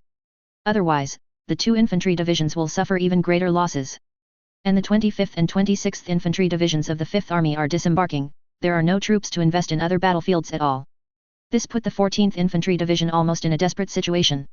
Your Excellency Director, we have no way to reinforce the 14th Infantry Division, and now we can only rely on them. However, we can let the Navy rush to provide them with artillery support so that they can persist. Wait until more troops come ashore, then we can provide support. Admiral Kawamura Kaimei suggested 0. Advertisement. General Nozu Mikaru nodded, this is also the best way. However, they did not expect that the 5th Cavalry Brigade of the Russian Army had already captured the area along the coast, preventing the 14th Division of the Eastern Army Infantry from retreating towards the coast. This makes it impossible for the Orientals to retreat to the coast even if they want to. In addition, it will take at least an hour for the warships of the Eastern Navy to rush to the coast of Gaizhou. During this period of time, it is enough to determine the outcome of the battlefield. The Russian 57th Infantry Division and the 58th Infantry Division attacked very violently, and several infantry regiments launched a siege and dispatched powerful troops to cooperate with the 5th Cavalry Brigade to advance from the coast to the inland, and the Japanese were defeated steadily. By the time the warships of the Eastern Navy arrived, the battlefield was already more than 10 kilometers away from the coastline. Although, this is still within the range of the large-caliber naval guns of the Oriental Navy. However, at this distance, the accuracy of shelling has been greatly reduced, and it is difficult to pose a fatal threat to the Tsarist Russian army. At this moment, the remnants of the 14th Infantry Division have been surrounded by the Russian army. Although, the Dongyang army is very tough, even if it is deeply encircled, it will never surrender, but will resist to the death. However, under the fierce artillery fire of the Russian army, the Japanese in the encirclement suffered extremely heavy casualties. 3 days later, on April 21, 1804, the Russian army annihilated the 14th Division of the Eastern Army Infantry. All the officers and soldiers of the 14th Infantry Division were killed. Before they died in battle, in order to prevent their flag from falling into the hands of the Russian army, they chose to burn the flag of the alliance. Then, continue to fight with the Russian army. A group of generals and senior officers, including Lieutenant General Tsuchiya Mitsuharu, the head of the division, were all killed. In the entire 14th Infantry Division, except for a very small number of seriously wounded soldiers who were captured by the Russian army, all the rest died in battle. This also became the 1st Infantry Division of the Eastern Army to be wiped out on the battlefield. You know, the Dongyang Army didn't even have an example of an infantry regiment being wiped out before. Now, it has directly wiped out an infantry division. It is conceivable how much shock this caused to the Orientals. Chapter 186 Tian Huang Fury, First Update, please subscribe. Ying Cao, the 4th Army Command of the Eastern Army. General Nozu Mishikin's face was as dark as the bottom of the pot, and the 14th Infantry Division was completely annihilated and wiped out by the Russian army. This is certainly a disgrace to the 14th Infantry Division. But at the same time, he, the commander, also has a dull face. The entire 4th Army has suffered extremely heavy losses at this moment. The 14th Infantry Division was completely wiped out, and the 5th and 10th Infantry Divisions also suffered heavy casualties, with losses exceeding 2/3. The 2 infantry divisions, together with all the remaining officers and soldiers, are less than 20,000. Advertisement. General Kaimei Kawamura, commander of the 5th Army, was also unhappy. Although, after the disastrous defeat of the 4th Army, there is no doubt that there is one less competitor. However, the current battle situation is very unfavorable to them. Your Excellency Director, there are still a large number of reserve troops mobilizing in the country. Although the 14th Infantry Division was wiped out by the Russians. However, they fought to the last moment, and several regiment flags did not fall into the hands of the Russians. The country will definitely find a way to rebuild the 14th Infantry Division. The 5th and 10th Infantry Divisions of the 03RD Infantry suffered heavy losses, and they can also be withdrawn to the country for rest. I believe that the country will not refuse. General Kawamura Kaimei suggested. General Nozu Mikitsu nodded. The entire 4th Army had already suffered extremely heavy losses. This also means that they have no way to continue fighting. The Russians' offensive was very fierce. After occupying Gaizhou, they continued to go south and opened the passage to Wafangdian. This allowed the Russians to continuously transport personnel and materials to the Shehi line of defense. In this way, under the circumstances, the 2nd Army should be powerless against the Shehi line of defense. The 1st Army was also blocked by the Russians on the front line of the Yalu River. Therefore, the 5th Army has become the only major combat force that can change the battlefield situation. The next battlefield will be left to you. General Natsudoki also knew very well that he might have to leave. However, before that, he still hopes to make his own proposals. Hi, Your Excellency Director. General Kiyaki Kawamura replied. Advertisement. Our 24th, 25th and 26th Infantry Divisions have already engaged the Russians on the frontal battlefield. The 27th, 28th and 29th Infantry Divisions are still landing. After they all disembark, they can start attacking. We will advance the battle line to the Dashichiao again. Even, take the Dashichiao. Wait until the 30th Infantry Division, the 31st Division, and the 3rd Infantry Division after the 32nd Division and the 33rd Division have landed, we will be able to go north to attack Shenyang. At the same time, we can also go south to cooperate with the 2nd Army to attack the Russian Shehi line of defense. General Kaimei Kawamura said. General Nozu Michitsuki is very appreciative of the 5th Army's next combat deployment. Actually, there is no need for the 3rd Army to attack Lushan Fortress anymore. That guy Nogi Zidian is a waste at all. The 3rd Army has already suffered heavy losses in Lushan Fortress.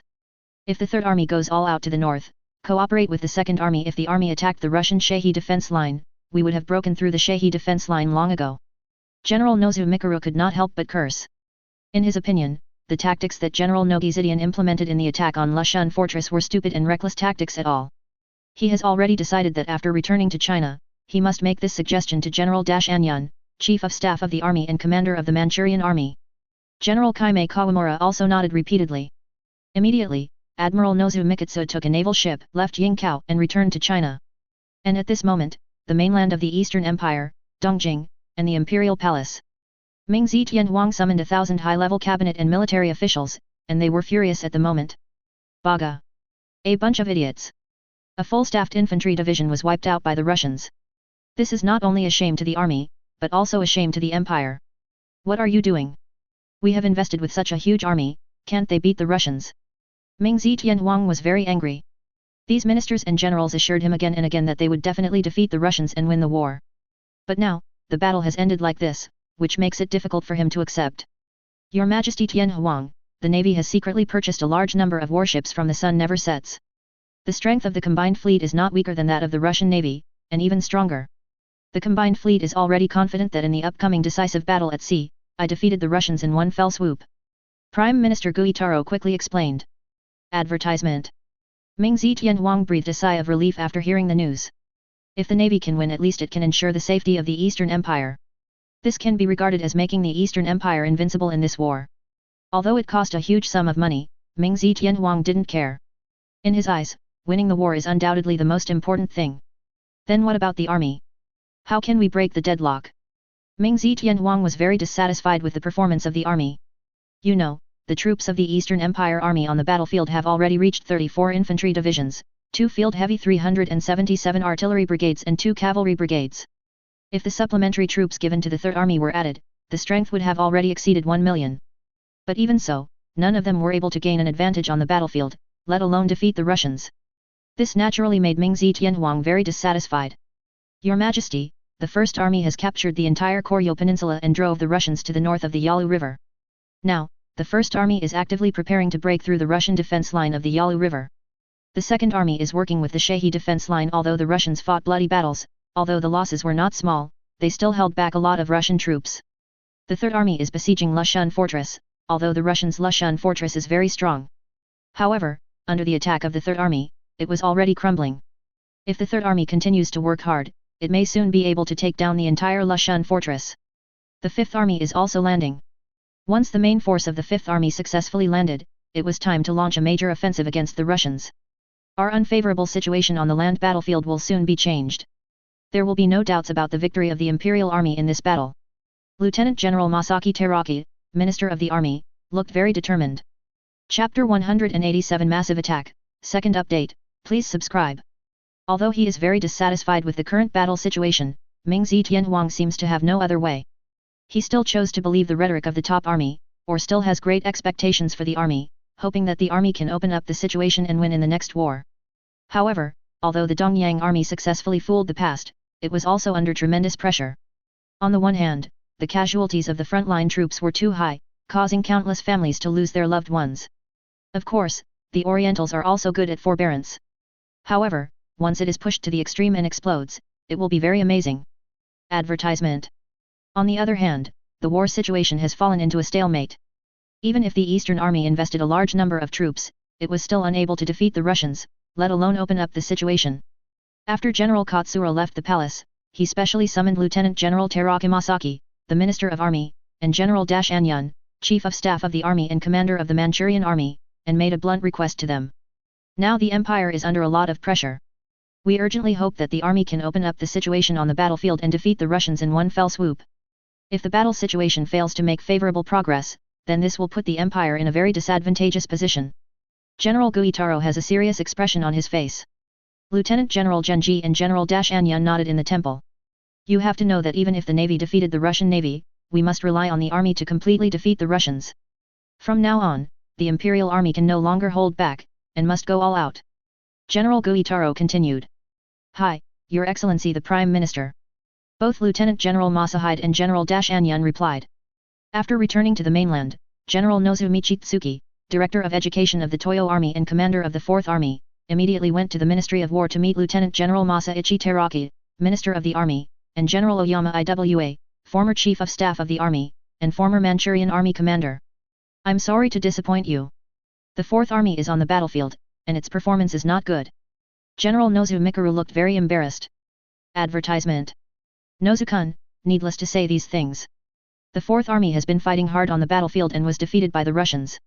It's not because of you, but because the Russians are too strong. Is the current battle situation really so bad? General Anyun asked. Yes, Big Tiger. Although the Russians don't have as many troops on the battlefield as us. Even, they are far less than us. However, their firepower is very powerful. Moreover, they are mainly in defensive operations. This allows the Russians to give full play to their own firepower advantage. Every time the warriors of the Empire attack, they have to brave the hail of bullets and the fierce firepower of the Russians. Every step forward requires a huge price, so much so that the casualties of the various units of the Imperial Army on the battlefield are very large. General Nozomi Chitsuki said. Both Lieutenant General Genji and General Anyun in the temple frowned. Although they already know that the firepower of the Russians is very strong. But now they seem to understand that they still underestimated the Russians. Your Excellency Director, we have decided to rebuild the 14th Infantry Division. In addition, the 5th and 10th Infantry Divisions will not be withdrawn to the mainland for rest, but will be rested in Yingkou. The mainland will deploy reserve personnel to supplement the infantry, the loss of the 5th Division and the 10th Division. At that time, after the 5th and 10th Infantry Divisions recover their combat effectiveness, they can quickly invest in the offensive. Lieutenant General Teraki Masaki said. General Nozomi Chitsuki nodded. The 14th Infantry Division will be rebuilt, and the 5th and 10th Infantry Divisions will also need to replenish their forces, which undoubtedly made him breathe a sigh of relief. As long as these troops can regain combat effectiveness, they can continue to attack and play a greater role on the battlefield. It seems that we need to launch a large-scale attack on the Russians as soon as possible, and we can't wait any longer. As the Prime Minister said, even if the Navy defeats the Russians, we also need to defeat the Russians on land. Only in this way can we ensure our victory in this battle. General Anyun said. Big Tiger, I have a suggestion. You can ask the Third Army to give up its attack on Lushan Fortress and go northward to cooperate with the Second Army to attack the Russian Shahi line of defense. Now, the Third Army has 8 infantry divisions, 1 the Field Heavy Artillery Brigade and a Cavalry Brigade. Even though they have paid a huge price in Lushan Fortress during this period of time. However, the remaining combat power is already very impressive. If they cooperate with the Second Army, it is very possible to break through the Russian Shahi line of defense. At that time, the entire battle situation in the Liaodong Peninsula will undergo a fundamental change. General Nozomi Chitsuki said.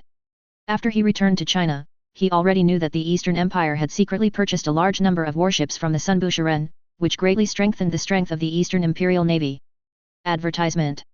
In this case, there is no need for them to continue to attack Lushan Fortress. After the Navy defeated the Russian Navy, it would undoubtedly be much easier to cooperate with the army to attack Lushan Fortress. Therefore, they did not continue to put precious troops in Lushan Fortress.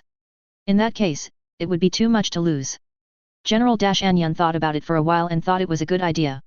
The Third Army of the Eastern Army has indeed paid a huge price in the Lushan Fortress. Before, the 4 infantry divisions, 1 cavalry brigade, and 1 field heavy artillery brigade under the Third Army had suffered heavy losses. After being replenished, 4 infantry divisions were also drawn from Lee's 5th Army for reinforcements, which greatly increased the strength of the Third Army. But even so, in the ensuing fierce battle, they still failed to break through the core position of Lushan Fortress, and instead paid huge casualties. Now it seems that there is indeed no need to smash Lushan Fortress. It is most beneficial to the Eastern Empire to put the main force of the Third Army on other battlefields and defeat the Russians in one fell swoop. Your Excellency Dashan, I think it's totally fine. Lieutenant General Chi Nei Genji also agreed with this suggestion. General Dashanyan nodded, then let's do this. Order the Third Army to abandon the attack on Lushan Fortress, and go north to cooperate with the Second Army to break through the Russian Shahi defense line. And the 5th Army will also attack Dashiqiao with all its strength. Cut off the retreat of the Russian Army, cooperate with the Second and Third Armies, and encircle and annihilate the Russians. Chapter 188, The Decisive Battle on Land, the third update, please subscribe. Advertisement. Liaodong Peninsula, Lushan Fortress. The Third Army of the Eastern Army's attack on Lushan Fortress is still going on. The fierce attack that lasted for more than a month has caused the Russian army to lose a lot of fortifications in Lushan Fortress. Now, the Russian army is mainly concentrated in a series of fortifications with the 203 Highland as the core, resisting the attack of the Orientals. However, the high-intensity combat in the past few days has caused the Russian 65th Infantry Division, 66th Infantry Division, and the 10th and 11th Brigades of the Marine Corps to pay great losses. At the same time, the soldiers were also very tired. Fortunately, before the war broke out, the Tsarist Russian army and navy both stored a large amount of combat materials in Lushan Fortress. Otherwise, under such a high-intensity battle, the consumption of various materials will be very fast, and they will be exhausted soon. During this process, the Russian army also caused great casualties to the Third Army of the Eastern Army. The corpses left by the entire Third Army under the Lushan fortress must have exceeded 100,000. If the wounded are added, the loss will be even greater. However, even so, General Nogi Zidian, the commander of the Third Army, was still gnashing his teeth, ordering the troops to continue to attack, and it would be impossible to capture Lushan fortress. Never give up posture. Even if his 2 sons had already died in battle at Lushan fortress, he would not hesitate to do so. Your Excellency Commander, Your Excellency Chief of Staff telegram. Major General Toshisoke Ida, Chief of Staff of the Third Army, hurriedly found General Nogi Nozomi. General Nogi Zidian took the telegram and looked at it, his face suddenly became very ugly. Baga. More than 100,000 Yamato men were killed under the Lushan fortress, and now they want to order us to stop attacking the fortress? How is this possible? General Nogi Zidian cursed. Your Excellency, Commander, the mainland requires us to stop the offensive, leaving an infantry division to monitor the Lushan fortress, and the rest of the troops will go north to cooperate with the Second Army to attack the Shehi line of defense. Major General Toshisoke Ida said. General Nogi Nozomi directly squeezed the telegram into a ball. Advertisement. Just when Major General Toshisoke Ida thought that General Nogi Nozomi was going to disobey the order, he gave the order. Order all the troops to withdraw from the battle. The 18th Infantry Division will defend the Great Union and monitor the Lushan fortress. The rest of the troops will immediately go north to reinforce the Second Army. Although General Nogi Zidian was very angry in his heart, he still chose in order to follow the order. The main force of the Third Army was put into the attack on the Shehi line of defense. Hi, Your Excellency Commander. Major General Ida Shunsuk replied. The Dongyang people suddenly stopped attacking Lushan fortress, which made the Russian soldiers stationed in Lushan fortress look at each other in blank dismay. Although, in the many days of defensive operations, they have caused great losses to the Orientals. However, it has to be admitted that the losses of the Russian army are not small. More importantly, the soldiers are already very tired from the high-intensity combat in the past few days. Unexpectedly, at this time, the Japanese retreated on their own initiative, which was completely beyond their expectations. Your Excellency, the Japanese have retreated, and they have stopped attacking the fortress. Major General Stossel, commander of the 65th Infantry Division, had a smile on his face. The Japanese stopped attacking, which is undoubtedly good news for the Russian army stationed in Lushan fortress. Lieutenant General Alexeyev, commander of the Pacific Fleet of the Tsarist Russian Navy and commander of Lushan fortress, also breathed a sigh of relief. I thought that the Japanese would continue to attack like this. If this is the case, then we might not be able to hold on. Lieutenant General Alexeyev said. The Eastern Army's offensive method regardless of loss and cost put the Russian army under tremendous pressure. Your Excellency, Commander, the Orientals paid a huge price in the Lushan fortress. Major General Charlie, the commander of the 66th Infantry Division, AFT, said. Anyway, the Dongyang people retreated. Then, the Lushan fortress is safe. At least temporarily safe. However, we can't take it lightly. When the Dongyang people stopped attacking, we immediately started repairing the damaged fortifications. Get ready for the next battle. Lieutenant General Alexeyev ordered. The war is not over yet, so I dare not be careless in the slightest. If this is a conspiracy by the Orientals, leading to the fall of Lushan fortress, then, they will be sent to military courts. Yes, Your Excellency Commander. Both Major General Stossel and Major General Charlie answered one after another. Advertisement. By the way, Your Excellency, Commander, we have to report this news to the 6th Army, preferably to His Majesty the Tsar. Major General Stossel reminded. Lieutenant General Alexeyev nodded. He also thought that the sudden retreat of the Orientals seemed to reveal a little bit of weirdness. Make the rest of the army ready and able to respond to contingencies. At the same time, the 10 infantry divisions of the 5th Army of the Eastern Army have already landed in Yingkou. General Kawamura Jingming, the commander of the 5th Army, also received a telegram from the local area, asking the 5th Army to attack Dashichiao and Gaizhou with all its strength. After receiving the order, General Kaimei Kawamura threw himself directly into the attack without any hesitation. The 24th Infantry Division, the 25th Division, the 26th Division, the 27th Division and the 28th Division stormed Dashichiao. The 29th Infantry Division, the 30th Division and the 31st Division launched an attack on Gaizhou. The Eastern Empire Navy even dispatched some warships to provide fire support for the army. The 32nd and 33rd Infantry Divisions served as reserves. For a while, after the 5th Army of the Eastern Army launched an all-out attack, the pressure on the Russian army on the Dashichiao-Gaizhou frontline battlefield suddenly doubled. General Kuropatkin, commander of the 6th Army, reported the news to Tsar Mikhail. At the same time, troops were dispatched in time for reinforcements. The 59th Infantry Division and the 60th Infantry Division reinforced Dashichiao to stabilize the front line. and the first batch of 10 infantry divisions and 3 heavy artillery brigades drawn from Europe who had rushed to the battlefield also began to join the battle. The 8th Heavy Artillery Brigade, 11th Infantry Division, and 12th Infantry Division reinforced the Geizhou defense line to ensure that the Russian army can always control Geizhou. This is an important channel to reach the Shehi defense line in the south, so there is no room for loss. The 9th Heavy Artillery Brigade, the 13th Infantry Division, and the 14th Infantry Division reinforced Dashiqiao. In addition, the 21st Infantry Division, 22nd Infantry Division, 23rd Infantry Division, 31st Infantry Division, 41st Infantry Division and 71st Infantry Division, and the 10th Heavy Artillery Brigade. They are all ready to enter the battlefield. The land-decisive battle between the Tsarist Russian Empire and the Eastern Empire seems to be coming soon. Chapter 189 The Great War broke out. For more, please subscribe. Russian Empire, Primorsky Far East, Vladivostok. Tsar Mikhail and Chief of Staff General Brusilov are discussing the current situation of the war. Your Majesty, the Navy's home fleet has completed its rest and left the Mahajanga Naval Base in Madagascar, and set off for the Kemran Bay Naval Base. It is expected that the fleet will arrive at the Kemran Bay Naval Base early next month, and then rest for another month. At the same time, let the warships complete their maintenance and repairs. Advertisement. In this way, in about mid-July, the fleet will be able to set off from the Kemran Bay Naval Base to engage in a decisive battle with the Eastern Empire Navy. Admiral Brusilov said. The top officials of the Tsarist Russian Empire pinned their hopes of completely defeating the Eastern Empire on the Navy. They also believed that the Tsarist Russian Empire Navy must have such external experience. Mikhail nodded, there are still more than 2 months, and the war between the Empire and the Japanese will be able to completely determine the winner. After the Imperial Navy defeats the Japanese Navy, the battle will be completed. There is absolutely no suspense. Yes, Your Majesty.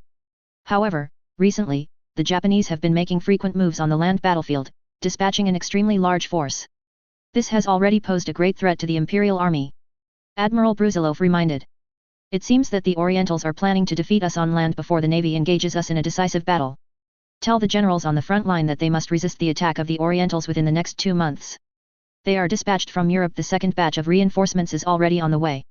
The front line can go all out. Mikhail ordered. Yes, Your Majesty. The Dongyang people have already put millions of troops into the battlefield. Even though they suffered huge losses in the war, their strength should not be underestimated. According to the information obtained, the Dongyang people are still in the mainland. There are millions of troops in training. They have a large number of reservists. If this continues, I am afraid that it will only take another 2 or 3 months to complete the training. General Bruce Luotian said. It is true that the Orientals have a lot of reserves, but do they have so many weapons and equipment to arm these troops? Mikhail believed that with the military-industrial production capacity of the Eastern Empire, it was absolutely impossible to do this. Your Majesty, the sun never sets and the Germans are selling all kinds of weapons and equipment to the Orientals, but they have made a lot of money. Admiral Brusilov replied. Humph. Isn't this a pretense of neutrality to make a fortune in war? Sooner or later, the Empire will settle accounts with them. Mikhail snorted coldly. Whether it is the empire on which the sun never sets or the Germanic Empire, they are the enemies of the Tsarist Russian Empire. However, both enemies are very powerful. If the Tsarist Russian Empire wants to deal with 2 of them at the same time, in Mikhail's plan, one will be dealt with first, and then the other. Advertisement. Once successful, then the Tsarist Russian Empire will dominate the European continent and aspire to the throne of world hegemony. Of course, in the end, I am afraid that it will inevitably compete with the lighthouse country for hegemony. The geographical location of the lighthouse country is so superior that Europe has suffered bloodshed and suffered heavy losses. They were able to make war windfalls. The rise of the lighthouse country is almost unstoppable. The only thing Mikhail can do is to strengthen the strength of the Russian Empire as much as possible so that it will not be defeated in the all-round competition with the lighthouse country in the future. Otherwise, years of hard work will be in vain. At the beginning of May 1804, the full-scale offensive of the Eastern Empire Army had already begun. It was not just the troops deployed by the Russian army in Dashiqiao and Geizhou that were violently attacked by the Orientals. After the Third Army of the Eastern Army gave up its attack on Lushan Fortress, it also turned around and went north to join the fierce attack on the Shehi line of defense. For a while, the Russian army deployed 4 infantry divisions, 1 heavy artillery brigade and 1 cavalry brigade on the Shehi line of defense, facing the 12 infantry divisions, 2 cavalry brigades and 2 field heavy artillery brigades of the Eastern Army. Attack. Although in the previous battles, the Second Army of the Eastern Ocean Army had already suffered a lot of losses. The Third Army of the Eastern Army also paid a heavy price under the Lushan Fortress. But even so, these 2 armies combined have more than 200,000 people. The Shehi line of defense is the most important line of defense for the Russian army in the Liaodong Peninsula, so it is natural that the Orientals cannot break through. 0. Ask for flowers. Otherwise, the Orientals will occupy the entire Liaodong Peninsula except the Lushan fortress, and they will even be able to go north to join the attack on Gaizhou and Dashiqiao. At the same time, it can also continue north along the coastline, posing a threat to the Russian army's Yalu River defense line. Therefore, the Russian army will naturally defend this line of defense with all its strength. Boom! Boom! Boom! Advertisement. The Eastern Army used a large number of 150 mm howitzers, 120 mm howitzers, and 75 mm field guns to frantically bombard the Russian Shehi line of defense. The Russian artillery, also not to be outdone, launched a fierce counterattack. Even now the Russian army is completely at a disadvantage in terms of the number of artillery. However, the artillery of the Russian army is more advanced. The rate of fire of the tube retreating gun is also 2 to 3 times that of the rack retreating gun. 0. This makes the artillery of the Russian army not at a disadvantage in the artillery battle with the artillery of the Eastern Army. However, what really posed a huge threat to the entire Shehi defense line was the fierce attack of the Eastern Army. General Nogi Zidian applied the tactics of attacking Lushan fortress to the attack on the Shehi line of defense. A large number of Japanese soldiers, facing the Russian guns, charged bravely until they were killed. A section of defense line relying on the Shehi River is nothing more than that. The Shehi River in this period is in the wet season. Although the river is not wide, the river water is not shallow. It is not so easy for the Orientals to cross the river. But there is still a land line of defense, and this has become the focus of the Dongyang people's attack. The fierce attack of the Eastern Army, regardless of casualties and losses, caused the losses of the Russian army to soar. In many cases, the Japanese soldiers were able to charge to a place less than 100 meters away from the Russian defense line, and started a fierce confrontation with the Russian army. The marksmanship of the Orientals is still very good, almost much better than that of the Russian soldiers. If the same troops are shooting each other with rifles, the Russian army is really not their opponent. This makes the Russian army often only able to shoot and kill those Japanese soldiers through powerful machine gun firepower and mortars. But even so, the losses of the Russian army began to rise. The pressure on the entire defense line is also increasing. Chapter 190 Going All Out, 5th update, please subscribe. Yaxi. The warriors of the Empire have performed very well. We have already caused a lot of losses to the Russians. From what it looks like, we may be able to break through the Russian defenses in a few days.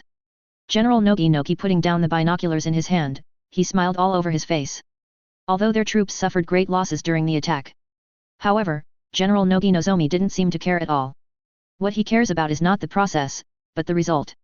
As long as it can break through the Russian defense line, no matter how big the loss is, it is acceptable.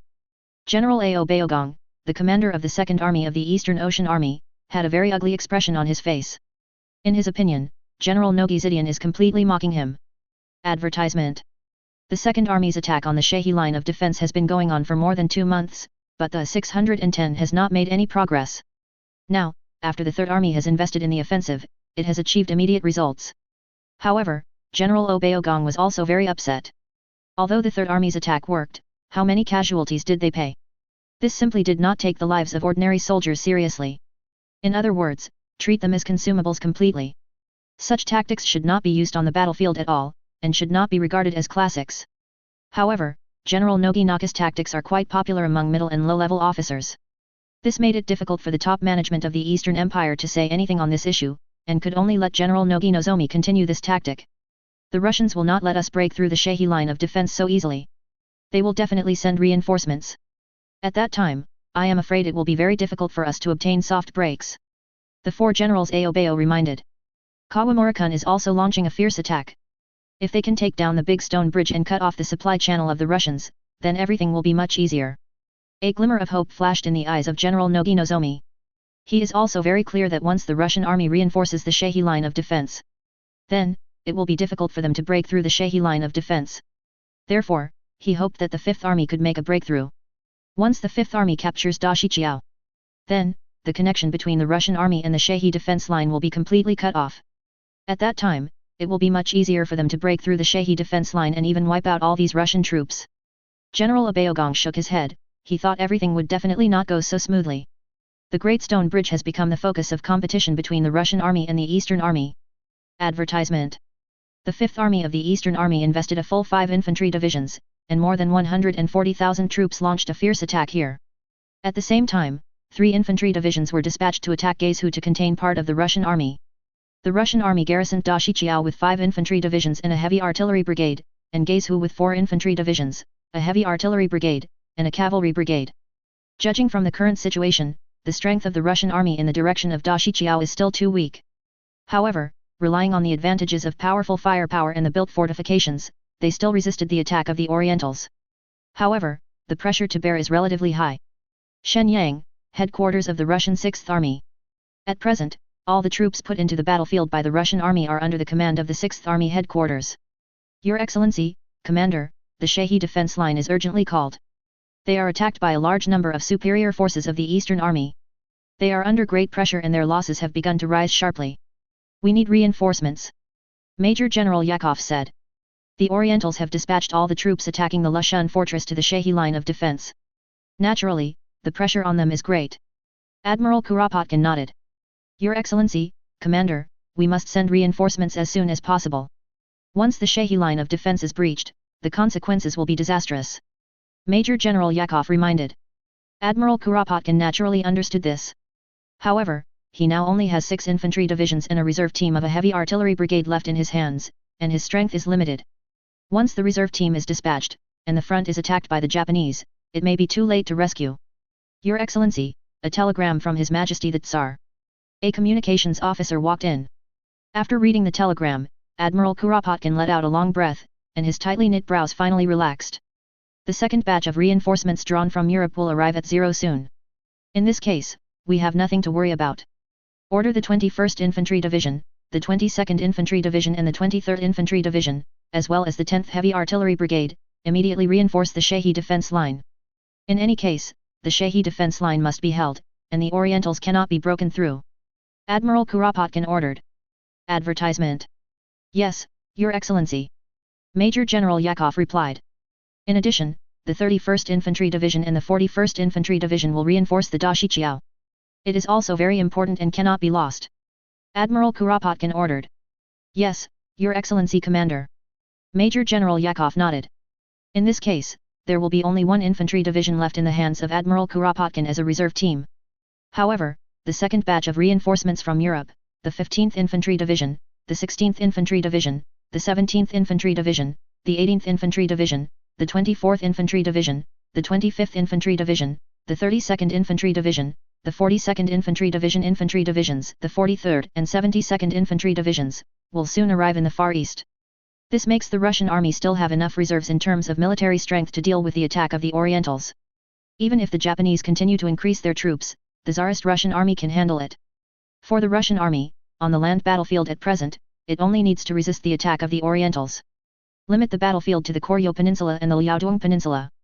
In the case of 1.7, the situation on the battlefield will be completely under the control of the Russian army.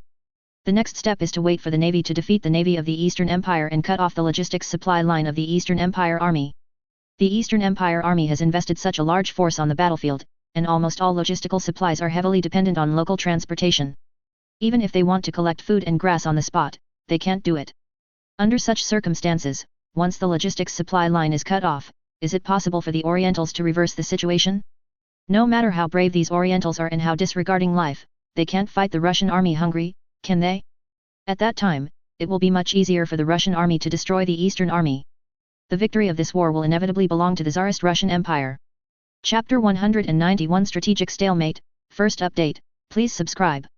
On the Yalu River front, the First Army of the Eastern Army is fighting fiercely with the Russian army. Even the troops under the First Army of the Eastern Army already have as many as 9 infantry divisions. However, these infantry divisions are not at full strength, and some infantry divisions have suffered serious battle losses. For example, the Guards Division, the 2nd Infantry Division and the 12th Infantry Division all suffered heavy losses. Even, the battle damage has reached nearly half. Advertisement. The remaining several infantry divisions suffered similar losses. Coupled with the fact that they still need to fight the Yalu River, this will undoubtedly further increase the difficulty of their attack. The Russian army blocked the river with powerful artillery and machine gun fire. As a result, it was very difficult for the Eastern Army to fight the Yalu River. Unless the Eastern Navy dispatches a large number of warships to provide them with artillery support with large caliber naval guns. In this case, perhaps it will be easier for them to beat the Yalu River. But now, the attention of the Eastern Navy is all on the Tsarist Russian Navy. The local fleet of the Tsarist Russian Navy has left Madagascar and has begun to cross the Indian Ocean. For the Eastern Navy, this is undoubtedly the biggest 03 threat. They must give priority to defeating the Tsarist Russian Navy before they can free up their hands. Of course, if it is winter now, the Yalu River will be completely frozen. Then, the First Army of the Eastern Army can also directly cross the Yalu River and launch an attack on the Russian army. But it is a pity that it is now the wet season of the Yalu River. With the strength of 6 infantry divisions, the Russian army firmly blocked the First Army of the Eastern Army on the south bank of the Yalu River, making it impossible for the Russian army to cross the river. Under such circumstances, the flames of war can only be limited to the Koryo Peninsula, and cannot continue to burn northward. On the Shahi line of defense, the Second Army and the Third Army of the Eastern Army are still attacking fiercely.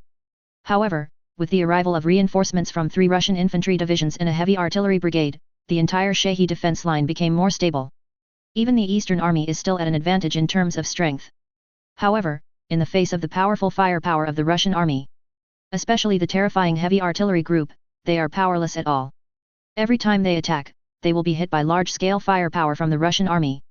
As a result, although the Second Army and the Third Army of the Eastern Army paid a huge price during the attack, however, it was still unable to break through the Russian army's Shahi line of defense. The same is true for Dashichiao and Gaizhou battlefields. The Russian army was at a disadvantage in terms of strength, but with the help of fortifications and powerful firepower, it firmly resisted the attack of the Eastern Army. And in the defensive operations, the Eastern Army continued to cause greater losses, making it impossible for the Eastern Army to break through the Russian defense line. Advertisement. The entire battlefield has completely entered a stalemate at this moment. Especially after the second batch of 10 infantry divisions drawn by the Russian army from Europe also arrived on the battlefield, the Russian army was even more generous in terms of strength. However, because the current front has been barely maintained, the Russian army did not continue to increase troops to the battlefield. The second batch of 10 infantry divisions reinforced from Europe, together with the 71st Infantry Division, became the reserve force. Next, if the battlefield situation changes again, reinforcements can be made in time. At the same time, you can also prepare for the counterattack. The local fleet of the Tsarist Russian Empire Navy is about to arrive in the Far East Sea, and will engage in a decisive sea battle with the Eastern Empire Navy. Once the Tsarist Russian Empire Navy won, then, the large-scale land counterattack will begin.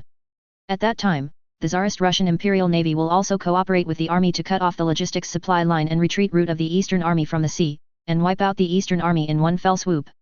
Once all the troops of the Eastern Army on the battlefield were wiped out by the Russian army, then, this will undoubtedly be a very heavy blow to the Eastern Army. Even the Eastern Army has mobilized a lot of troops in the country. However, these newly mobilized troops are naturally unable to compare with the previous troops in terms of combat effectiveness. If the time is right, then the Russian army will be able to launch an attack on the mainland of the Eastern Empire with the assistance of the navy. Tsarist Russian Empire, Far East, Vladivostok. Tsar Mikhail is extremely satisfied with the current battlefield situation. With the efforts of the Russian army, the attack of the Orientals has been completely contained. Moreover, the Russian army invested far less troops on the battlefield than the Orientals. At present, the Russian army has only invested 29 infantry divisions, 5 heavy artillery brigades, 2 cavalry brigades and 2 marine brigades on the battlefield. The total force is only 600,000 people. In addition, the Russian army has a reserve force of as many as 200,000 people on the battlefield, ready to be put into combat at any time. Advertisement. In contrast, although the Eastern Army has invested millions of troops, however, because the losses on the battlefield are too great, as a result, the Eastern Army was unable to open up the situation for a long time, let alone break the deadlock. This made the war inevitably fall into a stalemate. And time is undoubtedly on the side of the Russian Empire. After all, as a world-class power, the Tsarist Russian Empire has a much stronger background than the Oriental Empire. Since the outbreak of the war, the Tsarist Russian Empire was fully prepared, although various materials were consumed quickly. But it didn't have much impact domestically. On the other hand, the Eastern Empire is completely 457 to support the frontline operations, and the common people are saving money. Even the rations are seriously insufficient, and the food needs to be saved and supplied to the frontline troops as military rations. Many Orientals are already starving. For a short time, it may be bearable. But if it takes a long time, can they continue to endure it? Once these Orientals can't bear it anymore and break out, the consequences will be even more unimaginable. Of course, the Eastern Empire, like the Tsarist Russian Empire, also had great confidence in the upcoming decisive battle at sea. The Tsarist Russian Empire believed in its own strength, and believed that the Tsarist Russian Imperial Navy could definitely defeat the Oriental Imperial Navy. The Eastern Empire Navy, on the other hand, received the support of the Royal Navy of the Empire on which the sun never sets, and secretly obtained a large number of warships from the people on whom the sun never sets, which greatly improved the strength of the Eastern Empire Navy. Under such circumstances, they naturally have the strength and confidence to defeat the Tsarist Russian Empire Navy. However, in order to determine the outcome of a sea battle, one must know after the actual battle. But no matter what, perhaps the outcome of this decisive battle at sea will become an opportunity to truly break the deadlock in this war. And as time passed, after the land battlefield entered a stalemate, the decisive battle at sea was approaching step by step. Chapter 192 The Hope of Victory, Second Update, please subscribe. Russian Empire, Vladivostok. Your Majesty, the current land battlefield has entered a stalemate. Although the Japanese have invested heavily in troops, they still cannot break through our line of defense. The entire battlefield has temporarily stabilized. We still have as many as 11 infantry divisions in our hands. Advertisement.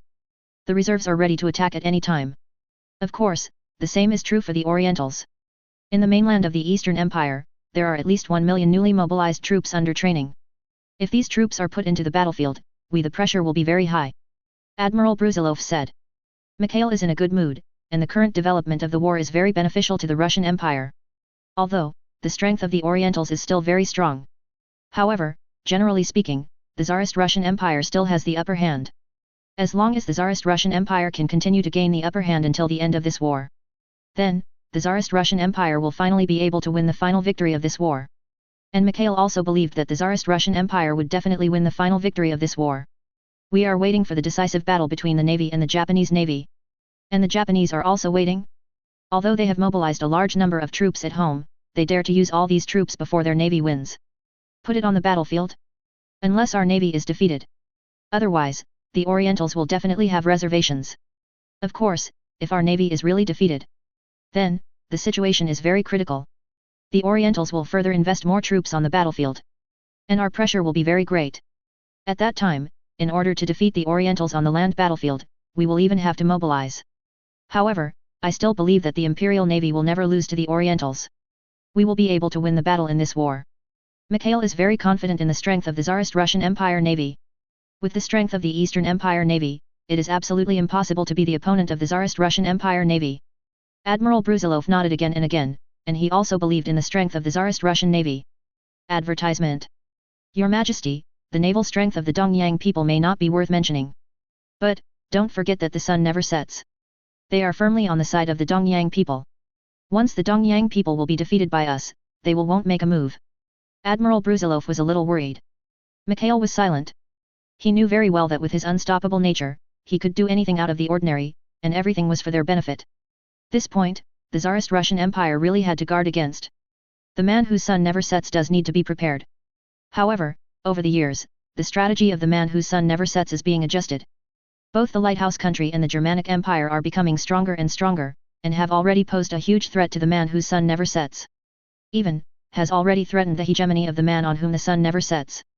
The United Kingdom has gradually shifted its energy from us to other potential competitors. Totally out of my mind.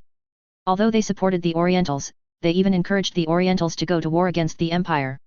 And still in the midst of the war, constantly stumbling the Empire. However, they did not dare to blatantly intervene in this war. Otherwise, the Empire will inevitably go to war against them. Other than that, there is no other possibility. And if you go to war with the Empire, even if the sun never sets, you must think twice. Otherwise, once caught in a long-term war with the Empire, the sun never sets and no one will end well. At that time, the Germanic people and the lighthouse country will probably applaud, right? They wish the Empire on which the sun never sets will go to war with the Empire. In that case, it will be easier for them to replace the hegemony of the people who never set the sun. Therefore, as long as the heads of the top leaders of the Empire on which the sun never sets are not kicked by the donkey, they will know what choice to make. Mikhail still believed in his analysis very much. Yes, Your Majesty. Admiral Brusilov nodded repeatedly. Judging from these circumstances, the possibility of people who never set the sun directly intervening in this war is very small. At most, it will be a stumbling block for the Tsarist Empire and intelligence support for the Eastern Empire. From this point of view, the possibility of the Tsarist Russian Empire Navy winning this naval battle is still very high. After all, the Tsarist Russian Empire Navy is stronger. Regardless of the number and performance of warships, they are far above the navy of the Eastern Empire. Advertisement.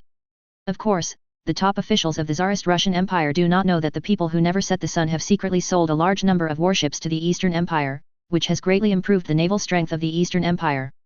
At least in terms of the number of main battleships, it is already on par with the Tsarist Russian Empire's navy. However, judging from the real combat effectiveness of these warships, the Tsarist Russian Empire navy still has a great advantage. The 6 Mikhail I-class battleships are full heavy artillery battleships, and their firepower is even more astonishing. Moreover, in order to further improve the ability of the battleship to penetrate armor, at the request of Mikhail, the armor-piercing projectiles were replaced with capped armor-piercing projectiles. In this way, the armor-piercing ability of the shell has been significantly improved. Can those warships of the Orientals withstand it? This is undoubtedly very difficult. Once the navies of the two sides go to war, these warships of the Tsarist Russian Empire navy will definitely shock the Orientals and the people behind them. Tsarist Russia is waiting for the decisive battle between the navy and the navy of the Eastern Empire, and the same is true for the Eastern Empire. The Eastern Empire army has invested millions of troops, but they have been unable to open up the situation and break the deadlock. This made the top management of the Eastern Empire very annoyed. And the high level of the Eastern Empire army was extremely ashamed. They had vowed before, saying that the Tsarist Russian Empire army was vulnerable, and they would definitely be able to easily defeat the Tsarist Russian Empire army. But now, they were beaten by the Tsarist Russian Empire army on the battlefield and suffered heavy losses, and they were unable to win for a long time. So much so that the high-level army of the Eastern Empire has already shouted the slogan of sending another 1 million troops to the battlefield to defeat the Russians in one fell swoop. Since the firepower and combat effectiveness are not as good as the Tsarist Russian Empire, they will give full play to their military advantages. In this case, their chances of winning will be even greater. Obviously, even at this point, the Eastern Empire army has not given up hope of winning, and still wants to defeat the Russian Empire and win this war. Chapter 193 The Confidence of the Navy, 3RD Update. Please subscribe. Oriental Empire, Prime Minister's Office. The top officials of the cabinet of the Eastern Empire and the army and navy are all concentrated here. Because the war was unfavorable and suffered heavy losses on the battlefield.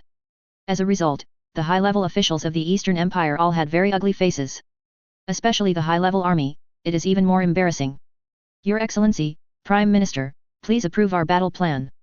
The training of the 6th Army is almost over. Advertisement. It will take at most another month before it can be put into the battlefield. Even now, it can be put into the battlefield. Fighting against the Russians while training and running in. Once all these troops of the 6th Army are put into the battlefield, we will definitely be able to defeat the Russians. Lieutenant General Teraki Masaki, the Minister of Army, had red eyes. Because of the unfavorable war, the loss was heavy. So much so that during this period of time, the Eastern Empire army has been under great pressure. This also made the high-level army of the Eastern Empire hope that they could continue to increase their troops and defeat the Tsarist Russian Empire in one fell swoop by expanding the troops on the battlefield to win the victory of this war. Yes, Your Excellency Prime Minister. If all the 34 infantry divisions of the 6th Army are put into the battlefield, we can completely defeat the Russians. General Deshanyan, Chief of Staff of the 787th Army and Commander of the Manchurian Army, also said. Your Excellency Prime Minister, no matter how bad it is, the 4th Army can be thrown into the offensive. The 14th Infantry Division has been rebuilt, and the soldiers are even more motivated, determined to seek revenge from the Russians. The 5th Infantry Division and the 10th Division has also completed its replenishment. It can be put into combat. General Nozomichi Tsuki, Director of Army Education, also pleaded. The current situation on the land battlefield is very unfavorable to the Eastern Empire Army. Although they have tried their best, they still cannot break through the Russian defense line. Moreover, under the powerful firepower of the Russian army, it paid extremely heavy losses.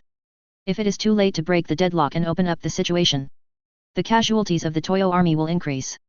They will be farther and farther away from victory. And this will also make the Dongyang army a laughingstock, and it will never be able to hold its head up. For the Orientals, honor is undoubtedly the most important thing. Even if they die, they must keep their honor. Advertisement. General Katsura frowned tightly. Adf. The army's performance on the battlefield this time really disappointed him very much. However, as an army general, he also knows that the army has done its best in this battle. This can be seen from the huge casualties. It can be said that it is not that the army of the Eastern Empire is too weak, but that the Russians are too strong. Whether it is artillery, machine gun fire, or fighting will, the Russians have exceeded their expectations. As a result, the development of the war situation is very different from that before the war. It was originally thought that the already decayed army of the Tsarist Russian Empire would be vulnerable, and they would easily win this war. But now it seems that all this is too good for them. After the outbreak of the war, the Russian army not only withstood the attack of the Orientals by virtue of its powerful combat power, but also caused them to pay huge casualties. What's more, the dream of allowing the Eastern Empire army to win easily was shattered. Your Excellency, the Prime Minister, people who never set the sun are also asking, what is going on with our army? The war has begun for almost 4 months. However, the Russians are still unable to be defeated. Moreover, they are still at a disadvantage on the battlefield. The fallen people have even doubted our combat power. Foreign Minister Komura Kotaro said. Immediately, the faces of the Prime Minister, General Guitaro, and the 3 officers of the army were as dark as the bottom of a pot. It's a shame to go abroad. Even if the sun never sets, they have doubts. However, General Guitaro also has doubts. That is, the main force of the Tsarist Russian Empire Navy has arrived at the Kemran Bay naval base and is undergoing arrest. However, it is foreseeable that the Tsarist Russian Empire Navy will have a decisive battle with the Eastern Empire Navy in a short time. At that time, the decisive battle of the Navy will undoubtedly be the most important. Then, naturally, it is impossible to provide any support to the army. Advertisement. If the Navy wins, all is well. However, even if the Navy thinks it has a certain chance of winning, before the naval battle is really decided, who can really be sure of winning? Or it can be done without fail. Once the Navy fails, the army sent to the battlefield will be cut off from the rear, and the supply line will also be cut off, leaving them alone and helpless. The final result, I'm afraid it will be annihilated by the Russians soon. This kind of risk is too great, and General Guitaro doesn't want to take such a risk. Let the army fully train in the country, and at the same time gather enough supplies, and wait until the Navy and the Russian Navy are victorious before going to the battlefield. Anyway, the Imperial Navy and the Russian Navy should soon have a decisive battle, that's it. Let the army that has already entered the battlefield stabilize the front line for the time being. General Guitaro said. Hi, Your Excellency Prime Minister. Lieutenant General Teraki Masaki, General Anyun, and General Nozutoki all replied one after another. They are all smart people, and they can hear the meaning of General Guitaro. However, the 3 chiefs of the Eastern Empire Navy were a little unhappy. Admiral Guitaro meant that he didn't quite believe that they could defeat the Russian Navy. If they secretly obtained a large number of warships from the empire where the sun never sets, they really did not have the confidence to defeat the Russians. But now, it is completely different. In other words, they are already full of confidence now. Your Excellency, the Imperial Navy is absolutely capable of defeating the Russians. Our fleet has already completed the run-in and has formed combat effectiveness. The fleet hired from the Empire on which the sun never sets has also completed the run-in with the main fleet of the Empire. We can fight the Russians at any time. When we have a decisive battle with the Russians, the Navy will definitely win. Therefore, the army can continue to reinforce the battlefield at any time. Said Vice Admiral Yamamoto Gonbei. Yes, Your Excellency Prime Minister. The United Fleet is ready for battle. In the near future, the United Fleet will set off to the South China Sea to continue a decisive battle with the Russians. We are confident that we will defeat the Russians in one fell swoop. United Fleet Lieutenant General Togo Hihachiro, the commander, is also full of confidence. In order to get rid of the Russians as soon as possible, the United Fleet has decided to take the initiative. Chapter 194 The Anticipation that the Sun Never Sets. 4th, please subscribe. Advertisement. The current combined fleet of the Eastern Empire Navy is definitely strong and powerful. 2 Fuji-class battleships, 4 Shikishima-class battleships, plus 5 Sovereign-class battleships, a total of 11 battleships constitute the core of the combined fleet. In addition to these battleships, there is also a large main force of armored cruisers, including 2 Asama-class armored cruisers, Yakumo armored cruiser, Azuma armored cruiser, 2 Izumo-class armored cruisers, 2 Kasuga-class armored cruisers, 6 Cressy-class armored cruisers and 1 Drake-class armored cruisers. Especially the 7 armored cruisers purchased from the Empire on which the sun never sets have very powerful performance. Enough to deal with Russian armored cruisers. Plus 10 Apollo-class protected cruisers, and the Eastern Imperial Navy's own 17 protected cruisers. And 23 destroyers. This kind of strength, even in the whole world, can definitely be regarded as a first-class maritime power. This also made the Eastern Empire Navy full of confidence, thinking that it would be able to defeat the Tsarist Russian Empire Navy in one fell swoop in the next sea decisive battle and win the victory. If the Oriental Empire Navy wins this battle, then, they will make great contributions to the Eastern Empire. They will be the heroes of the Eastern Empire. Coupled with the very poor performance of the Eastern Empire Army on the battlefield, in comparison with the two, the status of the Eastern Navy will inevitably rise in a straight line. Even, they can take advantage of this opportunity to grab more power. You know, the Navy Division of the Eastern Empire also covets the position of Prime Minister. If they won this battle cleanly, well, here's their chance. Yamamoto-kun, the decisive battle between the Imperial Navy and the Russians will break out soon. Therefore, we don't need to worry. After the navy defeats the Russians, the army will be mobilized in full time. Admiral Katsurero said. Lieutenant General Gonbei Yamamoto nodded without saying anything. Anyway, the high level of the Eastern Empire Navy is very confident in themselves. Advertisement. Time passed little by little, and at the end of June, the combined fleet of the Eastern Empire Navy left the Sasebo naval base again. This time, the huge fleet will go straight to the South China Sea, looking for an opportunity to fight a decisive battle with the Tsarist Russian Empire Navy. All the battleships of the United Fleet, 11 battleships, 15 armored cruisers, 27 protected cruisers and 23 destroyers were all dispatched. It can be said that this time the Oriental Empire Navy has pulled out all its wealth. If the Russians have not been defeated this time, then the navy of the Eastern Empire would be too rubbish. Of course, the navy of the Eastern Empire is very confident in themselves. At the same time, in faraway Europe, on the mainland of the empire on which the sun never sets, the top officials of the empire on which the sun never sets also paid close attention to the war between the Eastern Empire and the Tsarist Russian Empire. As the masters of the Orientals, they naturally hope that the Eastern Empire can defeat the Tsarist Russian Empire in this battle, causing the Tsarist Russian Empire to suffer heavy losses, and curbing the development of the Tsarist Russian Empire. In this case, their layout over the years is not in vain. Their investment over the years is also worthwhile. Among other things, just selling a large number of active warships of the Royal Navy to the Oriental Empire, and even the sailors of the Royal Navy were hired by the Orientals. This is something that the Royal Navy has never had before. It can be seen from this that the empire on which the sun never sets has made great efforts and paid a great price to help the Orientals. The sun never sets on the mainland of the empire, the capital of Fog, and the Prime Minister's office. Prime Minister Arthur Bell summoned War Secretary Arnold Foster and Admiralty Lord Walter Kerr to ask their judgment on the battle. The performance of the Orientals on the battlefield seems to be a little hip, and they are not as powerful as they claimed before. I am very doubtful now, can they really defeat the Russians? Or, the Russians are too powerful? Asked Prime Minister Arthur Bell. Advertisement. Your Excellency, the performance of the Eastern Empire Army on the battlefield is indeed unsatisfactory. They have also invested a large number of troops on the battlefield, the absolute main force. From the data we have obtained, the troops used by the Eastern Empire Army has exceeded 1 million. However, they still have not been able to defeat the Russians. You must know that the Russians did not use more troops than them. Even the Orientals suffered a great loss in the battle with the Russians. Paid a very heavy price. 0. Asking for flowers. According to our observers' understanding of the situation on the battlefield, the Dongyang people are still very brave. Even in battle, he is not afraid of death. This kind of will to fight is already amazing, even the Imperial Army is far from being able to compare with them. However, the combat power of the Russians is even stronger. The main performance is that they equipped their troops with a large number of artillery, not only equipped with a large number of howitzers and field artillery, but also equipped with a portable small-caliber artillery. In addition, the Russians equipped the troops with a large number of heavy machine guns. This makes their firepower extremely powerful.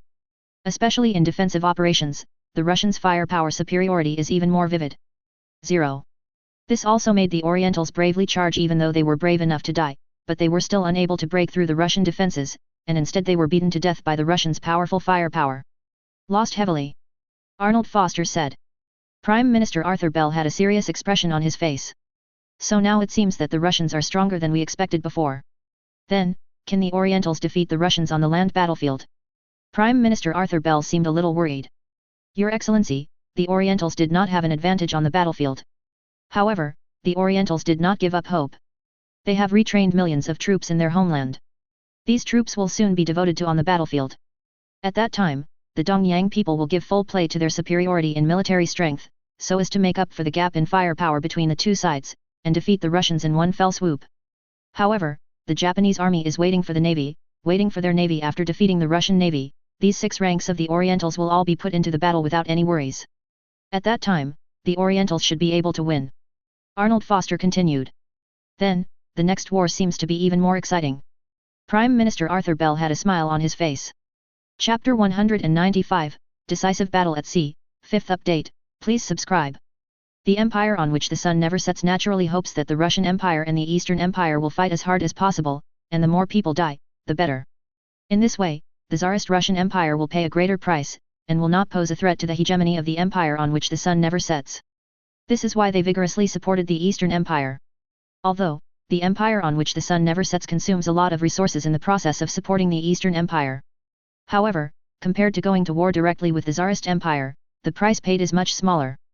Hiding behind the scenes and accomplishing the goal with the least cost is undoubtedly the best choice. Your Excellency Prime Minister, we can clearly see that both the Russians and the Orientals have pinned their hopes on the navy. Advertisement. They all hope to defeat each other in one fell swoop in the upcoming decisive battle at sea, 380, thus securing the victory. If the Eastern Empire Navy wins, then the Eastern Imperial Army will make a big move to defeat the Russians in one fell swoop. On the contrary, if the Tsarist Russian Navy wins, then the troops that the Eastern Imperial Army has dispatched to the battlefield will undoubtedly be its dangerous. Therefore, the next naval battle will be very critical. It even directly affects the outcome of this war. Said Lord Walter Kerr, Lord of the Navy. So, is the Japanese Navy likely to win? Prime Minister Arthur Bell asked. Since the next naval battle is so critical, then, they naturally hope that the Japanese Navy can win. In this way, their efforts will not be in vain.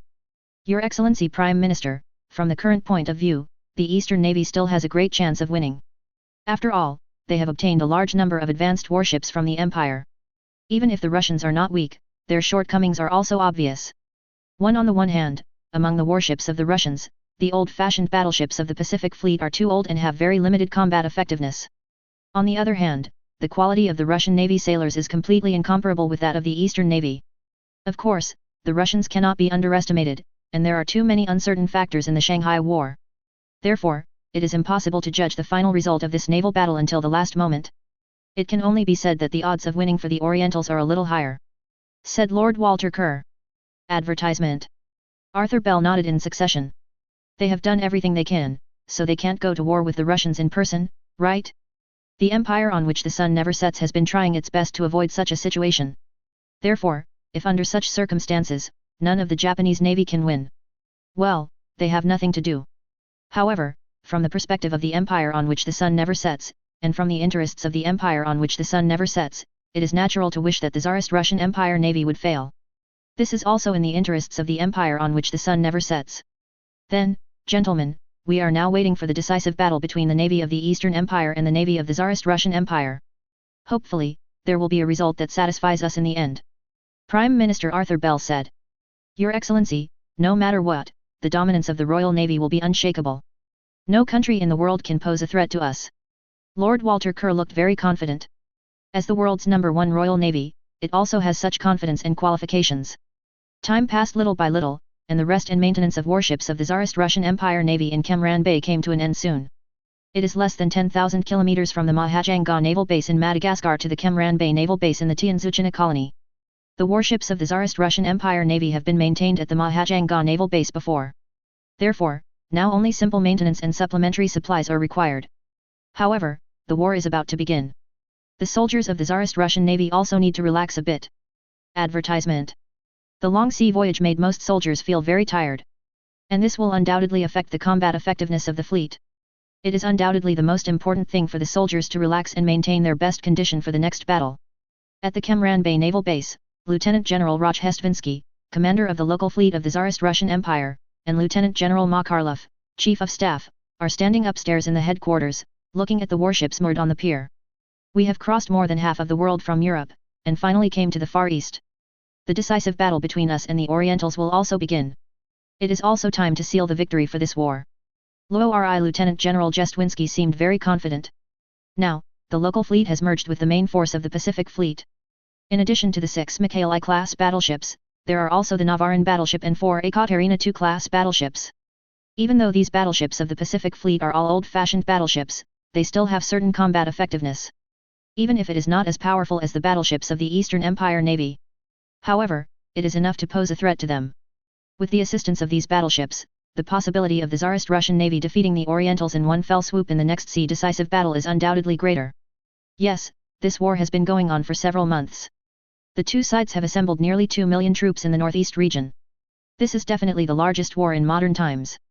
Although the army can resist, however, His Majesty the Tsar obviously wants us to defeat the Japanese fleet first, and then assist the army to eliminate the Japanese army at the lowest cost. Lieutenant General Carlos Ma said. Lieutenant General Rochestwinsky nodded again and again. So, in the next battle, we 1.4 can only win, and we must never lose. Of course, we must not lose. We will never lose. Lieutenant General Carlos Ma was also full of confidence. Is the fleet ready? If that's the case, then let's go. Lieutenant General Rochestwinsky asked. All the warships have been maintained, and are in peak condition. The sailors have also completed their rest and are in a very good state of mind. The morale is also at a high level, Lieutenant General Carlos Ma replied. On July 4, 1804, the main force of the Tsarist Russian Empire Navy's local fleet and the Pacific Fleet left the Cam Bay naval base and sailed into the vast South China Sea. The decisive sea battle between the Tsarist Russian Empire Navy and the Eastern Empire Navy officially began. Chapter 196. The outcome of this battle. First update, please subscribe. 6 Mikhaili-class battleships, 12 Mosk-class heavy cruisers, 18 Rostov-class destroyers, and 24 A-class destroyers of the local fleet of the Russian Empire Navy. As well as the battleship Navarin of the Pacific Fleet, 4 battleships of the Ekaterina II class, the armored cruiser Tsarist Empire, the armored cruiser Rurik, the armored cruiser Pamitsova, the cruiser and Admiral Nazimov armored cruiser, as well as 6 protected cruisers, all left the Cam Bay naval base. As soon as the Tsarist Russian Navy left the military port, the warships that had been standing outside the military port until the sun never set immediately sent a telegram. The Russians have gone to sea, and the opportunity for the Orientals has come. Tell the Orientals immediately that the Russians are dispatched. Advertisement. Next, it's up to them. Said the armored cruiser Blake of the Royal Navy's Mediterranean Fleet, on which the sun never sets on. Brigadier General Weems gave the order. Yes, Your Excellency the General. Lieutenant Colonel Howard replied. The man who never sets the sun has been with the Tsarist Russian Navy's home fleet all the way, and has been closely monitoring the actions of the Tsarist Russian Navy. Now 03, the Tsarist Russian Navy has finally left the Cam Bay naval port. Then, the Orientals naturally cannot let go of this opportunity. People who never set the sun desperately hope that the Orientals can annihilate the Tsarist Russian Navy in one fell swoop in this naval battle. Your Excellency, do you think the Japanese or the Russians will win the naval battle this time? Lieutenant Colonel Howard asked. After all, the strength of the Tsarist Russian Navy in front of him does not seem to be weak. This made him wonder, can the Japanese really win? Brigadier General Wilms shook his head. Neither the Russians nor the Orientals are winners. There is only one winner, and that is the Empire. Of course, from the perspective of the Empire, it is natural that the Orientals won this battle, it is the most beneficial. I hope that this time, the Orientals will not let us down. Advertisement. The Orientals have a very high chance of winning this time. If they only rely on themselves, they probably won't be the opponents of the Russians at all. But, didn't we give them a hand? In this case, their chances of winning are much greater. That's it, Lieutenant Colonel Howard said. Brigadier General Wilms shook his head. Lieutenant Colonel, we have nothing to do with this war. We just have a normal arms trade with the Orientals. We must not let the Russians catch the slightest handle. Otherwise, the consequences will be very serious. Yes, Your Excellency General, I understand. Lieutenant Colonel Howard nodded repeatedly. In any case, no one who never sets the sun can admit to being involved in this war, otherwise, it will definitely cause a lot of unnecessary troubles. On the battleship Mikhaili, the flagship of the Tsarist Russian Navy's home fleet, Lieutenant General Rozhdestvinsky put down the binoculars in his hand, with a smile on his face. It seems that the people who never set the sun have already informed the Dongyang people that we are dispatched. If I don't expect it, we will encounter the Dongyang people within 2 days. Lieutenant General Jestwinsky said. Yes, if the Dongyang people dare to come to us for the final decisive battle, then the man on whom the sun never sets will be of great help to us. Otherwise, if the Dongyang people keep running away, it will be very difficult for us to catch them. Of course, if we directly enter the Tsushima Strait and cut off the supply line of the Japanese army, then the Japanese Navy will have no way to hide. Lieutenant General Carlos Ma said. The Tsarist Russian Navy's battle plan this time is very clear, that is to defeat the Eastern Empire Navy in one fell swoop and win the battle. They also considered whether the Dongyang Navy had the courage to fight them decisively. If the Dongyang people avoided the battle, the fleet would enter the Tsushima Strait and cut off the supply line of the Dongyang army. In this case, the Eastern Navy will be forced to fight a decisive battle with the Tsarist Russian Navy. Otherwise, they can only watch the supply lines of their large army be cut off, and then be easily wiped out by the Tsarist Russian army. It can be said that the Tsarist Russian Navy has a way to force the Orientals to fight against them. Of course, at present, the Tsarist Russian Navy thinks it has a chance to win, and it doesn't know that the Orientals have secretly purchased a large number of warships from the Empire on which the sun never sets. Otherwise, maybe I wouldn't be so confident. The Tsarist Russian Navy went all the way north, sailing north. Advertisement. They didn't intend to look for traces of the Orientals, but waited for the Orientals to come to their door.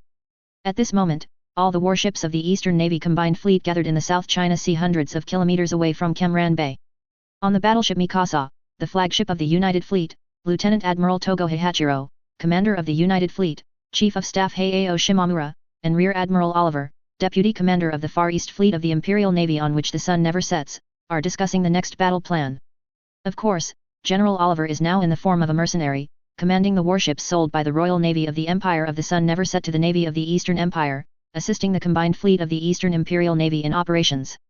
Even the flags on those battleships have been changed from the St. George's flag to the Rising Sun flag of the Orientals. Although, the officers and soldiers of the Royal Navy are very dissatisfied with this, thinking that it is detrimental to the dignity and glory of the Royal Navy. But, for the sake of money, no one cares about it. Your Excellency, Commander, Your Excellency General. We have received a telegram that the Russian fleet has left the Kemran Bay naval port and entered the South China Sea. Now, their heading is due north. Obviously, the Russians intend to go to the Yellow Sea to assist them. Our army is fighting," said Colonel Hayao Shimamura. "Now the decisive battle on the ground has entered a critical moment. We must not allow the Russian fleet to reach the Yellow Sea and interfere with the army. Therefore, this battle must end in the South China Sea," Lieutenant General Togo Hihachiro said. "I have no objection. Anyway, our strength has already surpassed the Russians. Even if we fight head-on, our chances of winning are very high." Major General Oliver looked nonchalant. The Royal Navy has its own pride. They firmly believe that the navies of other countries are rubbish and cannot be compared with them at all. Then, let's go straight to the Russian fleet. The combined fleet will face the Russians head-on. The general will lead the second fleet and enter the battlefield from the flank. Anyway, we can get accurate information, and the Russians can't run away at all. Drop. Lieutenant General Dongxiang Hihachiro said. Major General Oliver nodded in approval. Chapter 197 The Sun Never Sets and People Intervene. Second update, please subscribe.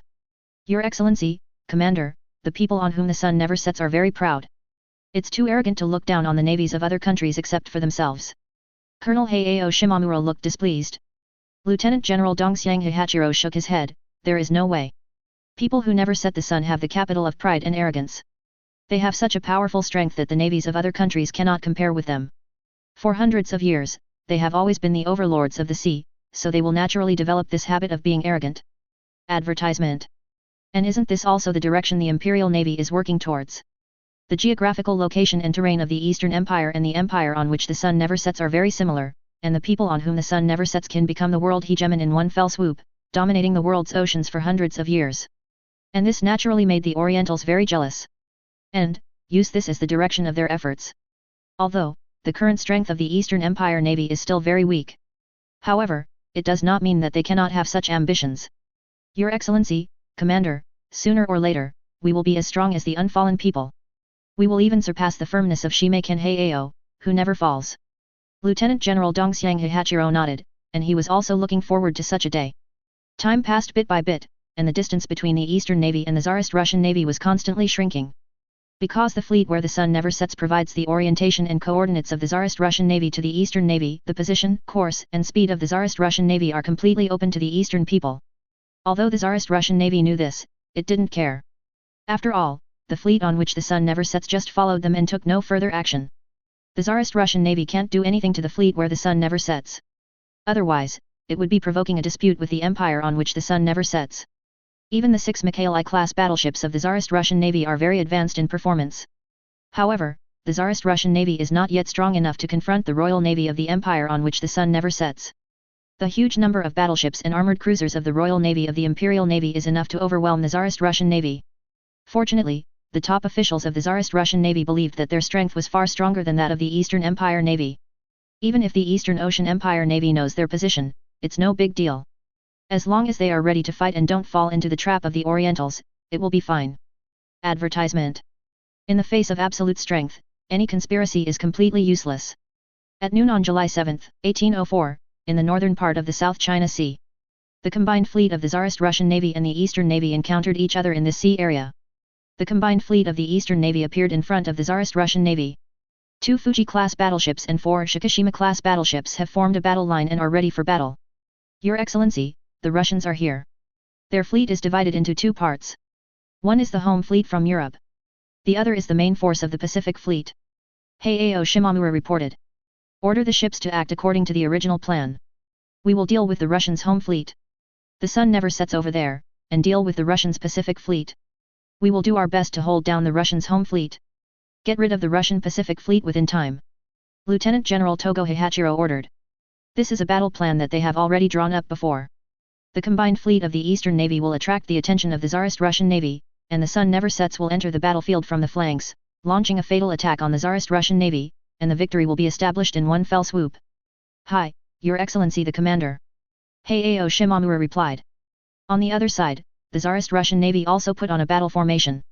On the battleship Mikhaili, the flagship of the local fleet, both Lieutenant Admiral Rochestvinsky and Lieutenant Admiral Karlov showed a look of victory. I have to admire these Orientals. They dared to take the initiative to fight us instead of running away. Could it be that they really thought they could defeat us? Lieutenant General Rochestvinsky looked very relaxed. Who knows what these Orientals think? But for us, there is only one way, and that is to send these Orientals to the bottom of the sea to feed the fish. Then, all problems will be solved naturally. Makarlov will say. That's right, order the ships to prepare for battle. Lieutenant General Rochestvinsky ordered. Advertisement. Yes, Your Excellency. Lieutenant General Carlos Ma replied. The 6 Mikhaili-class battleships of the Tsarist Russian Navy's local fleet lined up in a battle line, and under the protection of destroyers, they went straight to the 6 battleships of the United Fleet. At the same time, the battleship Navarine of the Pacific Fleet and 4 battleships of the Ekaterina II class also formed a battle line towards the 6 battleships of the Orientals. Obviously, the Tsarist Russian Navy wants to get rid of the 6 battleships of the Orientals in the shortest possible time. Once these 6 battleships of the Orientals are killed, then, the Tsarist Russian Navy will be able to win this battle. At the same time, the 12 Mosk-class heavy cruisers of the Tsarist Russian Navy and the 4 armored cruisers of the Pacific Fleet also killed the 8 armored cruisers of the Eastern Navy. The 18 Rostov-class light cruisers and the protected cruisers of the Pacific Fleet also killed the 17 protected cruisers of the Orientals. Judging from the current battlefield, the Tsarist Russian Navy has absolute advantages in both battleships and cruisers. The Navy of the Eastern Empire is still far from being able to compete with the Navy of the Tsarist Russian Empire. Of money. However, at this moment, a fleet suddenly appeared from the Northeast Sea area. The big ones are 5 huge battleships. Next to these battleships, there are 7 armored cruisers and 10 protected cruisers. The rising sun flags of the Orientals were hung on these warships, which was enough to show their identities. However, the appearance of these warships was exactly the same as the warships on which the sun never sets, which immediately attracted the attention of the Tsarist Russian Navy. BD, isn't that the Sovereign-class battleship where the sun never sets, as well as the Cressy-class armored cruiser and the Drake-class armored cruiser? How could they appear here? Rozjestwin Lieutenant General Ski scolded. The battleship on which the sun never sets still hangs the flag of the Orientals. The man on whom the sun never sets is still involved in this battle. Vice Admiral Carlos Ma's expression suddenly became serious. Chapter 198, World-Renowned Naval Battle, 3rd Update, please subscribe. Damn, the sun never sets, how dare they? Are they blatantly participating in this war and fighting against us? Is this going to war with the Empire? Lieutenant General Rochestvinsky, his face was very ugly. Once the sun never sets, a man gets involved in this war. Then, everything is completely different. Even, the pressure on the Tsarist Russian Empire Navy in this war will be even greater. Lieutenant General Makarlov shook his head. The people on whom the sun never sets will not blatantly intervene. Otherwise, they would not have hung the flag of the Orientals on the warships. They may have accepted the employment of the Orientals, or they sold the battleship directly to the Orientals. Advertisement. Perhaps this is the confidence that the sun never sets. But for us, no matter what, we have only one choice. That is to defeat them and sink their warship. In this way, if so, it's over. Lieutenant General Rochestvinsky nodded repeatedly. Yes, after all, people on whom the sun never sets dare not openly go to war with the Empire. Otherwise, they would not have to hide it. No wonder the Orientals have the confidence. The war with the Imperial Navy was originally supported by the sun never sets 693. However, did they think that they could defeat us in this way? It is simply delusional. Lieutenant General Carlos's face was also full of mildness. Even if the sun never sets and people intervene, the strength of the Dongyang people has been greatly improved. Even, the two sides have almost the same number of warships. However, the generals of the Tsarist Russian Navy still believed that they must be the winners. The Orientals and the sun never sets are definitely not opponents of the Tsarist Russian Navy. Let the Pacific Fleet entangle the sun never sets, and dispatch 4 Mosk-class heavy cruisers to reinforce them. Our local fleet must hurry up and kill the Orientals. Lieutenant General Rochestvinsky ordered. The sun never sets and people intervene in this battle, which makes the original plan of the Tsarist Russian Navy have to be changed. Lieutenant General Carlos nodded again and again. They had to make adjustments. Fortunately, everyone is very confident in the performance of the Mikhaili-class battleship and the Mosk-class heavy cruiser. Even if they deal with the Oriental fleet in almost the same number. But the final victory was still the Tsarist Russian Navy. After receiving the order, the Tsarist Russian Navy's Pacific Fleet immediately turned to prepare to face the fleet that never sets. Although, the Navarin battleship and the Ekaterina II class battleship are not as good as the Sovereign class battleship where the sun never sets. The performance of several armored cruisers is also not as good as the Cressy class armored cruisers and Drake class armored cruisers that never set.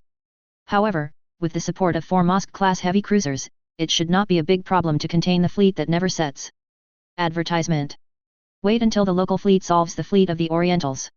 Then, the balance of victory will undoubtedly tilt towards the Tsarist Russian Navy. Naturally, they will be the ones who win in the end. On the battleship Mikasa, Lieutenant General Togo Hihachiro saw the division of the Tsarist Russian Navy, and he couldn't help showing a smile on his face. It seems that everything is in his expectation. Tell General Oliver, it's up to them. We will try our best to hold back the Russians' home fleet. They will destroy the Russians' Pacific fleet in the shortest possible time and then assist us. As long as they can succeed, we will win already. Lieutenant General Dongxiang Hihachiro ordered. Although, the Tsarist Russian Navy's Mikhail-I-class battleship looks very difficult to deal with, not only is it bigger. At the same time, the number of main guns is also a little more. But Lieutenant General Togo Hihachiro believes that they can hold back these Mikhail-I-class battleships and buy enough time for the fleet, a day, where the sun never sets. Hi, Your Excellency Commander. Lieutenant General Heiao Shimamura replied. Also, let our armored cruisers try their best to get rid of those Russian armored cruisers. Lieutenant General Dongxiang Hihachiro ordered.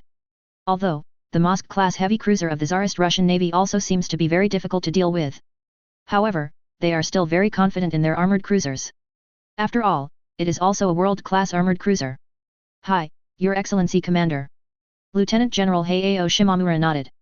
On the other side, Major General Oliver also received a telegram from Lieutenant General Togo Hihachiro on the 2nd Fleet of the Combined Fleet of the Eastern Navy, which is the flagship of the battleship Monarchy operated by the Sun Never Sets.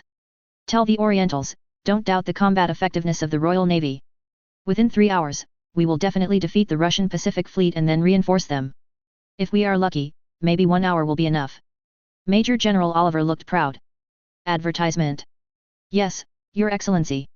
Replied an officer. For a time, the Tsarist Russian Navy and the Eastern Navy will launch a naval battle that attracts worldwide attention in this sea area. This may be the largest naval battle since mankind entered the steam age. Although the navies of all countries in the world have entered the age of steam. However, few countries participated in the war. Now it's hard to have such an opportunity, and the Yin family will naturally not let it go. Needless to say, the empire on which the sun never sets is the hegemon of the world. They have already personally participated in this naval battle. In addition to the fleet hired by the Orientals, there are also several cruisers closely monitoring the entire battlefield, hoping to gain more experience from this battle. In order to make the sun never set, the Royal Navy of the Empire will develop even stronger. In addition, naval warships from Gaul, the Germanic Empire, the Austro-Hungarian Empire, and the Lighthouse Kingdom also appeared on the periphery of the battlefield. They all stayed outside the battlefield, paying attention to this naval battle, and wanted to gain more experience from this naval battle, so as to figure out the development direction of the Navy. 10 years ago, the naval battle between the Eastern Empire and the Qing Empire made countries around the world realize the power of small and medium-caliber rapid-fire artillery, and it also made countries vigorously develop battleships and armored cruisers equipped with secondary main guns.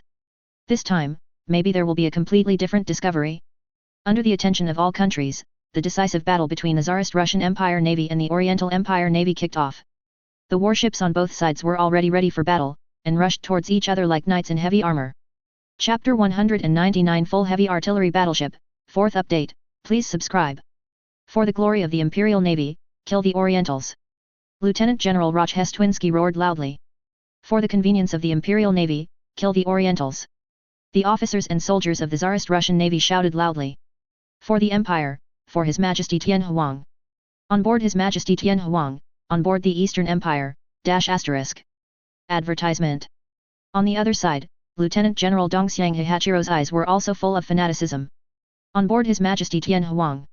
On board the Eastern Empire.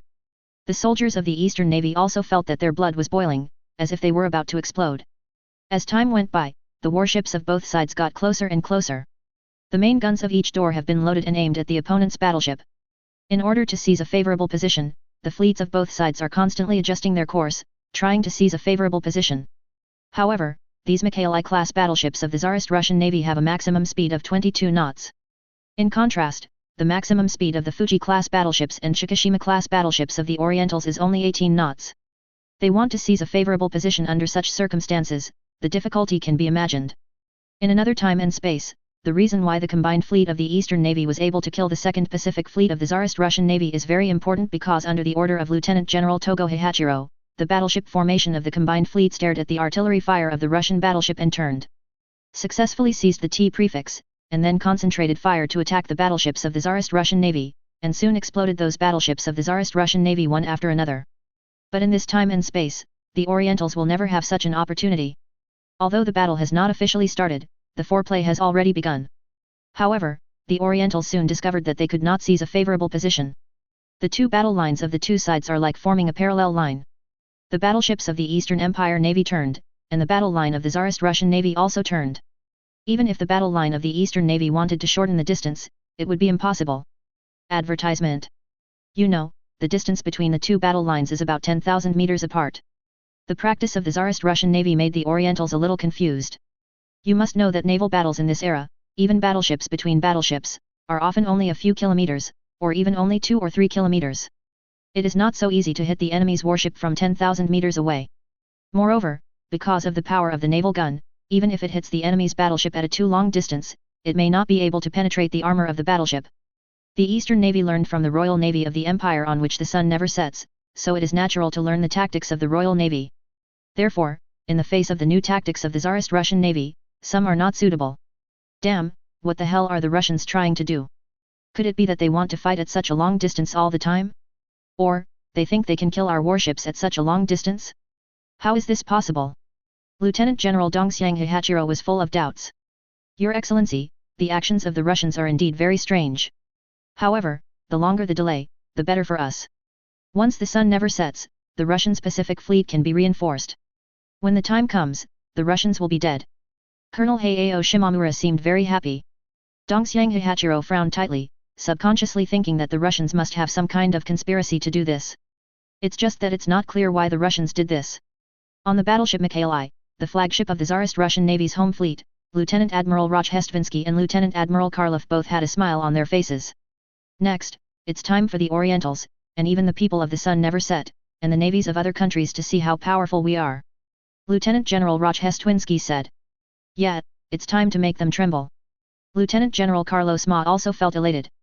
You must know that the Imperial Navy of Tsarist Russia has been suppressed by the Imperial Navy on which the sun never sets, so that they are very aggrieved.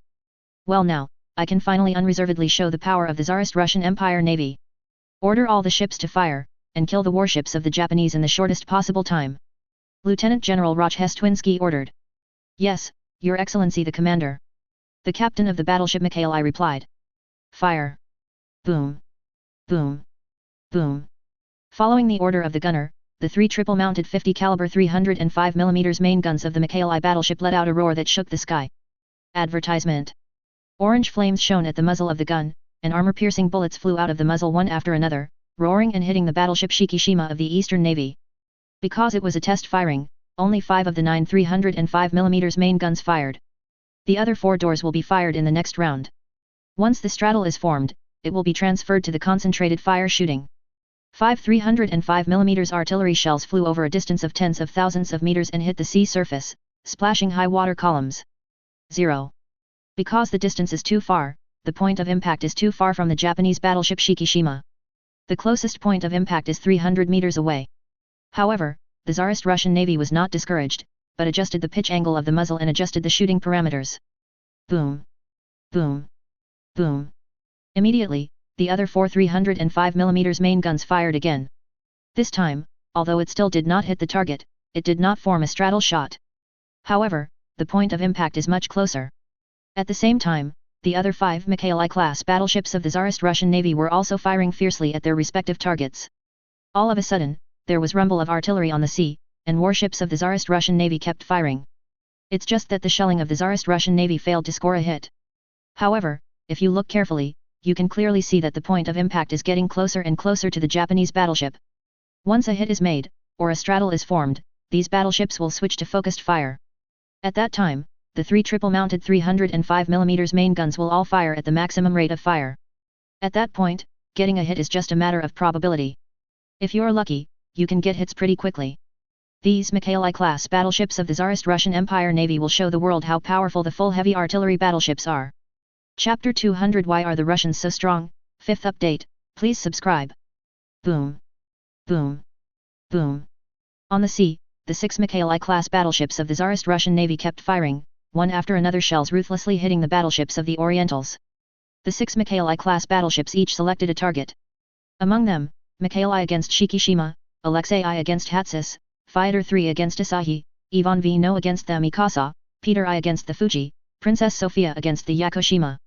Among them, the series of battleships of Mikhaili is the flagship of the Tsarist Russian Navy's home fleet. And the battleship Zukasa is the flagship of the combined fleet of the Eastern Navy.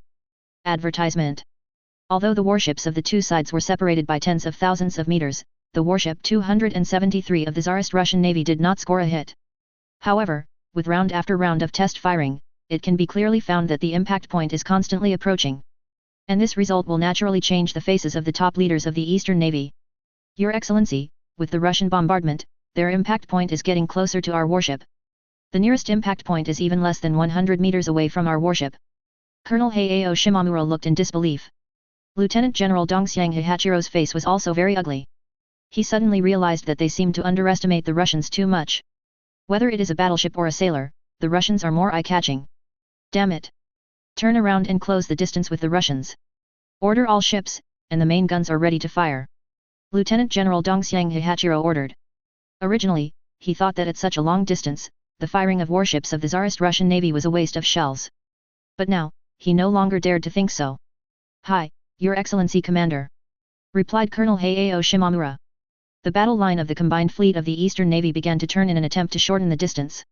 However, the battle line of the Tsarist Russian Navy's home fleet did not give them this opportunity at all. The battle line of the Eastern Navy turned, and they turned in the same way. Even the speed is almost the same. This makes it impossible for the battle line of the Eastern Navy to shorten the distance. At the same time, the 6 battleships of the Eastern Navy also started shelling. Advertisement. 4 Shikishima-class battleships and 2 Fuji-class battleships began to fire violently.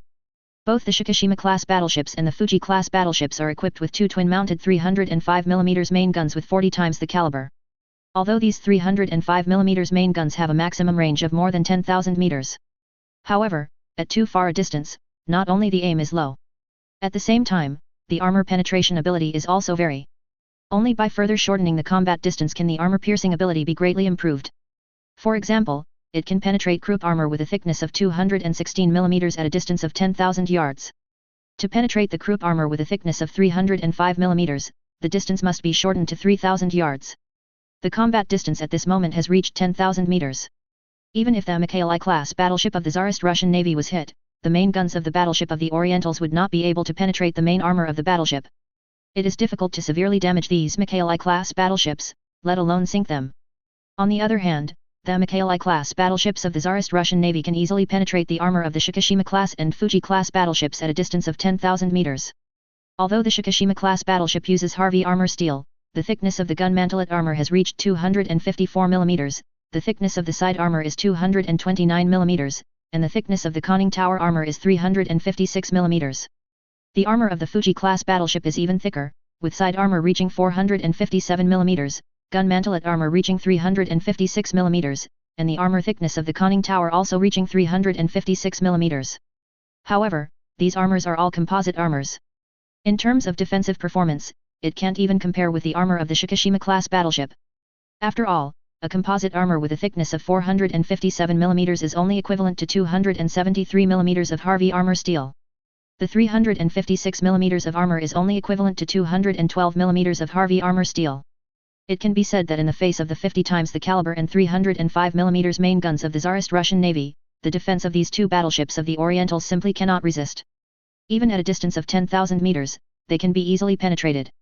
Whether it's firepower, defense, or speed, the 6 battleships of the Orientals were crushed by the 6 Mikhaili-class battleships of the Tsarist Russian Navy. Under such circumstances, can they still beat the Tsarist Russian Navy? If so, they still win. The officers and soldiers of the Tsarist Russian Navy are all veritable idiots. Boom. Boom. Advertisement. The main guns of both sides were firing, but neither was able to hit the enemy's battleship for a long time. However, the shells fired by the main guns of the Eastern Navy had scattered impact points. Moreover, the 6 battleships only have a total of 24 305mm main guns. However, the shells fired by the main guns of the battleships of the Tsarist Russian Navy are getting closer and closer to the point of impact. It seems that it won't be long before they will be able to form a straddle shot or even a direct hit. Moreover, the 6 battleships of the Tsarist Russian Navy have 54 305mm main guns. It is more than double the 24 doors of the Orientals. Moreover, these main guns are stronger than the 305mm main guns of the Orientals in terms of range and armor-piercing ability. Under such circumstances, the battleships of the Orientals could not be compared with the Tsarist Russian Navy in all aspects. Boom! At 1:20 p.m. on July 7, 1804, a shell fired by the battleship Alexei I of the Tsarist Russian Navy exploded on the port side of the battleship Hatsis. 1.0. This also means that the battleship Alexei I has completed the test firing and formed a straddle. To put it bluntly, the shell fired by the battleship Alexis I has already clamped the battleship Hatsis. Fire and shoot, and drop the battleships of the Japanese. They. Captain of the battleship Alexei I issued an order excitedly. Boom. Boom. Boom. 3 triple-mounted 305mm main guns with 50 times the caliber began to fire at full speed. In each round of salvo, 9 shells were fired. These shells exploded around the battleship Hatsis. It seems that it is only a matter of time before these shells hit the battleship Hatsis. The Dongyang Navy was stunned by such a result. Chapter 201 The Sunken Battleship, First Update, please subscribe. Advertisement. Your Excellency, Captain, our battleship has been caught by the Russians, and they are shooting at us fiercely. A major officer reported to the captain of the battleship Hatsis, Nakao-yu.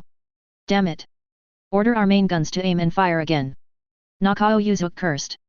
But in the face of such a situation, the Orientals seem to have no other way except to pray to Amaterasu. They can only pray to God Amaterasu to bless them, and bless the Russian shells from hitting their warships. Otherwise, it is very dangerous. Hi, Your Excellency. Replied the major officer. Although, the 2 twin-mounted 40 caliber 305mm main guns of the Hatsis battleship were also firing back. Even the 71,152mm secondary guns on the sides joined the shooting of Jinshan. But for the battleship Alexei I 10,000 meters away, it did not pose any threat at all. 1:32 p.m. The battleship Fighter 3 of the Russian 03 Navy scored the first hit in this naval battle.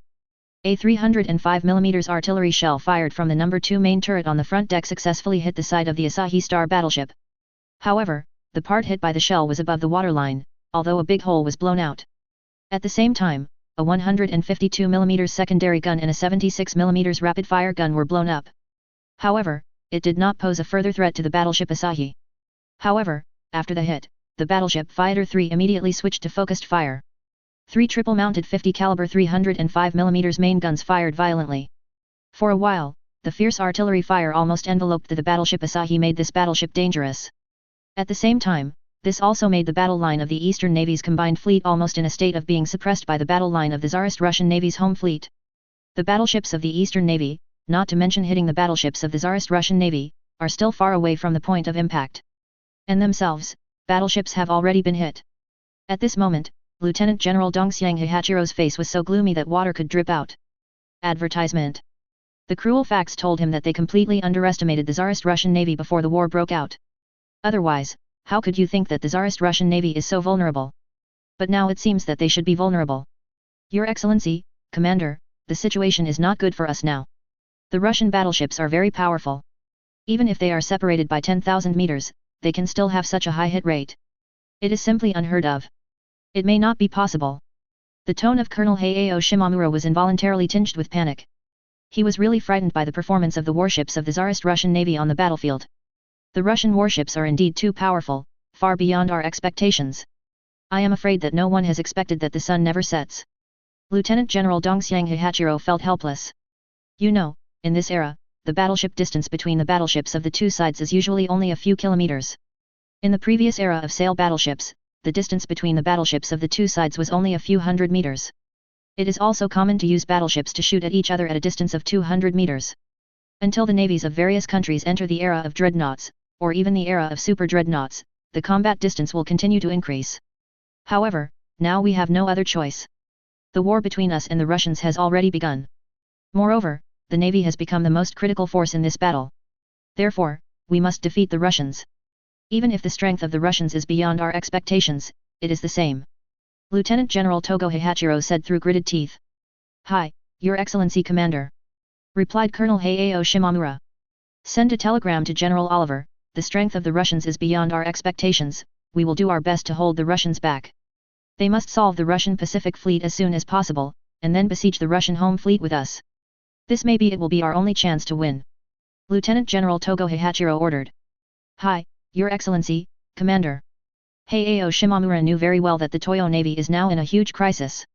When the battleships of the Tsarist Russian Navy's local fleet and the battleships of the Eastern Navy's combined fleet were engaged, the heavy cruisers and armored cruisers, light cruisers and protected cruisers, and destroyers of both sides were already engaged in fierce battles.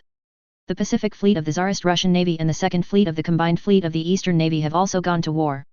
The 5 battleships of the Tsarist Russian Navy's Pacific Fleet are undoubtedly inferior to the 5 Sovereign-class battleships where the sun never sets. Coupled with the sailors of the Tsarist Russian Navy, their quality is even worse. So much so that the Pacific Fleet was almost suppressed by the people on whom the sun never sets from the very beginning of the battle. Advertisement. However, it is not so easy to sink these battleships with a displacement of tens of thousands of tons, and it will take a lot of time.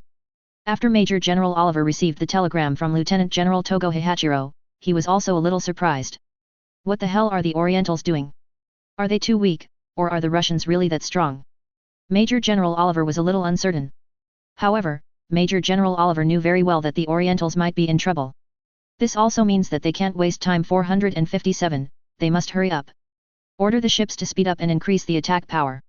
We have no time to waste, and we must kill the Russians as soon as possible. Major General Oliver ordered. Yes, Your Excellency General. The officers all answered one after another.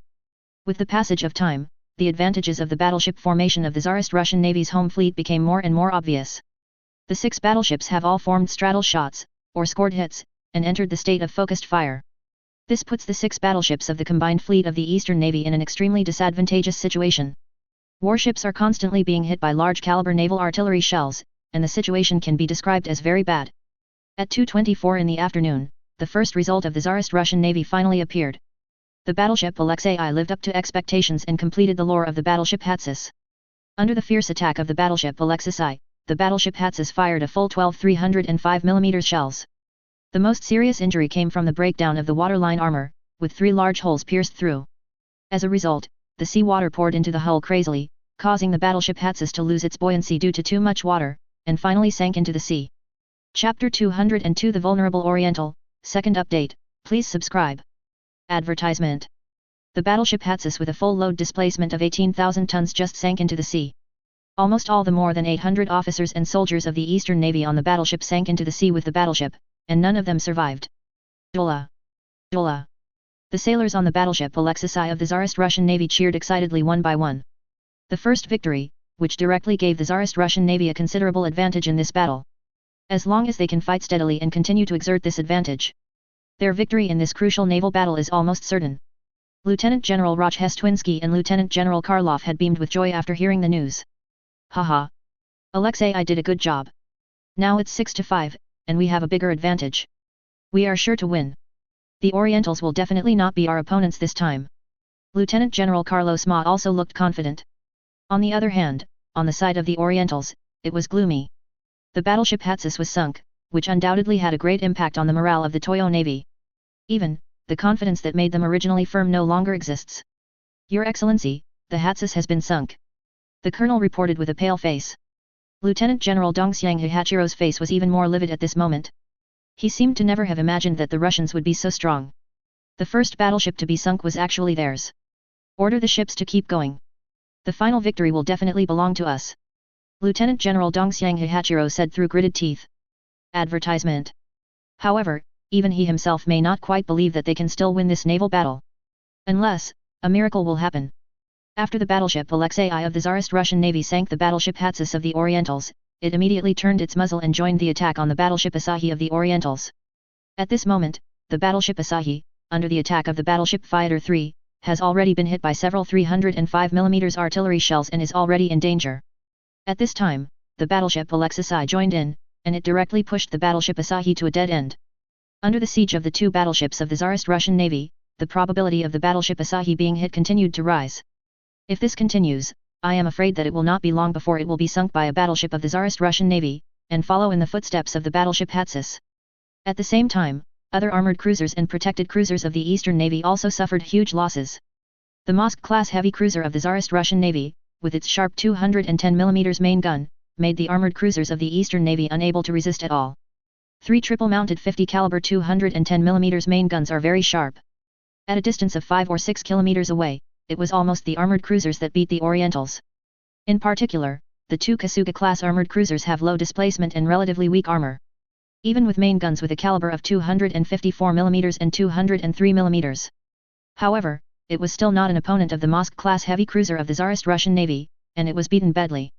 Similarly, the Rostov-class light cruisers of the Tsarist Russian Empire Navy are not only much larger in tonnage than the protected cruisers of the Orientals, but also have sharper firepower and faster speeds. The 3 triple-mounted 50 caliber 155 mm main guns of these Rostov-class light cruisers can severely damage the protected cruisers of the Orientals once they hit a hit. This makes the protected cruisers of the Orientals, whether they are newly built or the old protected cruisers that participated in that war 10 years ago, they are not opponents of the Rostov-class light cruisers of the Tsarist Russian Navy. Even the destroyer is the same. Can the A-class destroyer with a displacement of more than 1,200 tons be able to deal with the 300-400-ton destroyer of the Japanese? In this battle, the warships of the Orientals, no matter what type they were no match for the warships of the Tsarist Russian Navy. On the other side, the Pacific Fleet of the Tsarist Russian Navy is struggling to resist the attack of the fleet that never sets. Advertisement. The battleship Navarin and the 4 Ekaterina II class battleships have been hit many times and have been injured. However, it was still possible to persevere again. And the 4 armored cruisers of the Pacific Fleet, with the assistance of 4 Mosk-class heavy cruisers, managed to withstand the 6 Cressy-class armored cruisers and 1 Dray that never set in the sun. Gram-class armored cruiser attack. The two sides are evenly matched. However, several protected cruisers of the Pacific Fleet were besieged by 10 Apollo-class protected cruisers where the sun never sets, and battle damage had already begun. Fortunately, the local fleet of the Tsarist Russian Navy has gained a huge advantage. After discovering that the Pacific Fleet was at a disadvantage, warships were quickly dispatched for reinforcements. Otherwise, the loss of the Tsarist Russian Navy's Pacific Fleet will be even greater. Boom! Boom! Boom! A violent explosion sounded from the Japanese battleship Fuji, and the dazzling flames and gunpowder smoke enveloped the battleship Fuji. The fierce shelling of the battleship Peter I of the Tsarist Russian Navy hit the battleship Fuji, causing the battleship to suffer fatal trauma. From the beginning of the battle to now, the battleship Fuji has been hit many times. The entire hull has been blasted to pieces. A 305 mm gun, Neo's, shell hit the rear main gun of the battleship Fuji. Moreover, the shell penetrated the ammunition depot under the main gun, detonating the shell inside. Dozens of 305 mm artillery shells exploded, directly blowing the tail of the battleship Fuji into pieces. Seawater poured into the hull from the break, causing too much water to enter the battleship Fuji, and soon sank into the sea with the bow facing upwards and the stern facing downwards. After the battleship Fuji was eliminated, the battleship Peter I joined the siege of the battleship Yashima. This made the battleship 8 Islands suddenly dangerous. Originally under the attack of the battleship Princess Sophia, the battleship 8 Island could no longer bear it. Now, the battleship Peter I joins in, and it directly kills the battleship Yashima. Chapter 203 The Toyo Navy Fiasco, 3rd update, please subscribe. The battleships Hatsus and Fuji were sunk one after another, which put the combined fleet of the Eastern Navy at an absolute disadvantage in this battle. In addition, the battleship Asahi and the battleship Yashima were besieged by 2 battleships of the Tsarist Russian Navy. They had also suffered heavy damage and were in danger. No one can guarantee how long it will last. Once these 2 battleships were also sunk by the Tsarist Russian Navy, then, the Eastern Navy is completely finished. On the battleship Mikasa, Lieutenant Admiral Togo Hihachiro, the commander of the United Fleet, was already as dark as the bottom of a pot. 2 battleships were sunk, which dealt an extremely serious blow to the Toyo Navy. Advertisement. What's more terrible is that the remaining 4 battleships have also been damaged. Among them, the battleship Asahi and the battleship Yashima had already suffered heavy damage, and they obviously couldn't last much longer under the siege of the Russian battleships. If this continues, it is almost a certainty that the Oriental Empire Navy will lose this naval battle. Your Excellency, Commander, the current situation is very unfavorable to us. The performance of the Russian battleship 043 is too powerful, and the full heavy artillery battleship is so terrifying, it is simply beyond imagination. Chief of Staff of the United Fleet, Chief of Staff Heiao Shimamura. There was already an unconcealable horror in his eyes. Lieutenant General Dongxiang Hihachiro didn't know this. But the biggest problem is that they have nothing to do. Even if they withdraw from the battlefield now, it is impossible. The Russian battleships are much faster than their battleships, they can't withdraw at all. The current Eastern Navy is already in a difficult situation. Order the ships to continue to insist. Urge the sun never sets and let them go faster. If it is later, it will be too late. Lieutenant General Dongxiang Hihachiro ordered. Now he can only pin his hopes of reversing the situation on the man who never sets. If the sun never sets and no one can do anything, then everything is over. Hi, Your Excellency Commander, replied Colonel Hayao Shimamura. It's just that Major General Oliver, the fleet commander whose sun never sets, was helpless after receiving the rescue telegram from Lieutenant General Togo Hihachiro. Advertisement. 80. Although they gained the upper hand in the battle with the Tsarist Russian Navy's Pacific Fleet, it has severely damaged the battleship Navarin and 4 Ekaterina II battleships of the Tsarist Russian Navy. Moreover, the protected cruisers of the Pacific Fleet were also sunk. However, their 5 Sovereign-class battleships were also injured, but the injuries were not serious. However, it is not so easy to sink these 5 battleships of the Tsarist Russian Navy. As the local fleet of the Tsarist Russian Navy has achieved great results in the battle with the combined fleet of the Eastern Navy and gained considerable advantages, it has begun to mobilize heavy cruisers, light cruisers and destroyers to reinforce the Pacific Fleet. This made the fleet that never sets in the sun gain an advantage, but it was unable to further expand their victories. The armored cruisers and protected cruisers, where the sun never sets, are already in a state of being suppressed. Even, once the local fleet of the Tsarist Russian Navy solves the combined fleet of the Orientals, their fate will be extremely tragic. Boom! Boom! The giant cannons were roaring, and the warships of the combined fleet of the Eastern Navy and the local fleet of the Tsarist Russian Navy were fiercely firing at each other's warships. One after another, large caliber shells slammed into the opponent's warship. The battle was very fierce, for survival and to defeat the opponent. The sailors on both sides are already desperately fighting. The battleships of the Tsarist Russian Navy, with their sharp firepower and strong protection, have gained an overwhelming advantage in battle. Although these battleships were also hit by the battleships of the Orientals. However, the thick new armor steel kept these battleships from fatal damage. As long as the main compartments such as turret, conning tower, waterline, and power compartment are not destroyed, then, the combat effectiveness of these warships will not be greatly affected. On the other hand, the Orientals have already suffered heavy losses and can no longer hold on. Boom! Boom! The battleship Asahi was continuously hit by the battleships Alexei I and Fighter III of the Tsarist Russian Navy. The 305 mm shells one after another caused great damage to the battleship. The entire battleship is riddled with holes. Advertisement. Because the hull was severely damaged, the battleship was flooded with water. Under such circumstances, the Japanese battleships could no longer hold on. Sure enough, the battleship Asahi soon lost its buoyancy due to too much water entering the hull, and sank into the sea. The battleship Yashima is also under siege, and the situation is very bad. In addition, the defensive performance of the Fuji-class battleships was originally not as good as that of the Shikishima-class battleships. Therefore, in the middle of the battle, he has already suffered heavy losses and almost lost his combat effectiveness. But as long as the battleship Yashima is still floating on the sea and has not sunk, the attack of the Tsarist Russian Navy will not stop. Soon, the battleship Yashima was also sunk. As a result, only 2 of the 6 battleships of the Toyo Navy are left, namely the battleship Shikishima and the battleship Mikasa as the flagship. And what they have to face is the 6 Mikhaili-class battleships of the Tsarist Russian Navy. Moreover, the injuries of these Mikhaili-class battleships were very slight, and their combat effectiveness was not affected at all. Under such circumstances, can the battleships Shikishima and Mikasa of the Orientals escape? The 6 Mikhaili-class battleships of the Tsarist Russian Navy surrounded them directly, preparing to launch a siege on the battleships Shikishima and Mikasa. The situation of this naval battle is undoubtedly very clear, that is, the navy of the Oriental Empire has failed in this battle. Their battleships are about to be sunk by the Tsarist Russian Empire Navy. And the armored cruisers of the United Fleet, under the siege of the Mosk-class heavy cruisers of the Tsarist Russian Empire Navy, were also sunk one after another. Especially after the 2 Kasuga-class armored cruisers were sunk first, the remaining 6 ships couldn't bear it at all. The protective cruisers and destroyers of the United Fleet were also crushed by the Rostov-class light cruisers and A-class destroyers of the Tsarist Russian Navy. The Tsarist Russian Navy has already won this naval battle. Chapter 204 The Sun Never Sets and People Escape. For more, please subscribe. Boom! Boom! Boom! The naval battle is still going on, and the 6 Mikhaili-class battleships of the Tsarist Russian Navy are besieging the battleships Shikishima and Mikasa of the Eastern Navy. Other heavy cruisers, light cruisers and destroyers of the Tsarist Russian Navy are also chasing and killing the armored cruisers, protected cruisers and destroyers of the Orientals. It can be said that the Tsarist Russian Navy has gained an absolute advantage in this battle. Even, the victory has been locked in advance.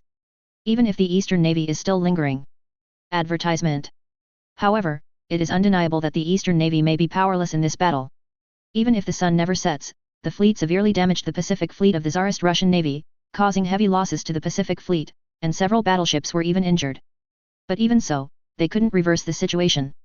Even if they join the battlefield, These Sovereign-class battleships are also no match for the Mikhaili-class battleships of the Tsarist Russian Navy. The balance of victory has been completely tilted towards the Tsarist Russian Navy. After the Tsarist Russian Navy has dealt with the last two battleships of the Orientals, it will join the attack on the fleet that never sets in the sun. Those Sovereign-class battleships are also doomed. At this moment, Major General Oliver on the battleship Sovereign has also received the telegram about the relevant battle situation. Your Excellency, the current situation is very unfavorable to us, what should we do? An officer, his face was full of worry. The local fleet of the Tsarist Russian Navy has gained an absolute advantage in the battle against the combined fleet of the Eastern Navy. Even, seeing that the local fleet of the Tsarist Russian Navy is about to win this crucial naval battle. Once the Tsarist Russian Navy wins, won't the Eastern Navy be doomed? And they will certainly not end well. BD. Damn Russians, why are they so strong?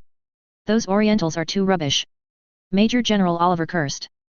You must know that the Shikishima-class battleships of the Orientals were improved based on the Majestic-class battleships, and their real combat effectiveness is stronger than that of the Sovereign-class battleships.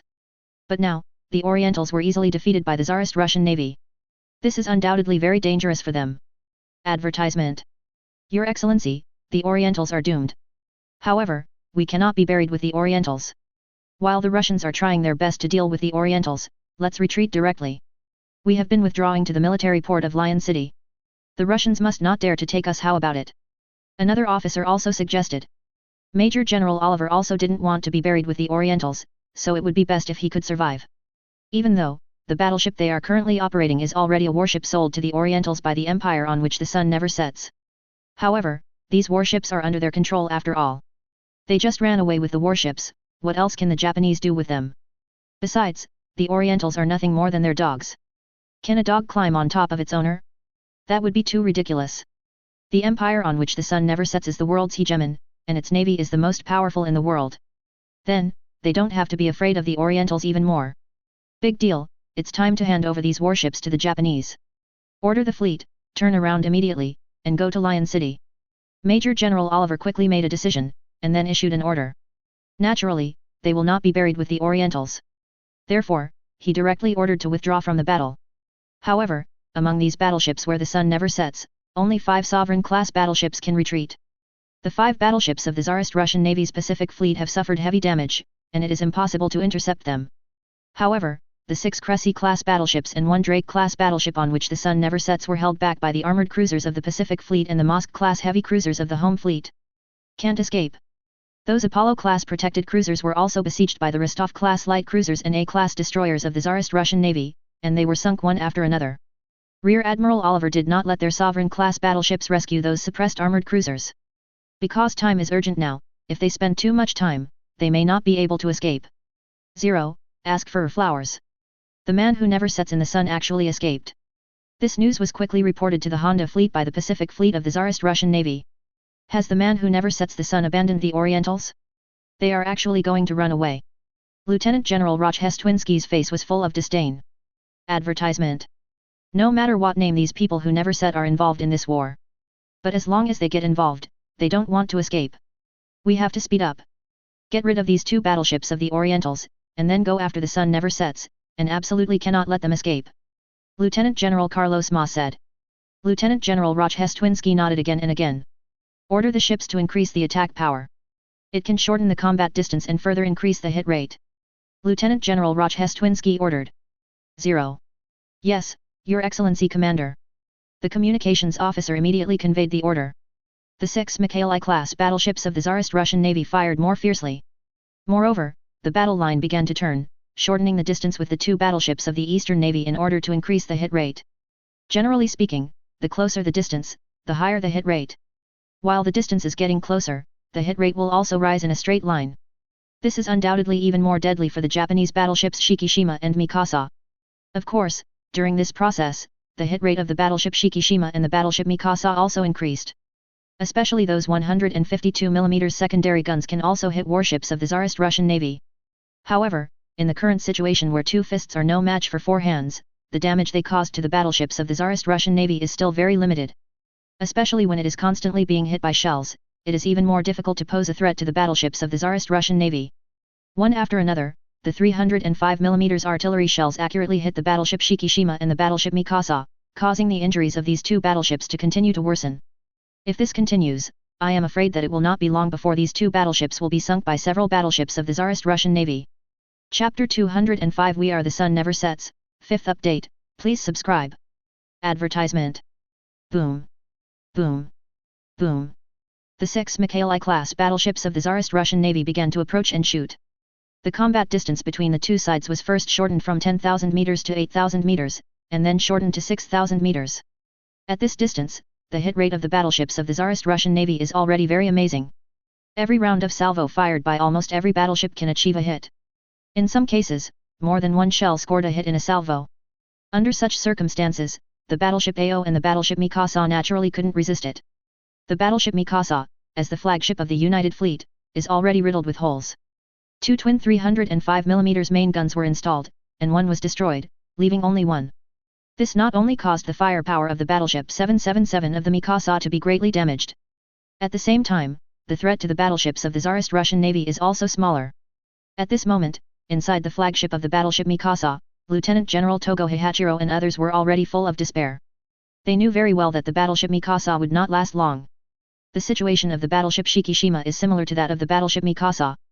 In this case, it won't take long for them to be sunk. Your Excellency, Commander, we are finished. We are no match for the Russians. We have lost this battle. Colonel Heiao Shimamura looked desperate and frustrated. Lieutenant General Dongxiang Hihachiro ordered him, why didn't he know this? Your Excellency, the sun never sets and people escape. They fled directly to the south. An officer reported. Damn it. Damn, the sun never sets, they are our mercenaries, how can they escape at this time? Besides, those warships were purchased by the Empire from the empire on which the sun never sets, and they are the property of the Imperial Navy. Said Hihachiro Togo while cursed. Advertisement. It's too unreliable for people to never set these days. However, apart from cursing a few words, they have nothing to do with these days. Now that they are already unable to protect themselves, what can they do to the people who never set the sun? Even if they report to the country, they can only protest a few words to the people who never set the sun. The Russians won't let them go, and they won't end well either. Said Heiao Shimamura, gritted his teeth. Lieutenant General Dongxiang Hihachiro didn't say much. They can no longer control the life and death of people who never set. Anyway, they are dead. Shimamura-kun, I failed to lead the combined fleet to defeat the Russians. I cannot escape the guilt and must be responsible for this failure. You are still young, and the future of the Imperial Navy rests with you. Get off the battleship. Dongxiang Lieutenant General Hihachiro said. No, Your Excellency Commander, as a naval officer, I will not run away. Heiao Shimamura shook his head again and again. Baga. You idiot. We are not stupid army red deer, we have to be more rational. We have already lost this battle. However, we will not lose to the Russians forever. Next time, we will definitely win again. Come back. You have to survive and stay useful. I will send a telegram to the country and take all the responsibilities. Lieutenant General Dongxiang Hihachiro cursed. Hey, Your Excellency Commander, I will definitely not disappoint Your Excellency Commander's expectations. Colonel Shimamura Tokyo did not insist. After paying a salute to Lieutenant General Dongxiang Hihachiro, he took a few young officers and left the battleship Mikasa in a small boat. 10 minutes later, the battleship Mikasa sank into the sea because of too much damage. And the battleship Shikishima was also sunk after just over 10 minutes. So far, the 6 battleships of the combined fleet of the Eastern Empire Navy have all been sunk. The 8 armored cruisers of the United Fleet were also sunk, and none survived. Of the 17 protected cruisers, not even one escaped. But those destroyers, because of their faster speed, chose to flee the battlefield after seeing that the overall situation was irreversible. Advertisement. However, these destroyers are smaller in tonnage and have shorter endurance. It is very hard to say whether they can successfully escape back to their homeland. Finally, the Dongyang people have been dealt with, and our loss can be described as very slight. Next, it is the turn of those who never set.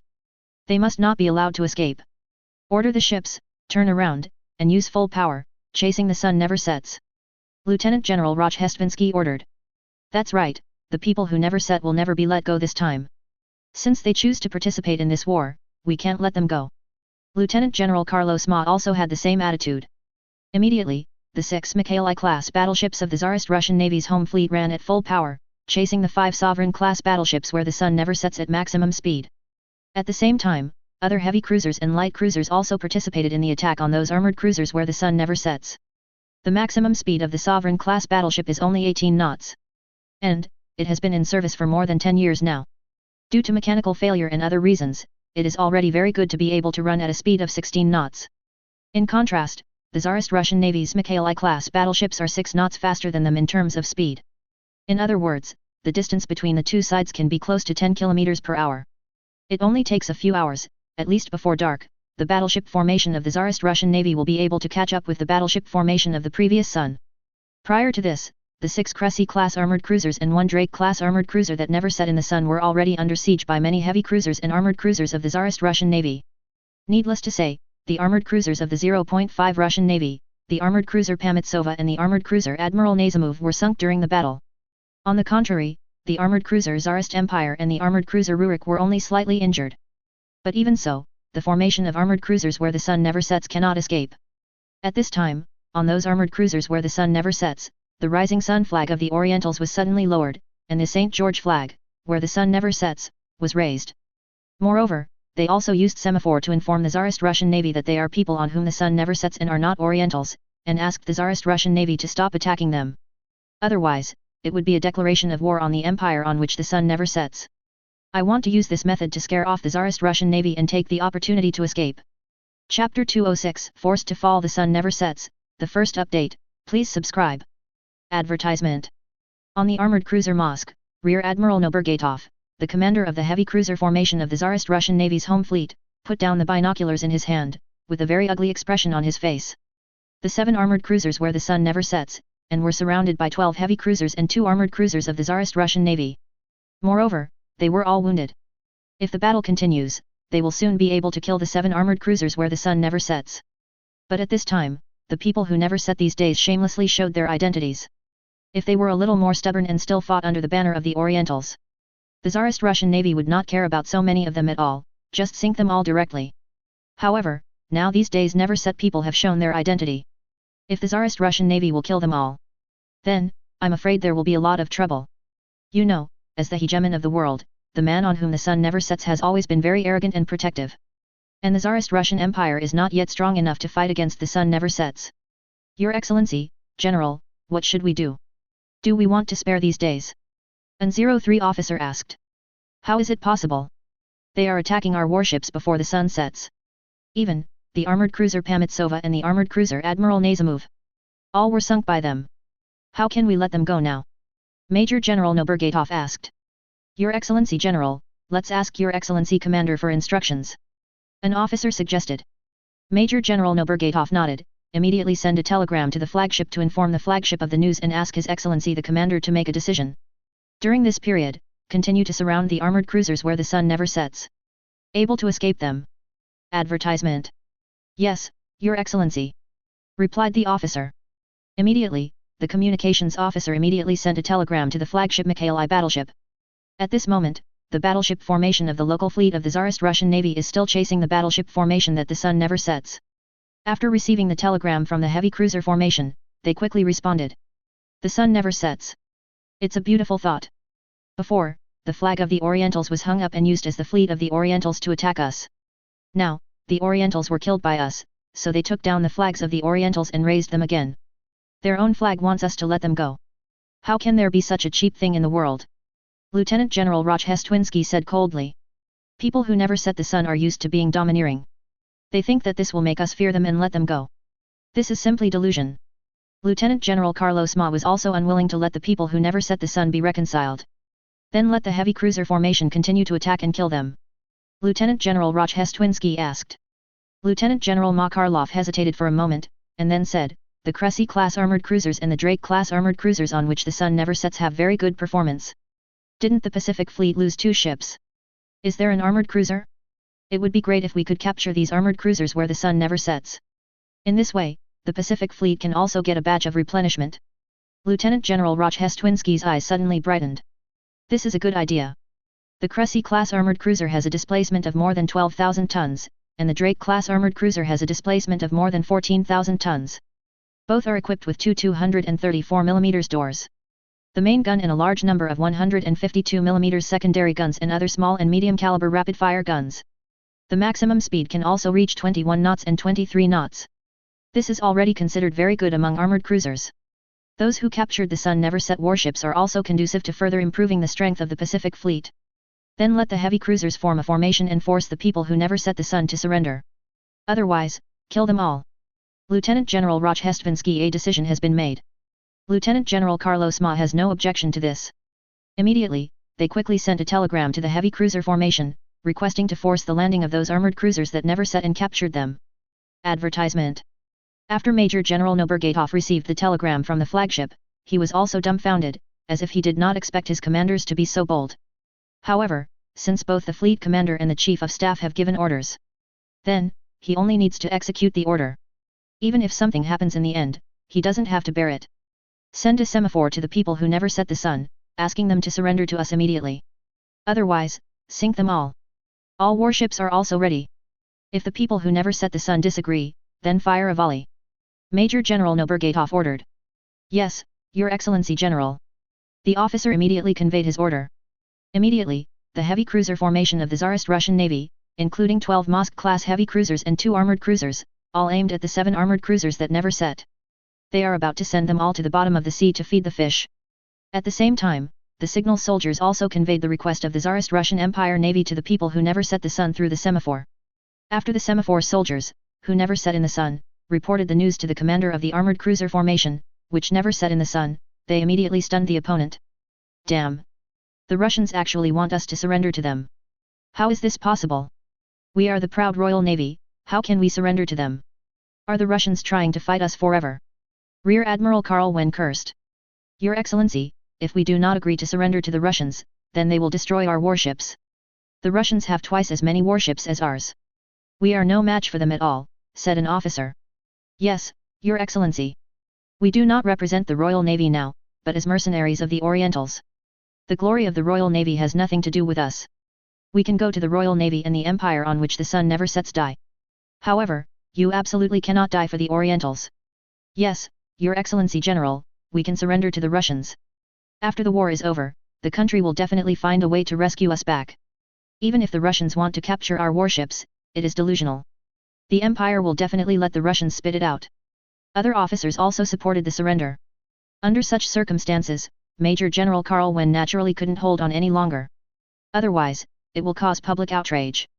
Chapter 207 The Shame of the Royal Navy, Second Update, please subscribe. Order the ships, raise the white flag, hang down the muzzle, and surrender to the Russians. Rear Admiral Karl Wen gritted his teeth and gave the order. Although, in his opinion it was an absolute disgrace. However, the vast majority of people undoubtedly want to live. Therefore, even he did not dare to defy everyone's will. Otherwise, I am afraid he will not end well. Those sailors, in order to survive, can do anything. Yes, Your Excellency General. All the officers breathed a sigh of relief. They were really afraid that Major General Karl Wen would not surrender. In that case, they are very passive. In order to survive, even had to make some extreme advertisement. Well now, everyone is happy. The white flag rose from the 7 armored cruisers on which the sun never sets, and the muzzles of these battleships also drooped. Dola! Dola! The heavy cruiser formation of the Tsarist Russian Navy, and the sailors cheered excitedly when they saw this scene. The empire on which the sun never sets is the most powerful navy in the world. Now, they have voluntarily surrendered to them, which is simply unbelievable. You know, the Royal Navy of the empire on which the sun never sets is the overlord of the seas. If the Tsarist Russian Navy wants to challenge the Royal Navy of the empire on which the sun never sets, it is simply impossible. But now, they have forced the surrender of the Royal Navy of the empire on which the sun never sets. This is undoubtedly a brilliant victory. Major General Nobergatov also had a smile on his face. Immediately dispatch sailors to board the warships where the sun never sets, and control these warships, especially the core cabins, to prevent the sun never sets from destroying them. Major General Nobergatov ordered. Advertisement. Yes, Your Excellency General. The officers replied one after another. Soon, the heavy cruiser formation of the Tsarist Russian Navy mobilized sailors carrying weapons to board those armored cruisers on which the sun never sets, and took over the core cabins of these armored cruisers. Next, they will escort these armored cruisers to Lushan Naval Port, or to Vladivostok. As for how to deal with these armored cruisers on which the sun never sets, we have to wait for the confrontation between the Tsarist Russian Empire and the empire on which the sun never sets. Of course, from the perspective of the Tsarist Russian Empire, it is naturally impossible to return these warships to the people on whom the sun never sets. Since the man who never sets the sun has participated in this naval battle, he must pay the price for it. The battleship formation of the Tsarist Russian Navy, the flagship battleship Mikhaili, Lieutenant Admiral Rochestvinsky and Lieutenant General Makarlov have received a telegram from Major General Nobergatov up. After learning that the man who never sets the sun really bowed his head, they all laughed. I never thought that the people on whom the sun never sets will really surrender. Could it be that the Royal Navy has fallen to the point it is now? Is their glory as the world's hegemon gone? Rochestvinsky Zhong will be very happy. Lieutenant General Makarlov shook his head. It is normal for sailors who never set the sun to be afraid of death. However, the Royal Navy is still very strong, there is no doubt about it. At least in a short period of time, we are afraid there is no possibility of challenging the sun never sets. Lieutenant General Rochestvinsky nodded. I hope we can see this day in our lifetime. Even if we can't see it. However, His Majesty the Tsar will definitely be able to do it. His Majesty the Tsar is still very young, and he is a person who can perform miracles. Lieutenant General Makarlov was full of confidence in Mikhail. Lieutenant General Rochestvinsky also nodded repeatedly. He also believed that the Tsarist Empire would become stronger under the leadership of Tsar Mikhail. We are not far from the formation of battleships where the sun never sets. In 2 hours, we can catch up with them. Try to finish them before dark. Lieutenant General Carlos Ma said. In this case, the Tsarist Russian Navy undoubtedly won a complete victory in this battle. Advertisement. It would be great if the battleships on which the sun never sets can also surrender. Although those sovereign-class battleships are already very backward. However, if the Pacific Fleet has these battleships, its strength will be even stronger powerful. After all, it is too far away from the mainland of the Empire. If these warships can be obtained, it can further confirm the Empire's advantages in the Far East and safeguard the interests of the Empire here. Lieutenant General Rogers Twinster, there is a glimmer of hope in the eyes. However, he also knew that it would not be easy for all these battleships that never set before the sun to surrender. On the other side, in the battleship formation where the sun never sets, Major General Oliver is leading several sovereign-class battleships to flee frantically, trying to escape here. They have been frightened by the strength of the Russians, and even the 6 battleships of the Orientals have been easily destroyed, let alone these old sovereign-class battleships. Once the war starts, they will even be crushed. Your Excellency, the armored cruiser formation gave up resistance and surrendered to the Russians. An officer took a telegram and reported to Major General Oliver.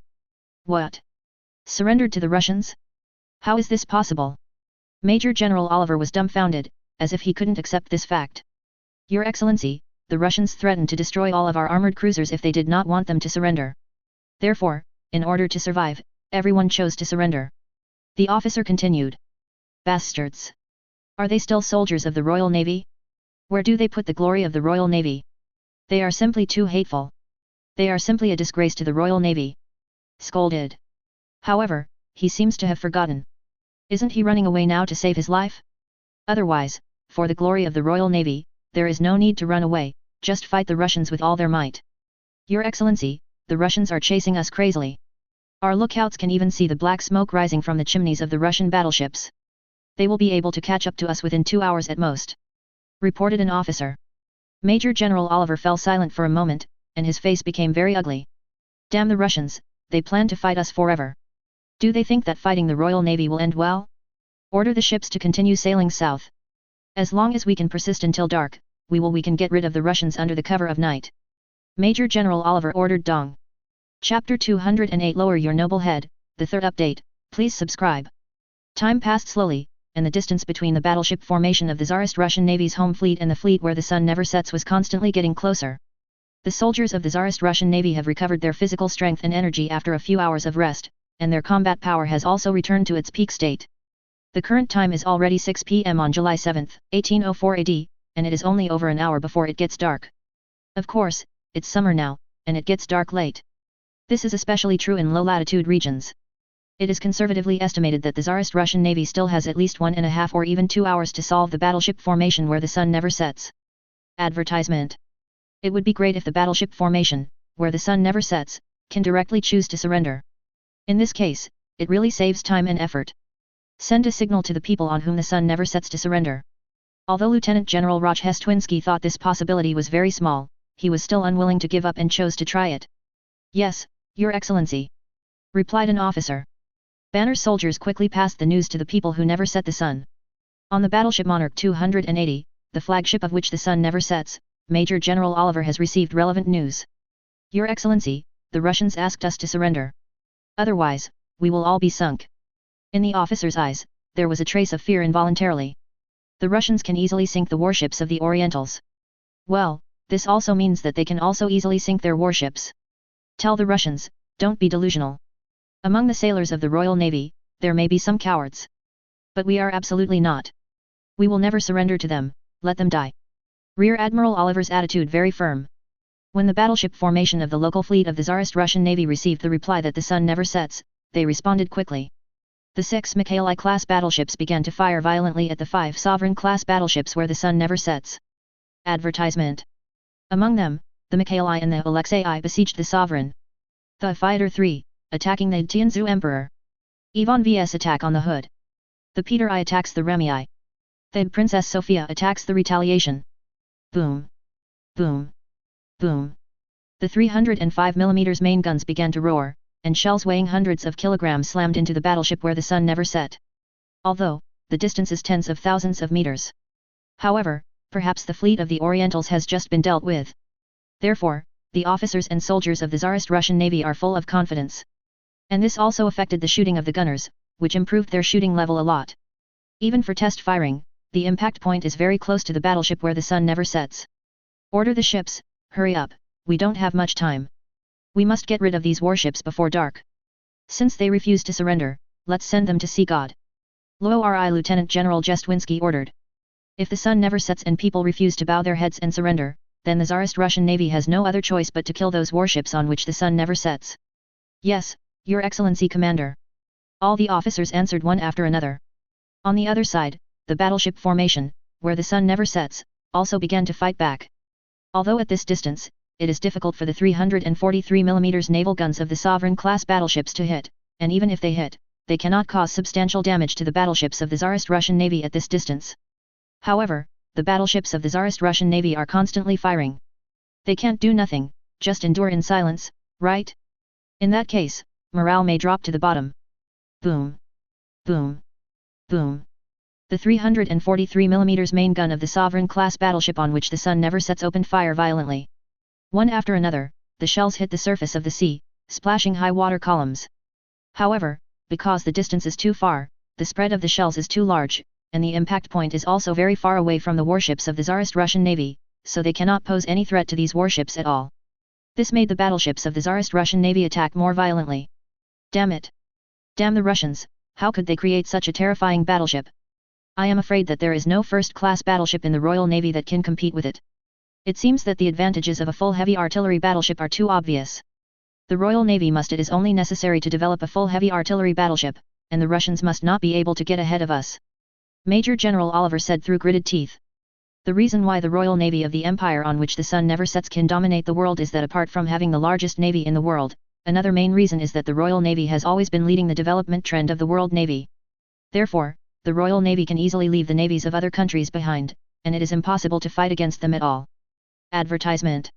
Now, the Russian Navy has actually come ahead of the Tsarist Russian Empire in terms of battleships, which naturally makes it difficult for people who never set the sun to accept. Boom. Suddenly, a shell hit the battleship Monarchy. I saw that a big hole was blown out on the rear deck of the battleship Monarchy. At the same time, a raging fire was also ignited. Major General Oliver also fell on the deck because of the violent shaking. The white uniform of the Admiral was also dirty. Your Excellency, General, we were attacked by the Russians, and the rear deck was hit by a fire. The damage control personnel are putting out the fire. However, the drive shaft was blown off and a battleship is on the way down. The captain reported. Major General Oliver's face suddenly turned livid. One of the transmission shafts was blown off, which meant that the speed of the Sovereign-class battleship would directly drop by half. Originally, Major General Oliver thought that they might have a great chance of being able to persist until dark. In that case, you can escape under the cover of night. But now, everything seems to be in vain. After the speed drops, the Russian warships can easily catch up. Moreover, the hit rate of shelling will also be significantly improved.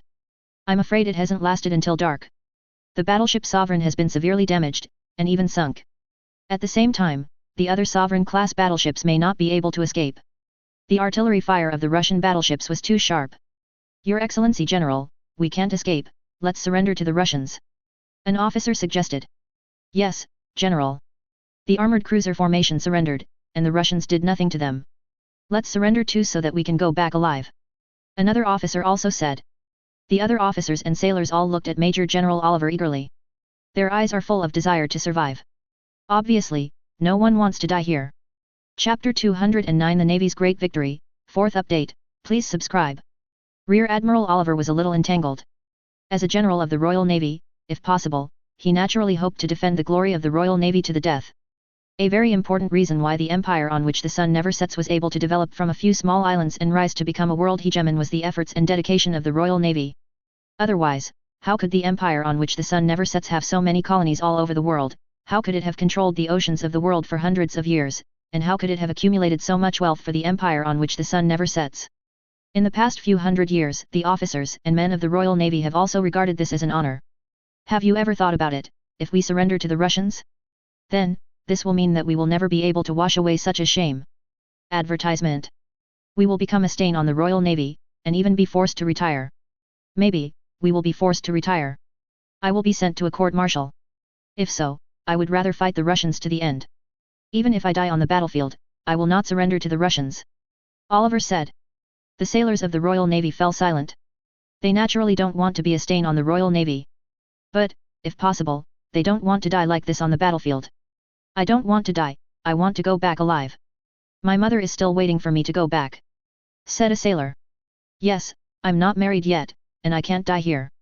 My parents only have me as a child. If I die here, what should my parents do? Other officers and sailors also expressed their attitudes in a hurry. The opinions of these people are actually very unified. There is only one thing, that is, they hope to survive. Major General Oliver was dumbfounded when he saw it. He originally wanted to arouse everyone's sympathy with the glory of the Royal Navy. But now it seems that it has not played any role. Your Excellency, if this is a war between the Empire and the Russians, for the glory of the Royal Navy and the interests of the Empire, we will naturally fight the Russians to the death and will never surrender to the Russians. But now, we are not fighting the Russians for the Empire, but fighting the Russians for the Orientals. Our current identity is not officers and soldiers of the Imperial Navy, but mercenaries of the Orientals. The Orientals are just a country we support. Is it possible that we still have to work for the Orientals? Said an officer. Advertisement. Immediately, the eyes of other officers and soldiers of the Royal Navy also brightened. What qualifications do the despicable Orientals have for us to work for them? We are the proud Royal Navy, and we will only contribute our lives to the empire on which the sun never sets. An officer shouted loudly. And this has also been supported by other officers and soldiers. Your Excellency General, we are now mercenaries. We can surrender to the Russians. This will not affect the reputation of the Royal Navy. Besides, we are also ordered to help the Orientals fight. Even if we are killed by the Russians, if we are captured, the Empire will not forget us, and will definitely find a way to rescue us. An officer suggested. Yes, Your Excellency General. The Empire and the Tsarist Empire did not go to war. In fact, the Empire has been trying its best to avoid war with the Tsarist Empire. Therefore, it is useless and meaningful for us to fight the Russians to the end like this. On the contrary, we live, this is more beneficial to the Empire. We have personally experienced the power of a full heavy artillery battleship on the battlefield. This will also be of great help to the future development of the Royal Navy. In order to persuade Major General Oliver tried his best. Major General Oliver frowned, although he admitted that what these people said made a lot of sense. However, in the final analysis, everyone is just to survive. Otherwise, everyone wouldn't be racking their brains like this. At the same time, Major General Oliver is also very clear that everyone does not want to die here and wants to go back alive. If he rejects these officers and soldiers and makes their hopes come to nothing, well, I'm afraid they can do anything. In that case, he still could not prevent these officers and soldiers from surrendering to the Russians. Isn't that dead in vain? Well, I already know everyone's attitude. Since everyone thinks so, let everyone agree. Major General Oliver finally made a wise choice. 0. Asking for flowers. In this case, it may damage the reputation of the Royal Navy of the Empire on which the sun never sets. However, it can save everyone's life. At the same time, his own life was saved. If possible, Major General Oliver naturally didn't want to die. Order the ships to raise the white flag, lower the muzzle, and use the semaphore to show the Russians that we are willing to surrender. Major General Oliver ordered. Yes, Your Excellency General. The officers all answered one after another. On everyone's face, there was a hint of the expression of the survivors after a catastrophe, and they were all very happy that they finally didn't have to die. Advertisement. And the action that the sun never sets has also attracted the attention of the battleship formation of the Tsarist Russian Navy. When they discovered that the battleship, where the sun never sets, stopped its bombardment, raised the white flag, and lowered its muzzle, all the sailors of the Tsarist Russian Navy immediately cheered. Dola. Dola. We won, we won. The sun never sets and the man surrendered, we won this battle. My God! We actually defeated the world overlord. The sailors of the Tsarist Russian Navy could hardly believe such a fact. Lieutenant General Rochestvinsky and Lieutenant General Karlov also had smiles on their faces. Even before the naval battle began, they also had great confidence in the Tsarist Russian Navy. However, they did not expect that this naval battle would go so smoothly and achieve such a brilliant victory. It can be said that the result of this naval battle was completely beyond their expectations. Of course, the Tsarist Russian Empire Navy won this naval battle, and it was a big victory, which is undoubtedly worthy of their cheers. Immediately go to receive those warships where the sun never sets. You must control these warships. This is a part of the future Imperial Navy. Vice Admiral Rochestvinsky ordered. Yes, Your Excellency, Commander. The officer immediately went to convey the order. Soon, the sailors with weapons boarded the 5 sovereign-class battleships where the sun never sets, and took control of all the core compartments of these battleships. These warships have already become the spoils of war of the Tsarist Russian Navy, so naturally they can no longer damage Maru. Chapter 210 The Empire is winning, 5th update, please subscribe.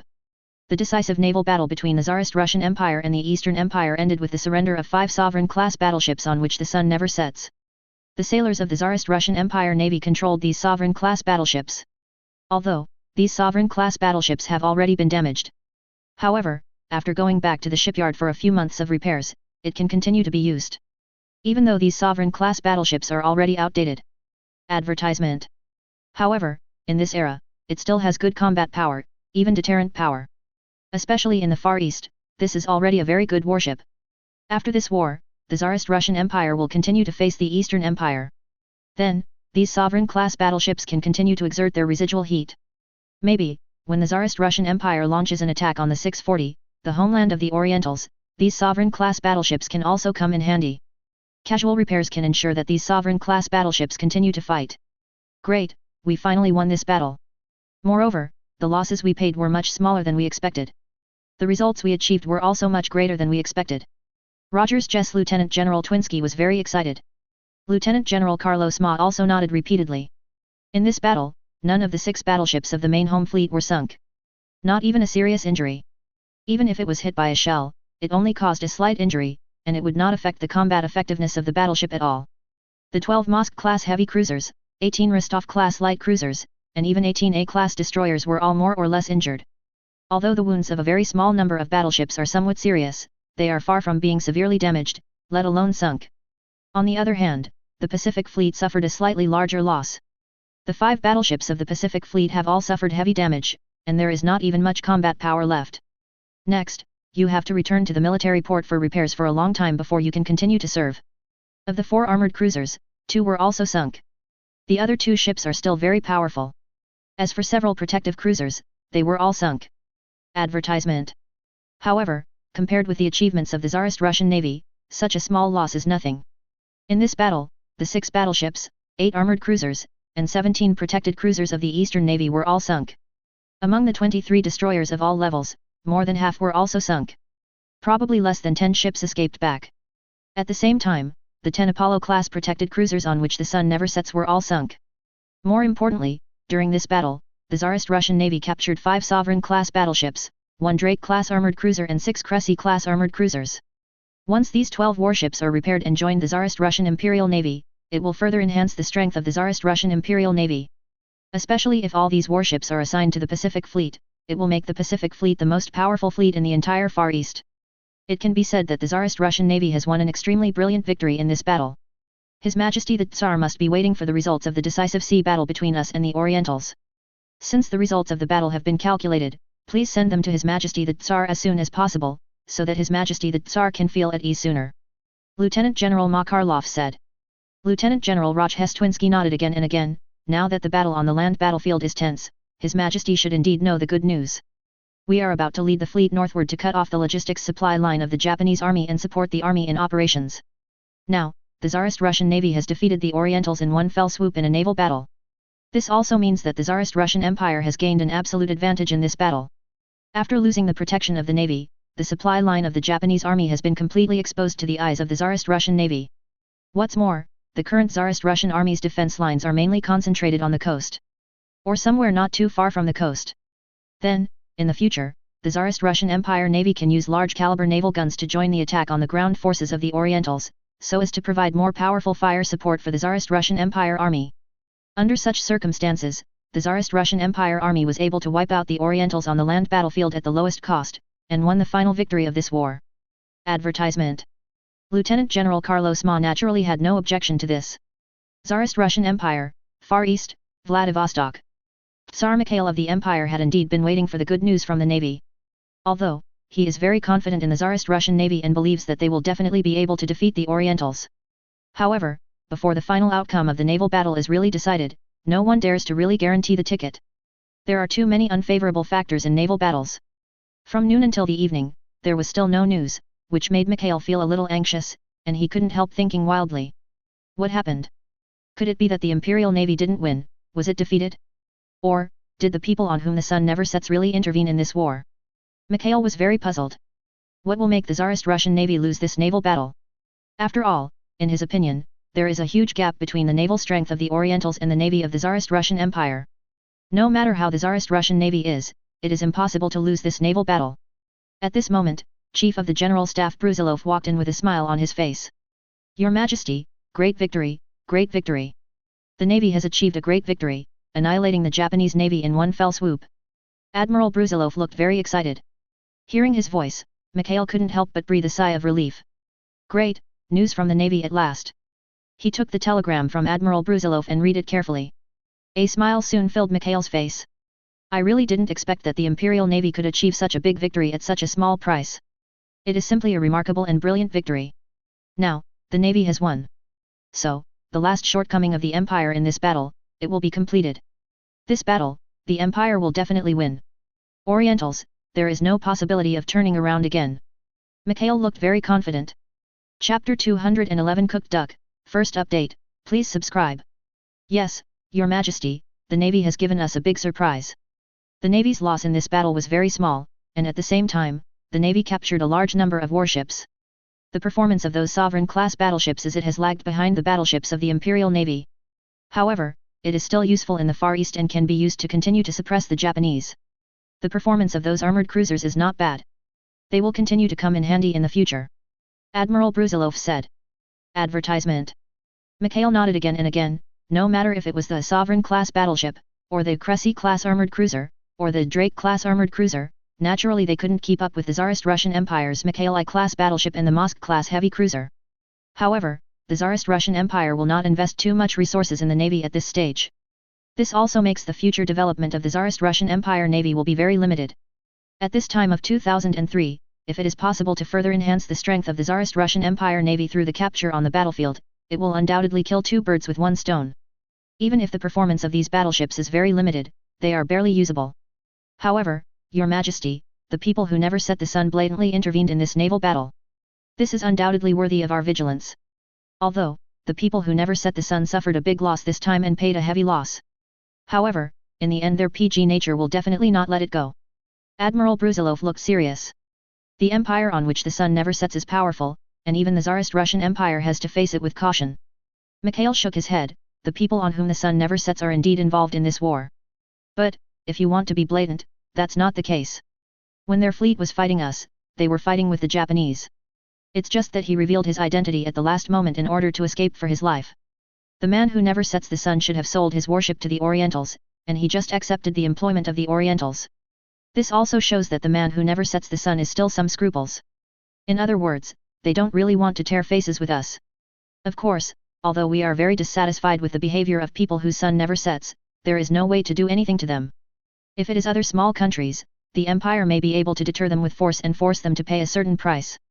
However, in the face of the sun never setting, we simply have no other way. Admiral Brusilov nodded, also looking a little disrespectful.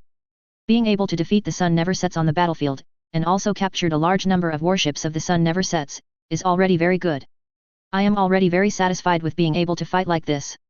Mikhail continued. Advertisement. Mikhail is very satisfied that this battle can be fought like this, or that the Tsarist Russian Navy can easily win. For the Tsarist Russian Empire, the most important thing is to find a way to defeat the Eastern Empire. As for the fact that the sun never sets, let's put it aside for now. The man on whom the sun never sets is too powerful, and the background is too deep. It is better to let the Germanic people fight with them first, and after exhausting their strength, it is better for the Tsarist Russian Empire to deal with them. In that case, the Tsarist Russian Empire can achieve the greatest victory with the smallest chance of winning. For a hegemon like the empire on which the sun never sets, even if the Tsarist Russian Empire has the heart to replace it. But Mikhail is also very clear that this cannot be done in a short period of time. It has to be considered in the long run. It is best to weaken the strength of the empire on which the sun never sets little by little, and then destroy them. General Brusilov nodded again and again. It is indeed very good to be able to win the naval battle and establish the victory of the Tsarist Russian Empire in this battle. At least, there will be no problem for the Tsarist Russian Empire to win the next war. Order the navy, and then fully invest in the attack on the Dongyang people. First, cut off the sea transportation lines from the homeland of the Dongyang people to the Koryo Peninsula and the Liaodong Peninsula. Then, dispatch warships to bombard the Dongyang people's army. Provide fire support. Mikhail ordered. Yes, Your Majesty. The empire did not have sea control before, so that the imperial army had to abandon the coast and retreat to the inland. Now, the imperial navy has wiped out the Oriental navy. The imperial army can finally feel proud. Next, it's the turn of the Japanese to taste the power of the navy's large-caliber naval guns. Admiral Brusilov seemed very excited. Mikhail nodded, since the Tsarist Russian navy has won. Then, there will be no surprises in this battle. Advertisement. Next, as long as the Tsarist Russian army fights steadily according to the predetermined plan, it will definitely be able to defeat the Orientals and win the final victory of this war. By the way, didn't the Japanese navy attack Lushan fortress before? Then, our fleet in the fortress can also be dispatched. First cut off the route of Tsushima Strait. Prevent the Dongyang people from continuing to transport supplies to the front line, or let the Dongyang people's army escape. Mikhail ordered. In Mikhail's eyes, the large numbers of troops dispatched by the Orientals to the Koryo Peninsula and the Liaodong Peninsula have undoubtedly become fat meat in a bowl. It is absolutely impossible for 157 to escape at this time. Duck flies away. When the war broke out, the main force of the Tsarist Russian Navy's Pacific Fleet escaped from Lushan fortress ahead of time, and was not blocked by the Eastern Navy. In Lushan military port, only those old warships remained. Now, the Eastern Navy has almost been wiped out. Even if there are some destroyers left, it has nothing to do with the overall situation. Then, those old warships before the Pacific Fleet of the Tsarist Russian Navy will undoubtedly come in handy. For example, the battleship Peter the Great that has been in service for 30 years, 2 battleships of the Alexander II class, the battleship 12 Apostles and the battleship Gangat, as well as some relatively old protected cruisers. Yes, Your Majesty, replied Admiral Brusilov. In this case, it will be difficult for those Orientals to fly. From now on, the Imperial Army can also switch from strategic defense to strategic offensive. We must hurry up. Complete military operations before winter. It is not only necessary to deal with the troops sent by the Orientals to the Koryo Peninsula and the Liaodong Peninsula. At the same time, it is necessary to land on the Hokkaido island of the Orientals. Mikhail ordered. Yes, Your Majesty. Admiral Brusilov nodded repeatedly. Chapter 212, A Thunderbolt from the Blue Sky, Second Update, please subscribe. The naval battle between the Tsarist Russian Empire and the Eastern Empire was of great importance, and it not only attracted the attention of the whole world, but the Tsarist Russian Empire and the Eastern Empire, as the people of the world, paid special attention to it. After all, the result of this naval battle is crucial to both the Tsarist Russian Empire and the Eastern Empire. Even, it has directly related to the life and death of these two countries. Once you fail at sea, it will be very difficult to win this war. Especially for the Eastern Empire, they are still counting on winning this naval battle, and then massively increase their troops on the land battlefield, defeating the Tsarist Russian Empire in one fell swoop, and winning this war.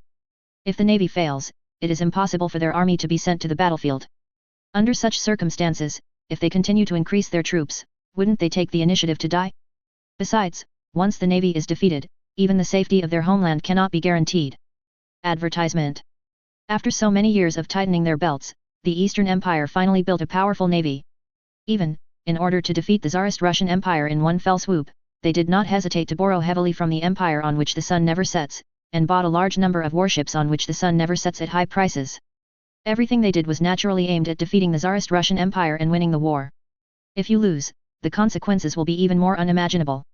Oriental Empire, Winter Beijing, Admiralty. Lieutenant Admiral Gonbei Yamamoto, Minister of the Navy, and Admiral Yuhiro Ito, Chief of Naval Command, were having a drink. There was a bottle of sake on the table, although it was bland. However, it is very popular with these Orientals. A couple of side dishes, albeit delicate. However, the portions are very small. There is no way to do this. The Eastern Empire is small in land and resources, and all kinds of resources are very scarce. This makes their people naturally very frugal, and even pick and search, and they will not eat meat and drink big bowls like people in other countries. That would be too extravagant for them. Or rather, it's too wasteful. Advertisement. Yamamoto-kun, this time we should be able to defeat the Russians in one fell swoop. It is impossible for the Russians to think that we have received strong support from the empire on which the sun never sets. The strength of the combined fleet of the Imperial Navy alone may be stronger than that of the Russians. There is a slight gap. However, once the fleet, which is a rare soldier, comes out and joins the battlefield, then the Russians are absolutely impossible to be the opponent. In this battle, our chances of winning are very high. General Ito Yuhang drank the sake in the glass in one gulp, his face full of confidence. As the first commander of the combined fleet, he once led the combined fleet of the Eastern Navy to defeat the navy of the Qing Empire, which further established his meritorious service. If this time, the combined fleet of the Eastern Empire Navy can continue to win, then, it will undoubtedly be a certainty for him to be promoted again and become Admiral of the Navy. This made General Ito Yuhang pay great attention to this battle. Lieutenant General Gonbei Yamamoto nodded. As the father of the Navy of the Eastern Empire, it can be said that the Navy of the Eastern Empire was developed bit by bit under his hands. Lieutenant General Gonbei Yamamoto naturally hoped that the Eastern Empire Navy would win this battle. Otherwise, wouldn't his hard work for so many years be in vain? What's more terrible is that the Eastern Ocean Empire Navy and the entire Eastern Ocean Empire will be in a great crisis. Compared with the Western powers, our foundation is still far behind. This time, if it weren't for the strong support of the people who never set, it would be very difficult for us to defeat the Russians. Even, there is no this possibility. No one thought that the Russians had already started preparations a few years ago, and actually built a military base in the Gaul colony, so that their fleet could overcome the various disadvantages brought about by the long journey of thousands of miles. In addition, the Russian Navy is not weak. It is really not easy for the Imperial Navy to defeat them. Fortunately, the sun never sets and people support us at this time. Otherwise, the consequences would be really unimaginable. Yamamoto Chuan even now, Lieutenant General Bai Bei still looks terrified. As the saying goes, one step is wrong, every step is wrong. When their plans went wrong, the Eastern Navy and even the entire Eastern Empire were in a huge crisis. Fortunately, it eventually turned around. The people on whom the sun never sets support us is not to contain the Russians. Besides, they sold these warships to us at a high price, also to blackmail us. Admiral Yuhang Ito was a little dissatisfied. After all, they paid a huge price in order to buy these warships. Advertisement. If the Eastern Empire had not been slaughtered by the sun never sets, and used the money to build warships, it would undoubtedly be able to build more warships, which would further enhance the strength of the Eastern Empire Navy. There is no way around this. At this critical juncture, the sun never sets and people did not give up on us, but chose to continue to support us, which is already commendable. Although the Empire paid a huge price, it is better than the Empire losing this naval battle. As long as we defeat the Russians, we will be able to gain huge benefits from the Russians. In contrast, these things that were blackmailed by the people who never set the sun are nothing at all. Lieutenant General Yamamoto Chuan County Wei said nonchalantly. Admiral Ito Yuhiro nodded. After this battle, we must vigorously develop the Navy and make the Imperial Navy even stronger. Even if it cannot be compared with the sun never sets, at least we must establish the superiority of the Imperial Navy in the Far East. If this is the case, no one dares to bully us without the sun setting. Lieutenant General Yamamoto Gonbei also nodded. Wang Ziyahao. At this moment, an admiral walked in with a frightened expression on his face. Your Excellency, the battle report of the United Fleet. Lieutenant General Gonbei Yamamoto quickly took the battle report and opened it to read. But then, his face became extremely ugly. Yaga. How is it possible? How could this be? It's impossible. Lieutenant General Gonbei Yamamoto was furious and overturned the table. General Ito Yuhang also hurriedly snatched the telegram and read it. But his complexion was also as dark as the bottom of a pot. Baga. What the hell is that guy in Dongxiang doing? The Imperial Navy and the sun never set have already taken such a big advantage, how could they still lose? Admiral Ito Yuhang scolded Daijin. Obviously, the news of the combined fleet's defeat was undoubtedly a bolt from the blue for them, making them unacceptable at all. Chapter 213 Fatal Blow, Third Update, please subscribe. Advertisement. Both Lieutenant General Gonbei Yamamoto and Admiral Ito Yuhiro believed that the strength of the Eastern Empire Navy was certainly not comparable to that of the Tsarist Russian Empire Navy. However, the gap will definitely not be too large. Coupled with the support of the Imperial Fleet on which the sun never sets, they will defeat the Tsarist Russian Imperial Navy, and the possibility of winning this naval battle will be very high. In other words, their odds of winning will be very high. But what I didn't expect was that it would end up like this. Except for a small number of destroyers, the combined fleet was wiped out. The man who never sets the sun has already escaped, but he is being chased and killed by the Russians. This is completely different from what they expected before. What's more terrible is that the worst result has undoubtedly appeared. The Eastern Ocean Empire Navy and the entire Eastern Ocean Empire suffered a fatal blow this time. It is undoubtedly impossible for them to win this war. Even the safety of the Eastern Empire itself is no longer guaranteed. What should we do? What should we do now? We actually lost. How is this possible? General Ito Yuhang obviously couldn't accept such a result, and he was a little bit helpless. Although Lieutenant General Gonbei Yamamoto is a little younger. However, his will is quite strong. The worst situation has already emerged and cannot be changed. Well, they now have to find a way to solve these problems. Report to Your Excellency the Prime Minister immediately. His Majesty Tianhuang also needs to report. Such a big matter, we can't hide it. It depends on how we solve this problem and how to make the Empire lose in this battle. It's the lowest. Lieutenant General Gonbei Yamamoto sighed. The Oriental Empire's navy lost this battle, which undoubtedly made them the chief culprit for the Eastern Empire's loss of this battle. Originally, they thought they could become heroes of the Eastern Empire. But I didn't expect it to fail in the end. Advertisement. General Ito Yuhang nodded. The matter has come to this point, escaping is useless, they have to find a way to face and solve the problem. Of course, the navy failed this time. Then, the navy will inevitably face criticism. This will cause a huge blow to the navy's status in the Eastern Empire and its political influence. It's just that now is not the time to worry about these things. When the news of the combined fleet's disastrous defeat spread, the entire top management of the Eastern Empire fell into panic and anger. The reason for panic is because everyone knows very well that the defeat of the United Fleet means that it is impossible for the Eastern Empire to win this battle. Not only that, but they will also pay a very heavy price for this failure. If it is not done well, the Russians will seize the opportunity and blackmail them severely. As for anger, it is undoubtedly that the navy has failed their expectations and has become a sinner of the Eastern Empire. Some people already think that the high-level navy is a national traitor at all and needs to be punished by heaven. Winter capital, the Imperial Palace. Mingzi Tianhuang, who was suffering from illness, convened high-level cabinet and military officials to hold an imperial meeting. Mingzi Tianhuang has been diagnosed with uremia. No matter in this era or more than 100 years later, this is an incurable disease. It can be said that Mingzi Tianhuang's life has reached the last moment and is about to be terminated.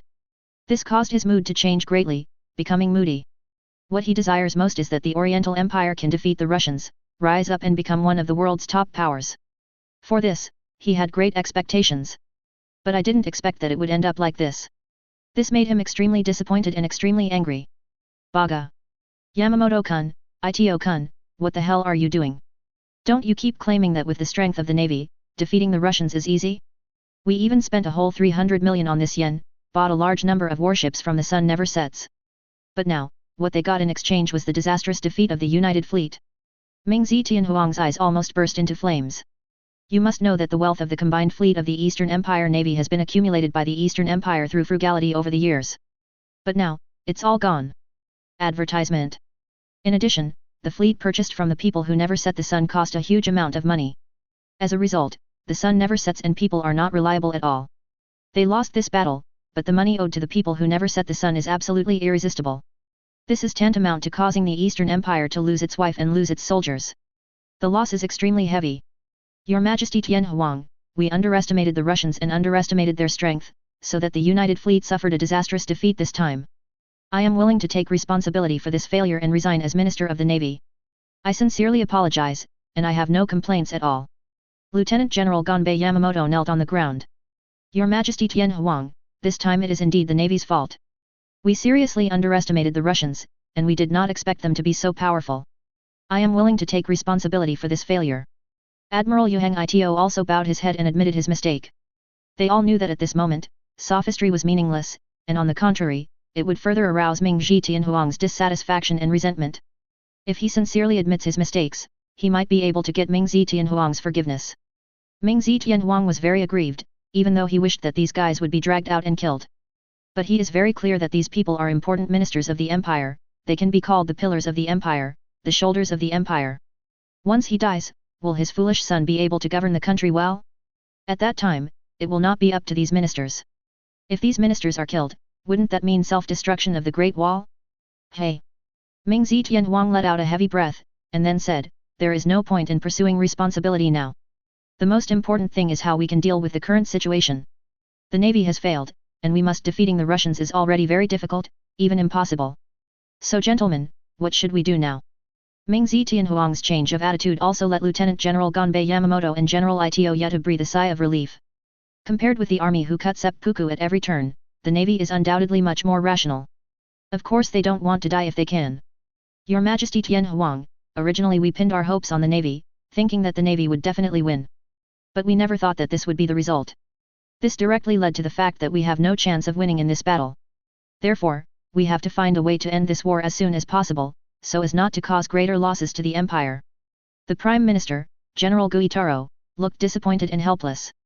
Chapter 214 Asking for help from the man who never sets the sun. Fourth more, please subscribe. This war between the Eastern Empire and the Tsarist Russian Empire can be said to be of great importance, directly related to the fate of the two countries. The Eastern Empire, in particular, took the national operation as a bet and launched this war. If they win, they can step on the Russian Empire and rise to become a world-class power. However, once lost, the Eastern Empire will also fall into the abyss. Originally, the Orientals thought that their chances of winning would be very high. After all, they have been preparing for this war for 10 years. Behind them, there is also the support of the people who are the hegemons of the world. But what they never expected was that they still lost the war in the end. And, it's about to be a crushing defeat. Advertisement. My lords, it would be best if we could end this war now. But the crux of the matter is that the Russians may not agree to end this war. After their navy won this battle, it has given them a great advantage in the war. They will not let the empire go so easily. Ming Zetianhuang said. The other top cabinet and military officials of the Eastern Empire nodded their heads again and again. Your Majesty Tianhuang, although the navy has failed, the imperial army is not made of mud. The imperial army still has a large number of troops in the Koryo Peninsula and the Liaodong Peninsula. The Russians want to defeat us, or even destroy our troops. It's not that easy. If the war continues, the Russians will definitely pay a huge price, said Lieutenant General Teraki Masaki, Minister of War. Yes, Your Majesty Tianhuang. The imperial army still has millions of troops in the country. We also have a large number of troops in the Koryo Peninsula and the Liaodong Peninsula. Even if the navy fails, the army can also defend the empire. General de Shanyan, Chief of Staff of the Army and Commander of the Manchurian Army, also hastily expressed his opinion. At this time, it's time to step on the navy and make a big effort to gain reputation. Can't let it go. Sure enough, the words of Lieutenant General Masaki and General Oyamewa in Teraka made Lieutenant General Ganbei Yamamoto and General Ito Yuhiro look ashen. Advertisement.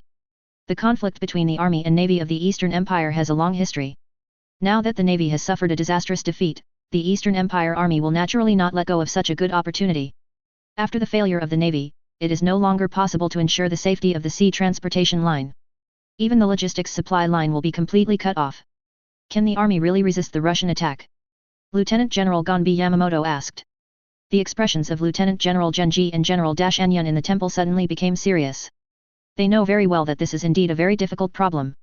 In other words, the Eastern Empire army simply cannot escape this problem. However, even so, the Eastern Empire army had to be very tough. Only in this way can we show the bravery and strength of the army.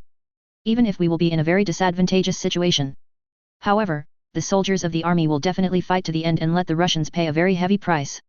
If the Russians do not want to pay such a high price, they can only negotiate with us and end the war. This war. Lieutenant General Genji said. Lieutenant General Ganbei Yamamoto sneered and didn't say much. He is very clear that it is not so easy for the Russians who want to have the upper hand to agree to peace talks. Even if peace talks are held, the Russians will inevitably take the opportunity to severely blackmail the Eastern Empire. It's just that the navy has failed so badly that the navy no longer has the right to speak. Therefore, they simply stopped expressing their opinions.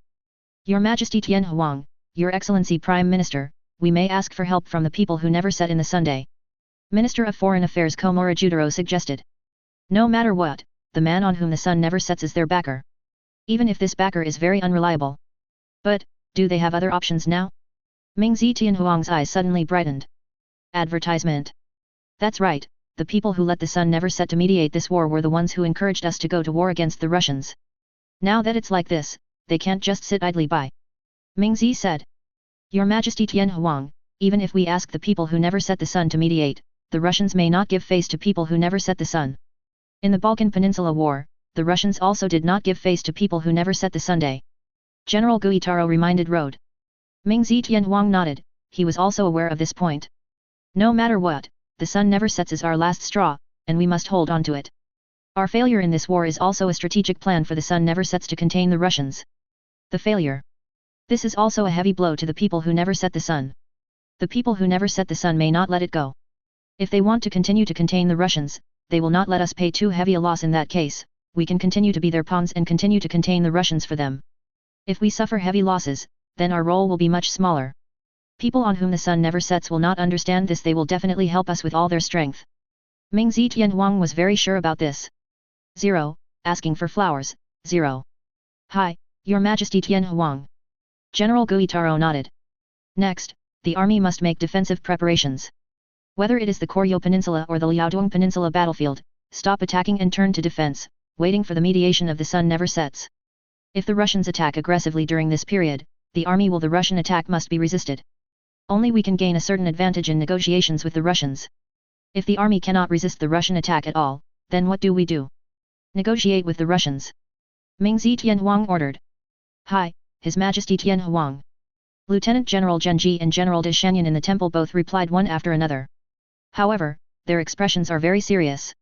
They all know that it is definitely not so easy to resist the Russian attack at this time. Especially when the navy has suffered a disastrous defeat and has lost command of the sea, they will inevitably be heavily bombarded by the Russian navy next.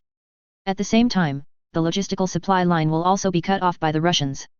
Mr. Komura, let the imperial envoy stationed in the Sun Never Set Empire contact the Sun Never Set people urgently, and ask the Sun Never Set people to intervene in this war and mediate the war. Ming Zetian ordered. Hi, His Majesty Tian Huang. Komura Judaro replied. My lords, now the empire has reached a critical moment of life and death. You must work together to ensure that the empire can overcome this difficulty. Ming Zetian said to everyone. Hi, His Majesty Tian Huang. Everyone came to him. Chapter 215 The Shock That the Sun Never Sets, 5th update, please subscribe. Your Excellency, it is not easy for the army to resist the Russian attack on the Koryo Peninsula and the Liaodong Peninsula. Especially when the Russians have already controlled the sea. Our logistics supply line is about to be cut off by the Russians. We must take advantage of this before. We had to find a way to transport as much supplies as possible to the Koryo Peninsula and the Liaodong Peninsula. Only in this way can we ensure that the frontline troops can survive the fierce Russian attack. Advertisement. General de Shanyan looked serious. He is very clear that the frontline troops will now face a very dangerous situation. General Guitaro nodded, and he also knew this, the Russian fleet is heading north, and it will take some time to reach the waters of the Liaodong Peninsula. I will ask the logistics department to seize the time as much as possible to transport supplies to the front line. However, once the 550 logistics supply line is cut off, there is nothing we can do, and it will be up to the army itself. General Das Hanyan's face became very ugly, even though he knew there was no way to do it. However, this is too difficult for the Eastern Empire army. No matter what, the frontline troops must resist the Russian attack. Only in this way, we will not be so passive in the next negotiation with the Russians. General Guitaro said. Your Excellency, Prime Minister, we will do our best. There are no cowards in the Imperial Army. Even if the situation is unfavorable, we will persevere until the end. General de Shanyan is very confident in the troops under his command. The Eastern Army was extremely poisoned by the Bushido spirit. Even if they died on the battlefield, they would never surrender to the enemy. General Guitaro sighed, he never thought that this battle would turn out like this, and the situation would be so difficult. He only hopes that the sun never sets and people can mediate as soon as possible, and can successfully mediate this war. Otherwise, this time the Eastern Empire will really be in danger. The empire on which the sun never sets, as the mastermind behind the outbreak of the war between the Tsarist Russian Empire and the Oriental Empire, and as the master of the Orientals, they also paid great attention to this war. Especially in the case of urgently selling a batch of warships to the Eastern Ocean Empire, it is expected that the Eastern Ocean Empire Navy can defeat the Tsarist Russian Empire Navy in this naval battle, thereby establishing an absolute advantage in this war and ensuring that the Eastern Ocean Empire victory in the war to ensure the success of their strategic plan to contain the Tsarist Empire. But what I didn't expect was that it turned out to be such a result in the end. So much so that after the high-level officials of the empire on which the sun never sets learned of the results of the naval battle, they were all completely shocked. God! How could this be? We have dispatched a large number of warships to help the Japanese, but why did we still lose in the end? This is unbelievable. Prime Minister Arthur Bell directly threw the telegram in his hand on the table. Looking up, there was a ghostly expression in his eyes. Advertisement. Your Excellency, this is indeed a very unbelievable result. We really did not expect that the Russians would still be able to win this naval battle with so many powerful warships assembled. The battleships of the Orientals, the armored cruisers, the protected cruisers, were all sunk, and only a few destroyers escaped. Our battleships and armored cruisers have surrendered to the Russians. The protected cruisers have been sunk by the Russians. Secretary of the Navy Walter Kerr, the Lord's eyes were full of shock.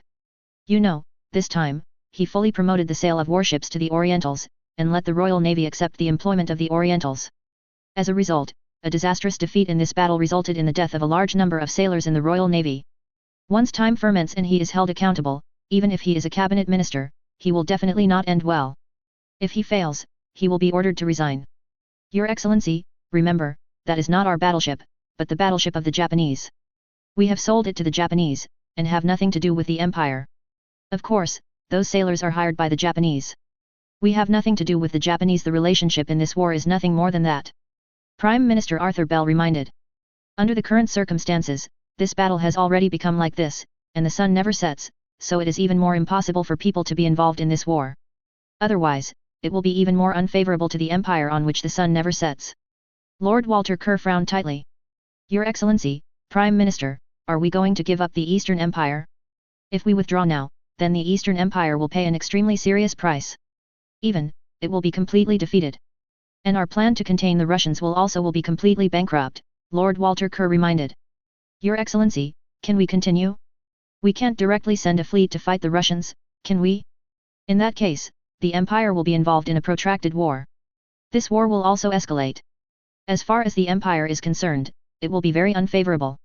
Arthur Bell shook his head repeatedly. He would never agree that during his term of office, the Empire on which the sun never sets gets involved in the war with the Russian Empire. If you have full confidence, it's another matter. Once you don't have full confidence and chance of winning, forget it. Your Excellency, is that the case? Although the Russian Navy is very strong, if the Royal Navy is deployed, it will definitely defeat us. There are still 3 Sovereign-class battleships and 6 in the Far East Fleet. A Duncan-class battleship, and a batch of armored cruisers. Even if the strength is not as good as the Russians, it will not be much worse. We will send a batch of fleet reinforcements from the Mediterranean Fleet, and there will be no problem. Lord Walter 0.1 Kerr obviously still don't give up. However, Prime Minister Arthur Bell still shook his head again and again. The Russian battleships showed extremely powerful combat effectiveness in this battle. Has it far surpassed our battleships? Prime Minister Arthur Bell was very interested in this point. Lord Walter Kerr was taken aback, but nodded anyway. Yes, Your Excellency, Prime Minister, I have to admit that the Russians have indeed gone ahead of the Empire in terms of all heavy artillery battleships. Their battleships equipped with a large number of heavy artillery performed very amazingly in this battle. The Orientals, the battleship in front of them, is simply vulnerable. Lord Walter Kerr made no secret of his appreciation for this battleship. Chapter 216 Mediation of Wars, First Update, please subscribe. Your Excellency, the Royal Navy has always been leading the development trend of the world's navy. Our battleships have always been the most advanced and powerful battleships. Now, we have been surpassed by the Russians. This is very important to the Royal Navy and the Empire. I am afraid that it is unacceptable. Advertisement. Prime Minister Arthur Bell reminded. For a long time, a powerful Royal Navy has been the foundation of the Empire on which the sun never sets, and it is related to the hegemony of the Empire on which the sun never sets. There is absolutely no problem in this regard. Otherwise, the consequences will be very serious. Your Excellency, the Royal Navy is already aware of this problem. Currently, in the Royal Navy's shipyards, there are only 8 Edward VII class battleships and 2 Lord Nelson class battleships under construction. Wait until these 10 after the construction of 4 battleships is completed, the Royal Navy will no longer build this type of battleship. Moreover, our all-heavy artillery battleship, the battleship Dreadnought, has also started construction, and it is expected to be ready for service in the next year at the latest. If it proves that the all-heavy artillery battleship is indeed feasible, then, the Royal Navy will go all out to build this type of warship. With the powerful shipbuilding capabilities of the 03 Royal Navy, we will soon be able to have a large number of this type of warship. Other countries, still can't pose a threat to the Royal Navy. Lord Walter Kerr looked proud. The strength of the Royal Navy is not only reflected in their possession of the world's most powerful fleet, but also in their possession of the world's most powerful shipbuilding and warship research and development capabilities. In these aspects, there is undoubtedly a huge gap between other countries and the Empire on which the sun never sets.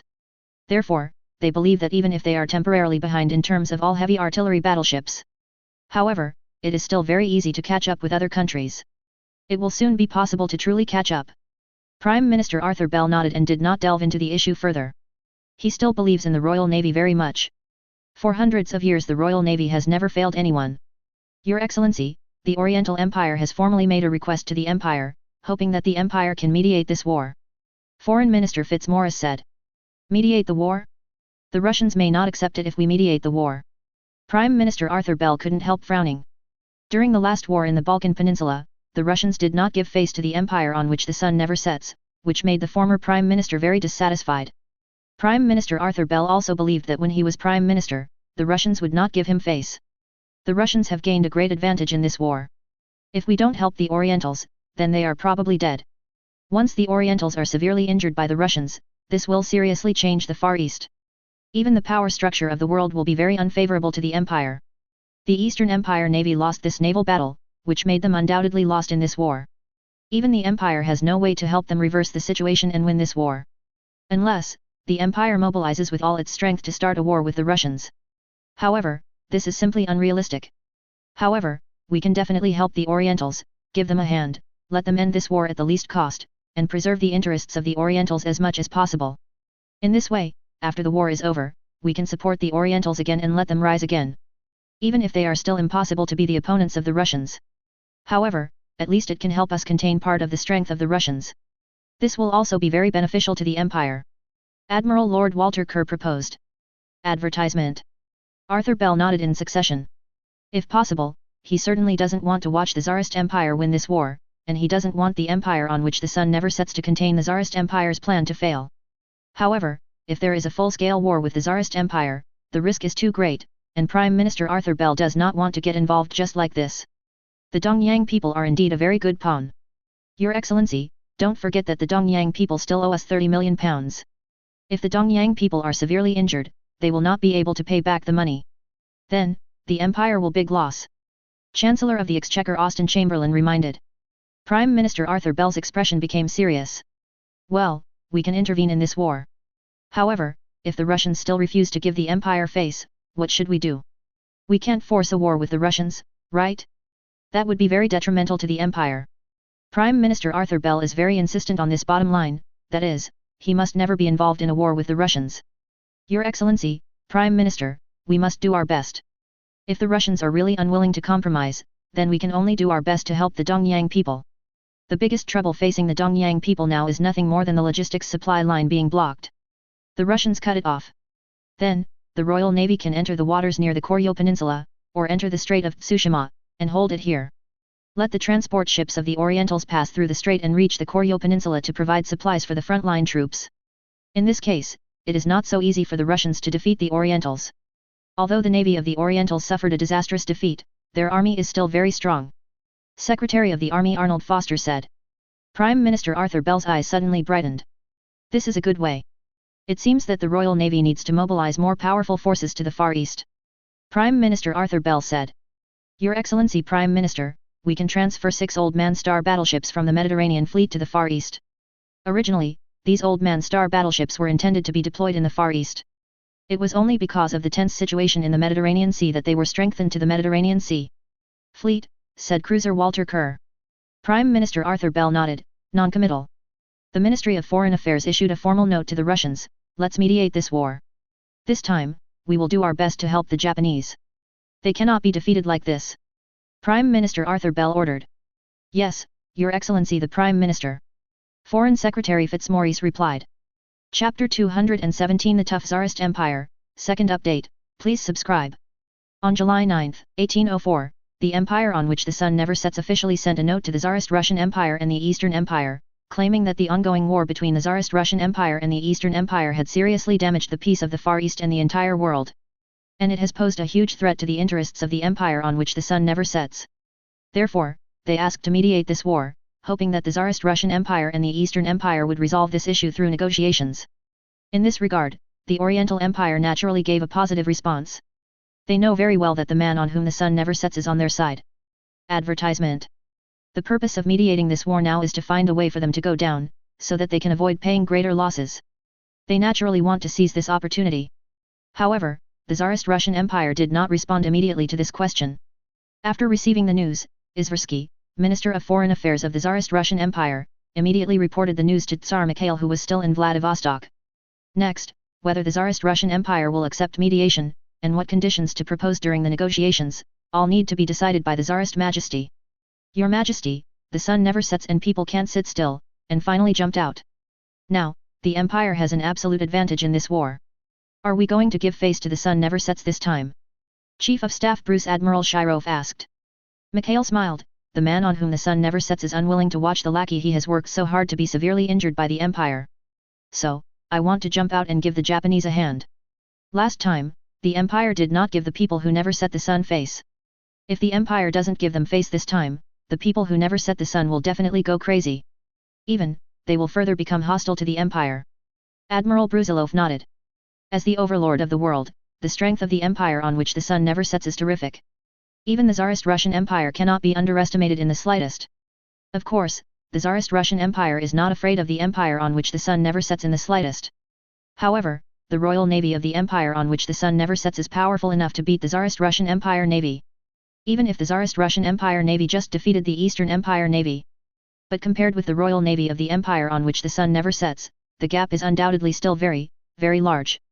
In addition, it is the ability to manipulate people that the sun never sets. The First Gaul Empire dominated the whole of Europe. But in the end, didn't the people who never set the sun get entangled with a group of countries that were besieged and destroyed? If possible, the people who never set the sun would definitely want to deal with the Tsarist Russian Empire in this way. In this regard, the Tsarist Russian Empire also had to guard against it.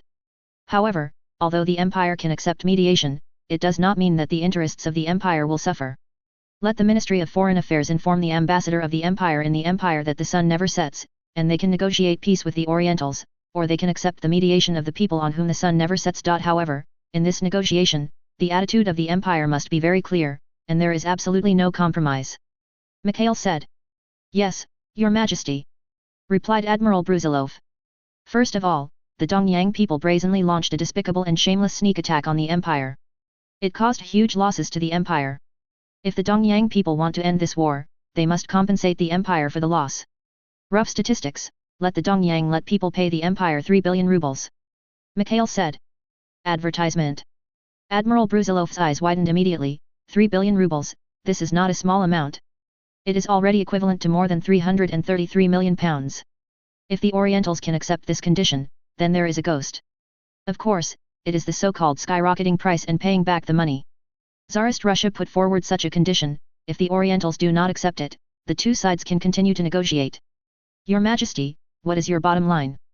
The Orientals will definitely not accept such harsh conditions. Admiral Brusilov said. The bottom line is 1 billion rubles. The Orientals are very poor. In order to develop armaments, they have already tightened their belts. Their people have been struggling with food and clothing. Even if the Empire proposes more war reparations, there is no way to pay.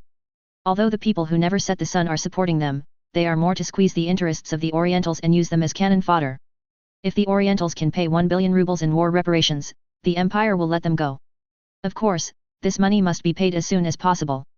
If the Orientals can't get it out, let the sun never set people guarantee them, or directly borrow from the sun never set people. Mikhail said. Yes, Your Majesty. Admiral Brusilov nodded. 1 billion rubles is not a small amount. As far as the Tsarist Russian Empire is concerned, it is almost enough for the military expenditure of this war.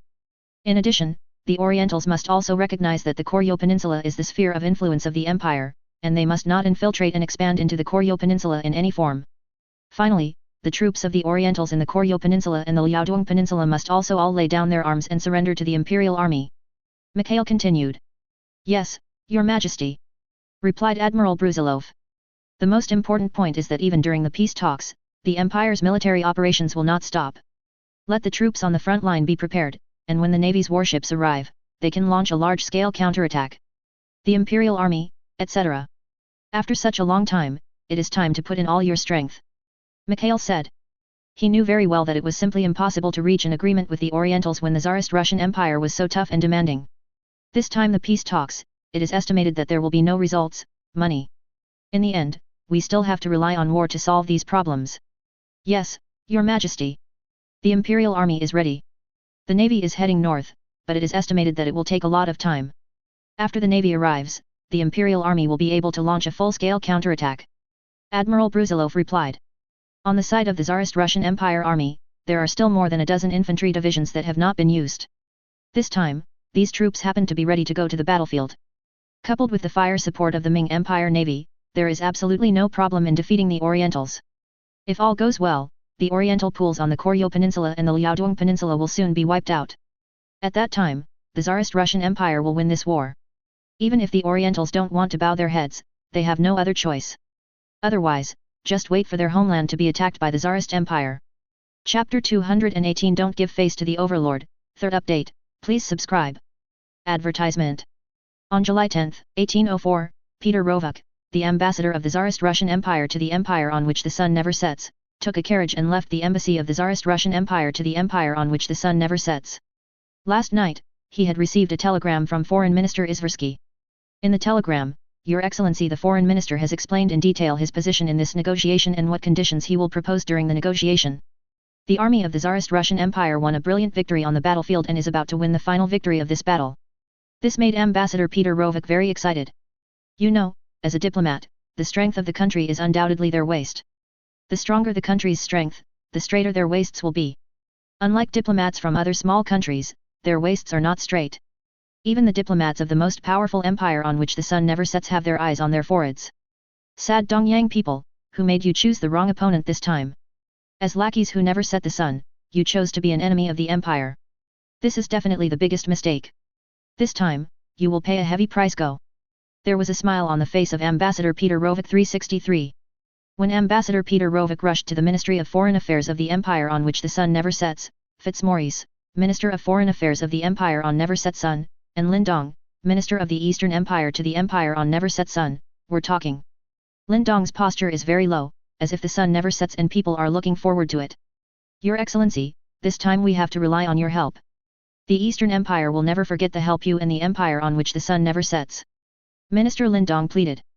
No way, although those bastards in the military lost the fight. This can only be done by diplomats like them. Advertisement. His Excellency, the Eastern Empire is a friend of the empire, and it is also the most important partner of the empire in the Far East. We will not stand by and watch the Eastern Empire suffer heavy losses. No matter what, the empire will fully support you. This time during the negotiation, we will also speak for you. However, you had better be mentally prepared. The Russians are too powerful, and they have gained an absolute advantage in the war. Therefore, their conditions will be very strict harsh. Of course, the empire will not sit idly by and will do its best to help you. Fitzmaurice said. Thank you, Your Excellency. The Eastern Empire has always been the most loyal friend of the empire on which the sun never sets. We will do our best to serve the empire. Minister Lindong quickly stated. He knew very well that the support of the empire on which the sun never sets would be indispensable if the Eastern Empire was to survive this catastrophe. Only by showing loyalty to the empire on which the sun never sets, the empire on which the sun never sets may fully support them. Fitzmaurice nodded, seeming very satisfied with Don Jiangren's performance. What they need is an obedient and loyal lackey. From the current point of view, the Orientals are still very qualified. Of course, it is hard to say what kind of changes will happen in the future. It wasn't a crime Maurice should be concerned with either. Soon, Tsarist Russian Ambassador Peter Rovuk arrived at the Ministry of Foreign Affairs of the empire on which the sun never sets. This time, the negotiation has officially begun. The venue for the negotiations is in a meeting room of the Ministry of Foreign Affairs. Your Excellency, Ambassador. This war has already caused huge losses to both of you, as well as the Kingdom of Korea and the Qing Empire. Moreover, it has seriously damaged the peace of the Far East and the entire world. Fallen Empire is the world's hegemon and the most powerful country at the same time. We don't want this situation to continue. Therefore, we hope that your two countries can resolve this conflict through peaceful negotiations. Fitzmaurice looked like the empire on which the sun never sets should shoulder arduous responsibilities and obligations as the overlord. Yes, Your Excellency is very right. The empire is deeply disturbed by the fact that this conflict with the Tsarist Empire has turned into such a large-scale war. We also hope that we can settle down with the Tsarist Empire and end this war as soon as possible. Minister Dong Lin also lowered his posture. Advertisement. The Orientals are like this, they pretend to be grandsons when they should pretend to be grandsons, and they are absolutely unambiguous. Humph. Conflict? Is this a conflict? The Eastern Empire has invested more than 1 million troops and all its navy in this war. Is this still a conflict? Besides, this war was initiated by the Eastern Empire first. Yes. Your fleet is preparing to attack the Imperial Navy's Pacific Fleet. If the Imperial Navy hadn't seen the opportunity and retreated early, I'm afraid. The Imperial Navy has already paid a great loss. At the same time, it was your army that first landed on the Koryo Peninsula and launched an attack on the Imperial Army. This is simply a sneak attack, an undeclared war, not a conflict. Ambassador Peter Rovik snorted coldly, and directly tore off the fig leaf of the Orientals. Minister Lindong's complexion suddenly became very ugly. He has already lowered his stance, the Russians will not let him go. Fitzmaurice's expression was also ugly, the Russians simply did not give face to the overlord of the empire on which the sun never sets. Your Excellency, no matter what, we all hope that the war will end as soon as possible. It is not good for everyone if the war continues. Fitzmaurice said. Your Excellency, we agree to end the war. However, the interests of the empire must be guaranteed. The Dongyang people shamelessly launched a surprise attack on the empire, causing the empire to pay a great loss in this war. Suspicious, the Dongyang people compensation must be made. In addition, the Orientals must recognize that the Koryo Peninsula is the sphere of influence of the empire, and they must not infiltrate or invade the Koryo Peninsula in any way in the future. At the same time, the Oriental Empire must order troops to be dispatched to the Koryo Peninsula and the Liaodong Peninsula, put down your arms and surrender to the Imperial Army. In this case, the war will naturally end. Peter Rovik said. Minister Lindong only felt angry. The Russians are simply deceiving people too much. If the Eastern Empire accepted such conditions, wouldn't they have suffered unimaginable heavy losses? How could they accept such conditions? Fitzmaurice was also very upset. The empire on which the sun never sets blatantly mediated the war, and its attitude was very clear, that is to stand for the people on whom the sun never sets. The Russians are still holding on to it under such circumstances. This is simply not paying attention to the empire on which the sun never sets. As the saying goes, it depends on the owner to beat a dog. The Russians are really ignorant. Chapter 219, Negotiations Breakdown, 4th Update, please subscribe. Your Excellency, the conditions of the Tsarist Russian Empire, which of these conditions can Dongdong Yingguo accept? Fitzmaurice asked. The empire on which the sun never sets does not want to confront the Tsarist Empire head-on, so they have been supporting the pawns and letting them challenge the Tsarist Empire. Unless it is a last resort, the empire on which the sun never sets is unwilling to go to war with the Russian Empire head-on. Especially under the current situation, even more so. If there were no threats from the Germanic Empire and the Lighthouse Kingdom, the empire on which the sun never sets might have entangled a group of countries and launched a siege against the Tsarist Russian Empire. Advertisement. But under pressure, the Germans, and even the Lighthouse country, I am afraid they would like them to do that. In order to maintain their dominance and avoid the rapid decline of national power. The empire on which the sun never sets has no choice but to be patient temporarily. Your Excellency, we agree to recognize that the Koryo Peninsula is the sphere of influence of the Tsarist Russian Empire, and we can also guarantee that we will not expand to the Koryo Peninsula. However, it is too difficult to compensate for losses and let the army give up resistance. The current situation of the empire is already very difficult. Minister Lindong said with a mournful face. The so-called commitment is only temporary. This is the case even if the treaty is signed. It is only a stopgap measure to bow your head and give up for the time being. When the strength is strong, you can return at any time, or even tear up the treaty. But, to really pay something, that's a different story. The current Eastern Empire is heavily indebted. In order to fight this battle, their people have been patient. Moreover, it also owed a huge foreign debt to the empire on which the sun never sets. If they want the Eastern Empire to pay war reparations, they are 10,000 unwilling. As for letting the army lay down their weapons and surrender, it is even more impossible. If we really do that, wouldn't it make hundreds of thousands of soldiers obediently controlled by the Russians? At that time, wouldn't the Russians be able to kill them wantonly? Advertisement. Fitzmaurice couldn't help frowning. Your Excellency, if the Tsarist Russian Empire and the Eastern Empire reach an agreement, then all the troops of the Eastern Empire will withdraw from the Liaodong Peninsula and the Koryo Peninsula. In this case, there is no need for them to lay down their weapons. Besides, the weapons used by the Eastern Army are far behind those of the Tsarist Russian Army. Your Excellency, we really don't like those weapons. However, this is a way for them to show their sincerity. Since the Orientals attacked the empire by surprise, they must pay the price for it. Peter Rovik was very firm. Fitzmaurice thought for a while, and then asked, so, how much damage do you want the Eastern Empire to compensate? Ambassador Peter Rovik smiled, Your Excellency, not much, 3 billion rubles is enough. What? 3 billion rubles? How is this possible? Minister Lindong jumped up immediately. You must know that the annual fiscal revenue of the Eastern Empire is only 390 million yen, which is only 390 million pounds when converted into pounds. If converted into rubles, it is only 3.5 billion rubles. The appetite of the Russians is too great, and they directly demand the Eastern Empire to pay them 10 years of financial revenue. If the Eastern Empire accepts this condition, it may never turn around. Your Excellency, this condition is too harsh. Although the Tsarist Russian Empire had a huge advantage in the war, it did not defeat the Eastern Empire. Even if you defeated the Eastern Empire, it is impossible to propose such a harsh condition. Fitzmaurice's attitude also hardened. It is impossible for the empire on which the sun never sets to watch the Russian Empire blackmail the Eastern Empire so severely. In that case, the Eastern Empire will be completely damaged, and it will bear a huge burden, and it will no longer be able to turn around. At that time, the Eastern Ocean Empire will naturally have no use value for the empire on which the sun never sets. More importantly, once the Tsarist Russian Empire has received so much war reparations, the Tsarist Russian Empire will develop even stronger. In the future, if the empire on which the sun never sets wants to deal with the Russian Empire, it will undoubtedly be even more difficult. Advertisement. So, for whatever purpose, the empire on which the sun never sets must stop the Russian Empire. Your Excellency Minister, Your Excellency Minister. The empire invested nearly 1 million troops in this war.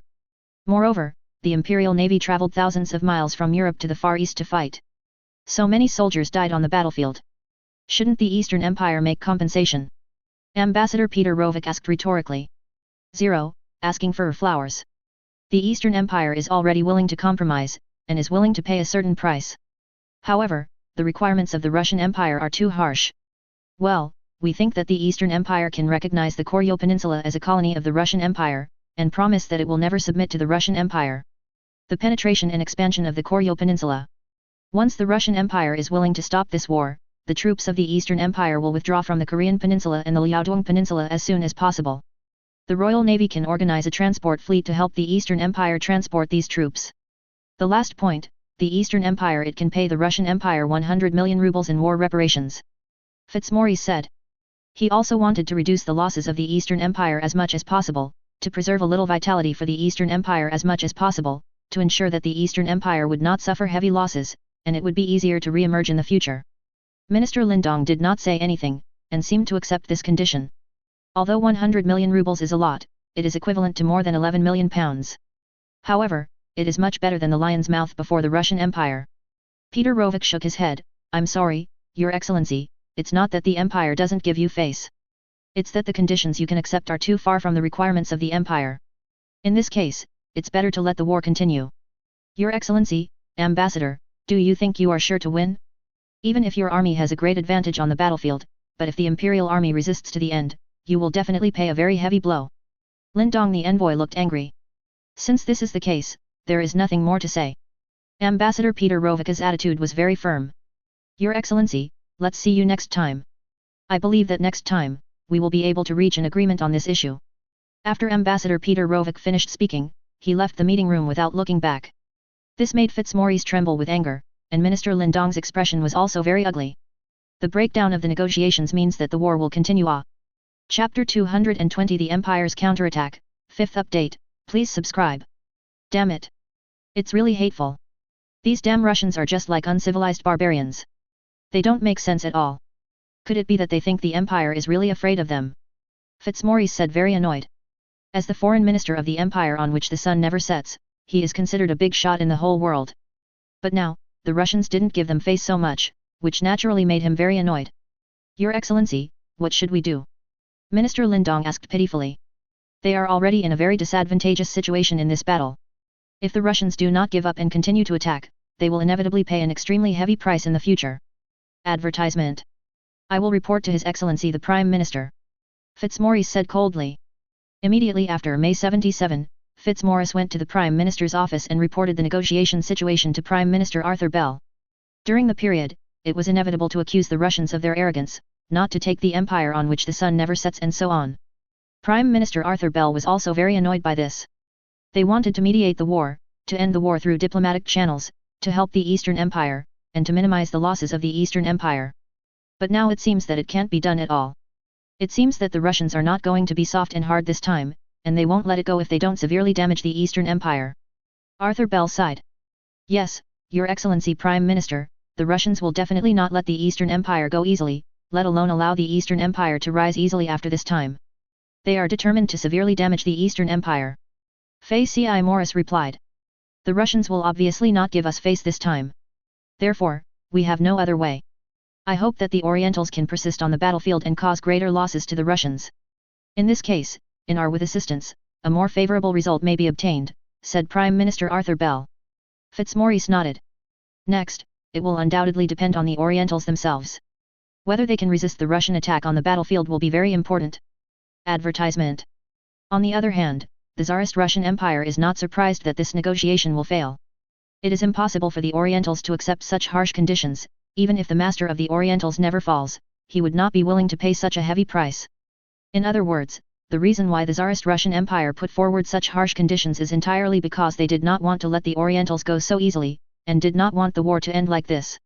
Since the Tsarist Russian Empire managed to gain an absolute advantage, it is natural to give full play to its advantages and cause as much damage as possible to the Orientals. Tsar Mikhail and Chief of General Staff General Brusilov arrived in Shenyang from Vladivostok by special train. General Kuropatkin, commander of the 6th Army, and Major General Yakov, Chief of Staff, greeted His Majesty the Tsar at the train station. As the Tsarist Russian Empire gained an absolute advantage in this war. Therefore, Shenyang is already in absolute safety, and he is not afraid of the Japanese attacking. Even if His Majesty the Tsar came to sit in Shenyang, there would be no danger. Generals, everyone has worked hard. Fortunately, God bless the Empire, we have gained an absolute advantage in this war. The balance of victory has been completely tilted for us. We will soon be able to win the final victory of this war already. Mikhail said to the generals. All the generals were all smiling. There is no doubt that the Orientals are a very powerful opponent, and this battle is also a very difficult one for the Tsarist Russian Empire. Originally, many generals of the Tsarist Russian Empire somewhat underestimated the Orientals. But now, I also understand how terrible the Orientals are. Fortunately, the Tsarist Russian Empire has gained an absolute advantage in this battle. Next, they are about to win the final victory. Subsequently, Mikhail convened a military meeting to deploy the next battle. Generals, after destroying the Japanese Navy, the Navy is heading north and will arrive at the battlefield soon. The 2nd Squadron of the Pacific Fleet has already started operations. They will cut off the transportation and supply lines on the Tsushima Strait, cut off the logistics supply of the Japanese army. Next, it will undoubtedly be much easier for the Empire to defeat the Japanese. Mikhail said. Advertisement. The generals all nodded. The Orientals are indeed very powerful, and they are not afraid of death in battle. However, if even the logistical supplies are cut off by the Russian Empire. So, how do they fight the Tsarist Empire? They can't let their soldiers go hungry and directly engage in hand-to-hand combat with the Tsarist Russian army, right? Even if they want to fight head-to-head, it depends on whether the Tsarist Russian army is willing or not. The Tsarist Russian army is not a fool. How could it be possible to voluntarily give up its advantages and fight desperately with the Orientals? After the arrival of the local fleet, the Navy will invest in the attack on the Eastern Army. It will use large-caliber naval guns to destroy the Easterners, and at the same time destroy the will to resist the Easterners. I believe that we will soon be able to defeat them. Orientals. Mikhail continued. Once the Tsarist Russian Navy is involved in the offensive, it will use large-caliber naval guns to bombard the Orientals frantically. Then, it will inevitably cause great harm to the Orientals. Even though the fighting will of these Orientals is very tenacious, they are absolutely unable to hold back under the attack of large-caliber naval guns. Perhaps at that time, these Orientals will be able to be forced to surrender and end this war. All units prepare for a large-scale counterattack 3 days later. On May 6, first concentrate their forces to attack the Dongyang people in the direction of Dashiqiao and Gaizhou, and drive them to the coast. Then go south to reinforce the Shehi line of defense. The Orientals were driven to the seaside. When the Navy's local fleet arrives, use large-caliber naval guns to teach these Orientals a lesson. Mikhail ordered. Yes, Your Majesty. All the generals of the Tsarist Russian army replied one after another. The main force of the Eastern Army is assembled in the Liaodong Peninsula, as long as the Easterners here are dealt with. Then, the Tsarist Russian Empire will undoubtedly win this battle. Subsequently, the Tsarist Russian army began active mobilization. A group of troops that were originally serving as a reserve team and did not go to the battlefield also began to go to the front line one after another, preparing to invest in a large-scale counterattack. Chapter 221 The Battle of Life and Death. First update, please subscribe. The Oriental Empire, Dongjing, and the Prime Minister's Office. Prime Minister General Kaitaro, Army Minister Teraki Masahiro, Army Chief of Staff and Manchurian Army Commander General Oyama Iwa, Foreign Minister Komura Judaro, and others are discussing the current situation. The Imperial Ambassador to the Empire on which the sun never sets reported that the Russians have a very large appetite and the conditions are extremely harsh. They not only asked the Imperial Army to lay down their weapons and surrender to them, but also demanded that the Empire pay them 3 billion rubles in war reparations. In addition, The Empire must admit that the Koryo Peninsula is their sphere of influence, and they must not expand to the Koryo Peninsula in any way in the future. Even if the sun never sets and people put pressure on the Russians will also not give the slightest face. Advertisement. Komura Hisashitaro said. General Guitaro's face was very ugly. He knew very well that the Eastern Empire was facing a very big crisis this time. Damn the Russians, this is trying to drive us to a dead end. People on whom the sun never sets are also trash. They are the hegemons of the world after all. The Russians don't give them face like this. But don't they dare to go to war with the Russians? If the Empire had the power to never set, it would have killed the Russians long ago. General Guitaro was very annoyed. For the powerful strength of the Empire on which the sun never sets, General Guitaro is undoubtedly very envious and jealous. In his view, the terrain and geographical location of the Eastern Empire are similar to those of the empire on which the sun never sets. If the Eastern Ocean Empire could have such a strong strength, then the Eastern Ocean Empire's right to speak would be much stronger than the empire on which the sun never sets. They will definitely not have so many scruples like the empire on which the sun never sets, and just go to war with the Tsarist Empire directly. But it is a pity that the Oriental Empire is the Eastern Empire, not the empire on which the sun never sets. Your Excellency Prime Minister, the sun never sets and requires our army to find a way to resist the Russian attack in the next war. And it is best to cause great casualties to the Russians. Only in this way can they go further intervene in this war and mediate for us, Komura Kotaro said. General Guitaro nodded. The conditions for shooting the empire were too harsh, so that the Eastern Empire could not accept it, and it was impossible to accept it. Therefore, they have no other choice but to continue fighting. The performance of the frontline troops is undoubtedly very critical next. If the frontline troops can perform well, they can withstand the Russian attack. And it can also cause the Russians to pay huge casualties on the battlefield. Then, the situation of the Eastern Empire will naturally be much better. But if the frontline troops behaved very hip-stretched, they would not be able to resist the Russian attack at all. Then the consequences are very dangerous. The Eastern Empire is very likely to suffer a bigger blow. Advertisement. Your Excellency, Prime Minister, we will order the frontline troops to do their best to resist the Russian attack. Even if the Russians now have a great advantage. However, it is not so easy for them to defeat us. The Imperial Army is and there are a large number of troops on the Liaodong Peninsula and the Koryo Peninsula. Lieutenant General Teraki Masaki, Minister of War, said. General Guitaro nodded. He was still very confident in the Eastern Empire Army. At least, the fighting will of the Eastern Army is very tenacious. Even if it is in a disadvantaged situation, it will persist and will not surrender to the Russians easily. In this regard, the performance of the Dongyang Army is indeed much better than that of the Dongyang Navy. Your Excellency, the biggest problem now is that our logistical supply line is about to be cut off by the Russians. Once the logistical supply line is cut off, it will be very detrimental to the Imperial Army. No matter how brave our warriors are, they will always can't go hungry and fight the Russians who are armed to the teeth with bare hands. In that case, our losses will be very, very large. General Yin Shanyan said. General Guitaro frowned, and he also knew that this problem was very serious. Before the Russians cut off our logistics supply line, let's transport as much supplies as possible to the Liaodong Peninsula and the Koryo Peninsula. At the same time, let the frontline troops save as much as possible, and save ammunition and supplies. This battle requires the front line to persist. General Guitaro said. When the situation is seriously unfavorable, the soldiers can only be allowed to exert their personal will. Hi, Your Excellency the Prime Minister. Lieutenant General Masahiro and General Anyun both replied. Your Excellency, the Orientals claim that they will find a way to help us maintain the logistics supply line. However, the sun never sets and people have always been unreliable. Therefore, we can't put too much hope on this issue. Hisashi Komoritaro said. Anyway, if the Dongyang people can guarantee the safety of the logistics supply line for us, then we may be able to resist the Russian attack in this battle. I hope that the sun never sets people will not be so stretched this time. General Guitaro couldn't help but have a glimmer of hope for this. My lords, the next battle is about the life and death of the Empire. The Empire must not lose too badly. Otherwise, the Empire will be severely damaged, and I am afraid that it will completely lose the chance of rising. The troops on the front line must to fight desperately to the end. The 620 Russians must not be able to easily win. General Guitaro looked serious. Hi, Your Excellency the Prime Minister. Both Lieutenant General Masahide and General Anyun replied. Subsequently, the Army Department of the Eastern Empire, the Army Staff Headquarters, and the Manchuria Army Command ordered the appointment of the Education Director of the Eastern Army and the Commander of the 4th Army Nozu Mikuru as the Deputy Commander of the Manchurian Army, who was fully responsible for commanding the Eastern Army in the Liaodong Peninsula and the Fulai Peninsula. On the battle. Originally, the 4th Army of the Eastern Army suffered heavy losses.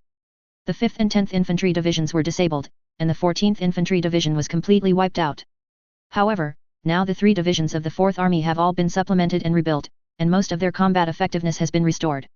General Natsuduki also set off from the mainland again to Yingkou to command the battle. This time, the Dongyang Army appointed General Nozudugan as the deputy commander of the Manchurian Army, and also hoped that he could lead the Dongyang Army to persevere in a seriously unfavorable situation. And it can cause greater losses to the Russians on the battlefield, so that the Eastern Empire can gain a favorable position in the next negotiations. Even the Eastern Empire has to pay a certain price to end this war. However, they also hope to pay as little price as possible instead of being hit hard. Chapter 222 Can't Resist, second update, please subscribe. Far East, Tsushima Strait. This strait between the Kyushu Island of the Eastern Empire and the Koryo Peninsula has become the most important logistics supply line for the Eastern Empire Army. In order to transport as much material as possible to the front line, the Eastern Empire Army requisitioned a large number of civilian ships, trying their best to transport a large amount of material to the front line. Originally, the Eastern Army could directly transport supplies to the Liaodong Peninsula and even Yingkou. However, when the Eastern Empire Navy suffered a disastrous defeat and almost lost nothing, the transport fleet of the Orientals did not dare to go to the Liaodong Peninsula, let alone enter the Bohai Sea. Advertisement. In that case, it will only be reduced to the result of Russian naval warships. But even so, the counterattack of the Tsarist Imperial Navy began with him. Lieutenant General Alexeyev, commander of the Pacific Fleet of the Tsarist Russian Navy, personally led the 2nd Division of the Pacific Fleet to the Tsushima Strait to cut off the logistics supply line of the Orientals. Although, these warships of the Pacific Fleet 2nd Squadron are all old warships. Whether it is the battleship Peter the Great, or the 2 Alexander II class battleships, as well as the battleship 12 Apostles and the battleship Gangat, they are all old battleships that are completely outdated. When the navy of the Oriental Empire was strong, these warships were no match for the Orientals at all. If you dare to fight, you will be easily destroyed by the Orientals. Fortunately, the Japanese navy has been wiped out by the Tsarist Russian Navy. There are only a handful of destroyers left. So much so that these old warships of the Tsarist Russian Empire Navy are not something that the Orientals can deal with. Lieutenant General Alexeyev can naturally lead the fleet to launch a series of military operations with confidence and boldness. This also made him feel elated. You know, he was blocked in the fortress by the Orientals before, and was attacked by the Orientals. If Lushun Fortress fell, wouldn't he, the commander, also fall into the hands of the Orientals? At that time, he might not end well. Whether it was suicide and martyrdom, or being captured by the Orientals, it was definitely not the result he hoped for. Fortunately, the Tsarist Russian Empire Navy won. Moreover, the Tsarist Russian Empire has already gained the absolute upper hand in this war, and they will soon be able to win this war. On the battleship Alexander II, the flagship of the 2nd Division of the Pacific Fleet of the Tsarist Russian Navy, the lookouts were using binoculars to search the surrounding seas, looking for Japanese ships. Your Excellency, the Oriental Transport Fleet was discovered. A staff officer reported. Advertisement. Lieutenant General Alexeyev picked up the binoculars and saw several transport ships in the distance. Order the battleship to speed up, catch up immediately, and kill the transport ship of the Orientals. Lieutenant General Alexeyev immediately issued an order. Yes, Your Excellency, replied the officer. Immediately, the battleship Alexander II and 2 protective cruisers began to accelerate, rushing towards the transport fleet of the Orientals. In the distance, a merchant ship with a displacement of more than 3,000 tons hoisted a plaster flag. This merchant ship, named Sakura Maru, is a merchant ship of Mitsui Corporation. After the war began, Mitsui Co., Limited actively supported the war, allowing its merchant ships to transport personnel and supplies for the army. When the warships of the Tsarist Russian Navy discovered the transport fleet of the Orientals also discovered the Tsarist Russian Navy. Baga! The Russians are coming, run away quickly, run away scattered. Escape to the Koryo Peninsula as much as possible, or escape back to the country. On the Sakura Maru merchant ship, an officer of the Toyo captain ordered. Hi, Your Excellency Captain. The semaphore soldier immediately sent a signal to several other merchant ships. Immediately, these merchant ships scattered like birds and beasts, jumping away one after another. However, the speed of merchant ships cannot be compared with warships.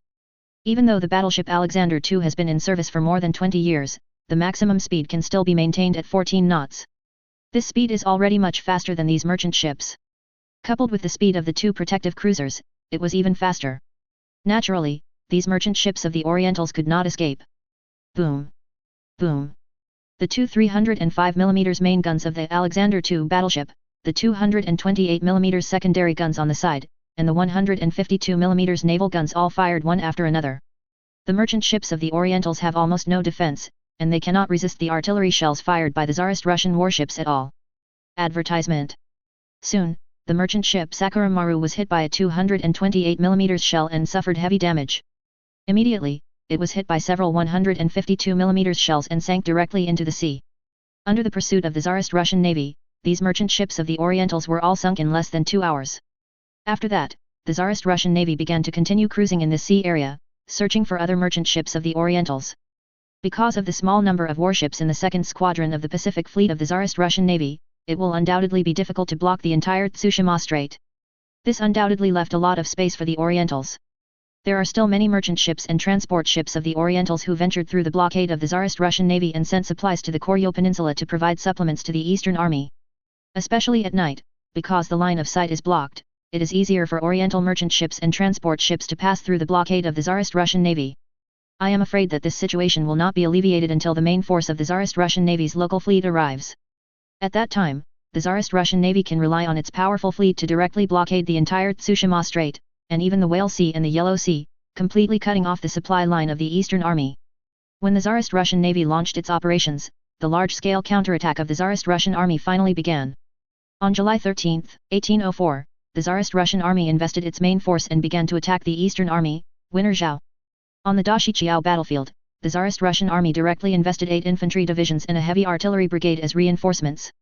Coupled with the troops deployed here by the Tsarist Russian Army before, the Tsarist Russian Army has already assembled a main force of more than 300,000. Boom. Boom. Boom. A large number of artillery of various calibers fired fiercely at the positions of the Orientals. Even after the Japanese stopped attacking and turned to defense, they began to build fortifications and prepared to resist the Russian attack. However, due to the lack of materials, the fortifications built by the Orientals were all civil structure fortifications.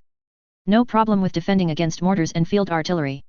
However, under the bombardment of a large number of 155 mm heavy howitzers and 105 mm light howitzers, it was as if it was paper, and it couldn't be resisted at all. On the entire battlefield, the Orientals were completely suppressed, unable to withstand the attack of the Tsarist Russian Army. Chapter 223 Forced to Retreat, 3rd update, please subscribe. Boom. Boom. Boom. The Tsarist Russian Army has assembled 13 infantry divisions and 2 heavy artillery brigades in the direction of Dashiqiao. Hundreds of 155 mm heavy howitzers and 105 mm light howitzers, as well as a larger number of 75 mm field guns, crazily bombarded the Japanese defense line violently. It was as if these shells were thrown at the positions of the Orientals without any money at all. The sound of dense explosions continued to resound in the positions of the Orientals. Advertisement. The gunpowder smoke and flames completely enveloped the defense line of the Orientals inside. At this moment, the defense line that the Orientals painstakingly built was like paper, and it was easily destroyed by the shelling of the Tsarist Russian Army. The soldiers of the Eastern Army on the garrison positions suffered heavy casualties. A lot of Japanese soldiers were blown to pieces, and their limbs and arms were scattered everywhere. The entire battlefield appeared extremely tragic, just like sure as hell. Although the Orientals learned a lot of new tactics in the battle with the Tsarist Russian Army. For example, the excavation of trenches, the deployment of firepower points and so on. But at this moment, facing the powerful firepower of Tsarist Russia, the soldiers of the Eastern Army, although they are very brave in the battle, it is even more brave and fearless. But even so, you can't resist it at all. Under the fierce shelling of the Tsarist Russian Army, the Eastern Army on the defense line had already suffered extremely heavy losses. Then, if attacked by the infantry of the Tsarist Russian Army, it would be even more irresistible. Especially when the infantry of the Tsarist Russian Army was attacking, they could also receive fire support from powerful mortars and heavy machine guns. There is also the powerful firepower of light mortars and light machine guns to restrict the attack on the Japanese defense line. Under such circumstances, the Eastern Army is no longer the opponent of the Tsarist Russian Army. Originally, the 5th Army of the Eastern Army dispatched as many as 5 infantry divisions, and Tianduo attacked Dashiqiao. However, under the resistance of the defenders of Dashiqiao and the powerful firepower of the Russian Army, the Eastern Army suffered heavy losses. Of the 5 infantry divisions, there are only about 100,000 people left. Now, facing the attack of the superior force of the Russian Army, they are even more unable to resist. The division heads of several infantry divisions frantically asked the headquarters for reinforcements. Advertisement. General Kawamura Kaimei, commander of the 5th Army of the Eastern Army, had no choice but to order the 31st and 32nd Infantry Divisions as reserves to be put on the battlefield. More than 57,000 people from the 2 infantry divisions joined the battle, which played a certain role. However, the firepower of the Russian army is too powerful. Before each round of attack, heavy artillery will be used first to open fire on the defense line of the Eastern Army. First use violent artillery fire to destroy the defense lines and firepower points of the Orientals as much as possible, and cause great casualties to the defenders of the Orientals, damaging their morale and fighting spirit. Then dispatch the infantry, with the assistance of our own powerful machine gun firepower and support firepower, to attack the defense line of the Orientals. Although, the soldiers of the Orientals were very brave. Especially those officers who were deeply poisoned by the spirit of Bushido led the soldiers to fight to the end and fight to the last moment. But even so, they could not resist the attack of the Russian army. The same is true even if fierce hand-to-hand combat broke out on many defense lines. Under such circumstances, the defense line of the Eastern Army was constantly broken by the Russian army. The losses of the Eastern Army are also increasing. Your Excellency, the Russians' attack was too fierce. They dispatched at least 3 times as many troops as ours. They used 10 times as many types of artillery as ours. The troops on the front line suffered heavy losses and could no longer bear it. Lieutenant General Matsuyama Masatoshi, commander of the 25th Division of the Eastern Army Infantry, reported. Damn Russians, besides suppressing us with firepower, do they know other tactics? General Kiyaki Kawamura was very angry. But I have to admit that this tactic of the Russians was very successful. At the same time, it can also effectively reduce its own casualties. However, this requires very high logistical supplies. Cannons of various calibers fired violently, and the consumption of shells was naturally not a small number. All kinds of light and heavy machine guns fired fiercely, which also required the consumption of the great emperor's bullets. Fortunately, the Tsarist Russian Empire had already stored a large number of shells and bullets in the Far East before the war broke out. After the war broke out, more ammunition and other materials were continuously transported to the Far East through the Trans-Siberian Railway. Advertisement. Next, the Tsarist Russian Empire Navy has won the naval battle. Then, the Tsarist Russian Empire can also transport materials by sea. This also means that the supplies of all aspects of the Tsarist Russian army will be more sufficient. Naturally, they will be able to fully display their powerful firepower on the battlefield. And this will undoubtedly be a disaster for the Orientals. After all, they have already paid a huge price under the powerful firepower of the Tsarist Russian army. The situation on the front line is so dire that General Natsu Michitsuki, who just now served as the deputy commander of the Manchurian army, naturally cannot sit still. Your Excellency, the Russians' offensive was too violent. Especially they used a large number of heavy artillery to participate in the offensive. So much so that the defense line we built didn't play a big role at all. It was easily defeated. The Russians broke through. The troops on the front line suffered extremely heavy losses because of this. Kawamura Kiyoming was very annoyed. The original Fifth Army was the most powerful among the armies under the jurisdiction of the Eastern Army, with as many as 17 infantry divisions. However, 4 infantry divisions were assigned to the Third Army and 3 infantry divisions were assigned to the 10th Army. So that the Fifth Army now has only 10 infantry divisions left. At present, these 10 infantry divisions have all been dispatched to the battlefield. But they still couldn't resist the powerful Russians. General Nozu Mikitsuya frowned tightly, and he also realized that the current situation was too unfavorable for them. The country requires us to find a way to resist the Russian attack and cause a lot of losses to the Russians. This will help us negotiate with the Russians. Yejiandeo Guantian said. Your Excellency, Commander, this is simply impossible. General Kaimei Kawamura shook his head repeatedly. General Natsu Mikitsuya also understood this point. We can't go on like this. Order the frontline troops to give up the attack on the Dashichiao, and withdraw to Yingkou and stick to it. Facing the powerful attack of the Russian army, they can only retreat so that they can gather more troops to resist the attack of the Russian army. Chapter 224 Large Caliber Naval Guns, 4th Update, please subscribe. Next, we will use Yingkou as a base to resist the Russian attack. The 4th Army has already built a line of defense in Yingkou, which is the surrounding area. Although Yingkou is a small city, we can rely on the buildings in the city to build a defense line. Fortifications to resist Russian attacks. As long as we can persist here and cause greater losses to the Russians as much as possible, then we will be able to gain a certain advantage in the next negotiations. Advertisement. Natsu General Deo Guan said. Hi, Your Excellency, Commander. General Kiyaki Kawamura replied. Lost times, he naturally has no objection. The 5th Army of the Eastern Army has invested in the offensive force of Dashichiao, which has as many as 7 infantry divisions and nearly 200,000 people. But now, under the fierce attack of the Russian army, they have lost nearly half of them. If they continue to resist the attack of the Russian army desperately, I am afraid that they will be wiped out in a short time. Instead of this, it is better to give up part of the line of defense and transfer to the defense. In this case, there may be a chance. What about Gaze Hu? The 29th Infantry Division, the 30th Infantry Division and the 31st Infantry Division fought against the Russians' 4 infantry divisions and a cavalry brigade. We didn't take advantage of anything, General Kiyaki Kawamura said. Although, the 3 infantry divisions of the Orientals and the 4 infantry divisions and 1 cavalry brigade of the Russian army are comparable in strength. Even the Orientals have a slight advantage. But in the performance on the battlefield, the Orientals were suppressed, and the losses of the troops were very large. General Nozu Michiko looked at the map hanging on the wall, hesitated for a moment, and then said, "Gaze who can no longer continue to attack, order them to turn to defense. It is best to retreat to Yingkao, if it would be best to be able to retreat and join the defense here. In this case, our defense force will be even stronger." "Hi, Your Excellency, Commander." General Kaimei Kawamura naturally had no objection to this. Anyway, the order was issued by General Nozutsuki. Even if there are any problems in the future, Nozutsuki will take the main responsibility, and he will only take the secondary responsibility. Bottle Day. Under the order of General Natsuduki, the 5th Army of the Eastern Army began to abandon its original position and retreat towards Yingkao. Whether it was fighting in Dashichiao or Gaizhu, the troops withdrew quickly. For this reason, they even had to discard some artillery, etc., so as not to be dragged down speed. Naturally, the Tsarist Russian army is in hot pursuit. Advertisement. In the end, as many as 17 infantry divisions, 2 heavy artillery brigades and 1 cavalry brigade of the Tsarist Russian army surrounded Hyokao. The Tsarist Russian army set up cannons and fired violently at the defense line of the Orientals, using artillery fire to destroy the defense lines of the Orientals and kill the vital forces of the Orientals. Create favorable conditions for the next large-scale attack. At the same time, on the Shehi defense line, the 2nd Army and the 3rd Army of the Eastern Army had also received orders from the mainland and stopped attacking. After the Russian army strengthened the defensive strength of the Shehi line of defense, even if the 2nd Army and the 3rd Army of the Eastern Army assembled a large number of troops to launch an attack, it would not be able to play any role. If they continue to attack, they will only pay a higher price.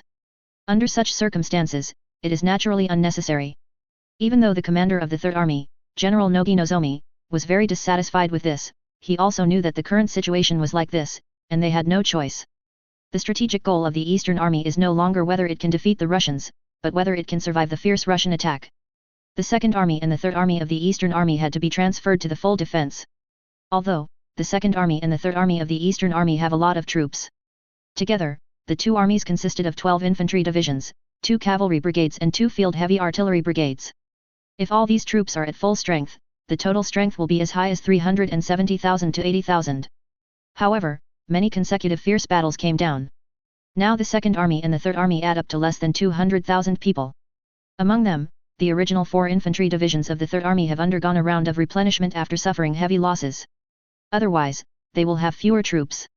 But even so, in the face of the next powerful attack launched by the Russian army, the 2nd Army and the 3rd Army of the Eastern Army have no confidence in being able to withstand it.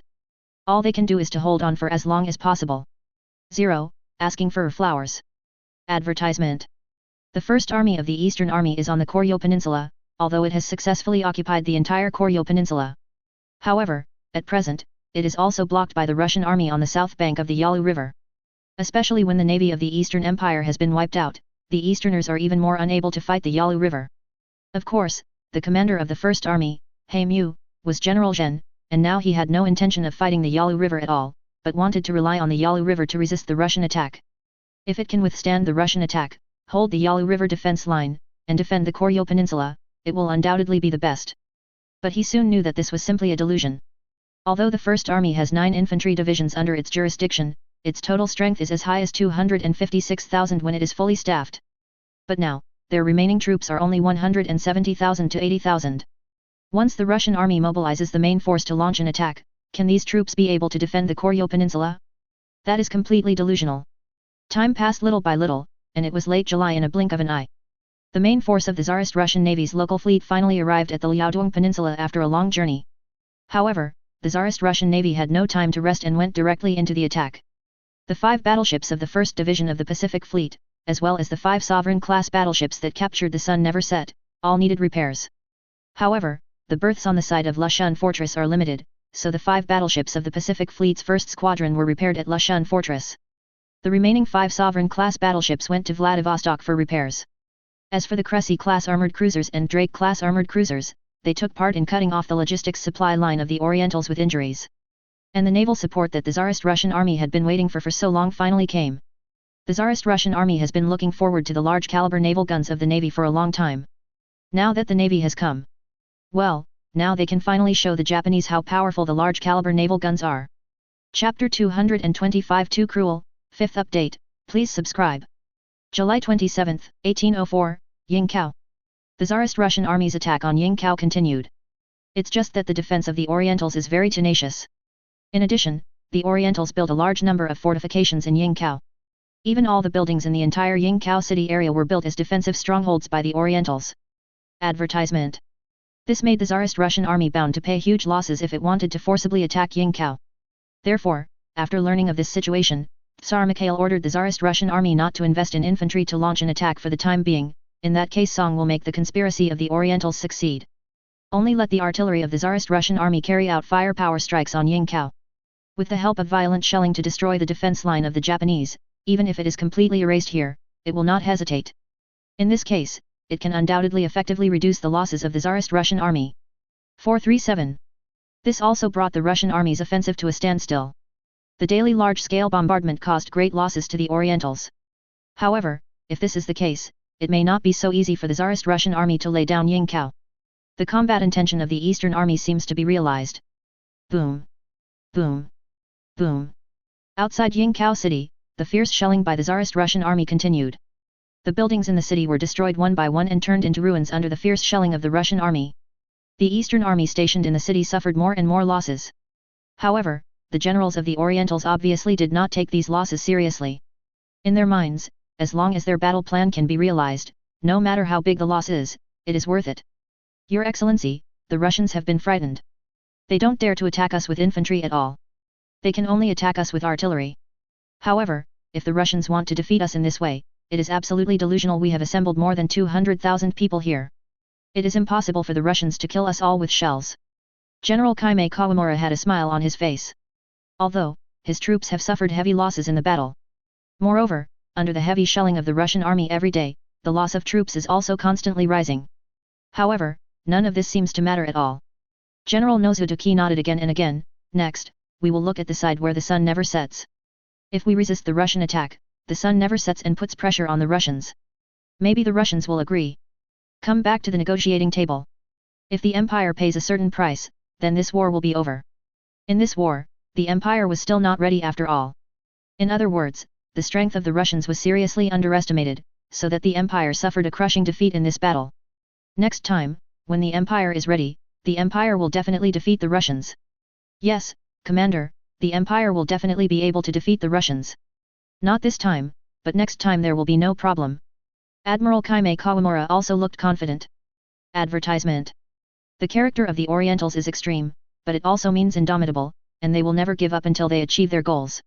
Although they failed to win this battle, they will definitely continue to work hard until they achieve this strategic goal. At this time, Major General Otani Kikuzo, Chief of Staff of the 4th Army of the Eastern Ocean Army, hurried in. Your Excellency, Commander, something is wrong. Russian warships have appeared in the coastal waters of Yingkou. Major General Otani Kikuzo reported in panic. What? How did this happen? General Natsudukan suddenly exclaimed, his face full of disbelief.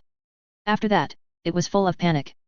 He seems to have missed this point, that is, the Tsarist Russian Empire Navy has killed the Eastern Empire Navy and won the naval battle. Therefore, the coast is definitely not a safe place for the Eastern Empire Army. Before, when the Tsarist Russian Empire did not have sea control, the Tsarist Russian Army fought as far away from the coast as possible, so as to avoid their troops being attacked by the Japanese Navy. And now, the Tsarist Russian Empire has command of the sea. Then, the Tsarist Russian Empire Navy can naturally join the attack. Your Excellency, Commander, what should we do now? The Russians will definitely use their battleships shamelessly to open fire on our defensive positions. Admiral Kawamura Kaimei's face was pale. At this moment, their previous complacency had completely disappeared. Instead, it's all about the fear of the next battle. As for General Natsu Mikitsu, he didn't know what to do. He never thought that one of his mistakes would directly put their troops in extreme danger. On the sea, 6 Mikhaili-class battleships, 6 Mosk-class heavy cruisers and 6 Rostov-class light cruisers, as well as 12 A-class destroyers from the local fleet of the Tsarist Russian Navy have arrived. This piece of sea area is gone. Lieutenant General Rochestwinsky, the commander of the fleet, put down the binoculars in his hand. Advertisement. Order all ships, prepare to fire. Use our artillery fire to raise this place to the ground. At the same time, kill all the Japanese stationed here. Lieutenant General Rochestwinsky ordered. They received an order from His Majesty the Tsar and were ready to fully assist the army in combat. They have already killed the navy of the Orientals. Then, the next step is to assist the army to kill the Orientals. Yes, Your Excellency Commander. Rear Admiral Grignovich, Deputy Chief of Staff of the Home Fleet and Chief of Staff of the Northern Fleet replied. On the sea, the 6 Mikhaili-class battleships, as well as those heavy cruisers and light cruisers, have already laid their hulls horizontally and are ready to fire. Then, the gunner gave an order. These warships immediately began to attack. Boom! Boom! Boom! The 3 triple-mounted 505.4 caliber 305 mm main guns on the battleship Mikhaili fired first, and the high-explosive bombs weighing hundreds of kilograms flew towards Yingkou. Boom! Boom! There was an explosion, the flames shot into the sky, and the black smoke shot straight into the sky.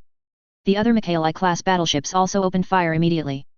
The 210 mm main gun of the Mosk-class heavy cruiser, the 155 mm naval gun of the Rostov-class light cruiser, and the 105 mm naval gun of the A-class destroyer are all firing fiercely.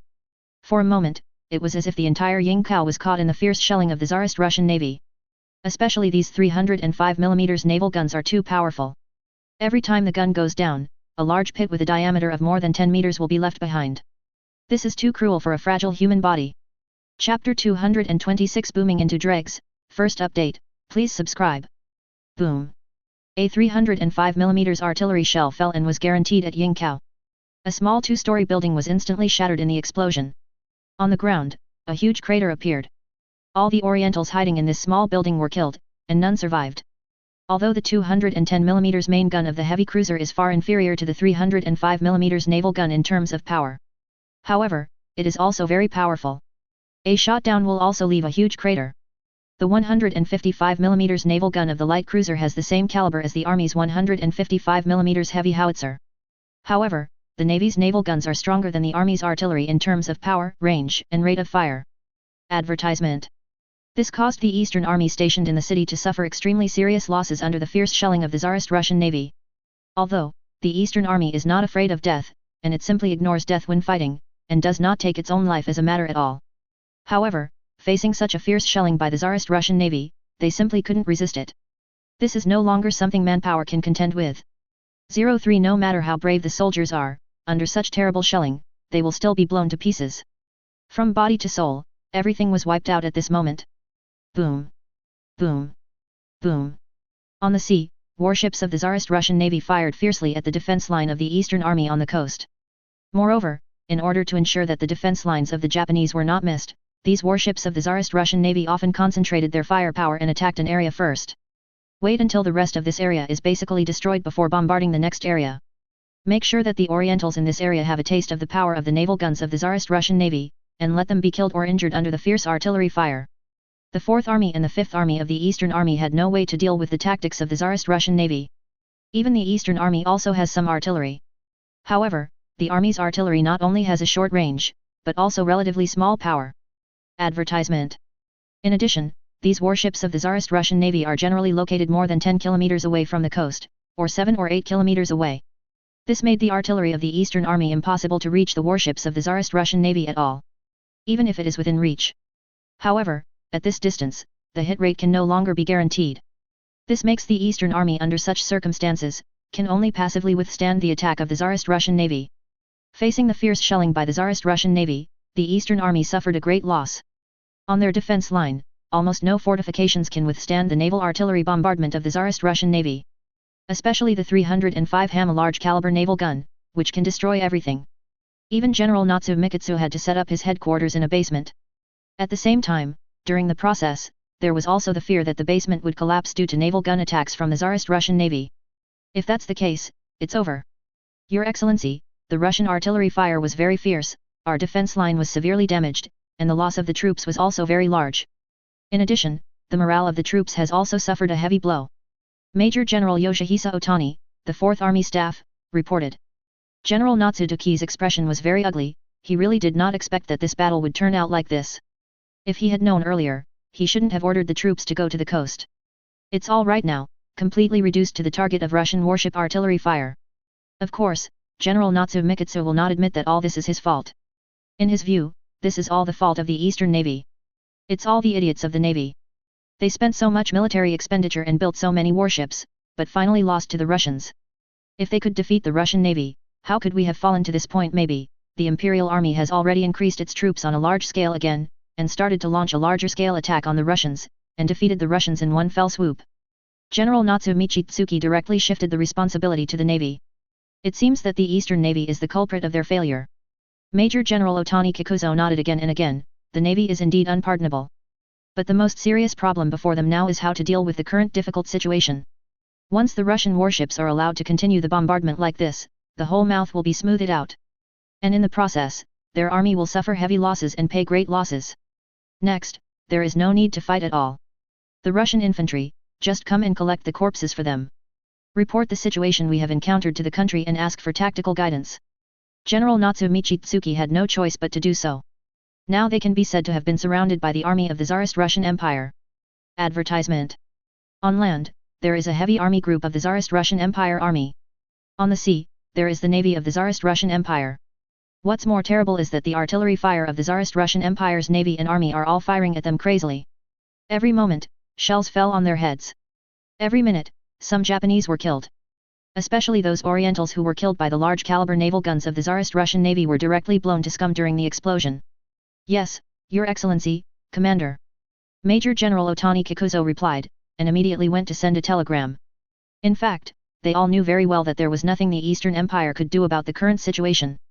Who made the navy of the Eastern Empire lose so badly that it handed over the command of the sea to the Tsarist Russian Empire for 200? In this way, the Tsarist Russian Empire can play freely in the next battle. In the end, the unlucky one was the army of the Eastern Empire. Now they have become the shackles in the urn. Boom! A shell smashed into the trench of the Japanese, and a violent explosion sounded. This section of the trench was immediately bombed and collapsed. Many Japanese soldiers were buried alive inside. Seeing this scene, a young Dongyang soldier was almost scared to pee. Amaterasu. I don't want to die, I want to go home. I don't want to die here. The young soldier couldn't help crying. Baga. You coward, as a soldier of His Majesty Tian Huang, how could you act so cowardly? This is simply embarrassing to the Imperial Army. Pick up your weapons and prepare to fight. The sergeant not far away seeing this scene, he yelled at the young soldier, punched and kicked him. In the Eastern Army, it was common practice for superiors to physically punish and even beat subordinates. Boom! At this moment, a 305mm artillery shell fell. Amidst the violent explosion, a huge crater appeared. And that young Dongyang soldier, as well as the sergeant who beat him, have become scumbags. Chapter 227 Plotting Hokkaido Island, Second Update, please subscribe. Shenyang, Russian Army Front Command. After Tsar Mikhail arrived in Shenyang from Vladivostok, he has been sitting here, getting close contact with the war. In other words, waiting to reap the final fruits of victory. After all, the Tsarist Russian Empire has already gained an absolute advantage in this war. Next, as long as the Russian army can continue to exert its advantages, then, we will definitely be able to win the final victory. Your Majesty, the Navy has already joined the bombardment of the Japanese army in Yingkou. Judging from the information obtained so far, the Navy's naval guns have caused great losses to the Japanese. Advertisement. Wait until the Navy's large-caliber naval guns bombard them a few more times. God! Maybe we can easily take down Yingkou. Admiral Kuropatkin already had a smile on his face. When the war just started, he was under a lot of pressure. In the early stage of the war, the Tsarist Russian army opposed the superior force of the Eastern Army with inferior forces.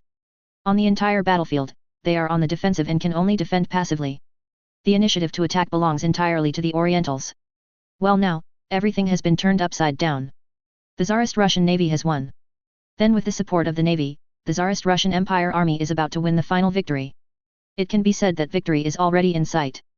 Mikhail nodded, very well, tell the Navy to let them give full play to their firepower advantage. First use violent artillery fire to destroy the vital forces of the Orientals. It is best to destroy their will to resist. Then, the army will invest in ground troops to launch an attack. In order to reduce our losses as much as possible. We will win this battle soon, and we will try our best to let as many soldiers go home alive. Yes, Your Majesty, replied Admiral Kuropatkin. What about the other fronts? Asked Mikhail. Your Majesty, the Orientals have stopped attacking on the Shehi line of defense. The Imperial Army is preparing for the attack. After the Imperial Army has strengthened the Shehi line of defense, we have assembled 9 infantry divisions, 3 heavy artillery brigades and 1 cavalry brigade. although the Dongyang people have more troops. However, they lost too much in the battle before, so that the Dongyang people have almost no advantage in terms of strength. Next, the Imperial Army can launch a counterattack. Even so, with the support of the Navy, we will encircle and wipe out the Orientals," said Admiral Brusilov. "When the Imperial Army wins the Battle of Yingkou, it will deploy heavy troops to attack the Orientals entrenched in the south of the Shehi River, and eliminate them in one fell swoop," Mikhail ordered. "Yes, Your Majesty," replied Admiral Brusilov. In addition, on the front of the Yalu River, the Japanese also stopped attacking and switched to a state of full defense. General Brusilov continued. Advertisement. The Dongyang people have assembled a lot of troops on the Koryo Peninsula. However, there is no need to worry for the time being. Wait until we have solved the Dongyang people on the Liaodong Peninsula before launching an attack on the Koryo Peninsula. The Navy has already cut off the Dongyang people. The supply line is over, and the Orientals entrenched on the Koryo Peninsula have become entrenched, and they will be easily wiped out by us," Mikhail said. "Yes, Your Majesty." Admiral Brusilov and Admiral Kuropatkin nodded repeatedly. Now that the Tsarist Russian Empire has gained an absolute advantage, it seems that it is not difficult to deal with these Orientals. However, before we get rid of the Dongyang people in the Koryo Peninsula, we have to make preparations and land in Hokkaido, the homeland of the Oriental Empire. This is how I think about it. When the attention of the Dongyang people is on the Koryo Peninsula and the Liaodong Peninsula, we need to deploy a group of people.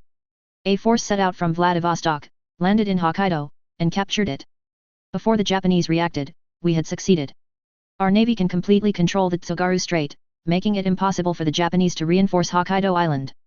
Mikhail put forward his own strategic conception. The Orientals started this war, and if they want to end this war so easily, it is naturally impossible to be so simple and easy. Mikhail has already set his sights on the Hokkaido Island of the Orientals. Compared with the other three main islands of the Eastern Empire, although the area of Hokkaido Island is smaller than that of Honshu Island, it is more than 80,000 square kilometers, which is not small. In addition, because of the North Pacific warm current passing there, the climate is mild, and it has a good harbor that does not freeze. It is undoubtedly one of the most suitable military ports for the Pacific Fleet of the Tsarist Russian Empire Navy. At the same time, it is also possible to monitor the Orientals nearby. Besides, although the island of Hokkaido is not small in size, its population is relatively small. Compared with several other islands, the population of Hokkaido Island is much smaller. You know, the current population of the entire island of Hokkaido is only a little over 1 million. Among the other three islands, Honshu Island undoubtedly has the largest population, with more than 15 million people. Kyushu Island has about 6 million people. Shikoku Island also has more than 2 million people. In addition, there are still Ainu people on the island of Hokkaido, and these Ainu people can be used to rule here. This will make it easier for the Tsarist Empire to control the island. Therefore, among the four main islands of the Eastern Empire, Hokkaido Island is undoubtedly the most suitable island to be captured by the Tsarist Russian Empire. Mikhail's gaze was naturally fixed here. According to the information we have, the current strength of the Orientals in Hokkaido Island is not large, only 2 infantry divisions. And it is also a newly formed infantry division. The Imperial Army invested 4 infantry divisions, which was enough to defeat them and capture the entire island of Hokkaido. "Brushy, okay," Admiral Love said. Mikhail nodded. "Then, let's start preparing. After we have dealt with the glaring Japanese, we will transfer 4 infantry divisions back to Vladivostok. Then add the navy stationed there. The 12th Brigade of the Marine Corps raided the island of Hokkaido. It must be snatched from the hands of the Japanese. When the Japanese find out, there is no way to stop us." "Yes, Your Majesty," replied Admiral Brusilov. Mikhail hopes that after this war is over, the strength of the Orientals can be weakened as much as possible.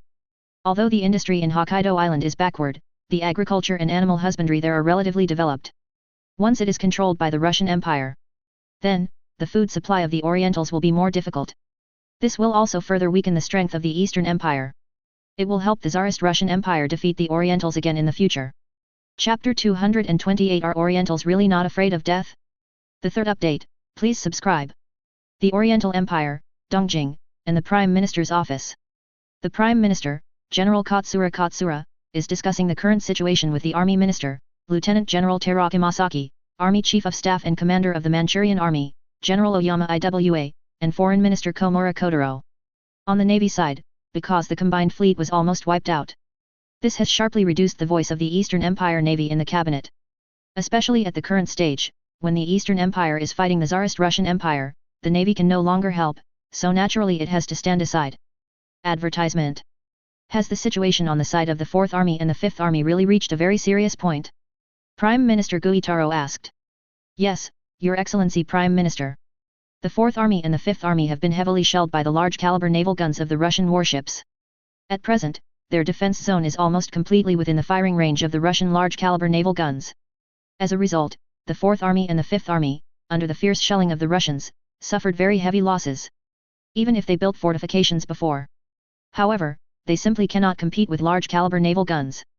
If the Russians continue to do this, if a heavy shelling is launched, I am afraid that the Fourth Army and the Fifth Army will suffer extremely heavy losses. They will even be annihilated by the Russians. General Deschanion's face was ashen. General Guitaro's complexion was as dark as the bottom of a pot. The Fourth Army and the Fifth Army are their heavy troops. Once these two armies are eaten by the Russians, then, the strength of the Eastern Army on the battlefield may drop sharply by more than 40%.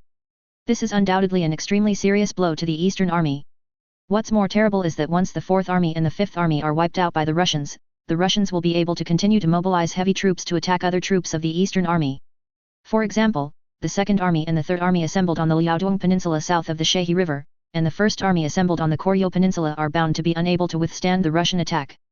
The Russian Navy was also capable of heavy shelling of these forces. At that time, these main forces of the Eastern Army will be broken through by the Russians one by one and eaten up one by one. These troops are all elite troops of the Eastern Army. Once they are lost, the consequences will be very serious. What about people who never set the sun? How do they reply to us? General Guitaro asked. Now, the Orientals can only pin their hopes on the Russians. Your Excellency, the people on whom the sun never sets claim that they will continue to put pressure on the Russians. However, from the current point of view, the effect is not obvious. The people on which the sun never sets are afraid of the Russians and do not want to really get involved with Russia. In the middle of a war between people. Therefore, there are scruples in acting. But the attitude of the Russians is very resolute. Under such circumstances, the role that the sun never sets can be played is very limited, said Kota Shitaro. Advertisement. Baga. Damn, the sun never sets, are they going to die? General Guitaro was very angry. The people on whom the sun never sets told us that they will deploy a fleet to the Far East to deter the Russians. However, the strength of the Far East fleet, where the sun never sets, is not enough to achieve this. Therefore, they still need to start from the it will take time to deploy warships in Europe. The sun never sets, let us wait a little longer. Komura Kotaro said. General Guitaro's face changed, and he was very annoyed. I hope this time the sun never sets and people can be more reliable. Otherwise, the situation will be even more unfavorable to us. General Guitaro sighed. The army must find a way to resist the Russian attack and hold on for as long as possible. After the arrival of the fleet that never sets, the situation may change. Admiral Guitaro said. Hi, Your Excellency Prime Minister. The warriors of the Imperial Army are not afraid of death. Even if they die in battle to the last moment, they will definitely persist to the end. I am loyal to His Majesty Wei Wang. Lieutenant General Genji firmly answer. And the soldiers of the Japanese Army, adjective, are they really not afraid of death? I'm afraid, that's not necessarily the case. Liaodong Peninsula, Yingkou, the fierce shelling by the Tsarist Russian Navy and Army continued. On the sea, warships of the Tsarist Russian Navy are still pouring shells towards the shore with powerful naval guns. A series of large-caliber artillery shells almost wiped the city off the map. The 4th and 5th Armies of the Eastern Army stationed here have suffered extremely heavy losses. Even if they hid in those fortifications, they still couldn't withstand the fierce Russian artillery fire, and instead were blown to pieces. It can be said that the Orientals stationed here have nowhere to escape. What awaited them was to be killed by the violent artillery fire of the Russians. After a week of heavy shelling, the entire city was almost wiped out. It is conceivable that the Orientals who hid inside paid a lot of losses. Advertisement. Your Excellency, Commander, it's almost done. Our shells have also been consumed by more than half. Major General Yakov, Chief of Staff of the 6th Army, reported. As the Battle of Yingkou was about to end, Admiral Kuropatkin, the commander of the 6th Army, rushed from Shenyang to Yingkou in person to take charge of the battle. Admiral Kuropatkin put down the binoculars in his hand and nodded. Order the infantry divisions to invest in the attack. Still use powerful firepower to open the way and wipe out all the Orientals entrenched here. Admiral Kuropatkin ordered. Yes, Your Excellency. Major General Yakov replied. On August 3, 1804, the Tsarist Russian Army's general attack on Yingkou began. A large number of infantry attacked from one direction to the mouth. At this moment, Yingkou's defenders have suffered extremely heavy losses under the fierce shelling of the Tsarist Russian Navy and Army. So much so that they couldn't resist the attack of the Tsarist Russian Army at all. even if many Japanese soldiers wanted to resist the Russian attack. However, the strength gap between the two sides is too great, they simply have no intentions. Under such circumstances, the broken line of defense of the Orientals was easily broken by the Russian army. Line after line of defense was broken through, and those Orientals who managed to survive the terrifying shelling were killed. This frightened those Orientals who were lucky enough to be alive. Many Orientals were completely discouraged at this moment. They seemed to have forgotten the spirit of Bushido, and some Orientals began to surrender to the Tsarist Russian army. All the loyalty to His Majesty Tianhuang has been forgotten. Survival is the most important thing. Chapter 229. The situation worsens further. Fourth more, please subscribe. I don't want to die, I want to go back alive. A young Dongyang soldier was so scared that he peed and cried out. Baga! You coward, take up your weapon and fight the Russians with your life. We are the warriors of His Majesty Tianhuang, and we must be loyal to His Majesty Tianhuang. A small captain scolded. I don't want to be killed by the Russians. The soldier threw away the rifle in his hand and wanted to turn around and run away. Baga! You deserter! His Majesty Tianhuang doesn't need a coward like you. With the command knife in the captain's hand, Lang Lang slashed at the soldier. Pfft!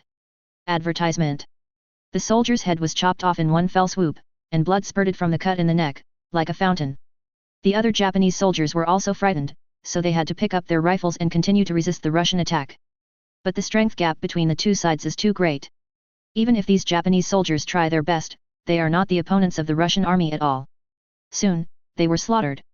Facing the powerful offensive of the Russian army, the 4th Army and 5th Army of the Eastern Army could not resist at all. A large number of defense lines were breached, and a large number of troops were annihilated.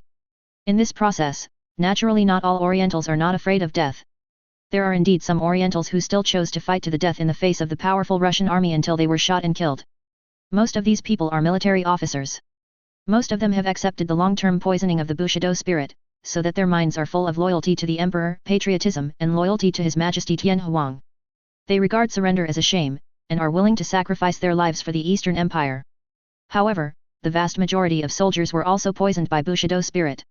However, there are also many people who have not been tortured so deeply and still want to live. This made them put down their weapons to the Russian army when they were desperate on the battlefield, and raised their hands to surrender. Although, there were not many of these people in the beginning. Advertisement. However, the power of role models is infinite. Who wants to die if they can live? It is the best thing to have a chance to survive. This also makes more and more Orientals begin to surrender. The advance speed of the Russian army on the Yingkou battlefield has also become faster and easier. On August 8, 1804, after a few days of fighting, 90% of Yingkou's area was occupied by the Russian army. The 4th and 5th armies of the Eastern Army have been completely lost, and only a very small number of troops are defending around the headquarters. Generals Nozomi Tsuki and Kawamura Kaimei are still alive. However, the faces of both of them were full of decadence. Obviously, they also know that this battle is lost, and there is no chance of turning around. It's over, everything is over. Your Excellency Commander, we lost. General Kawamura Kaimei's face was full of despair. Oh! The Empire was born at a wrong time. It's not that we are too weak, but that the Russians are too strong. Even if we try our best, we are no match for the Russians. General Nozomi Tsuki sighed. Although, the war is not over yet. But they are all very clear that the Eastern Empire has already suffered a crushing defeat in this battle. After the 4th Army and the 5th Army were annihilated by the Russians, it would be the turn of the 2nd Army and the 3rd Army without thinking about it. Finally, there is the 1st Army. With the current strength of the Eastern Empire, it is impossible to resist the attack of the Tsarist Russian army. Even if they still have a large number of troops in their homeland. However, after losing their command of the sea, they have no way to transport these troops to the battlefield. In other words, even if there is this opportunity, the Orientals would not dare. Judging from the current situation, the more troops are sent to the battlefield, the more people will die. Boom! Boom! Boom! The Russian army assembled a large number of howitzers and field artillery, and carried out heavy shelling on the last area where the Eastern Army resisted. After plowing the area several times with artillery shells, they dispatched infantry to attack. The fierce shelling by the Russian army caused heavy losses to the Orientals. Advertisement. Under such circumstances, it is simply impossible to resist the attack of the Russian army. Soon, the headquarters of the Orientals was overthrown by the Russian army. However, these generals of the Orientals all behaved rather stubbornly. Either commit seppuku, or fight to the death. General Nozomi Tsuki and Kawamura Kaimei and others all chose seppuku. Major General Otani Kikuzo and others were killed by stray bullets during the battle. 0. Asking for flowers, 0. For these generals, losing a battle and dying on the battlefield is undoubtedly the best destination. If you choose to surrender to the enemy in order to survive, that is a disgrace. Even if he survives in the end, it won't end well. Even family members will be implicated in this. If they fought to the death on the battlefield, their families would be treated preferentially. In this case, naturally, these generals of the Orientals will fight to the end one by one, showing extreme bravery. Those ordinary Japanese soldiers have relatively less worries. So that after the Russian army captured Yingkou, nearly 100,000 Japanese surrendered to the Russian army. Among them, many were injured. For these injured Orientals, the Russian army will simply treat them. However, whether they can survive or not depends on their luck. Especially those seriously injured Eastern soldiers, if they want to survive, they really need luck. The defeat of Yingkou and the complete annihilation of the 4th and 5th armies of the Eastern Army further enhanced the Russian army's advantage in this war. As far as the Eastern Empire is concerned, the situation has further deteriorated. You don't need to think about it, you know, it's the turn of the 2nd and 3rd armies of the Japanese army next. Facing the powerful Russian army, they also couldn't resist it. Therefore, there is no doubt that they have followed in the footsteps of the 4th and 5th armies of the Eastern Army. Tsar Mikhail was also very satisfied after learning that the Yingkou war was over. Although the time dragged on a little longer, the casualties of the Russian army were very small. This is the biggest victory for the Tsarist Russian Empire. Ordered the 11th Infantry Division, the 12th Infantry Division, the 13th Infantry Division and the 14th Infantry Division to withdraw to Vladivostok for rest. The rest of the troops were put into the Shehi line of defense and prepared to attack the 2nd Army of the Japanese Army. The Army and the 3rd Army launched an attack. On the Navy side, dispatch warships to reinforce and ensure that the Imperial Army eliminates those Orientals at the lowest cost. Mikhail issued an order. Yes, Your Majesty, replied Admiral Brusilov.